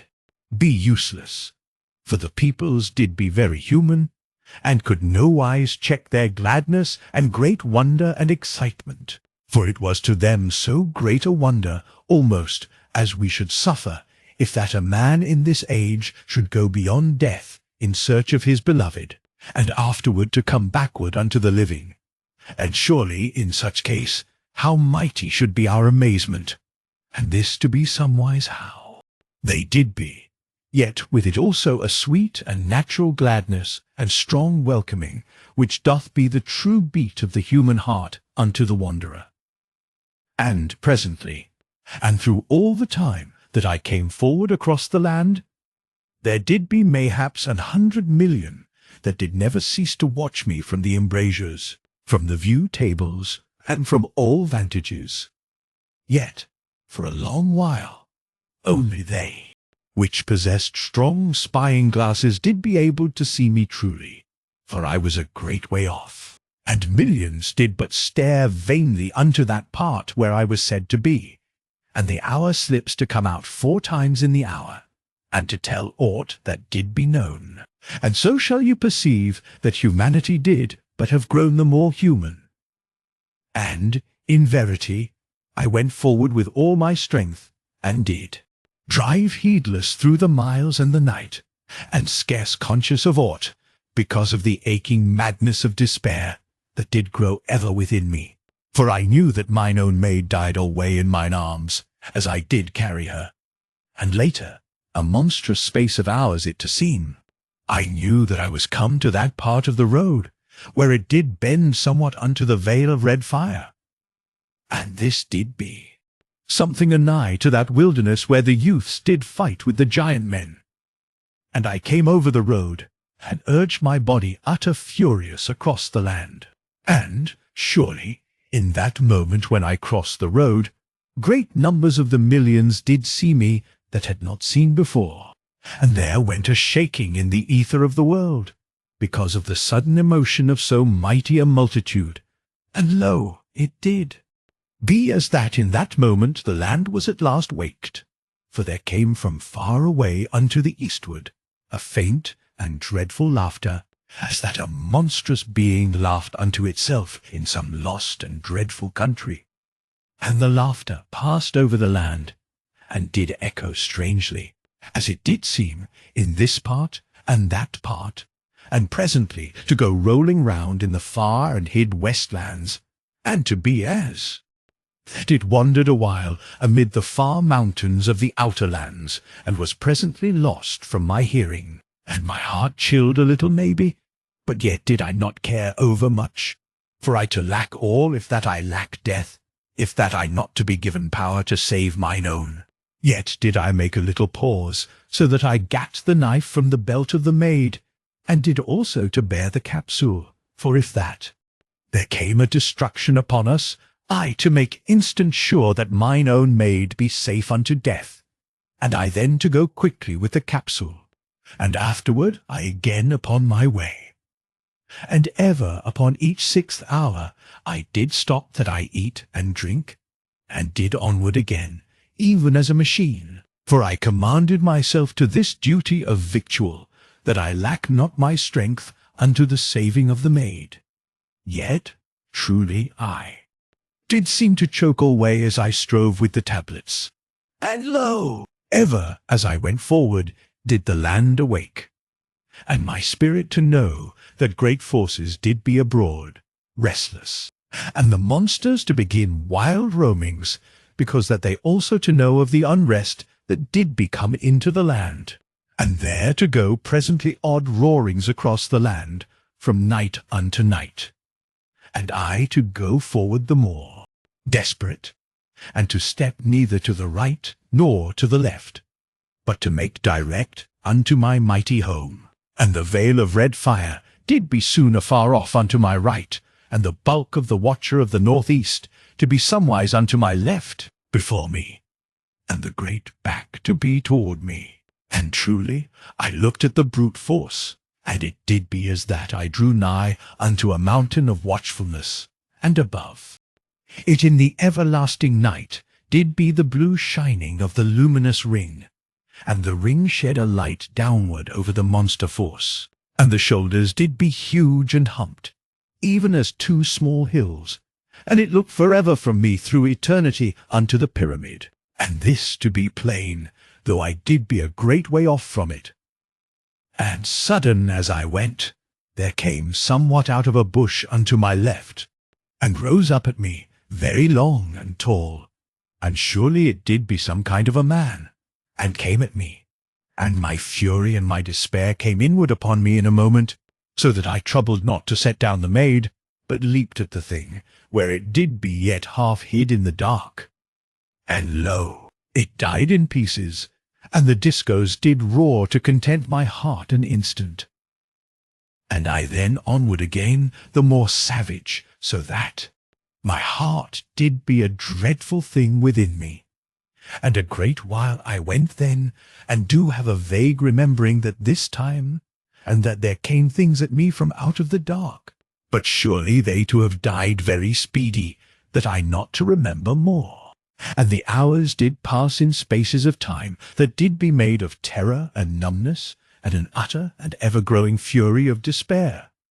And I did be at last as that I did burn inward with a grim and dreadful energy, and to seem to grow the less tired, and to come over the land with a stronger ease, and somewhat as that I did desire things to come unto me, that I have something to ease my heart. For lo, mine own maid did be dying in mine arms as I carried her, and I to be in a bleak and sickened dread, so that I lacked all courage now to listen unto her heart, as I have told, and went burning, and dry and hot in the eyes. And ever there sounded the roarings across the land, and there did be added presently lower and more horrid and dread noises. And later I heard a far thudding of the earth, and in a little there went past me a great man, running so heavy that he did make a shaking as he passed me. Yet, in verity, by a sweet mercy, he saw me not, and was gone onward in a moment, and lost utter into the night, and the ether of the world to be full of the trouble of the peoples, as the man passed me, and afterward there to be a stirring of glad thankfulness. And truly, alway my spirit did know strangely as in a dream, that the millions set their sympathy and pity and help about me, and did girt me about with human love, and with encouragement, and with uplifted thoughts. Yet, in verity, did all be as water beside the fierce wine of my love and despair, which did urge me onward in a natural lacking of all dread, save for mine own. And truly, this doth be the way of love, and shall make fearless the heart of the weakest, and there to be prayers in the night, and all the ether to be surged with the spiritual trouble and callings and cryings of the millions, so that, indeed, if that my spirit so to hear these things, it to be conceived that these do pass outward into the everlasting, and to break upon the shore of eternity in an anguish, even as a visible foam of supplication. And surely the unity of love of the millions did make a natural force about me. For, in verity, the force that did come from the house to seem to be somewhat eased from the maid. Yet there to be no surety in this, for all did be desperation and turmoil in my heart, and I to have but one thought in my brain, that I bring mine own swift across the land unto the mighty pyramid, and so unto the doctors. And lo, there stole presently from afar the deep and dreadful baying of the hounds, so that I knew we did be surely dead, save that a miracle should happen. And I asked in my heart in a fierce and mad fashion why that they did not to rig one of the olden shooting weapons, that they shoot from the pyramid, and so to give me some aid in mine extremity. And behold, even as I did be so bitter, there went afar upward in the everlasting night, where did shine the last light, the sharp flashings of the set speech, and I did warm in my heart a little with hope, for the master Monstruacan did see that I was now all discovered, and there to be no more use for silence, and did speak straight and helpful unto me. And I made to read the set speech, but mine eyes had been mad and near blinded with lost hope. But in a moment I saw clear, and behold, the dear master Monstruacan bid me to keep good my courage, for that they did have made ready 3 of the olden weapons, and moreover they to save me, even if that they have to turn loose the earth current over the land. And he commended me with honour, and that I strive forward yet a little while, for that 100,000 men did be prepared, and did even then go downward in their armour by the lifts. And surely, as you shall think, my heart eased a little in me, and there burned somewhat of a hope in my spirit that I yet to bring mine own unto the doctors, ere it be too late. And the baying of the hounds did grow nearer in the night, and there to grow ever the roarings over the land, and a sense of evil and monstrousness to be abroad in all the night. And lo, I to have come by this, so that the watcher of the northeast did be backward upon my left, and I looked keen and fearful now at the monster force, and behold, the great bellier did quiver continually, so that I saw the monster made somewhat known unto all the land. And the monster did look as ever unto the pyramid, and did be a great and silent hill of life that did lean toward the pyramid, and the light from the ring came downward upon the monstrous hide, which did be set in vast folds and wrinkles upon it. and the monster to know of me, yet never to move, neither to show life, save that the ear did quiver so horridly.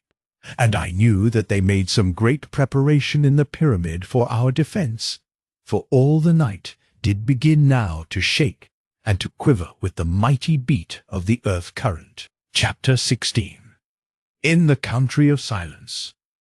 And lo, I did become something nigh unto the mighty pyramid, and my great home went up vast into the everlasting night, as a very mountain of sweet life and safety,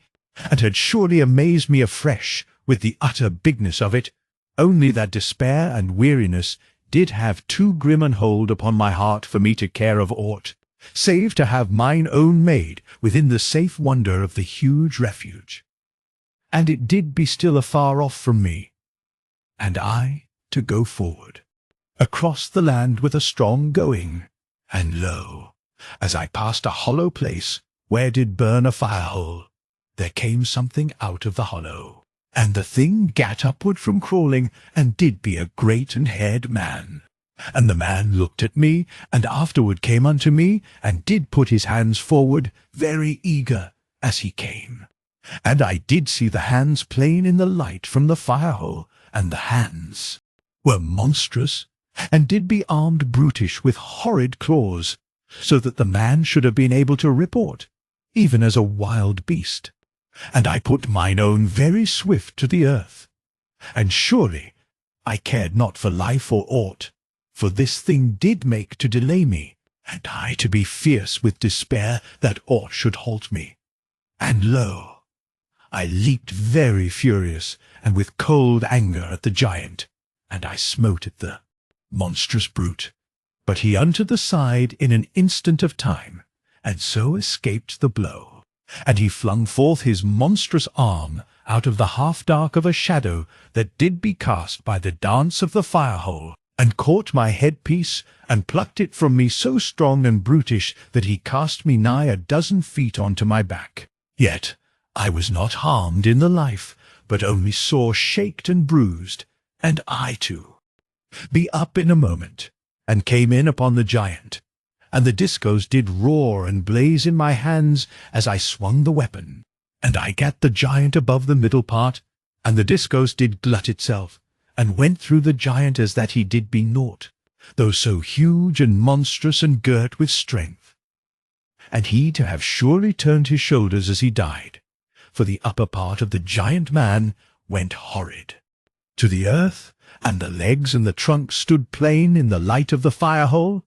and the blood went upward as a fountain in the night. And I made no pause, but leaped unto the maid, and had her in a moment to mine arms, and onward again past that dead thing, that did only then to fall with an horrid sound. And surely the night did be full of an astonishment and upliftedness of the millions, so that their spiritual cryings did go all about me, and did tell me that they had perceived this thing, and did cast their love and delight unto me, and a vast excitement to be upon them. And lo, I scarce to have gone a great mile more, but there came 2 vague things out of a dark place, where certain rocks did upstand, and I smote them with the discos, and went onward. But what they did be, I never to know. And surely, after that, I did seem to go smiting forever. For there to come, time and oft, strange things out from the bushes and the rocks, as that all the land did be a crawl with foul and monstrous life, and I to go smiting, as in a dream, and to speed forward ever with a more fierce despair. For surely the end of our lives did be come, and I not to be given power to save mine own maid. And all the land did be full of grim and monstrous roarings, and odd-wise lower sounds, very deadly. And once I did hear the noise of giants running, and all the night to be evil. And, in verity, how I did not be slain by some dread force,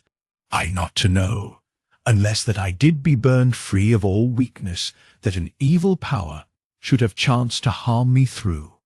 For, indeed, I had been dealt a bitter training a monstrous time, and lo, there to be again the deep and dreadful baying of the night hounds unto the southeast, and to be nearer, and I to know now that no strength of mine should serve to protect mine own. And lo, from the upwardness of the night, where did be the last light, there sudden to come downward a strange blue flash, that smote downward into the land unto the southeast, and again the flash to come, and mayhap a score times after, and there to come down out of the height a peculiar crackling sound, that did be less than the thunder of this age, yet more loud than any other sound that you ever to hear. And lo, I knew that the humans did begin to fight for me, that I bring mine own safe unto home. And behold, it did be as that all the wakefulness of the land that had been did be but as sleep, beside the wakefulness that now to come. For surely the night now to seem to rock with the roarings of the monsters, and with the bestirring of great forces, and ever there to go over the land the yowling of that strange and dreadful laughter, which did come from that hid country in the night of the lost east. And lo, there arose constant now the hoarse and dreadful bayings of the hounds, and made known that a mighty pack did be out, and they to seem to be no more, maybe, than a good mile unto the southeast,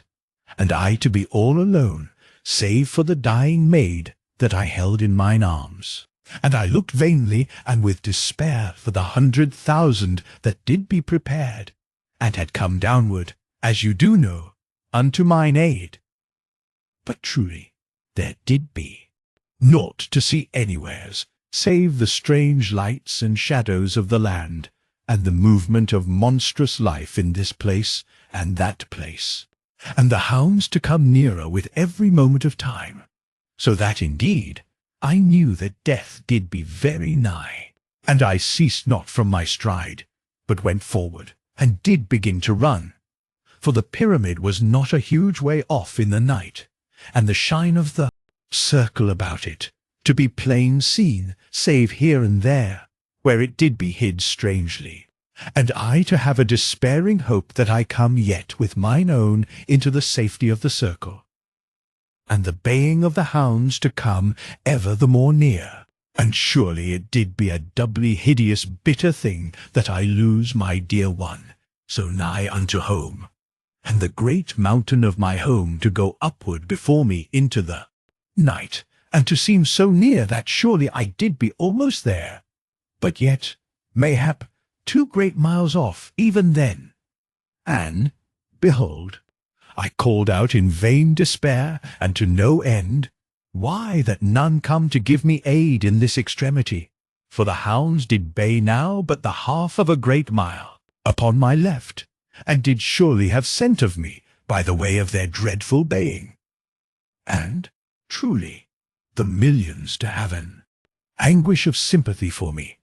for the spiritual noise of their emotion did be plain unto my spirit, and they surely to have seen and to have interpreted the way that I did look about me, and appear to call out in despair. For there came all about me in a moment the companioning of a great and sweet spiritual force, which did be bred of their quick going with me in their understanding and love.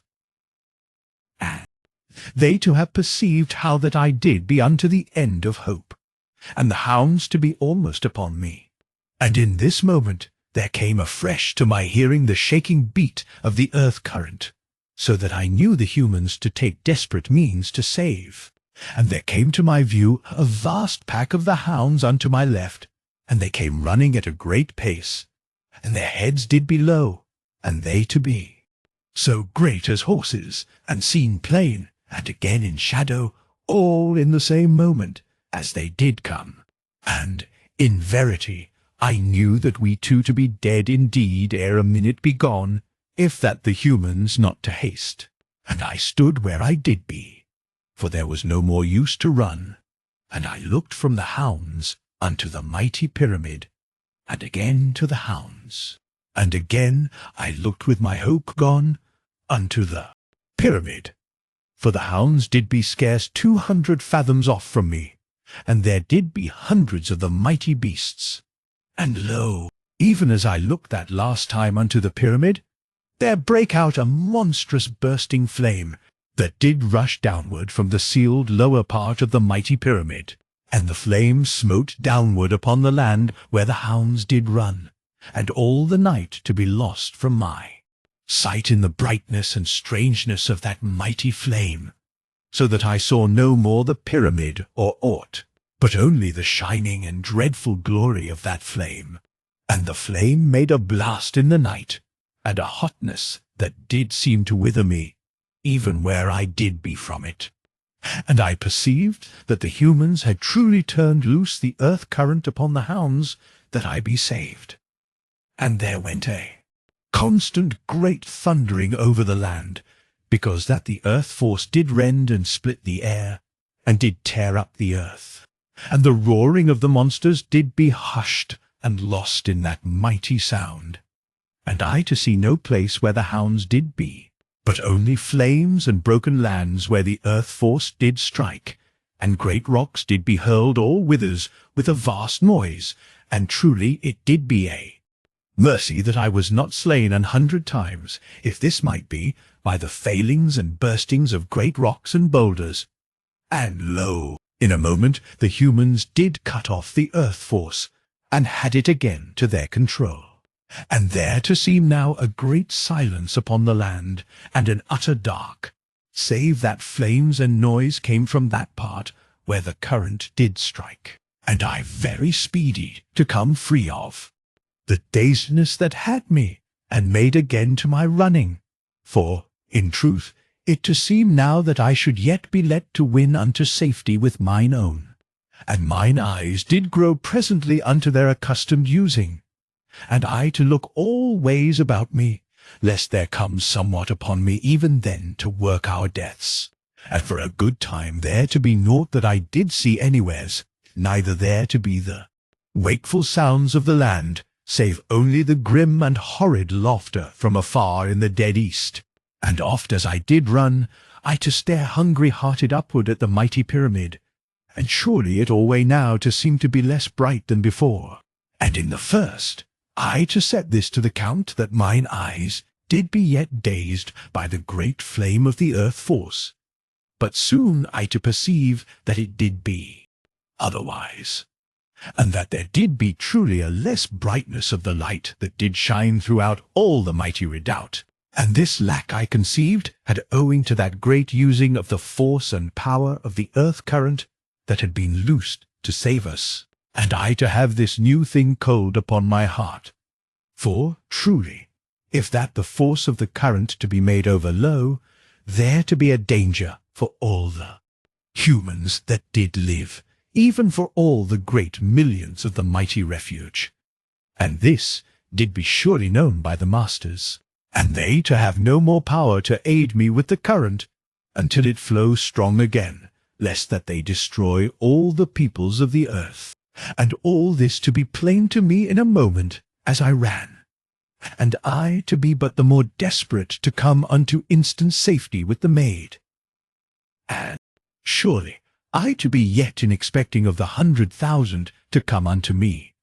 but they not to come, and all about me the land to begin again to give out the noises of the monsters, and to send forth new and peculiar noises, as that there did be more awaked in the land than did be ever heard by me before. And presently I saw that there went living things creeping between me and the light of the circle, and I to know that I yet to have to fight bitter, if that I would bring the maid safe. And I swung the discos free, and ran on, and sudden my spirit to know that I did be warned of some new peril, and I to look upward into the night, that the master Monstruacan should mayhap to tell me the danger by the set speech. But, in truth, there came not the quick flashings of the set speech, but only an upward stillness, and a dimness of the lights of the mighty pyramid. And afterward, I to learn that the dear master Monstruacan made to warn me of danger, but that all the instruments of the tower of observation to fail to work, and likewise all the machinery of the pyramid to cease, even unto the moving of the great lifts, and the moan of the air pumps, and all to have been this way for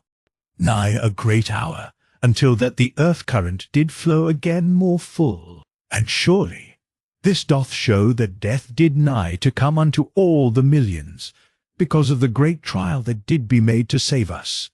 But truly my spirit did be warned by the trouble of the millions, and because the master Monstruaken called vaguely with his brain elements, so that I went ever more warily, and did look all ways. And lo, sudden I to stare above me into the night, and there to be a pale circle, very quiet and steadfast, that did go alway over the twain of us. And I saw that this did be surely one of those sweet powers of holiness that did stand between our souls and some dread power that came anigh to work our destruction. And I to have no over fear, but did put my trust in the force of holiness, and went forward, running warily. And surely I came mayhap so nigh as to within 400 paces of the circle, and I to think that I yet to win mine own safe and undelayed within the guarding of the circle. And the light of the circle did burn dim, so that I had sudden fear whether that it be any more use for a guard, until that the earth current to come more free. And all this as I ran, swift and wary and utter anxious. And lo, in that moment in a dim place there rose up 3 beast-men from the earth, and came at me growling. And the first did be so close that I had no room to the discourse, but beat in the head of the man with the haft part. And I leaped unto the side then, and swung the discourse, and did be utter mad, yet chill, with fury. So that the maid did be no more than a babe in the crook of mine arm. And I came in sudden to meet the 2 beast-men, as they ran at me. And I cut quick and light with the great weapon, and did have that anger upon me, which doth make the heart a place of cold and deadly intent, so that I had a wondrous and brutal judgment to the slaying. And, truly, I slew them, as that they had been no more than mice, and I had no harm, neither so much as a touch from them. And, behold, in that moment there came a great shout of wonder and of welcome from within the circle, and I looked swiftly, and began again to run. For there did be men in grey armour all within the circle, yet came they not to mine aid. And lo, in a moment I knew why that the 100,000 did have held off from me in mine extremity. For, behold, there did be monstrous black mounds all along without of the circle, and did rock and sway with a force of strange life that did set an horror into my soul as I ran. For truly they did be the visible signs of monstrous forces of evil. And did any human have ventured outward beyond the circle, then had that man been destroyed in the spirit, and lost utterly, so that none had dared to come. Neither had it been of use if any had made themselves to be a sacrifice to aid me. For, truly, they to have been of no use when dead, as you shall say. And there came a constant shouting from the 100,000 to me, that I haste, and indeed to haste. And truly I did haste with all my strength, and I looked unto the dear circle of holiness that did be above us twain, and it to go steadfast over us, so that I saw we to be surely saved. And lo, I to be no more than 100 paces now from the glowing of the circle. And behold, even in that instant, there must come brutal things to destroy us. For there came an herd of squat and brutish men all about me in a moment from the shadows, where they had been hid. And they caught at me, and caught at the maid to tear her from mine arm. And truly, it did be as that they, surely to have success, for I could nowise in a moment free myself, and yet to guard the maid, and to use the discourse. And lo, I kicked with my metal boots, and gave from them, and turned all ways in a moment, and wrenched free, and I leaped back, and the herd of horrid brutes after me. And now I to have space for the discos, and a grimness in my heart. And I came round very sudden, and ran in among the men smiting. And I hit very swift both from the right and the left, and to and fro with a constant quick circling. And the discos did spin and roar, and made a strange light upon the faces of the men, and they to have tusks like to the tusks of pigs. And surely I did rage through them smiting, and they to strike me 1,000 times with great stones, so that mine armour rang, and was all fresh burst, and I near to sicken under the blows and new wounds. But they not to harm the maid, for I carried her above their squat and brutish reach,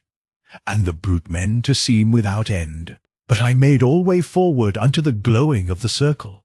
and the night to be full in that place of the fierce shoutings of the 100,000, and many, as I did learn, to have tried to come unto me, but that their comrades held them from so useless a dying. And, in verity, I to be now scarce 50 paces from the glowing of the circle, and did be nigh to fall, for I did be so utter dazed and wounded with the fight, and ill with a vast weariness, and the despair and madness of my journey, and moreover, as you do know, I not to have slept, but to have carried the maid forever through days and nights, and to have fought oft. And lo, the 100,000 stood just within the circle, and they that were to the front did swing each man the discos, and they hurled each the discos in among the herd of the tusked men that did make to slay me. And surely this to save me, for the herd did thin to my front, and I to gather my strength, and to charge with despair, and to smite, and never be ceased of smiting, so that there did be dead creatures all about. And behold, I brake through the herd with mine own, and did be upon the circle. And lo, I stepped over the circle, that did scarce now to give out a resistance, and 1,000 hands did come forward to give me help. Yet did none touch me, but gave back from me, for there did be that about me which held them off, as with a little awe. For I too be strange unto them. And I stood there in a great silence, and the discos in my hand ran blood to the haft. And maybe I rocked as I stood, for many again did put out their hands as to hold me, and again drew back, and were silent. And I looked unto them, and they looked back at me, and I did gasp a while, and was strangely dazed, and did try to tell them that I had need of the doctors for the life of mine own maid that did be dying in mine arms. And behold, in that moment there did be a sound of giants running out in the night, and some then to cry out different matters, to aid me, and to beware of the giants, and to bring the doctors to attend me on the instant. And other voices did call that the holy light was gone from above, and likewise the black mounds from the outer part of the circle. And there did be a monstrous noise of roarings in the land, and all to come bewildered unto my brain, which did surely fail now with the grim and utter stress which had been mine so long. And there to be also a constant noise that came from near and from upward, and truly I to know, as in a dream, that it did be made of the shouting of the great millions that did make an eternal and vague roaring sound upward in the night, that did come down from the upper heights, no more loud than a strange and continual murmuring out of the lofty miles. And surely I to find my voice in a little minute, and did ask a near man whether there be any doctors with the men. And in that moment there came forward a master of the discos, which doth be as a commander of this age. And he made the salute of honour with the discos, and would have eased the maid from me.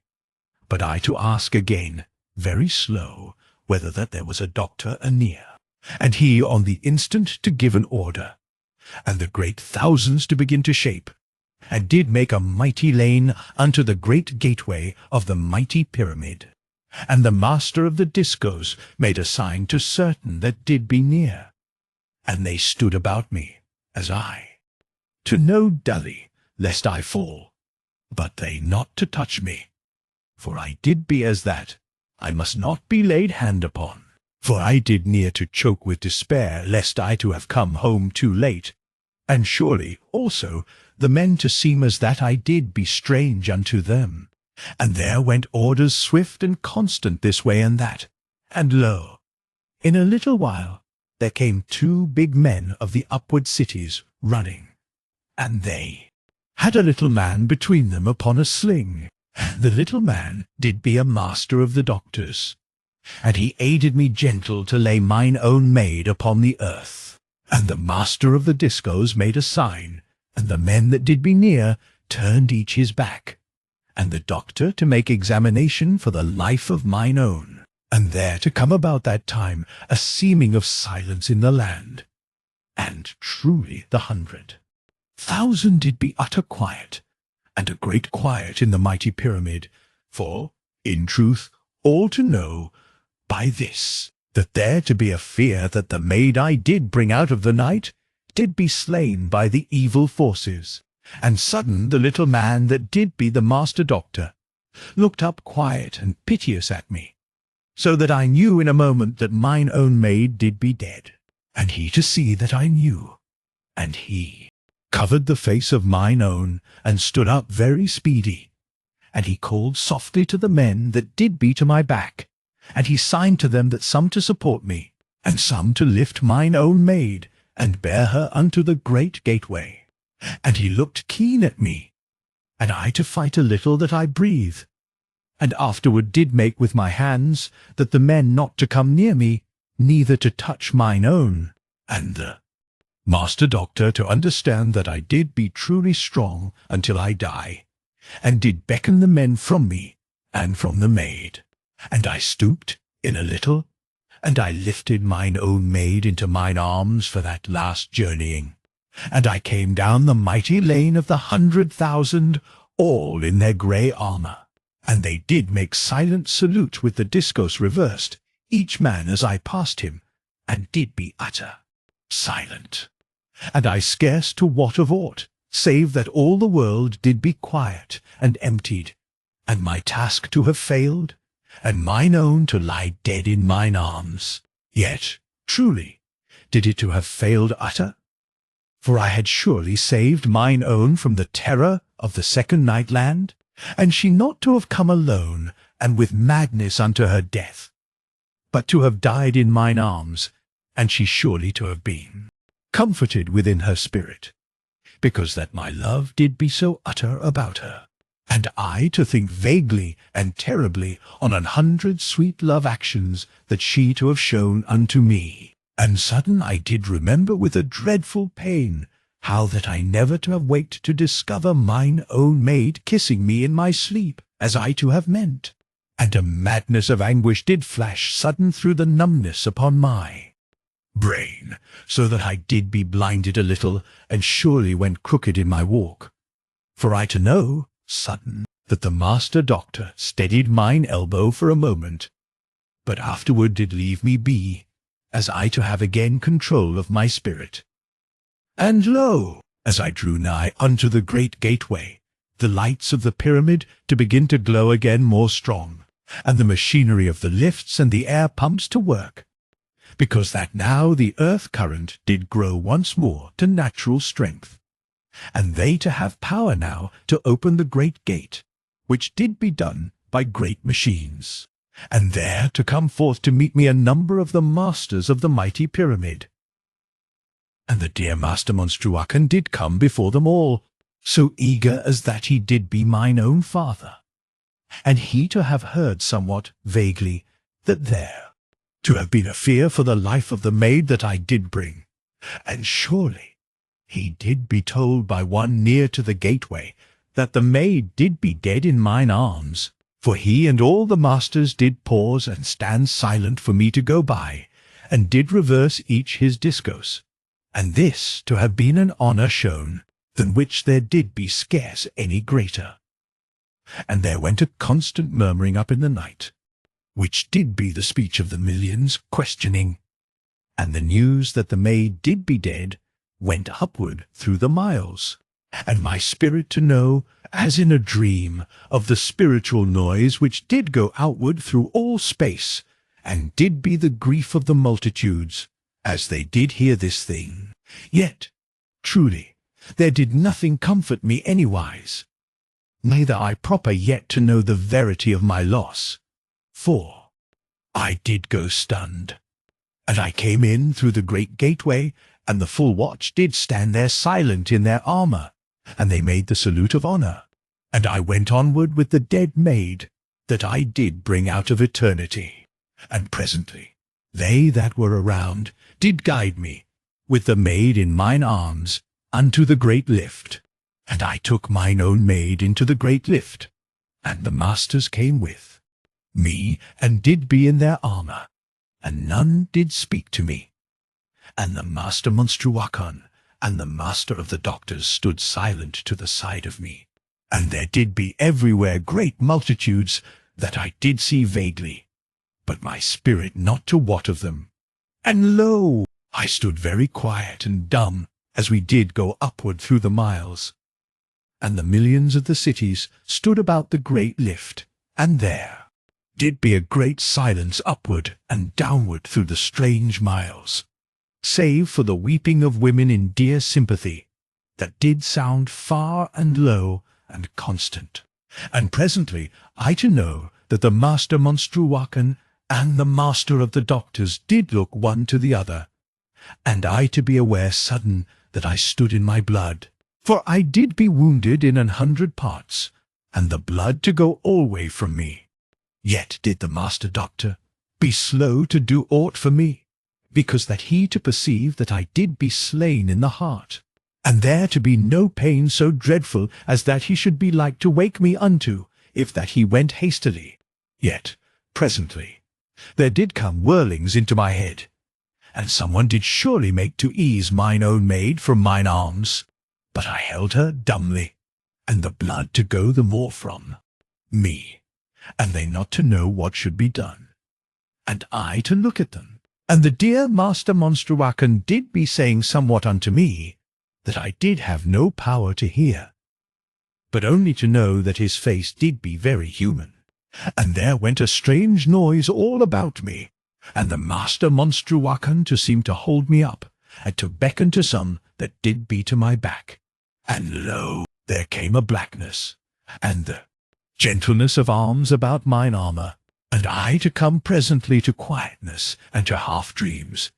and did alway to seem that I carried mine own maid in mine arms. But truly there did pass 3 great days, whilst that I did be thus, and I all that while to be laid quiet, and to be tended by the master doctor, and aided by all knowledge that did be known of humans. And on the 3rd day, as it might be called, I to come full unto my senses, and the pain to take me in the breast. And the master of the doctors did be with me, and they that nursed me, and the master doctor watched me very keen and gentle. And I did be in a bed of the health room of mine own city, and I gat from the bed, and the doctor to say naught, but only to watch me. And I walked to and fro a little, and he alway to watch me. And presently he gave me somewhat to drink, and I drank. And I was gone soon from all knowledge, and I to come again unto a knowing that I yet to live. And there went a certain strength in my body. And lo, the first that I did see was the master of the doctors, and I to perceive in a moment that he had wakened me, and had nursed my strength for that moment, that I lived through the burial. For he to be very wise, and to have known from that first seeing of me, that I not to live after that mine own did die. And there was brought to me a loose garment, but I to refuse the garment, dumbly, and did look about me very troubled and forgetting. And the master doctor looked away at me, and lo, in a moment he called one, and gave an order. And there was brought in then my broken armour, and a garment to wear below. And I then to know that I did be content in this matter, and the doctor alway to watch me. And they dressed me in my broken armour. And surely, as they dressed me, my spirit to hear the sorrow and sympathy of the multitudes, and did know that they went downward by millions unto the country of silence. And lo, in that moment when I near to be in mine armour, I to mind sudden,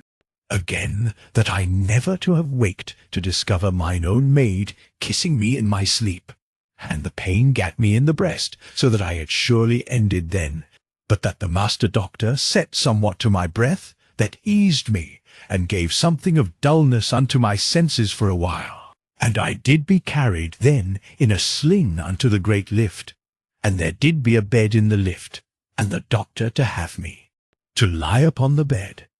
and I to know that he also to know that I never to need a bed any more, neither should I ever to come upward again in the lift. And truly the mighty pyramid did be an emptiness,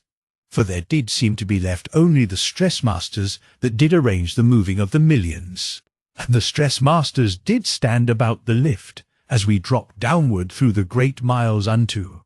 the underground fields. And we came downward in the last unto the country of silence, which did lie 100 miles deep in the world,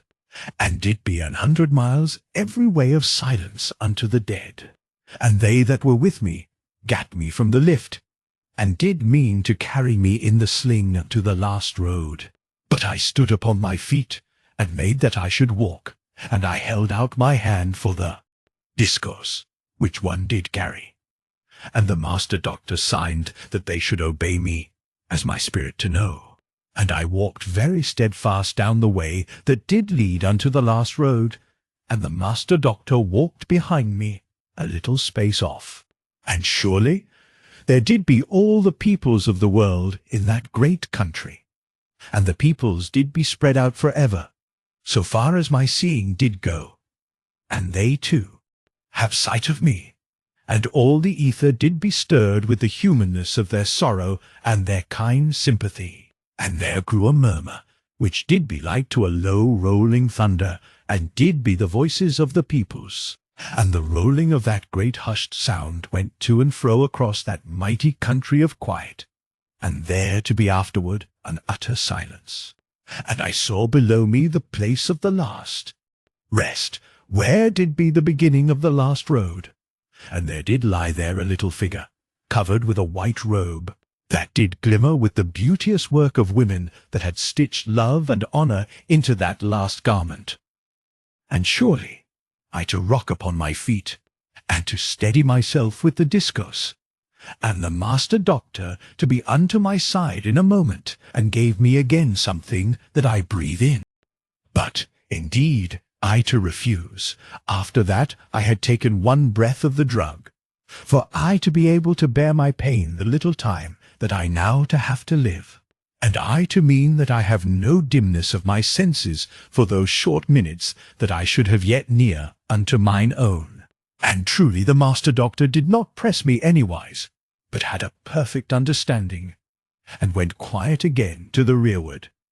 And I came soon to that place where mine own dead one did lie,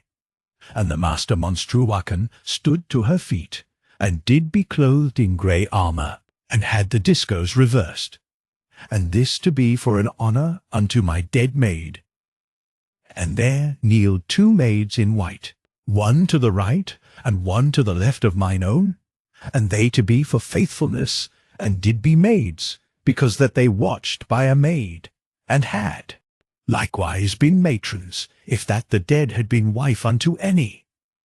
And the place at the head of the last rest did be empty, and did be for me, and he that stood to the head did be for love, for it did be the chief, and did hold dominion over, and did make to live both faithfulness and honour, and this to be the way of the burial alway. And lo, I took my courage into my heart, and I stood to the head of mine own maid,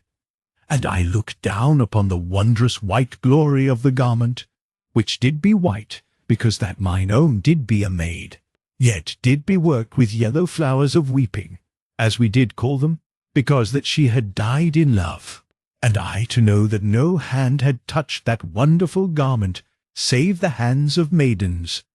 And behold, as I stood there, from far away over the land, there did come a far and faint sound, and the sound did come more nigh, so that I knew that afar off, beyond the hills of the babes, the millions did begin to sing the calling song, where million did call hushed unto million, and the sound did come onward toward where we did be, and did go over us, and pass onward in a hushed and wondrous breathing of sound, as that all the love that did be ever in this world did call in a low anguish unto a lost beloved, and the sound to pass away and away over that mighty country in the deep earth, and did hush and hush unto a great and utter silence, save for a faint murmur of countless women weeping, that did be in the air of that land of quiet. And there to be a space of silence, and again the silence to be broken by a far sound, and there to come, again from beyond the far hills of the babes, a strange and low sound, and did be as of a wind wandering through damp forests. And the sound grew, and came across the hills of the babes, and did be breathed forth by million after million, so that in a little I to hear the song of weeping sung very low and sorrowful by the multitudes. And the song came onward over all that great country, and passed over us, and went onward into the far land beyond the dome, and did be caught by the voices of millions that did be hid in great distances, and so to go onward for ever, and to die at last unto a mighty silence. And the master Monstruacan looked at me from the feet of mine own maid, and I to know that the moment did be come when I to part from the maid Nani for ever and for ever, even though I too live in some strange future, and to find her soul in some other sweet child. And I stooped and laid the discourse beside mine own maid there upon the last rest, and the two maids drew back the light wonder of the garment, and showed me the face of mine own, and she to sleep there for ever so sweet and hushed as a child, and as oft I to have seen her to sleep. And I looked a little while, and the pain of my heart did be sufficient, so that I knew I died as I looked. And once more I looked, and I set my soul about mine own, and I fought with myself, and stood upward, and the maids did cover the face of mine own maid, and the master Monstruacan commended Nani unto eternity. And he raised the discourse reversed, and lo, the road did begin to move upward unto the dome, and mine own maid did be upon the road, and I to fight that I keep breathing, so that I not to die before she be lost utter to my sight. And there did rise now a sound from all that country that had no order in it, and did be like to a low moaning that did fill all the air of the land, and there to be also a constant sound, as of a little whistling dree wind, that did be in all that country of quiet.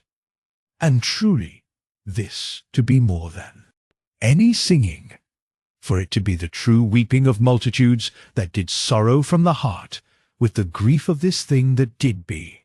And I stood utter still, and did draw my breath very even, and looked unto that small form that did be now afar off where it did lie upon the moving roadway. And I gazed, as that my soul and all my being did have no power else, even as a man that dies doth set all his strength to a last movement.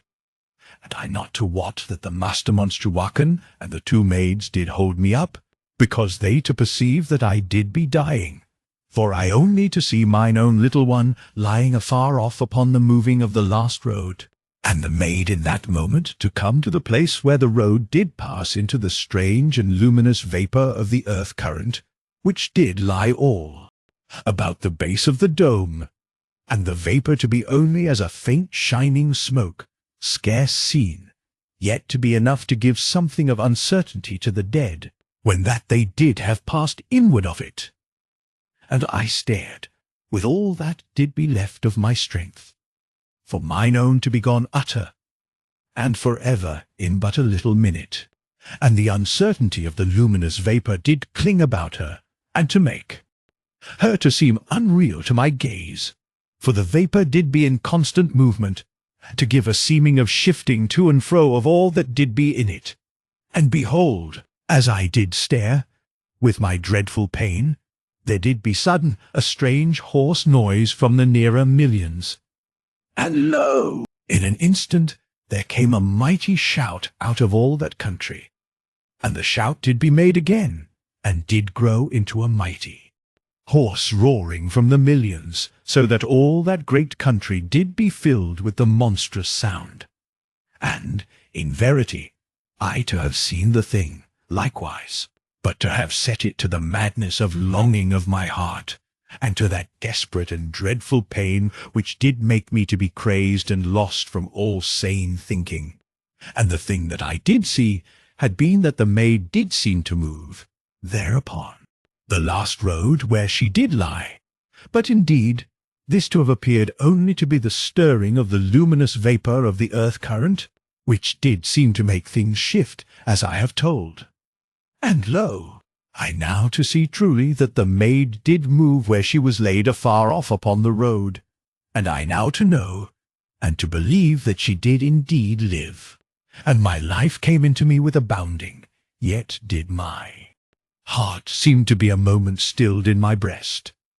and the master monstruacan to have signed already that the roadway be stopped and brought backward, but I to be now upon the last road, and did run as a madman, shouting vainly upon the name of mine own, and I to learn afterward that there to have been a dreadful peril that all the near millions to rush toward the last road, and so, mayhap, to have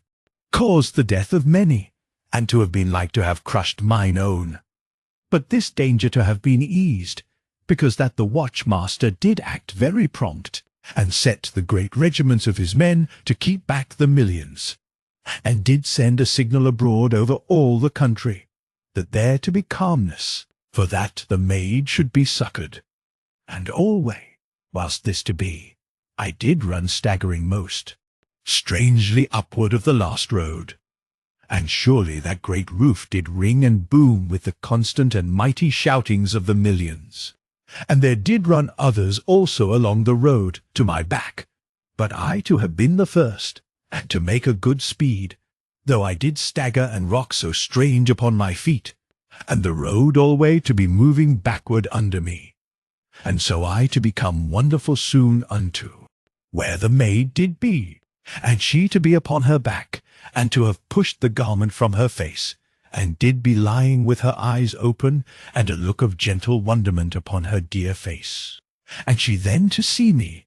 and her eyes did smile at me, very glad and quiet, for there to be yet an utter weakness upon her. And lo! I came with a falling beside her, and I gat upon my knees and upon my hands, and my heart did shake my lips to dry whisperings, and she to look weak and steadfast unto me, and I to look for ever at her. And I did alway try to say things unto her, but my mouth to refuse me, and understanding did come into her as a light, and she to know in that instant that she to be truly come into the mighty pyramid, and I to have gat her there somewise, and she to wake sudden in her body, and set her hands forth all a-trembling from the garment, and in dreadful trouble, and I to see then that the blood did go from me, constant, and the maid to have perceived this thing, so that she was waked the more proper in a moment from her death swoon. And surely I did bleed very dreadful, for all my wounds did be opened with my running,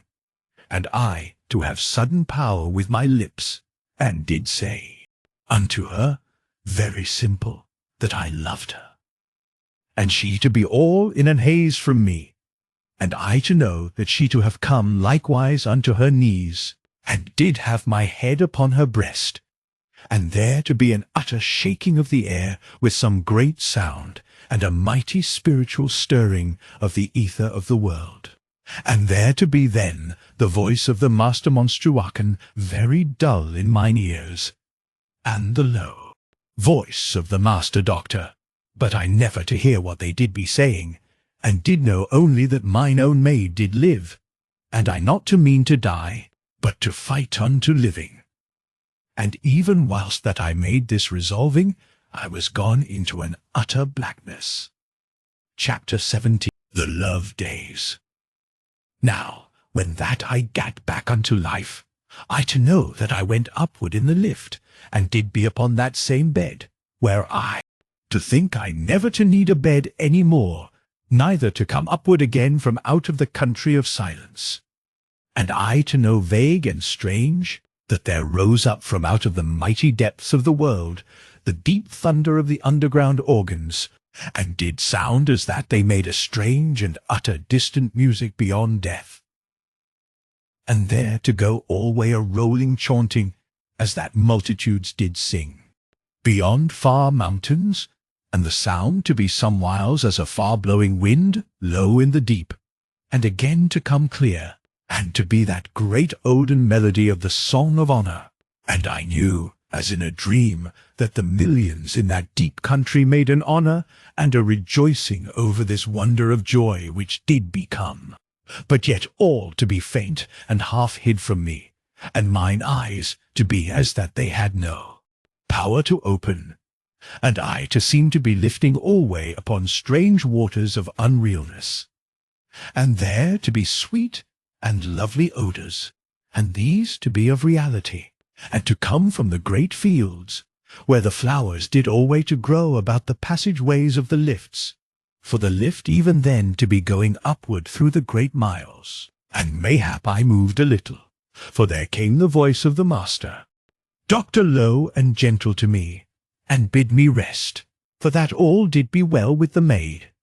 And surely afterward I did be gone into an haze, and there to be then a seeming of days in which I half to live and half to sleep, and to wonder without trouble whether I did be dead. And then there to come days when I lay very quiet, and had no thought of aught, and the Master Doctor oft to bend over me in this hour and that hour, and to look keen into my face. And in the end, after strange spaces, there bent over me another, and there looked down upon me the dear and lovely face of mine own, and the eyes did speak love into my soul. Yet did she be calm and hushed, and I to begin again to live in my body, and I made, mayhap, a little fumbling with my hands, for she to take and to hold them, and life to come from her to me, and she to be ever wordless and gentle, and contentment to grow in me, and presently a natural slumber. And there came a day when I did be let rise, and they that tended me carried me to one of the quiet gardens of the pyramid, and they set me there, and did seem to leave me alone. And there came one then around a bush, and looked at me a moment, as with an half shyness, only that the love that did shine in her eyes made the shyness to be a little thing. And truly I knew that it did be mine own maid, but I never before to have seen Nani dressed pretty as a maid. And I looked to her, and knew that she did be more dainty than even I to have known. And sudden I made that I rise to come unto her, but she to run quick to me, that she stop me of this natural foolishness. And she then to sit beside me, and to take my head against her breast, and she not to deny me her lips, but to be both a maid and a mother to me in the same moment. And afterward she had me to be very still, and we to sit there in an utter dumb happiness, until they that did attend me were come again, and the Master of the Doctors did be with them, and I to see that there went something of satisfaction in his face. And after that day I saw mine own maid every day, and I gat better unto health with a wondrous quickness, for love did mend me. And soon I did be let go downward unto the fields, but yet to go by private ways, because that the multitude should be like to follow me alway, and I to need to be quiet, and the maid to be with me, for the master monstruaken, and the master of the doctors did agree upon this matter, and had an officer of marriage to wed us, and we to be married very quiet and simple, for I yet to be over weak for the public marriage, which we to have later, when, truly, the millions made us a guard of honor 8 miles high, from the top unto the bottom of the mighty pyramid. But this to have been later, as I do tell, and did be a ceremonial of the peoples, because that they not to be denied that they give me an honor, and surely the maid to be with me alway, and did be now my wife, and my strength to come alway upon me, and mine own to grow again unto a perfect health. And, in verity, we did be now in the love days, which do be the most beauteous, if that the love to be true. And we did wander through the mighty fields, at our will, and walked in the love paths of the fields, which did be alway anear to those places where did be the villages, and I to hide our name, lest we to be beset by any, out of natural curiousness and kindliness, for we to need to be utter together and quiet, and we to chose those places for our slumber where beauty of flowers did be most wondrous, and we to carry somewhat of food with us, but also to eat when we came unto the villages which did be here and there in the fields, which were truly so huge as countries. And mine own did make good her promise 100 times, as you shall say, and did prepare me a great and hearty meal, and did tease me utter that I did be a glutton, as I did eat, and kissed me, lest that I have ever a chance to say aught in mine own defence. And truly,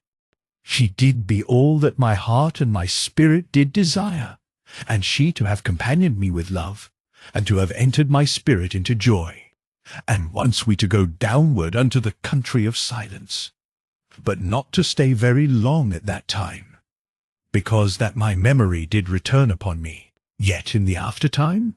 we to wander there oft with memory, and holiness of great thinkings, and with love which doth hold all. And as we to leave that country, I to tell mine own how that, when she had been suspend of her life by the horrid force of the house, I to have minded me with a dreadful pain that I never to have waked to discover her kissing me when that I did sleep. And surely mine own dear one did blush most lovely, and had never known that I did be aware of her sweet naughtiness, and she then to have all thought for mine agony, when that she did be dead, ere the vapour of life of the earth force did set her spirit free of the silence, and she to come unto me in dear understanding, and she then to tell me that the doctors to say that she had been, as it were, stunned and froze of the spirit, and all her being and life suspend, and the great life force of the earth current to have waked her spirit, and her body then to live, and her blood to flow proper again. And the doctors had talked much, and searched much of late in the olden records of their work, and they to have found somewhat of one such happening in the olden time, but truly naught such to have been ever through a mighty age of years. And whilst that we to wander and to rest in the fields, I oft to tell mine own of this matter and that matter, and I to know that she had learned somewhat of odd things ere I did become to health, but not overmuch, for she also to have been utter alack, as you shall think, and to have come from her bed, when that I did lie so still, for the master doctor to have ordained this, because he to fear that I to be going truly to die, if that he not to do somewhat to awaken my spirit. And in verity you shall think upon the deepness of my love, as I to know that she did have held my hands so brave and gentle, whilst that she to have scarce power to her feet, and I to say a little holy praise of mine own. And so do I come to mine ending, and have but one more thing that I tell, and this to happen a while later, after that mine own and I had gone through the second marriage, which did be the public marriage. For it did be that one day my wife, that did be mine own, did take me with a sweet cunning unto the hall of honour. And surely, when I was come there, I to see that many of the peoples did be in that great hall, and did stand about in a silence, yet as that they had no meaning to do aught, but yet to be that they did wait upon somewhat. And my wife did go forward with me unto the centre place of the hall, and sudden I saw why that she did bring me so cunning sweet. For there did stand in the midst of the hall of honour, in the place of honour, a statue of a man in broken armour, that did carry a maid forever. And I did be dumb. And how of this age shall you to know the honour that this to mean in that? For it did be an honour that was given only to the great dead, and I to be but a young man, and did be so utter far off from greatness, save that I to love with all my heart and with all my spirit, and therefore death to be but a little thing before love. And you to know how love doth make sweet and brave the heart, and to have understanding with me in my humbleness and my wonder and my natural pride, that there did any so think to honour me. And mine own did be weeping with joy and honest pride of her man beside me, and there to be an utter silence of dear sympathy in all the great hall of honour, and they that did be there, to let me go in quietness with mine own, which did be a lovely thing of understanding, and I to go loving and thoughtful with mine own wife, and she to be very nigh to me, and I to have gained honour, yet to have learned that honour doth be but as the ash of life, if that you not to have love, and I to have love. And to have love is to have all, for that which doth be truly love doth mother honour and faithfulness, and they three to build the house of joy. Thank you for listening to The Nightland by William Hope Hodgson. If you enjoyed this classic horror audiobook, please like, subscribe, and turn on notifications so you never miss another timeless story.